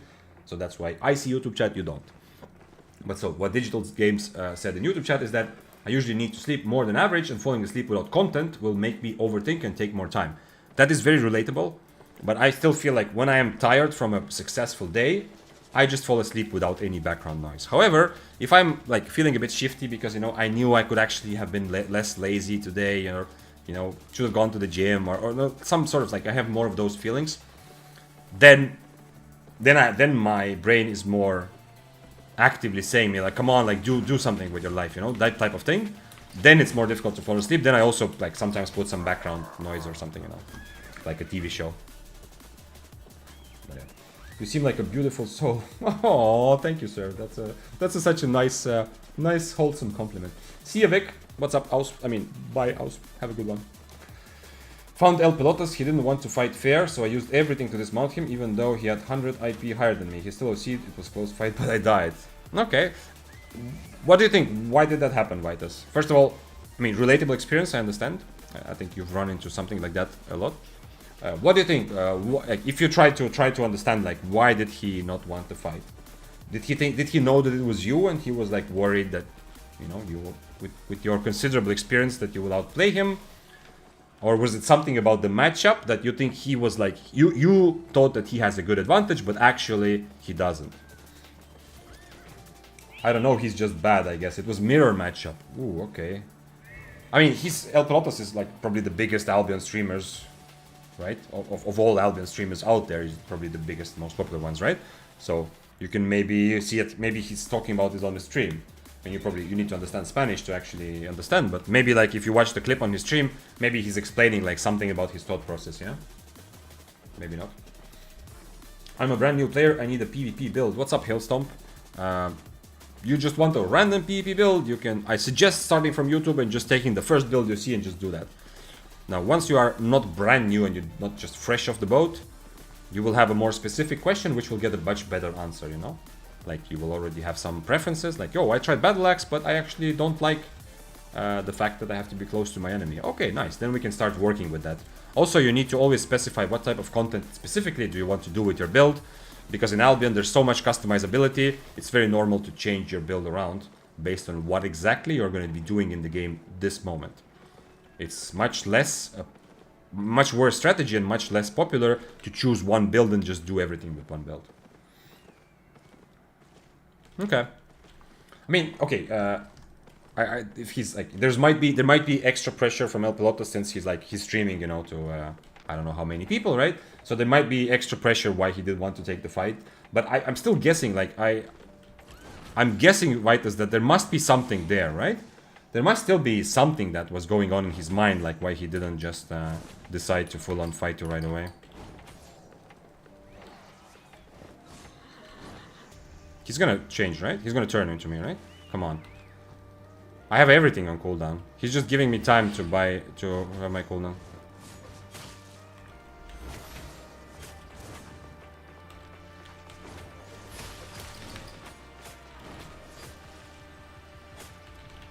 Oh shit, that was not intended. Does he still have... He has only one potion, okay. Should be okay. Mage robing his adrenaline was probably not the play, but...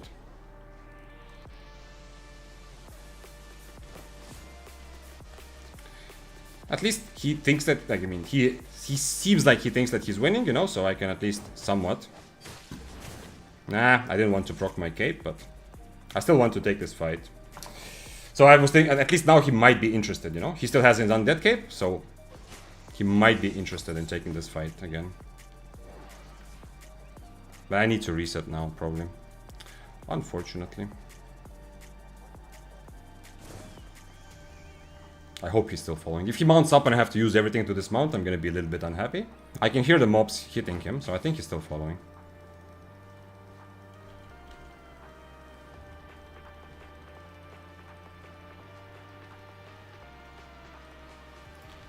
This is one of the matchups where actually I can still just use my cripple as well. Cripple is not bad for this matchup. I still like Impaler a bit more, but cripple is not bad at least. I'm gonna take the same fight, but now I don't have cape, but I don't have to use all of my spells to dismount him, right?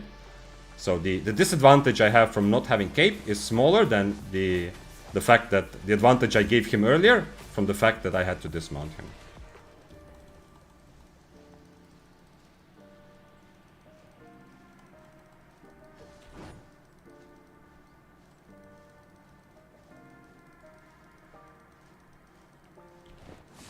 I was actually in range.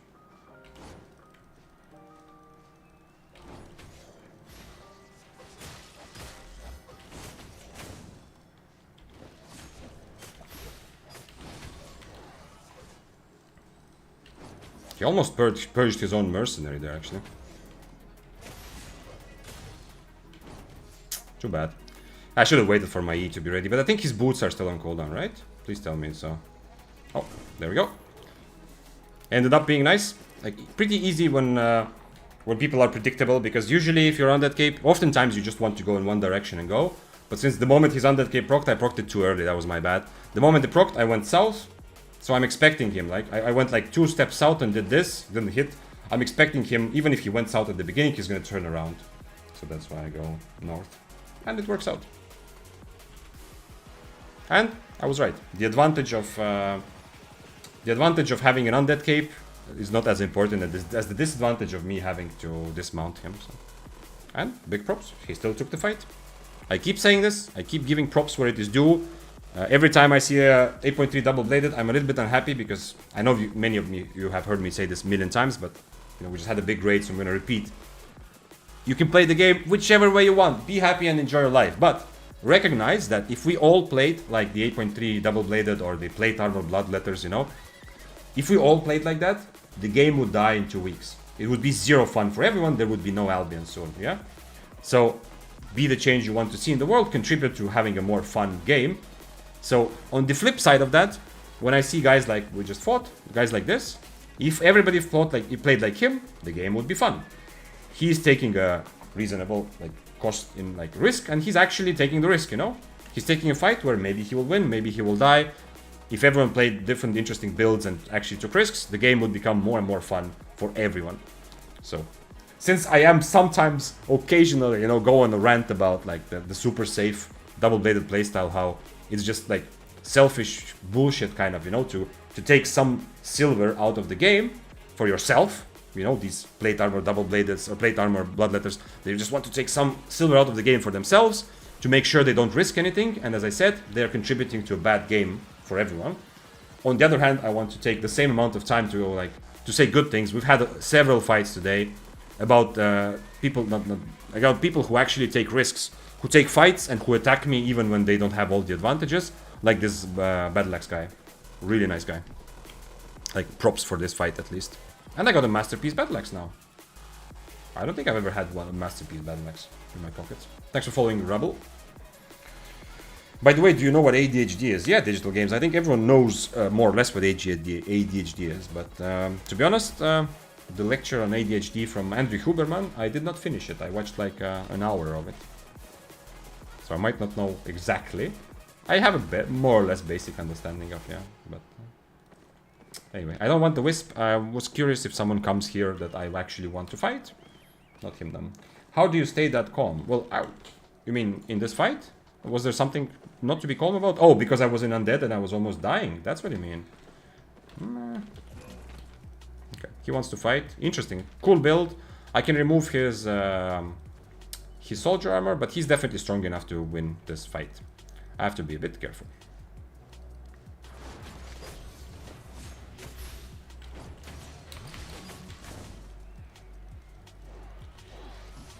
He has 2 potions, that's a bit annoying. And he's much better at brawling, which I need to be at least somewhat careful of.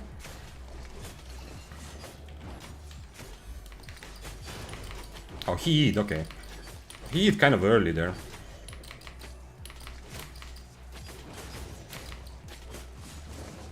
Okay. I was kind of, I mean, okay, he was, I was still overcharged, I need to remember that, you know? So I still have a tier advantage there. But I was kind of expecting him to not E, but instead wait for my E and then E after him, so that he doesn't let me get away. Okay. Tier 7 overcharged versus Tier 6 overcharged. So I have an advantage.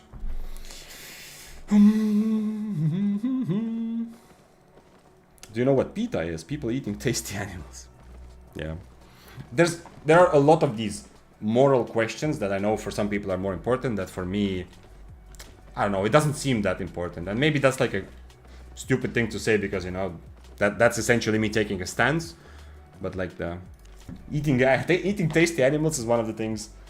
I eat a lot of meat. I like it.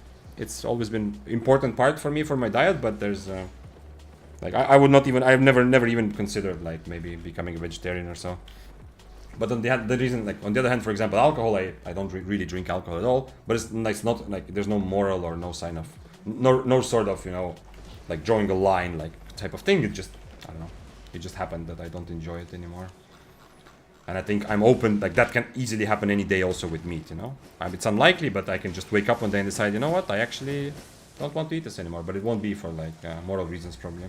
Okay, ooh, we have some more loot or some more room in this tab. I've completely foregone the idea of actually tracking loot of the day. So I don't know. But there's an extension under the the thing, under the stream in Twitch, which tries to actually kind of count the day's profits and losses. It's gonna be generous though. The extension under the stream is gonna be kind of generous because it doesn't know the trash rate, and there have been some kills like this frost staff. You remember when we were all fighting the frost staff and then I died to dual swords? Like probably the extension will think, oh shit, I made a lot of money here, but actually I didn't get to loot him. Yeah? But okay, so if someone still has a question like how do you stay that calm, if it is actually true, I don't know, maybe I was very calm. There's two reasons. If to you it seemed like I was weirdly calm in the fight, for example.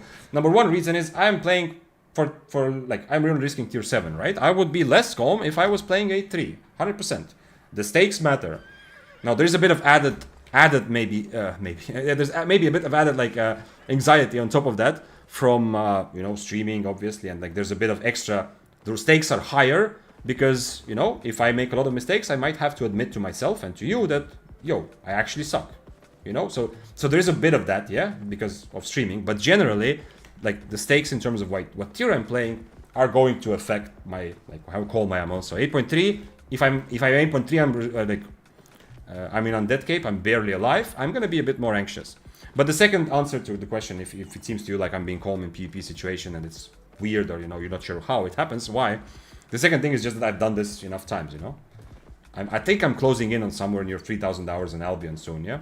I know it's not like crazy much, a lot of people have more, but it's enough for me. And this 3,000 hours, it wasn't like for the first 1,000 hours I was just gathering and then started exploring PvP. I pretty much started PvPing right away, because I come more for like competitive games, yeah? Like from Dota, maybe some shooters, yeah? I'm not so much from RPG games in my background. So I have just died so many times that, you know, and I was not calm the first 100 times I died, yeah? I was anxious, I was angry, or whatever. So I hope that also helps with the answer a bit. Big Grinder on Ace should play trio, the hairless trio, yeah. I think you'll find a lot of... okay, what are we doing? Are we changing our helmet here as well? Oh, damn, he actually changed his W. Then I'm going Reflect 100%. Then there is not even a question of what I'm playing here.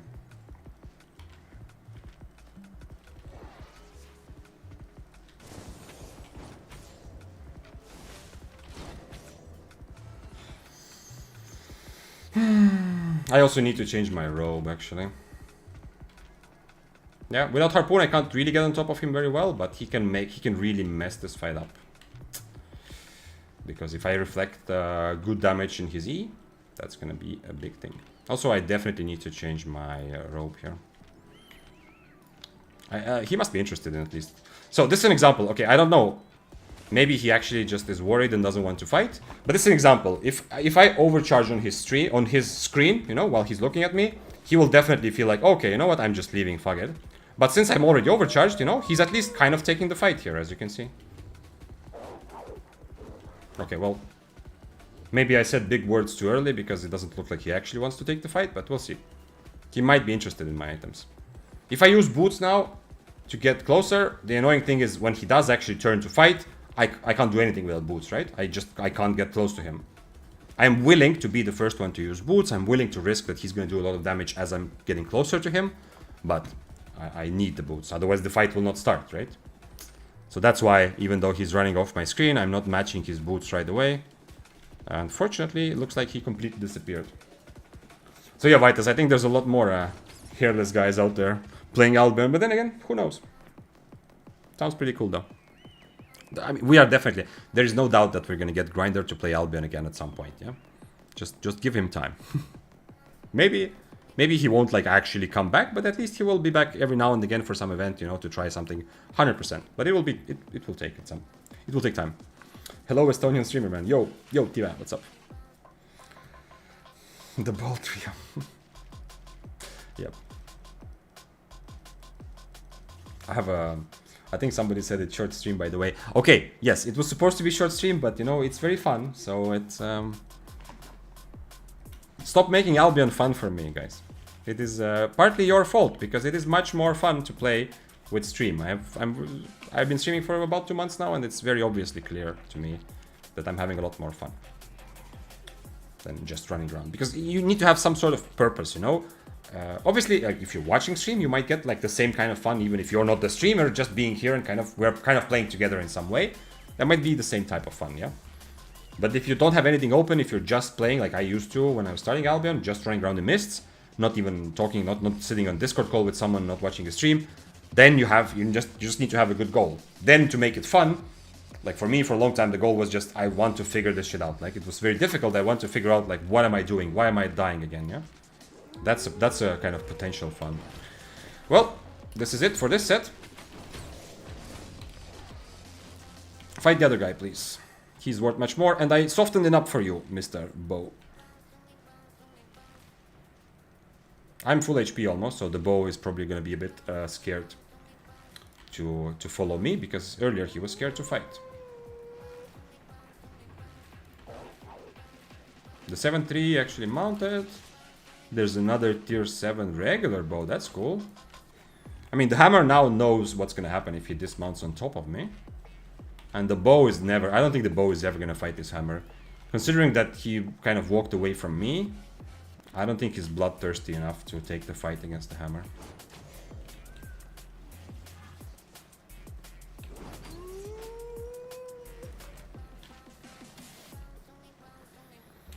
Did you ever try the 8.4 Mist? No, actually I have not. I've never played 8.4. Probably should one time, yeah. I mean, it's not my... it's not the most fun for me to play that way, but... okay. This is the... Nah, I'm dead. Come on, Bow needs to come here. Oh, come on, don't silence me. I need to dismount the bow. What happened to my E? No, come on. Come on, Bow, I'm trying. Okay, well.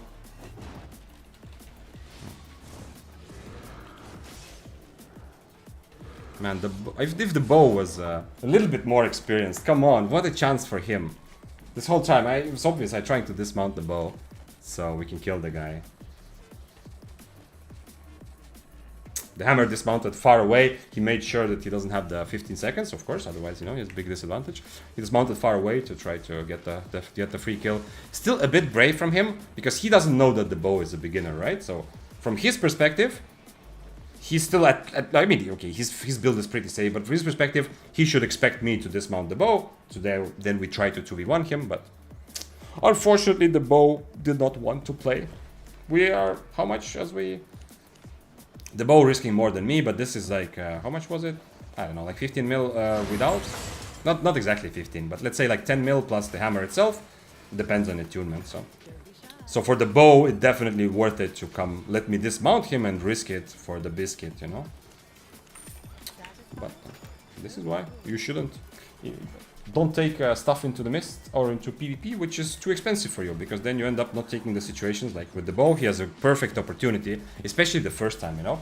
I already started softening up the dude. He has a perfect opportunity to potentially get a big kill, but if he's too worried about his own items. What do I need? I need cabbage soup, yeah. But the very big positive about this, we get to overcharge again. That's crazy. Render is busy staring in shampoo commercials. I don't know about that. I don't know what the joke is behind that. Do you stream full time? Not really, but it's looking more and more like it. Like I'm leaning more into spending a lot of time on streaming, which is what you see me doing right now. But it's not like it's not a source of income for me just yet. At least not to a point where it's like a meaningful part. So I'm doing other things. But not doing them like not like properly scheduled work. It's more like project-based work that I've been involved in for a while, which some of it is still continuous. I have not really taken a lot of new stuff recently anyway. But yeah, but my life honestly has usually been kind of like a series of different projects, different periods, and less like a stable, logical build-up to something big, but more like, oh, I'm really interested in this, and then I'm really interested in something else. So we'll see what happens next. Streaming is definitely very, very, very nice to fit into my life right now. Okay, big moment before we continue together. Don't look at me. Look at the middle of the middle of the screen. That's one. Feels good already, you know. This is so addictive. Double overcharge. Let's go. Okay, I'm ready to go. I need to eat food also. Ready to go.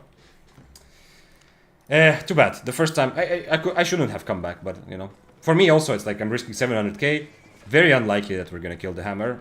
Obviously, partly because the bow doesn't want to play, but partly also even if he does want to play, it's still very difficult for us to 2v1 the hammer.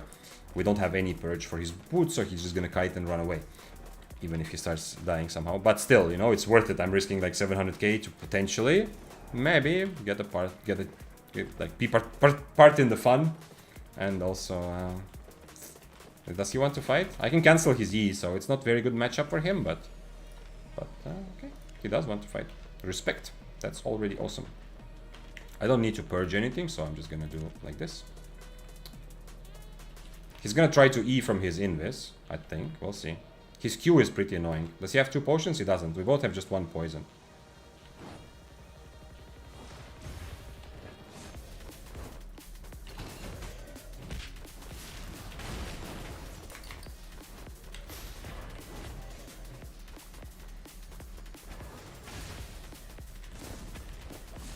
Nice try from him.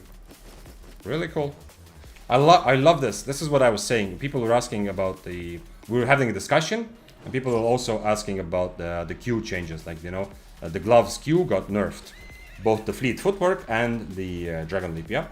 So when people were asking about it, and it seemed like obviously it's going to be a pretty big nerf. But one of the things I kept saying that I'm hoping to see, and now I can see it, is that already fleet footwork was already pretty strong for a while before people actually started using it. So there's so much variety with how we can play different gloves that people will invent and try out different things. So it's a bit early to say that fists and gloves are just knocked down in terms of meta altogether. It's clearly a nerf that was in the patch, in the big patch, but you can see I've seen already several people now try out playing different gloves with this with Q4 with this one, and it's awesome. It's such a new different way to try to approach it, which might end up being strong. Who knows? I was looking at your face while you overcharged. Yes. Not every morning, but sometimes in the morning it's good idea to overcharge yourself. And then double overcharge. To be higher tier for the day.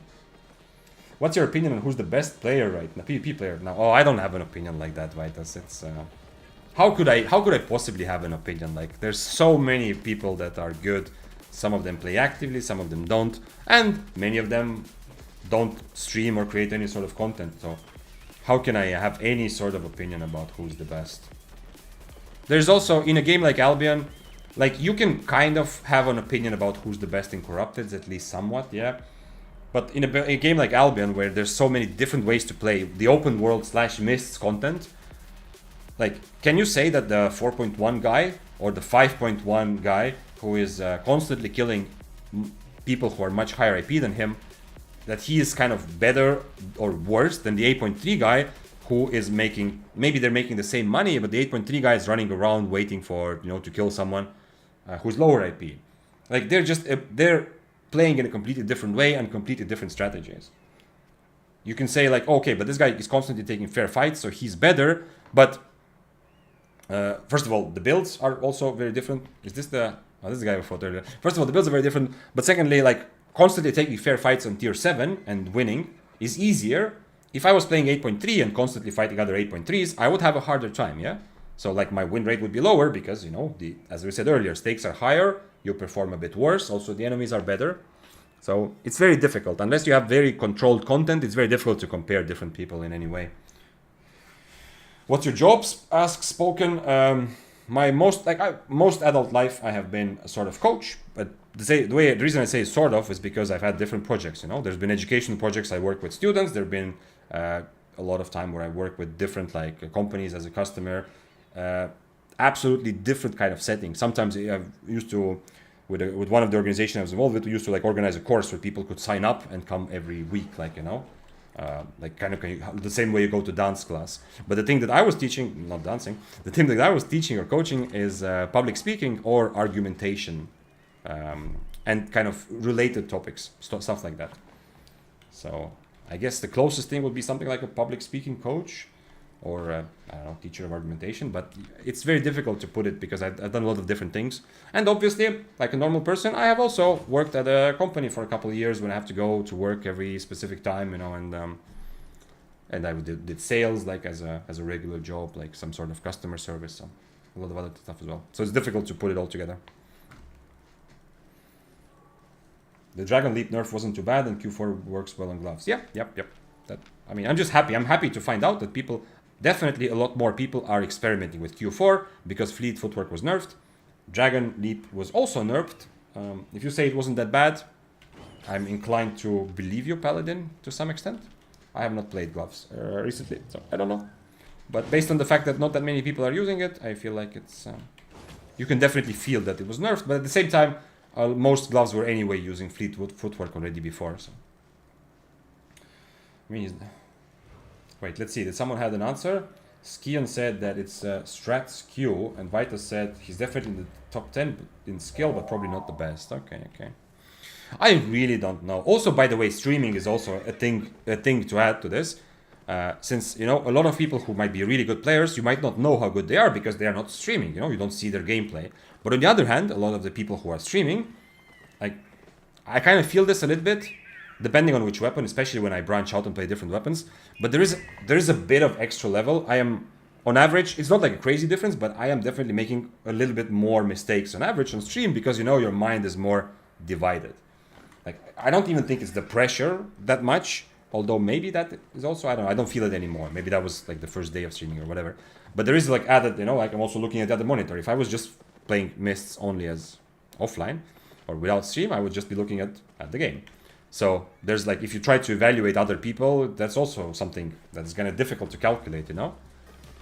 You don't know how good a person is just based on what their ranking is. But if someone is consistently among the top weekly tops, it's likely that, you know, they are... You could probably say like, okay, this person is among the top like 1,000 best players of Albion, but you cannot actually rank who is number 1, who is number 5, I think. Maybe I'm wrong. Maybe if you know a lot more about this, you can share, but I'm not clear. It's not clear to me how you could even make that sort of decision. It's an interesting question though. It definitely makes me think about what does it actually mean to have skill in Albion. I'm such a no life, I fought like everyone and they missed. That's fair. Oh shit. Is he gonna change spells? If he doesn't change spells, I'm gonna full on have to kite him. If he changes, then he will have a better fight probably. He doesn't want to fight. Come on. Mr. Givers of Death. Give me the sweet release of double E-ing until I die. Oh shit! Oh shit! No! The hammer! No, we are not gonna be able to get dismounted. Oh damn, he actually got dismounted, the Death Givers. Nah, this is not... Nah, the guy actually got stunned there as well. Does he have W? Yeah, he's going to W me. No, he didn't actually, okay. Too bad. Well, now the Death Givers is really interested. Unfortunate. This hammer is getting away anyway, he can mount. I can stand in front of him so he doesn't W, but he's gonna be... Oh shit, I should have, yeah. I thought he has enough separation anyway, so it doesn't really matter. What is this tier? 4463. Yeah, I want to fight that, honestly. But I also want to fight Death Givers even more.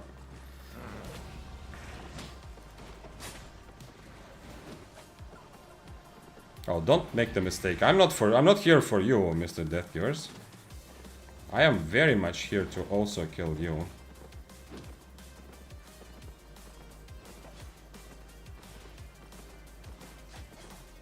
I mean, the hammer has to be a priority, but... Okay.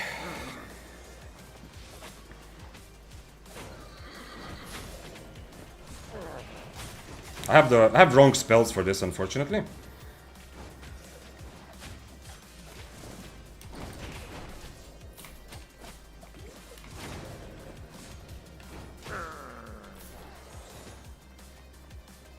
If he doesn't hit his stun, I think I got him, but... He's probably going to. Damn. The stun is too slow. He says bye. Yep, true. Oh wait, is it true? Oh shit, no way I missed that. That was my chance.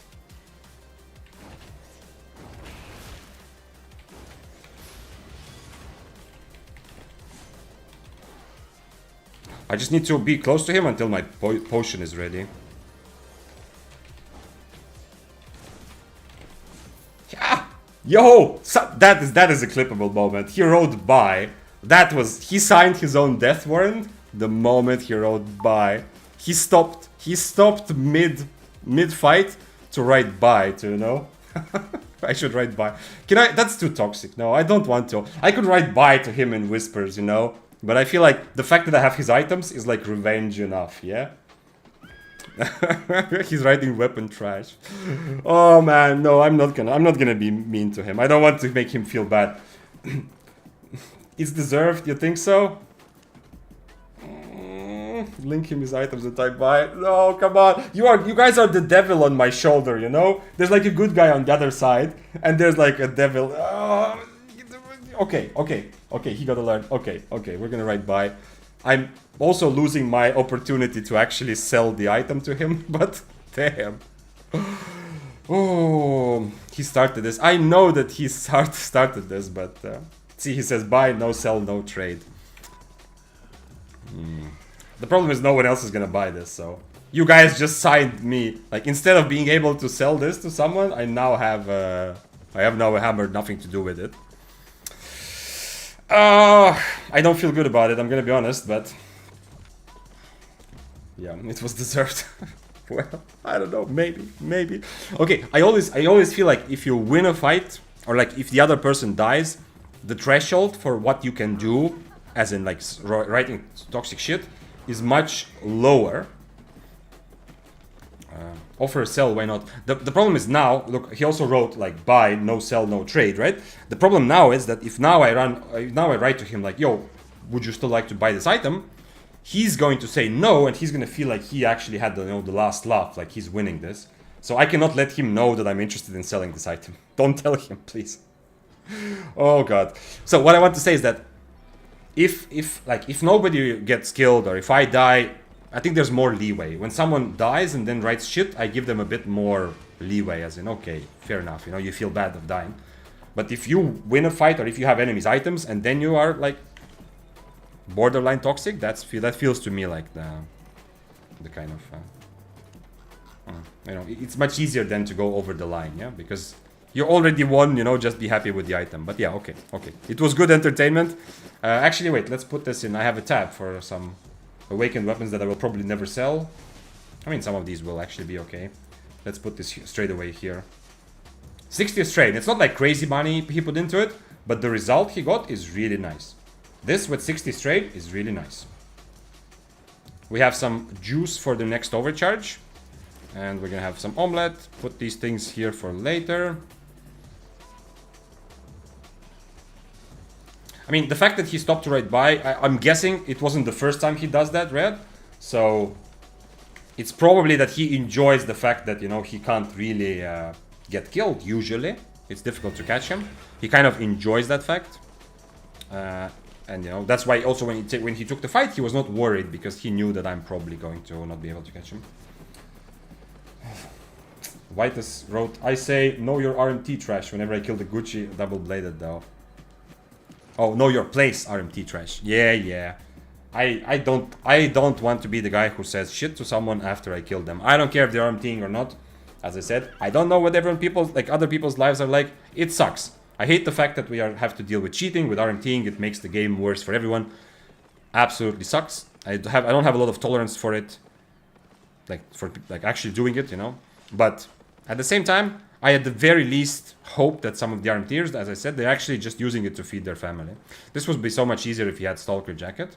But, I mean, we can still try it. The problem is I can't really brawl him properly. I need to use this to remove his Inferno and then hope for the best. Does he have... He only has max HP and not that much.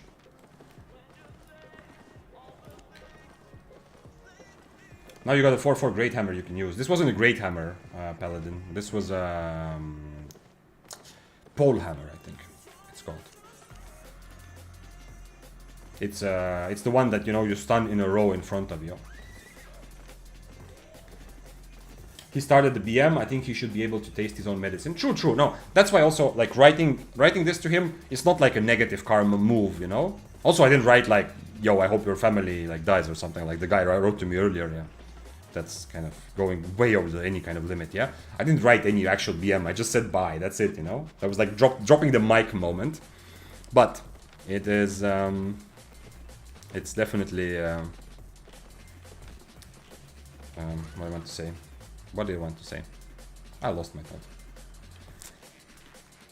So yeah. It's fine. Since he wrote before, as I said, you were right. You guys are mostly right, yeah? He stopped to write it. Carmelia said, guess you're gonna be using a pole hammer. Yeah, it's not bad. All hammers are kind of viable, so it's okay, you know, it's not crazy to think that I'm gonna play. And I actually like hammers. I've recently developed a new sense of love for hammers. Except for Great Hammer, I don't like the playstyle of just kiting and never actually taking the fight.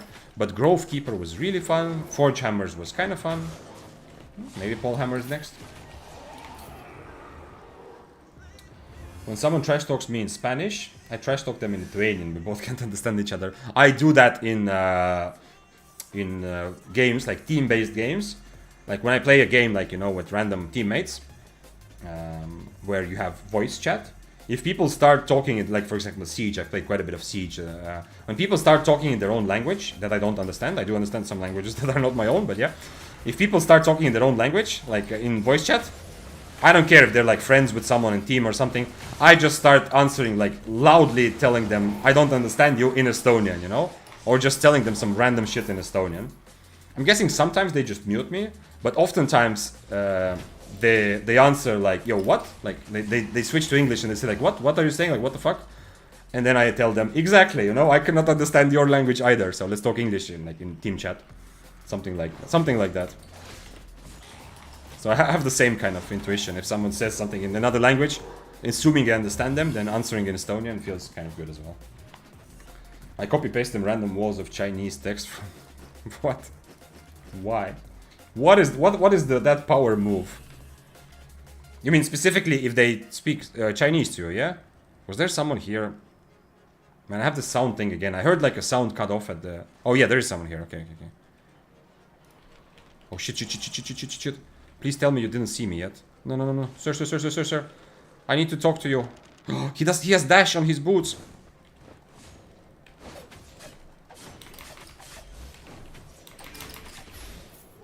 Nice. 1 mil. Ah, too bad that everything crashed. Very good lesson. By the way, this would have been a good fight even if he wasn't low HP. Damn. Okay, I got Death Givers. That's nice. Very good lesson. This build, and I also played similar build. Vitals, come on. What is this? I wish I had a mod here. How can I pin this message? I don't want to pin this message. How can I... I don't know how to get rid of this message. Don't do that. Don't do the wall of text here. Especially in another language. So, what I wanted to say is, I also played Assassin Shoes builds, you know, occasionally. Always for Abbeys, always change to Refreshing Sprint. Unfortunately, yeah, I know it sucks because you want to have dash for a fight, but he can easily get out of the situation.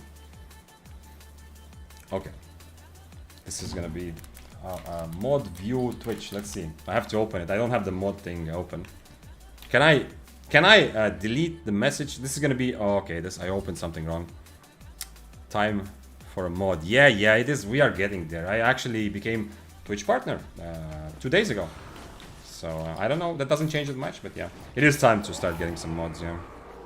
But, I mean, generally, like, there isn't a lot of modding that has to be going on, you know? There haven't been a lot of trolls. And also, I'm very lenient. Like, you can pretty much say whatever the fuck you want unless you're straight up being, like, toxic to other people. You can be toxic to me if you really want to. I mean, doesn't matter to me that much, yeah.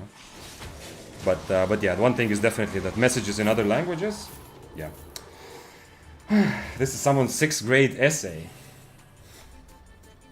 That's kind of adorable. I don't know why we needed it in our chat. I would have believed you without you demonstrating with the message, but okay.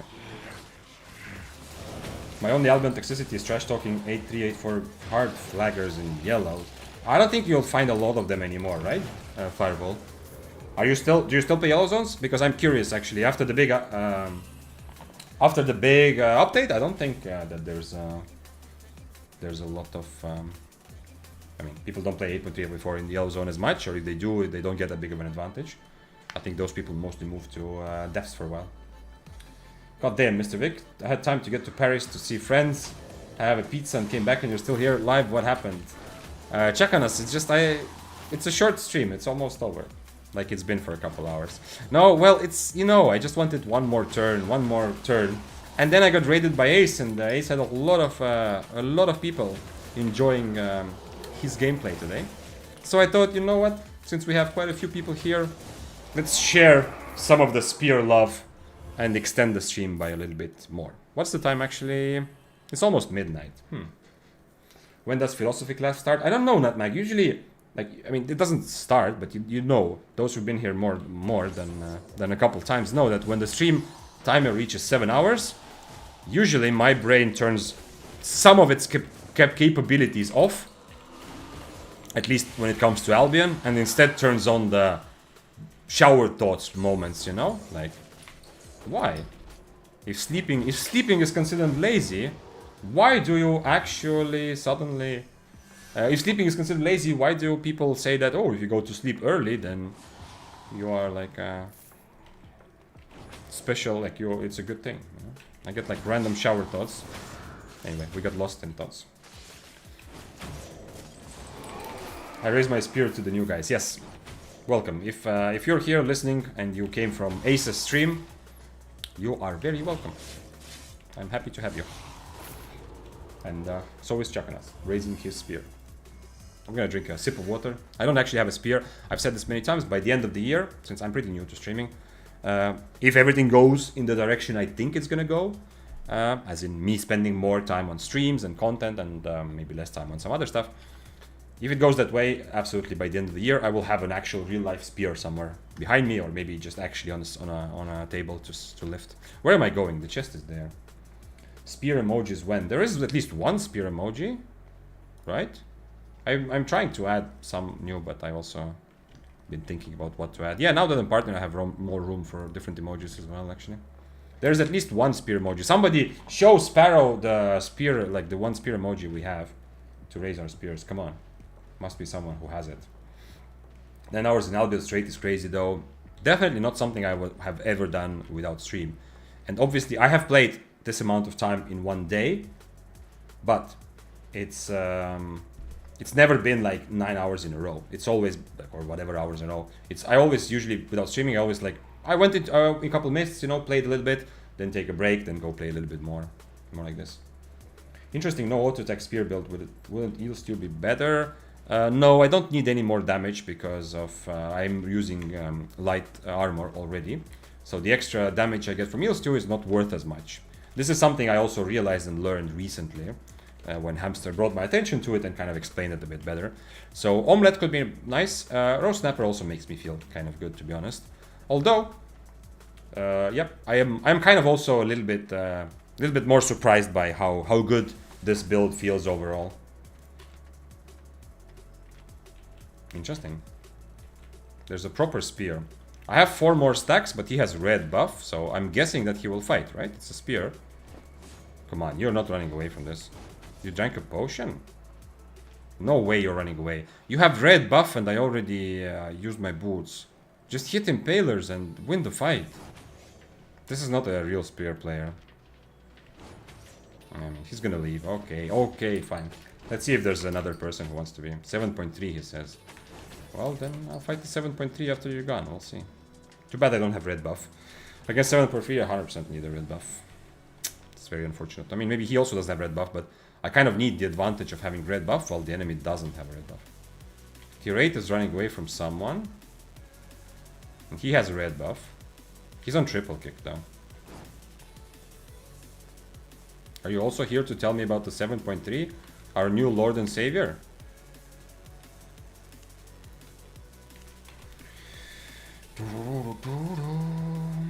He has only 1 potion, but he has a red buff.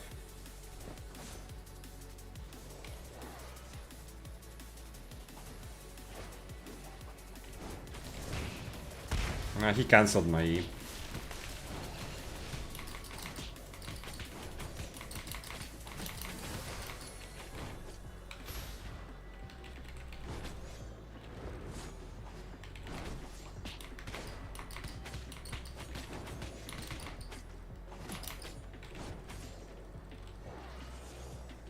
Fuck. If he didn't use boots, would have a decent chance there, I think. He cancelled my E. This is why I say, you know, Daybreaker's so much better against gloves. Very, very unfortunate. Because his E will cancel my E. It happens. Not much I can do there, unfortunately.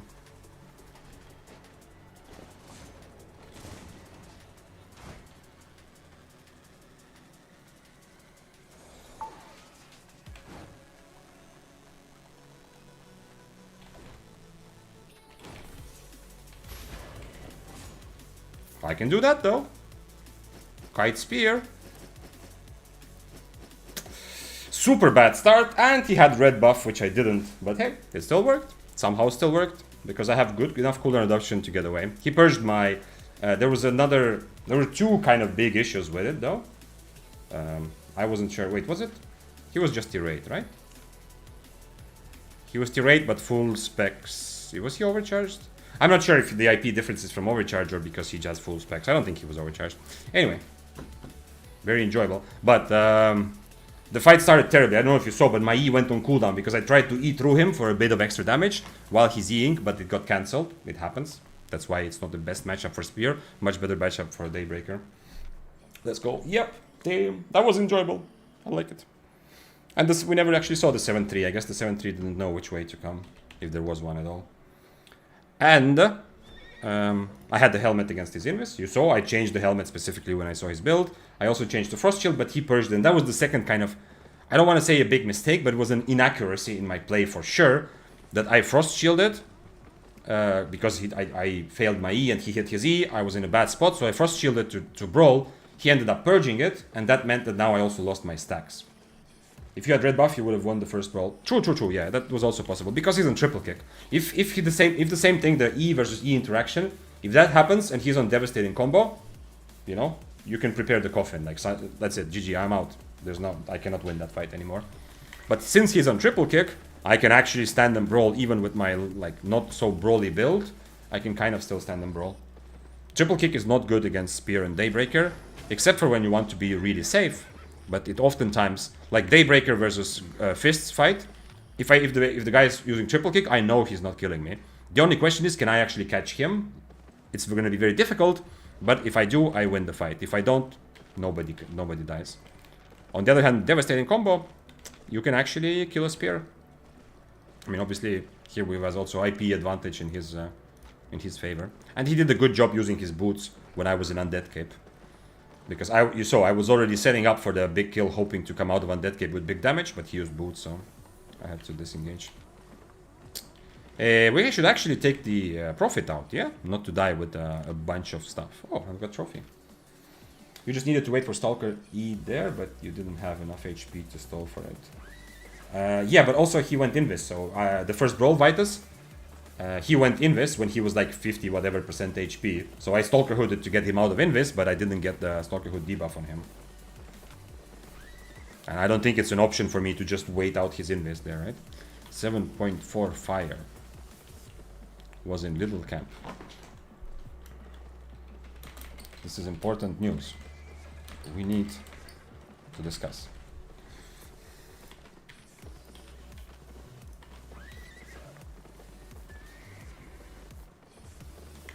That was fun though.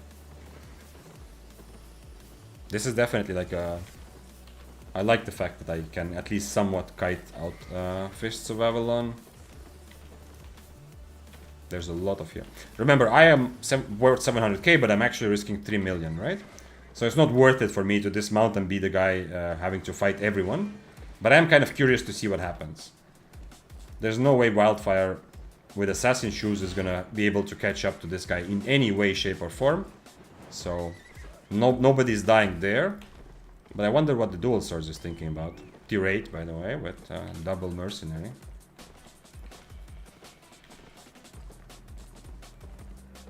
I wish there was a mode, I've said this before, I wish there was a way for me to kind of limit myself. So like put an exclamation mark above my own head, because I really want to watch this fight, like a cameraman, yeah? But the fight is, because of me, the fight is different, you know? Because they have to think about me. They are fighting differently. Because they know that I'm expecting to rat. I mean, they think, in this moment I'm not, but usually I am expecting, I'm hoping to rat. So if I run away, I don't see what happens here. But if I stay, the fight actually doesn't happen because they are worried about me. Damn.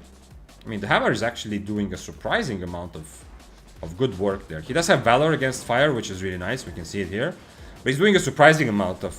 like, I would expect the Great Hammer to really struggle. Oh, he dodged the E. Okay, now he can maybe even win. I would expect the Great Hammer to really struggle with this. Not struggle with survival, but struggle with actually getting the kill. The Wildfire should attack the Dual Swords, no? Okay, he's not. I thought the 15 seconds would be enough. Okay, that was the situation. It's time. It's a sad, sad situation. But nobody ended up dying here. You know that song, yeah?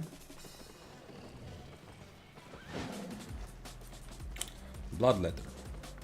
Interesting helmet. Okay, this is just full red Bloodletter with like a bunch of invises stacked. Okay. Short stream, but I think it is time. It is time to call it a successful day. And maybe, is it good? I need to take one day off this week. I mean, from working days, yeah? Like when I can actually call people during working hours. I need to take one day off. I'm gonna... What is this? I'm gonna have to decide if it's gonna be tomorrow or Thursday or Friday. One of the working days I need to take off 100% because I need to make some calls for like some work stuff during actual human working hours. Can you beat bows with the spear build? From my experience, it's easier to with this build. Since I'm better at kiting already, I have had some fights like against that was Chillhal though. I don't think I have it here anymore. That was yesterday. Anyway, I had some fights against kiters, which felt to me easier because I was more effective from far if I was an impaler. But against bows and frosts, I was usually changing to harpoon, and I had better cooldowns. So I was kind of able, I had better cooldowns on my E and better cooldown on my harpoon. So I was kind of able to handle those fights even better than on regular spear. But I am also very much prone to just dying, you know? If you take a lot of damage from Qs that they shoot from far. We need to decide together who are we going to raid. And I think tomorrow is a good day to take off, but I'm not going to stream tomorrow. And then after that, Thursday, Friday, definitely I'm going to stream again and continue with the saga of the discovering the spear, or to do something else, because who knows, there's so much fun to be had in PvP. Thank you for following Sandowski. Thank you for the stream. Thank you, Nutmeg. What a cute emoji. Is it animated? I don't see in my chat. It's not animated, but it is such a cute emoji. Thanks a lot for the content, Mr. Vic. Thank you, Chakanas, for being here. We'll see you in September after vacations. Have fun. Oh shit, you are okay. You are having let's anyway, you're going on vacation. September is a long time from now though. I don't even want to think about what happens in September. Goodbye, Keepy. Let's decide who we're going to raid and stay for the raid so you get points so you can later use them on things like making me play weird builds. I don't want to just we raided, who did we raid? I don't want to just raid Dante every day, right? Although he would be like a perfect raid, and that's why we raid him often. He speaks, he streams mostly in English, a bit of Turkish, but mostly in English. He plays Spear, high level, solo PvP. But we're gonna go back to Dante another time. Is there someone else that is actually streaming some sort of PvP related stuff? Dream Thief showing up. Derek. What is Derek doing? I think that's not like a strictly Albion player, like that's like a Path of Exile player having fun, yeah? They're ganking. That's a very different part of PvP. Is he... Yo... Is that like a newish player actually getting... Nobody cool plays Spear? Dante is playing usually Spear Daybreaker and he's cool.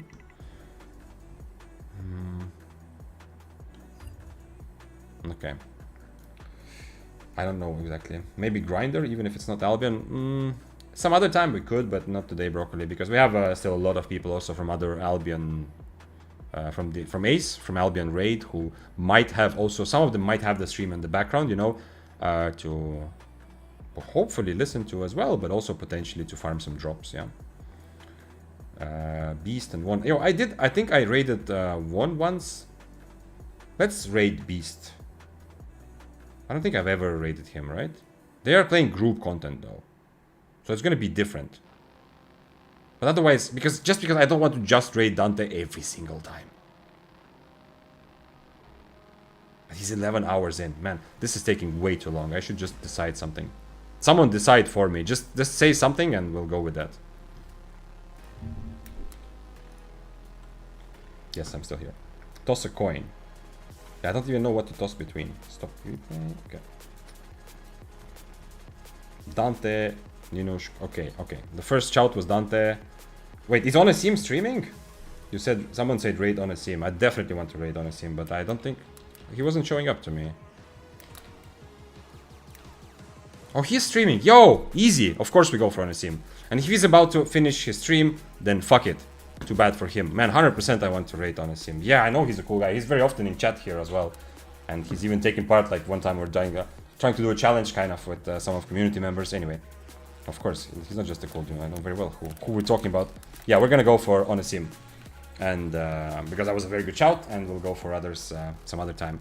Thanks for following, Bomberix. See you guys on Thursday. Tomorrow we'll take it. And yes, Onesim speaks English, you know. Just whenever we raid, get your spears out and ask something in English. So he will also answer in English.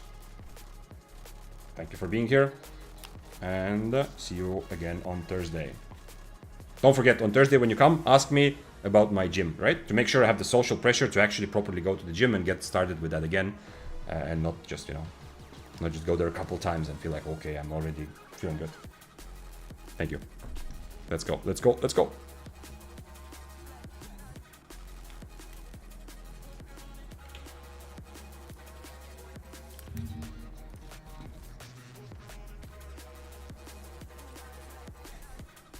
Yo. Why doesn't it automatically open the stream?